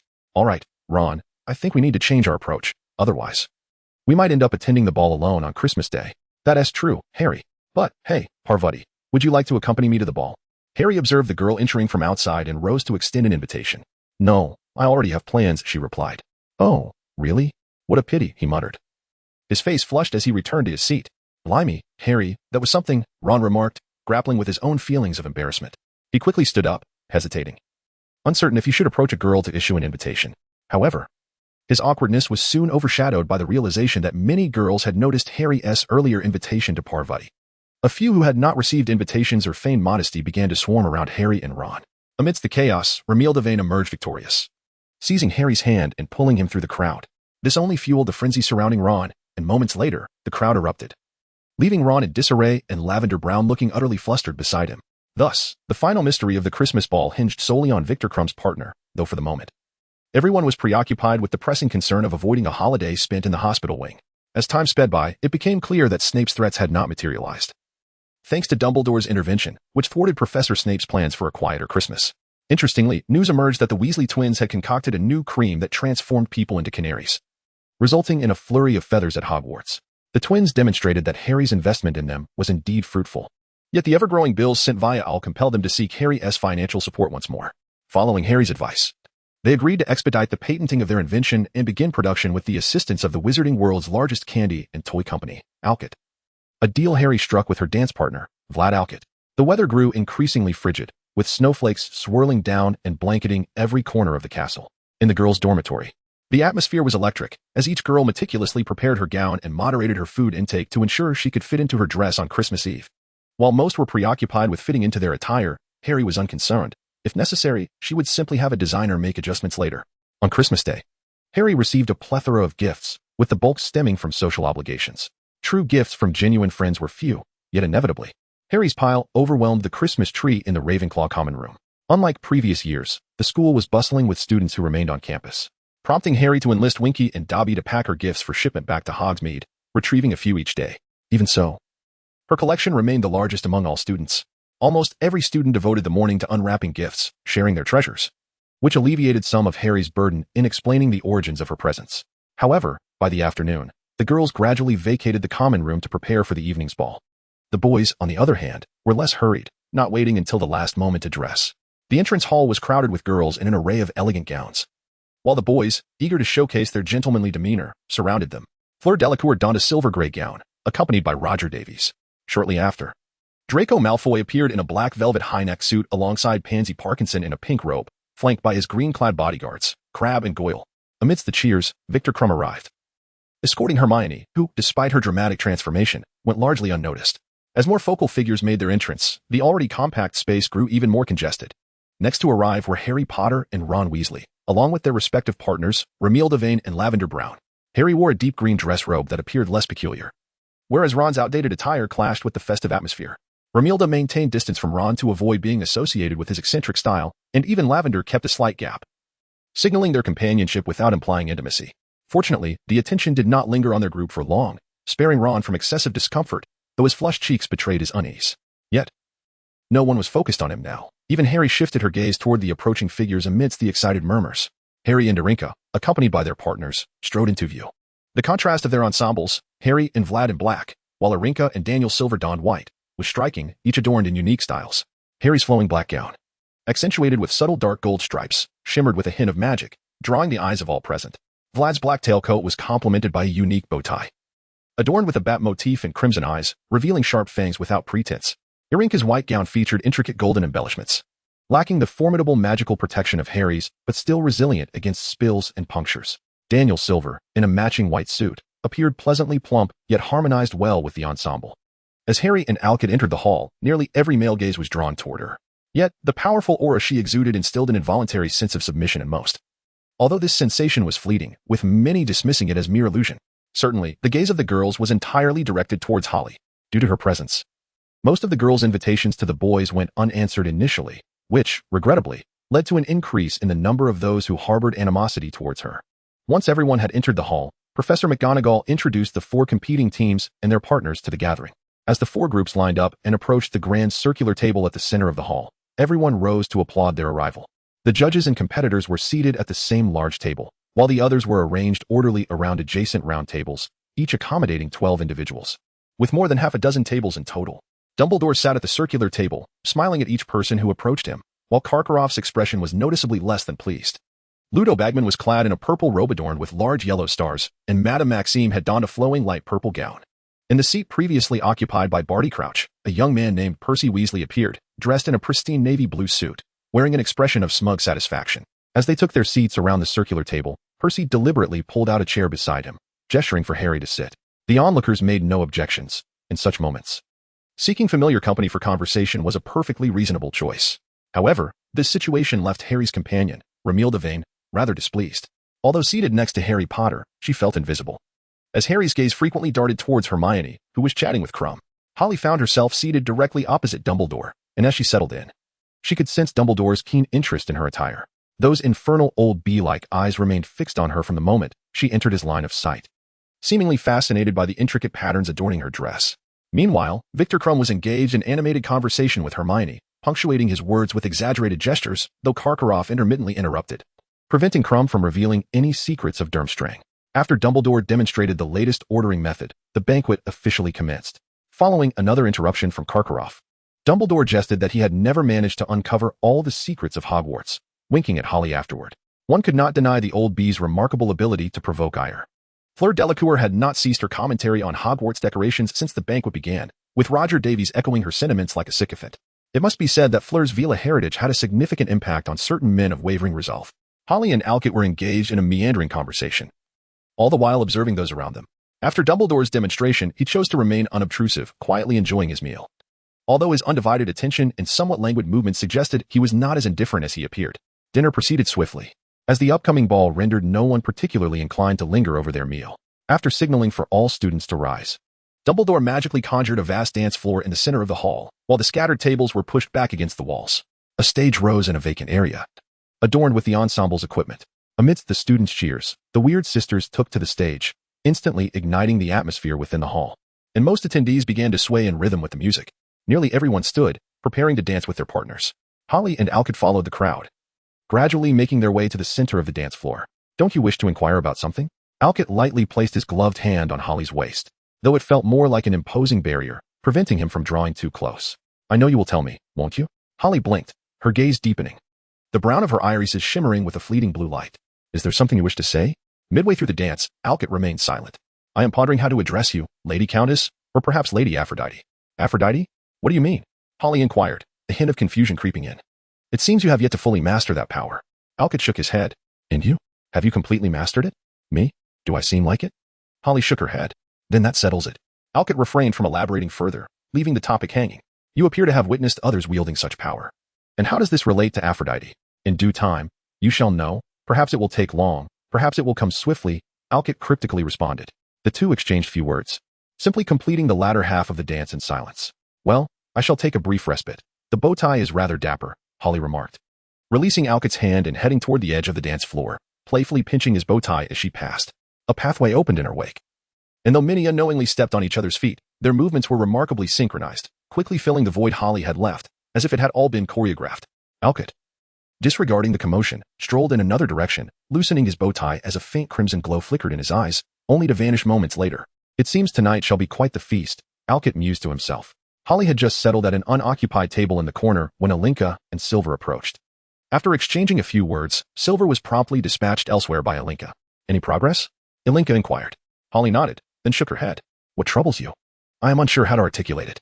Holly was still processing the information she had recently acquired. "Then speak at your own pace." Just as the two began their conversation, Hugh noticed the dance floor had suddenly thinned out considerably, with several couples seemingly preparing to depart. At that moment, the Weasley twins captured everyone's attention. Fred Weasley and Angelina Johnson, along with George Weasley and Katie Bell, were dancing with exuberance. Their spirited movements and lively footwork prompted those around them to draw closer, ensuring ample space for the twins to showcase their dancing prowess. Observing Holly and Alinka engaged in conversation while their partners appeared to have been sent elsewhere, several individuals who had previously invited them to dance but were rebuffed began to stir restlessly. Whether seeking an excuse to abandon their partners or simply drawing them near to Holly's table, a sizable crowd soon encircled Holly once again. However, the self-proclaimed gentleman did not interrupt Holly and Aaron's conversation to extend an invitation. Instead, Holly occasionally surveyed the surroundings, discreetly observing which girl Alkit was currently pursuing.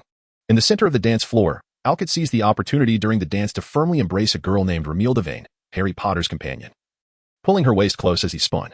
Yet, it seemed Harry was not a particularly attentive partner, for after the first waltz concluded, he abandoned her to engage in conversation with a red-haired boy nearby, leaving her to fend for herself alongside a Muggleborn. Alcott had no doubt about his own allure, though it appeared that Romilda was more inclined to approach him. As he danced slowly with Vane, he cast flirtatious glances toward Lavender Brown, who was watching intently from a distance, anticipating that once the dance ended, she would be ready for her turn. While contemplating this, Alcott maintained his playful teasing towards Romilda. After some banter, she seemed to fully let go of her reservations. Following a particularly vigorous dance move, she leaned into him, and they began whispering secrets to one another. In the midst of their conversation, no one noticed Alcott's bow tie seemingly coming to life, taking advantage of Romilda's hair as it suddenly lunged to bite her neck, drawing a few drops of blood that trickled into the bow tie. After a brief while, Romilda, feeling fatigued, chose not to linger with Alcott after the dance, and he gallantly escorted her back to her original position, seamlessly embracing Lavender Brown as they entered the dance floor together. Unaware of Alcott's subtle maneuvering, he too did not realize the small action that had just occurred on his own bow tie. Having concluded his chat with Aaron, Holly snapped his fingers, and a cocktail materialized before him. Nearby, several boys stood up in haste, only to awkwardly realize that many shared the same intention. Their abandoned female companions now regarded them with glares filled with indignation. However, this minor threat did not seem to deter the boys, particularly in light of the prospect of inviting Holly. Seeing this, Aaron tugged at Holly's arm, signaling him to pay attention to the unfolding scene. Aware of their predicament, they reluctantly rose and navigated through the dance floor towards another direction. What's the matter? Are you actually considering avoiding this? Holly mused. Seems the savior has vanished, Aaron replied. Oh, Karkaroff has arranged to meet the Godfather outside tonight. Do you suspect? Not suspect, but rather affirm. You mean? Indeed, that cocktail serves as a warning. Well, it's quite rare for a Christmas ball to be shadowed by such events. Who knows? The savior always seems to stumble upon troublesome matters. Are you referring to that old bee? Perhaps, though I can't say my knowledge of Hogwarts rivals his. However, Holly halted his steps as he spotted Harry Potter and Ron Weasley hurriedly returning from outside the castle, conveniently passing by them. Holly had found Snape and Karkaroff on the lawn earlier, having first concocted an excuse for Aaron to keep an eye on the savior. After being interrupted by Harry Potter, Karkaroff's vigilance heightened. Hearing the click of high heels against the cobblestones, he abruptly ceased his conversation with Snape, gripping his wand and concealing himself. A sudden flash of red light shot towards Karkaroff, striking his wand hand. In the ensuing darkness, a figure stumbled back, and a slender rod spun through the air before landing in another hand. Igor Karkaroff, there is no need to be so tense, Holly remarked nonchalantly as she approached, her heels clicking against the ground. I believe you should change your shoes before coming here, Holly, Snape coldly interjected. That was the plan. But upon seeing those two fellows fleeing in panic, I deemed it unnecessary, Holly shrugged, though the gesture was barely perceptible in the night. It's you? Karkaroff struggled to rise, realizing this was not the first time Holly had bested him, but it was indeed the first time she had disarmed him while he was prepared. Severus, hand me the wand. I wish to teach this little girl a lesson, Karkaroff demanded, pointing at Holly with a scowl. Don't be foolish, Igor, Snape replied tersely, as though preparing to rouse Karkaroff from a dream. In Hogwarts, the number of individuals who could rival her can be counted on one hand, and regrettably, you are not among them. Severus, Karkaroff glared at Snape as he handed the wand to Holly, both facing him defiantly. Nothing much. This little girl merely seeks a private moment with you, in addition to which, you have sought me out several times, and I ought to reciprocate, Snape explained, his gaze toward Holly tinged with a hint of fondness. We have indeed met, Igor Karkaroff, Holly stated, aiming the wand at him while playfully toying with Karkaroff's own wand. Perhaps I should hand this wand over to you so you might grasp the disparity between us? That was my intention, yet I suspect even if I did, you would still refuse to accept your defeat, would you not? Holly teased, using Karkaroff's wand to lift his chin, sparks crackling at its tip, nearly igniting his hair. What do you intend to do? Karkaroff asked in a low tone. Weren't you just discussing something? Holly inquired. What? Did you tell her, Severus? Karkaroff turned to Snape, ignoring the wand poised against his forehead. It has nothing to do with Professor Snape, Holly interjected, preempting Snape's response. And if anyone has seen him in recent years, I can assure you I am among them. Karkaroff turned back, his expression one of terror as he regarded Holly. Do not fear, Holly spoke in a coaxing tone. Tom O. That is what we call the old bee. You should refer to the Dark Lord, correct? He is doing quite well, trust me. Perhaps before long, he will come looking for you. Isn't that concerning, Karkaroff? How do you know? Karkaroff stammered, his voice trembling. Does it matter how I know? What truly matters is, if he returns, what will become of you? He cannot do anything to me. Karkaroff encouraged himself, musing that, indeed, the Dark Lord could not directly dismantle Durmstrang. However, it was quite commonplace for a student to accidentally injure a teacher while practicing magic. Harry continued Karkaroff's line of thought. What did you say? Karkaroff seemed to have struck a nerve. Oh, nothing. If you were planning to flee, now would be the time to start preparing, wouldn't he? Karkaroff found himself somewhat choked. You may leave, but do remember to remind Crumb that although he is a competitor, it does not mean he is beyond Dumbledore's reach at Hogwarts. After all, Harry Potter is Dumbledore's prized possession. With that, Harry tossed his wand to Karkaroff, and a spell sent him soaring towards the distant Black Lake, accompanied by a few parting words from Harry. Toying with a young girl is no issue, but it is wise to conduct thorough investigations beforehand. How do you know that? Once Karkaroff had departed, Snape inquired after casting a circle of protective spells. What do you mean, how do I know? Harry replied. Do you recall the dark mark from the Quidditch World Cup? Snape regarded Harry's riddle with some displeasure. I was nearby with Eileen. We witnessed a person, someone who should have been dead. Harry spoke slowly. Who? Barty Crouch. Barty Crouch? Was he alive and well? Not that Barty Crouch. Have you grown so old that you've begun to forget things, Godfather? The Crouch family is not limited to just one Barty Crouch. You mean young Barty Crouch? Snape asked incredulously. Surprised, are you? Harry was not taken aback by Snape's shift in tone. In fact, he found such a reaction somewhat underwhelming. It had taken both him and Eileen a significant amount of time to accept this revelation through various means. Even so, Harry had obtained the Winky from Barty Crouch, which confirmed to him that the person he had glimpsed in the thicket that day was indeed young Barty Crouch. Ah, I see, Snape mused after considerable contemplation, seemingly connecting numerous dots. What is it, Godfather? Harry noticed Snape appeared to have recalled something she had overlooked. Nothing, but perhaps in due time. You may encounter him once again. Who? Barty Crouch? Oh, the young one. What is going on? A secret. You will find out then. Snape replied. All right. Harry found it hard to comprehend Slytherin's air of mystery, just as Slytherin sometimes struggled to fathom Ravenclaw's eccentricity. The events involving Snape and Karkaroff were soon cast aside by Harry. The Christmas ball had finally reached its conclusion. However, the repercussions of what transpired at the ball lingered on. On a shelf in the Chamber of Secrets, a row of bottles filled with red liquid was neatly arranged, each labeled with various names, Ramil Devane, Lavender Brown. These were the spoils of Alcide during Christmas, but Harry had cast a duplication charm on his bow tie, resulting in these bottles. What do you think Alcide is up to? Harry asked, picking up and then returning the bottles to their original places. That vampire? Who knows? I have not encountered any dark magic that requires the blood of wizards. Oh, if it is for some special ritual, there should be other items needed for sacrifice. I'm not certain. Perhaps you should ask Old B? Are you joking? Ask Old B? I would rather not be subjected to a legilimency session again. Although I believe his chances of success would be significantly reduced now, then I am not sure. You know, some books have been removed from the restricted section. So those books are with Dumbledore? Fine. Harry did not receive a response but caught a disdainful look that conveyed, are you an idiot? However, Alcide has had it rough lately. Indeed, so many girls fainting from blood loss at once. Madame Pomfrey must be going mad. Not necessarily, but at least things should be quieter for the next couple of days. That is true. As time flowed steadily onward, after Christmas, Harry opened the golden egg in the Chamber of Secrets, utilizing the connection between the chamber and the Black Lake to easily deduce the content of the second task. Yet Harry Potter seemed to remain utterly oblivious to that matter. Nevertheless, this was of little concern. No one would bother about it, not even Dumbledore, who had little energy to focus on him due to Rita Skeeter's recent article, which once again thrust Hogwarts and Dumbledore into the headlines of the Daily Prophet. Harry was not among the first to hear this news, but the transmission of such information was swift, especially from the Slytherin sources. Whenever there was anything that Draco Malfoy could use to undermine Harry Potter, Slytherin would invariably be the first to know, followed by Ravenclaw, and then Hufflepuff. Only after Draco Malfoy had finished undermining Harry would the Gryffindor students belatedly remember to check the newspapers or magazines. This time, Rita Skeeter did not target Harry Potter directly. However, the news still bore implications for him. Indeed, Hagrid's lineage issue became a target for Skeeter's attacks.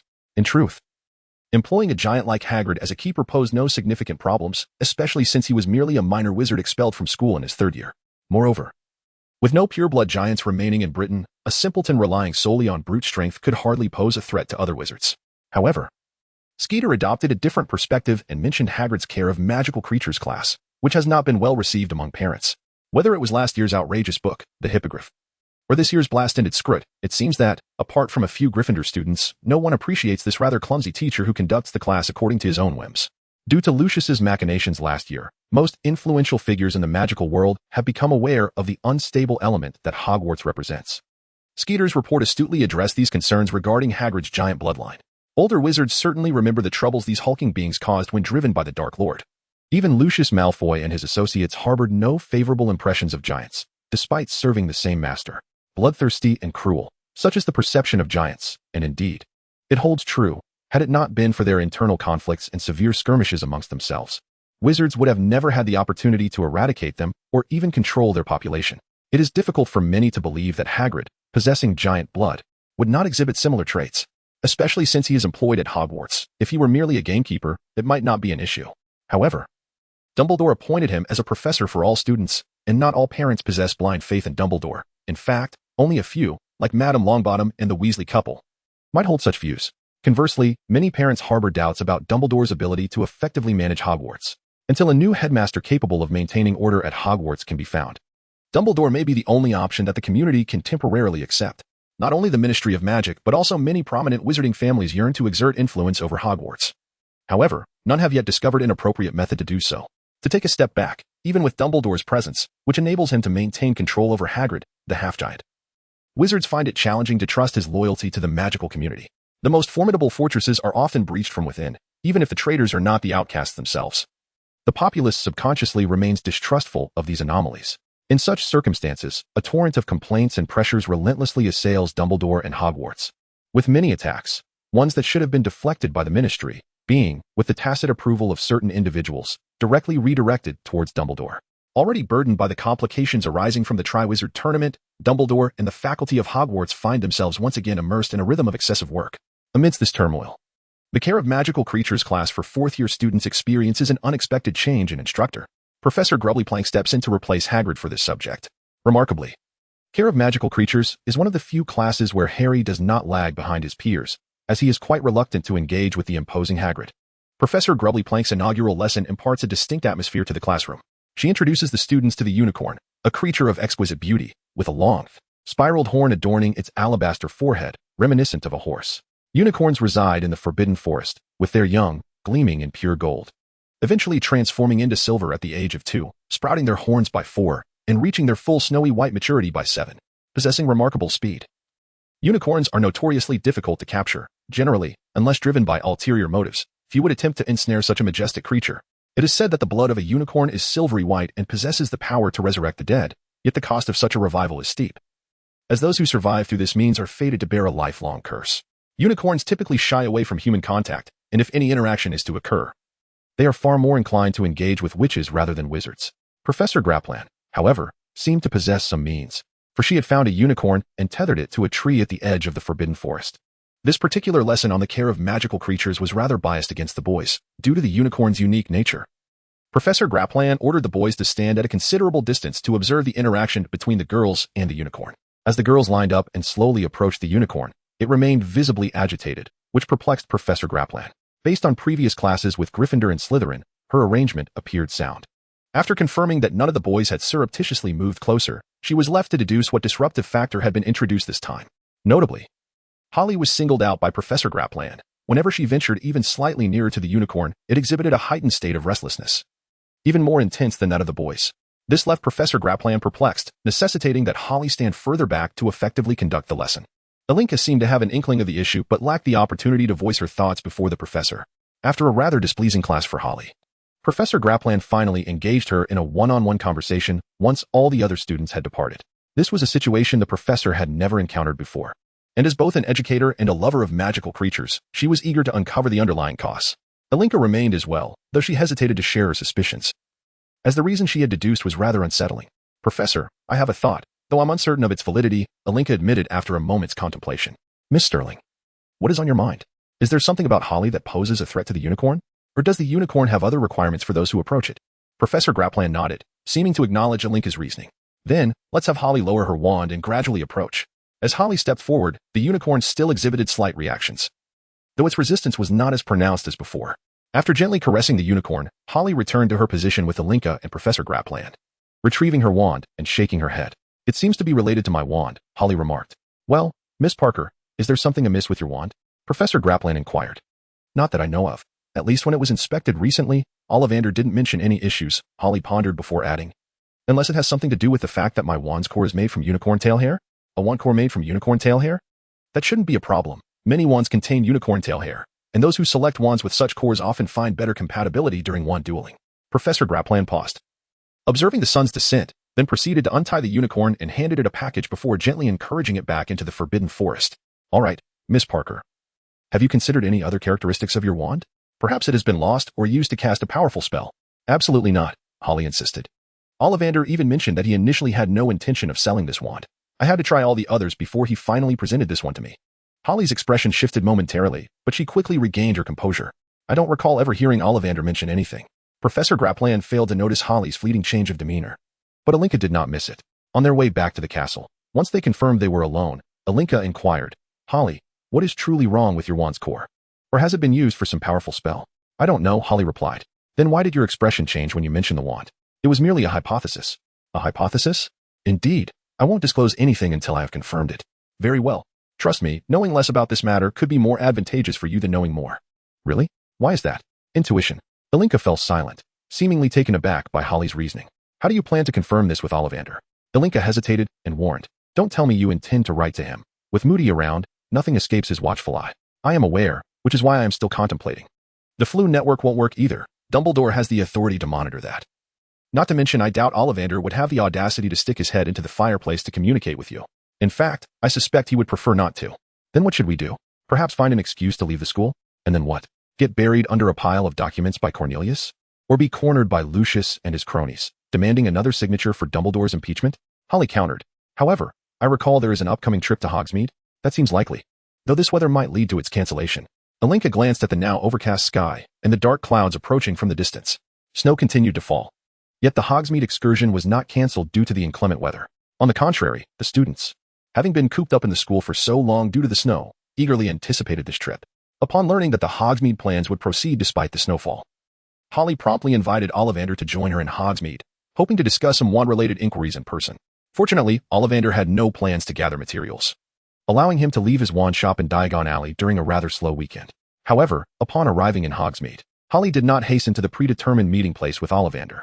Instead, after concocting an excuse to evade Alinka, Holly strolled unabashedly along the bustling streets of Hogsmeade. This was not a mere aimless wander. It was sparked by an insatiable curiosity ignited upon spotting Harry Potter. Holly resolved to trail behind the trio to ascertain their intentions. Before arriving at Hogwarts, numerous students had witnessed Crumb diving into the Black Lake, clutching his golden egg. Holly was confident that Harry Potter could not possibly be oblivious to this news. After all, among the competitors, aside from Holly, whose whereabouts remained elusive and difficult to trace, the actions of the other three contestants within the castle were meticulously documented, easily accessible to anyone keen enough to observe. This method afforded a comprehensive understanding of the contestants' activities, including their preparations for the competition, a feat undoubtedly orchestrated by an informal organization of paparazzi. Given Crumb's ostentatious display, it was reasonable to deduce that Fleur Delacour would also catch wind of the situation and employ similar tactics to uncover the secrets of the golden egg. Despite the thick snow blanketing the ground, the streets of Hogsmeade remained alive with a throng of students out to enjoy their leisure, presenting some challenges for Holly's pursuit while simultaneously providing ample cover for her movements. However, after a while, Holly ultimately decided to abandon the pursuit. As Harry Potter in Hogsmeade flitted about like a headless chicken, often entering a shop only to emerge moments later, his fame, along with the presence of his two companions, elicited little discontent from the crowd, for the constant ebb and flow of patrons meant that nearly every shop's door swung open and shut repeatedly. Observing the trio finally entering the Three Broomsticks, Holly contemplated following them but ultimately dismissed the idea, primarily because he noticed his business associate, Philly, engaged in animated conversation with Rude Bagman at a window table, seemingly embroiled in some dispute. He surmised that his presence would likely serve no beneficial purpose. Turning away, he approached the door of the Hogshead Inn, only to find it starkly desolate, in sharp contrast to the vibrant atmosphere of the Three Broomsticks. The inn lacked a vivacious proprietress like Madame Rosmerta. Instead, a bleary-eyed bartender appeared to be the owner, his languid demeanor offering neither a warm welcome to patrons nor the extensive social circle that could summon Cornelius Fudge for a bit of publicity when needed. However, it is not surprising that the Pig's Head Tavern is not renowned for its thriving business or vibrant atmosphere. Its purpose lies in the illicit transactions that occur beneath the tables, as well as the clandestine meetings that take place within its walls. Here, the proprietor does not assume the responsibility of ensuring confidentiality. Rather, the discretion surrounding various dealings and encounters is solely dependent on the vigilance and magical prowess of the individuals involved. If sensitive information were to be inadvertently uncovered, there would be no need to trouble the owner, for should such confidential discussions be disclosed, it is likely that Aurors would be dispatched to rectify the situation. It is doubtful that many possess the means to evade the pursuit of the Aurors and return to stir trouble in this establishment. However, the style and atmosphere here resonate profoundly with Holly's philosophy, self-reliance, and the survival of the fittest. Holly arrived at the bar in the morning, though it was nearing lunchtime. And at this hour, the Pig's Head pub was relatively empty, with patrons typically appearing in the latter part of the night, departing just before dawn's darkest hour after concluding their transactions. The spot chosen by Ollivander was quite inconspicuous, and it wasn't until Holly noticed the bartender's gesture that she spotted the silver-haired wand maker. However, this discovery did not leave a lasting impression on Holly, as once again, she was met with a pair of blue eyes. Taking a seat opposite Ollivander, both began to leisurely savor their drinks. "Good morning, Mr. Ollivander," Holly initiated, acknowledging her later arrival. "Good day, Mississippi Park," Ollivander replied, unhurriedly. After exchanging pleasantries, a comfortable silence enveloped them. Holly intensely scrutinized Ollivander's eyes, seemingly attempting to discern something, as hints of blue flickered within her own brown irises. Time passed. "Mississippi Park, relying on your youth to intimidate an old man is not a commendable habit," Ollivander remarked, the effort of this mental standoff appearing taxing for him. "Is it? Or is it not? Speak. What matters compel you to seek my counsel?" Holly retorted. "Naturally. It pertains to matters concerning wands." "Wands? I recall your wand being in fine condition, is that not so? We only met 2 months prior." "Indeed, that is correct. Yet I sense you may be concealing something regarding my wand," Holly asserted confidently. "Is that so? I distinctly remember your wand being a 12.5-inch length of purple heart wood. Am I mistaken?" "Correct. And the core was a unicorn tail hair." "That is right." Listening to Ollivander's measured responses, Holly steadied her emotions, preparing for a more engaged dialogue. "And then, what else do you wish to know?" "I am curious," Holly began to articulate slowly, when suddenly a wave of caution washed over her, causing her to swiftly turn her head. The blue-eyed bartender was sauntering towards them at a leisurely pace. "Do you have any advice, Mr. Dumbledore?" Holly inquired. "Oh, Aberforth. What brings you here?" Ollivander simultaneously addressed him. "Nothing much, just thought to stop by and see what manner of person could vex that fellow so." The tall bartender replied nonchalantly. "Oh, you know of me, Mississippi Park?" Aberforth, the proprietor of the Pig's Head pub, responded. "Do you not know me?" Holly's tone was slightly raised, clearly displeased at the interruption. "Haha, I know you harbor a strong dislike for that fellow at Hogwarts, and I share your sentiments. Perhaps we should foster a cordial relationship? That is debatable. At least I do not believe we have much to discuss at present. Perhaps, yet I have a proposal. How about we share a drink privately later?" Aberforth set down the glasses from his tray and addressed Holly. "Well then, Mr. Ollivander, these 2 drinks are on me. A rare encounter with an intriguing guest." "Ah, Aberforth, you are too kind," Ollivander nodded appreciatively. "So, Mr. Ollivander, have you made your decision?" Holly resumed her seat once Aberforth had departed. "Mississippi Park," Ollivander paused, seemingly grappling with a difficult choice. "Are you certain you wish to hear what I am about to disclose? After all, this is not a simple tale." "Oh, have you shared this with Dumbledore?" Holly inquired playfully. "Dumbledore? He would not concern himself with this matter, nor would I divulge it to him," Ollivander replied gravely. "Is that so? Then why would you share this with me? From a certain perspective, I bear many similarities with Dumbledore. At least you have not taken a life yet." Ollivander responded in a somber tone. Upon hearing this reasoning, Holly appeared taken aback. "That may come in time, but not now, is it?" Ollivander countered. "This seems rather intriguing. Please continue." Holly's interest had been piqued. "This is not an exceptionally thrilling story. Perhaps we should begin with Dumbledore." "Very well. Dumbledore possesses a unique wand, one of considerable might. It is a legendary wand, and no one knows who crafted it, let alone how it was made." Ollivander paused, seemingly gathering his thoughts. "It is a cursed wand. Legend has it that with each change of ownership, it is accompanied by bloodshed. Indeed, the new master must slay the previous owner to rightfully claim the wand. So this is how you deduce that Dumbledore has blood on his hands?" "Indeed. Yet this is also the origin of my conclusions regarding wand ownership. Quite fascinating, is it not? If that were all, I would argue it lacks significance. True, however. This leads us to another wand." Ollivander raised his gaze to Holly. "Yes, the one you possess." Though uncertain why the memory of selling the wand to her eluded him. Perhaps someone had obscured his recollection for secrecy. Nonetheless, it was of little concern, for this old frame could hardly retain many secrets. "If I recall correctly, your wand's core should be a unicorn tail hair infused with werewolf blood. Yes?" "Indeed," Holly nodded. "Haha, though that is not entirely accurate. Are you suggesting this wand possesses unique effects in dark magic?" Holly reiterated for clarity. "Precisely. To be specific, it enhances all spells. Yet its efficacy is markedly pronounced in dark magic. Of course, if my suspicions hold true, under the light of a full moon, your wand may exhibit its most exquisite performance. However, that notion regarding the full moon is merely my conjecture."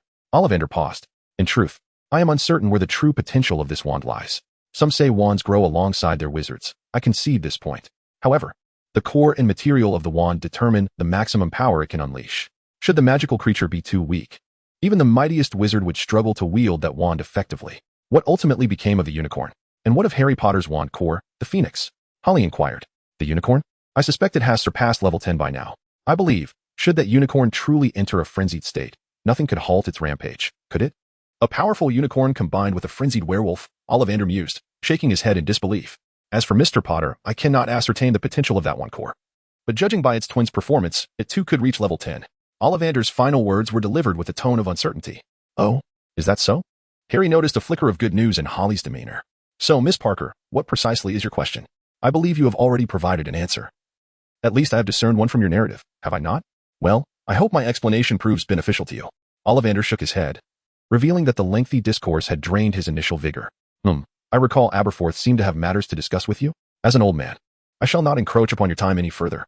Ollivander drained his glass in one swift motion and wobbled toward the exit. Harry chose not to linger in his seat, but instead took his glass and moved to the bar.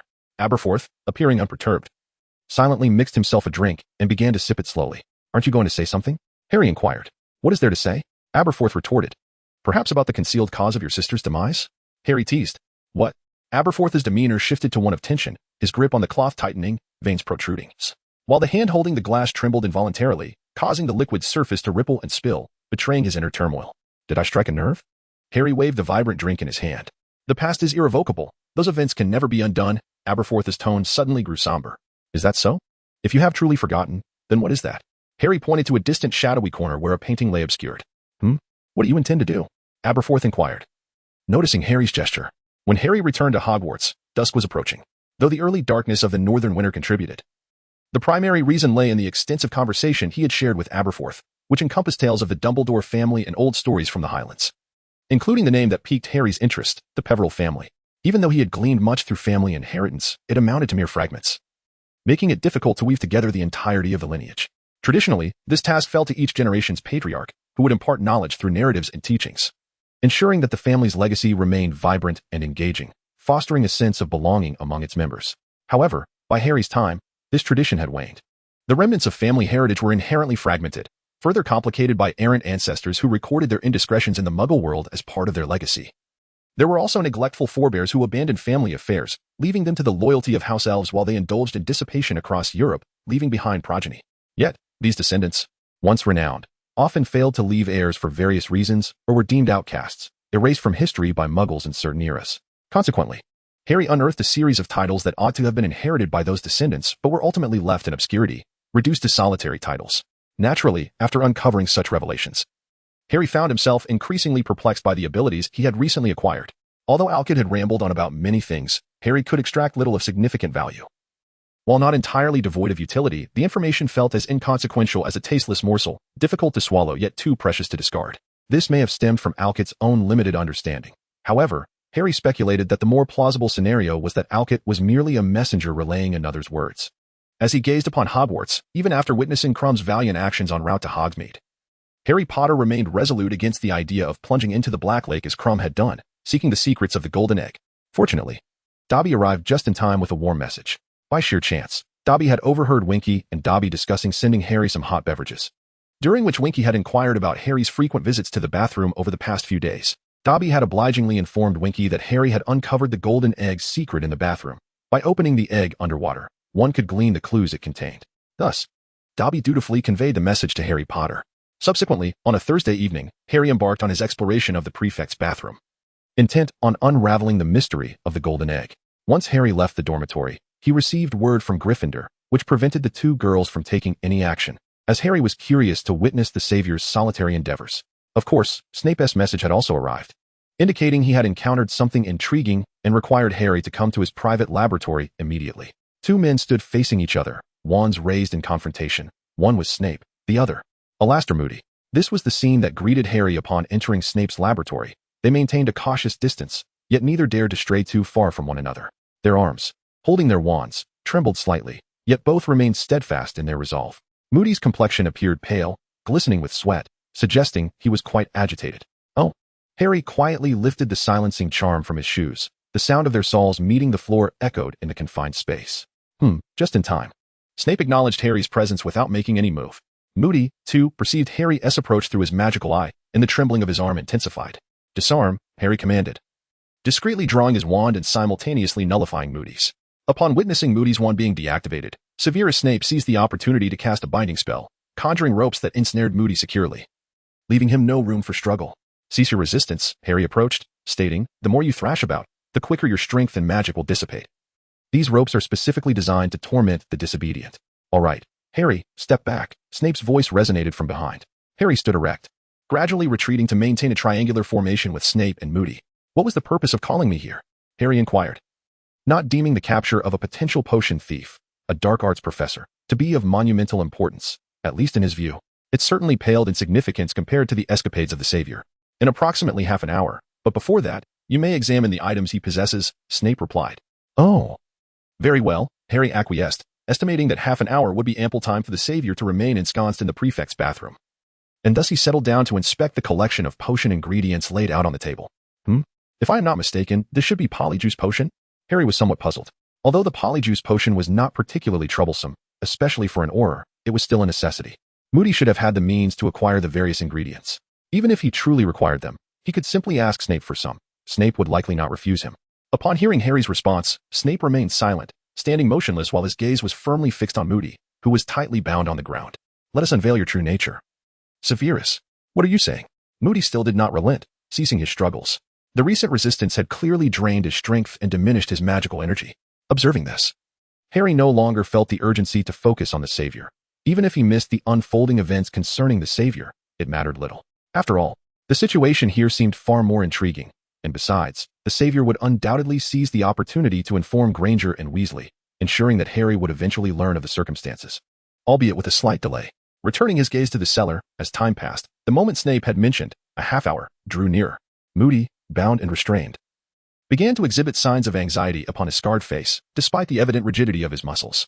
Harry could still discern the changes in his expression. As seconds ticked away, subtle transformations began to manifest in Moody.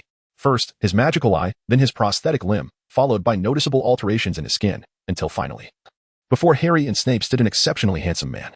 Though his complexion was somewhat improved, Harry could still recognize him as the individual who had conjured the dark mark amidst the trees during the Quidditch World Cup, Barty Crouch. Harry silently uttered his name, and simultaneously, Snape spoke it in a low tone. Well, Severus, is it amusing to force me out like this? Little Barty Crouch stretched his neck and stood up, greeting them as if they were acquaintances. Oh, and this young lady, seems you discovered my presence quite early on. What made you so impatient? Humph. I initially thought it was Potter returning to pilfer potion ingredients, but I never expected it to be you, Barty. Have you been rendered foolish during your time in Azkaban? Did you not even check for spells before entering? Snape inquired, his tone far from amiable. Don't tell me you've forgotten everything. I have indeed forgotten many things. Though I cannot forget my hatred for traitors, Barty replied, his magical energy surging fiercely once again. Barty, I believe there are some matters you would be wise to inquire about. Who you should target and how is not for you to decide, Snape cautioned. Barty merely snorted in response, indicating that this matter could be set aside for the moment. And you, young lady, I am unclear as to why you insist on involving yourself in this affair. However, I think it prudent for you to provide me with a reason, otherwise. Despite your considerable strength, it does not guarantee that there are not those capable of defeating you. Oh, are you referring to Dumbledore or your elusive Dark Lord? I suspect he is not yet in a position to act independently, Harry retorted. Barty remained silent, either conceding to Harry's words or dismissing them as inconsequential. Let me ponder. You must have attacked Moody the day before school started, correct? Harry began to piece together the timeline. Indeed, that wretched fellow. Were it not for him, I would not have been sent to Azkaban. And then there was Karkaroff. I must admit, when you sent him flying that day, it brought me great satisfaction. Yet, I never anticipated that Moody would age so drastically in just a few years. Harry disregarded Barty's self-indulgence and interrupted his reminiscence. Speak. After all the effort to bring you to Hogwarts, what plans do you have? What makes you think I should tell you? Oh, Snape interjected, Barty, have you forgotten about a potion called Veritaserum? I had prepared some, though not specifically for you. Nonetheless, you can now serve as the latest test subject. Oh. And I almost forgot. Some mischievous young lady added a little something extra. I cannot guarantee the results. Upon hearing Snape's words, Harry's expression momentarily froze before returning to normal. Severus, this is not your usual manner. Barty seemed unperturbed by Snape's threat and responded with a teasing tone. Indeed, I had initially intended to let you be, only to escort you when your presence was eventually discovered. Then you wish to discuss something with me? Harry interjected. You? Barty scrutinized Harry, searching for something different. Is that a problem? Do not forget your purpose for lurking in Hogwarts. Humph. Despite being a prisoner, Barty remained dissatisfied with this manner of conversation. Harry Potter, while I am unsure of your intentions towards him, I must remind you that this is Hogwarts. Here, beneath Dumbledore's watchful eye, engaging in clandestine activities is ill-advised. At the very least, should anything threaten Harry Potter's safety, Dumbledore will not care who takes action, not even Alastor Moody, with whom he shares a long-standing friendship. And what then? What do you intend to do? What is your objective? Barty, Harry, your discussion is treading into dangerous territory, Snape coolly warned from the side. Especially you. Barty, while I am unaware of how you escaped Azkaban, it would be wise for you to remain hidden for a while longer. The Dark Lord requires not a disposable asset. As for you, Harry, if you truly wish to take action, I suggest you first deal with that arrogant individual and take care of that document. Very well, Harry nodded, acknowledging the point. Meanwhile, Barty Crouch, still bound on the ground, contemplated Snape's words seriously. Snape levitated Barty, retrieving several vials from a nearby cabinet, filled with polyjuice potion that was nearly complete. What does this mean? Barty inquired, gazing at the polyjuice potion presented before him. If you require the polyjuice potion, simply come to me at the dead of night. Should certain arrogant students encounter the defense against the dark arts professor in the potions master's office, Snape added, even if I choose not to pursue the matter, someone will certainly make trouble for you. Harry, what troubles you? Snape asked, observing Harry lost in thought. Nothing. Merely pondering whether we might encounter certain students who enjoy wandering the castle at such hours. What do you mean? There is a considerable likelihood that time is running short. Severus, are you referring to that sneaky little fellow who is just about to come downstairs? Perhaps. Harry shrugged, without Moody's magical eye. It was impossible to see what lay beyond the walls. Then I suppose you can relax, at least that little rascal is now stuck on the stairs. Moody continued to relay the situation. The dimwit has passed. Thus, it seems we can go and enjoy the spectacle, can't we? Harry was uncertain how to address young Barty Crouch. Let's go, Harry, Snape instructed. Barty, you stay here for a moment. With that, Snape strode forward, leaving Harry clutching a wand. Barty Crouch, having transformed back into Moody's likeness, was powerless to object. Well, you can wait here for a few minutes. I will return your wand shortly, so as not to impede your enjoyment of the show, Harry mused before turning to chase after Snape. Don't move. Your wand should appear before you soon. Oh, and by the way, do remember to contact the Dark Lord. I trust he will be amenable to my proposal of collaboration. Moments later, as Moody grew increasingly impatient, his wand suddenly materialized before him, yet he felt not a hint of magical disturbance. Shaking his head, Moody grasped the wand tightly and made his way toward his objective. On the stairs, Harry Potter found himself in a precarious situation. Ahead lay Peeves blocking the way. And even cloaked in invisibility, he dared not proceed further into the night. Who could tell if those spirits could sense someone traversing through them? After all, the invisibility cloak could not erase one's physical presence, it could merely obscure the light. At the opposite end of the stairs, Argus Filch, accompanied by his cat, Mrs. Norris, had picked up the golden egg that had just scattered on the floor and had reassembled it. The corridor, once bustling with noise, fell eerily silent. Save for Filch's labored breathing, rendering the dimly lit hallway all the more terrifying. Harry Potter, hidden beneath the cloak, dared not stir. He cast a glance at the Marauder's map strewn on the floor and felt a pang of regret. Just before heading to the prefect's bathroom, he had glimpsed Barty Crouch's name in Snape's laboratory. Moments ago, after bathing and preparing to return to Gryffindor, he had curiously checked the map again, only to find Snape's name appearing there, alongside a blurred name beginning with the letter P. Standing in the corridor, Harry found himself at a loss. As he observed Filch ascending the stairs, two distinct sets of footsteps echoed from a distance, one crisp, the sound of heels striking the ground, the other faint yet high-pitched, only produced by a hurried gait. The two somewhat discordant sounds emanated from the same direction, drawing the attention of both Harry and Filch. In the shadowy corridor, two figures emerged, one in front of the other. The moment Harry caught sight of the first figure, alarm bells rang in his mind. Filch, what is happening? Snape inquired first, while Harry remained partially concealed in the shadows. It was Peeves. He threw the golden egg down the stairs, Filch explained. Oh, is this the item? Harry appeared from behind and took the golden egg from Filch's hands. Isn't this a Triwizard Tournament contestant's possession? Ah, yes. I was wondering if Peeves had pilfered it from somewhere. No need to search further. Go to Gryffindor and find Harry Potter, Harry directed. His words sending a chill down Harry's spine, who remained frozen on the stairs. Peeves wouldn't dare enter the Ravenclaw common room. Oh, is that so? Very well. I shall check Gryffindor at once. What are you all doing here? A pajama party? Moody appeared from the other end of the corridor, diverting the conversation. Ah, Professor. Professor Snape, Mississippi Park, and I heard a noise here. It was caused by Peeves, Filch clarified, gesturing toward the floating Peeves, who was deliberately causing mischief. Moody limped closer to Harry's position, his magical eye fixed intently on him, while subtly indicating Harry's location. And what now? Moody continued. Oh, Mississippi Park claims this golden egg belongs to Harry Potter, as she is certain her own could not have been taken by Peeves. Therefore, I intend to visit Gryffindor shortly to remind Mr. Harry Potter to take proper care of his belongings. Is that so? Moody turned to regard Harry, who was drawing nearer. Indeed, Harry replied, discreetly picking up the map Harry had discarded on the ground. Perhaps this is also something Peeves found somewhere. I shall inquire later about where he discovered it, Harry remarked, lifting the crumpled map in his hand. At that moment, Harry Potter, concealed beneath the invisibility cloak, turned pale. The map had provided him with significant assistance since the Weasley twins gifted it to him last year. It could be said that without this map, his life at Hogwarts would have been considerably less vibrant. With this thought, Harry glanced toward Moody, silently mouthing that the map was his. hoping Moody would assist him in reclaiming it from Harry's grasp. Clearly, his aspirations were destined to be unfulfilled. Moody disregarded the message he attempted to convey, simply taking the golden egg from Filch's hands and stating that he needed to continue his patrol within the castle. "Allow me to deliver this to Gryffindor," he said.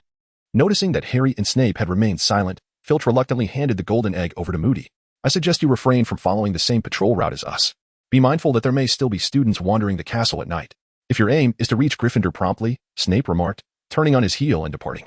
Harry, after gesturing toward the map in his hand, quickly followed suit. Moody soon dispatched Filch to another area, as everyone had their own matters to discuss with others.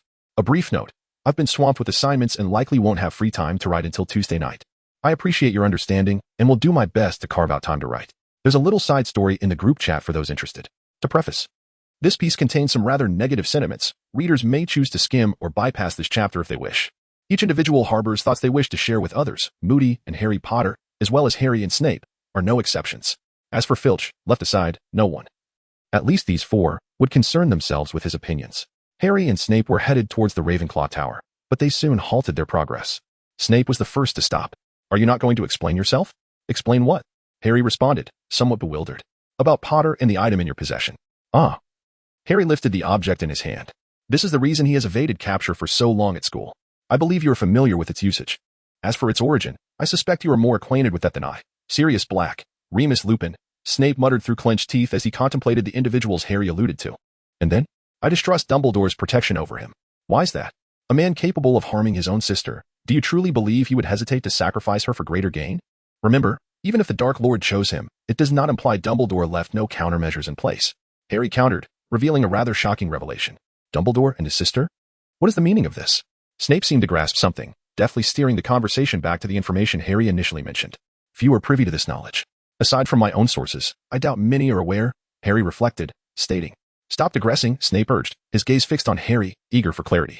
"In certain obscure wizarding families, there exist secret arts that can assist wizards in realizing specific desires through peculiar means, albeit at a considerable cost." As they traversed the empty hall of the chamber, Harry continued, casually breaking off a piece of bone from the basilisk's carcass. "The costs vary widely, ranging from expensive alchemical materials, like the Philosopher's Stone, to the skeletal remains, blood, or hair of magical creatures. Like this." Harry raised the snake bone in his hand. "It can also be a wizard's blood." As Harry spoke, his expression grew increasingly grave. His brow furrowed as if suppressing some profound emotion. "What does the Dumbledore family possess?" "The Dumbledore family? No, it is Gellert Grindelwald who wields that secret art." "Grindelwald?" Snape seemed to recall the name, though could not immediately place it. "The previous Dark Lord," Harry elucidated. "Grindelwald discovered a captivating method to enhance his power, albeit with a steep price. And then, Gellert Grindelwald found another equally ambitious individual, Albus Dumbledore. Conveniently, his family possessed the requisite sacrificial materials." "What?" "Ariana Dumbledore. A pureblood witch of the Eighth Order. It is said that by sacrificing such a witch, one could obtain her purest blood through certain arcane rites. Sharing her magical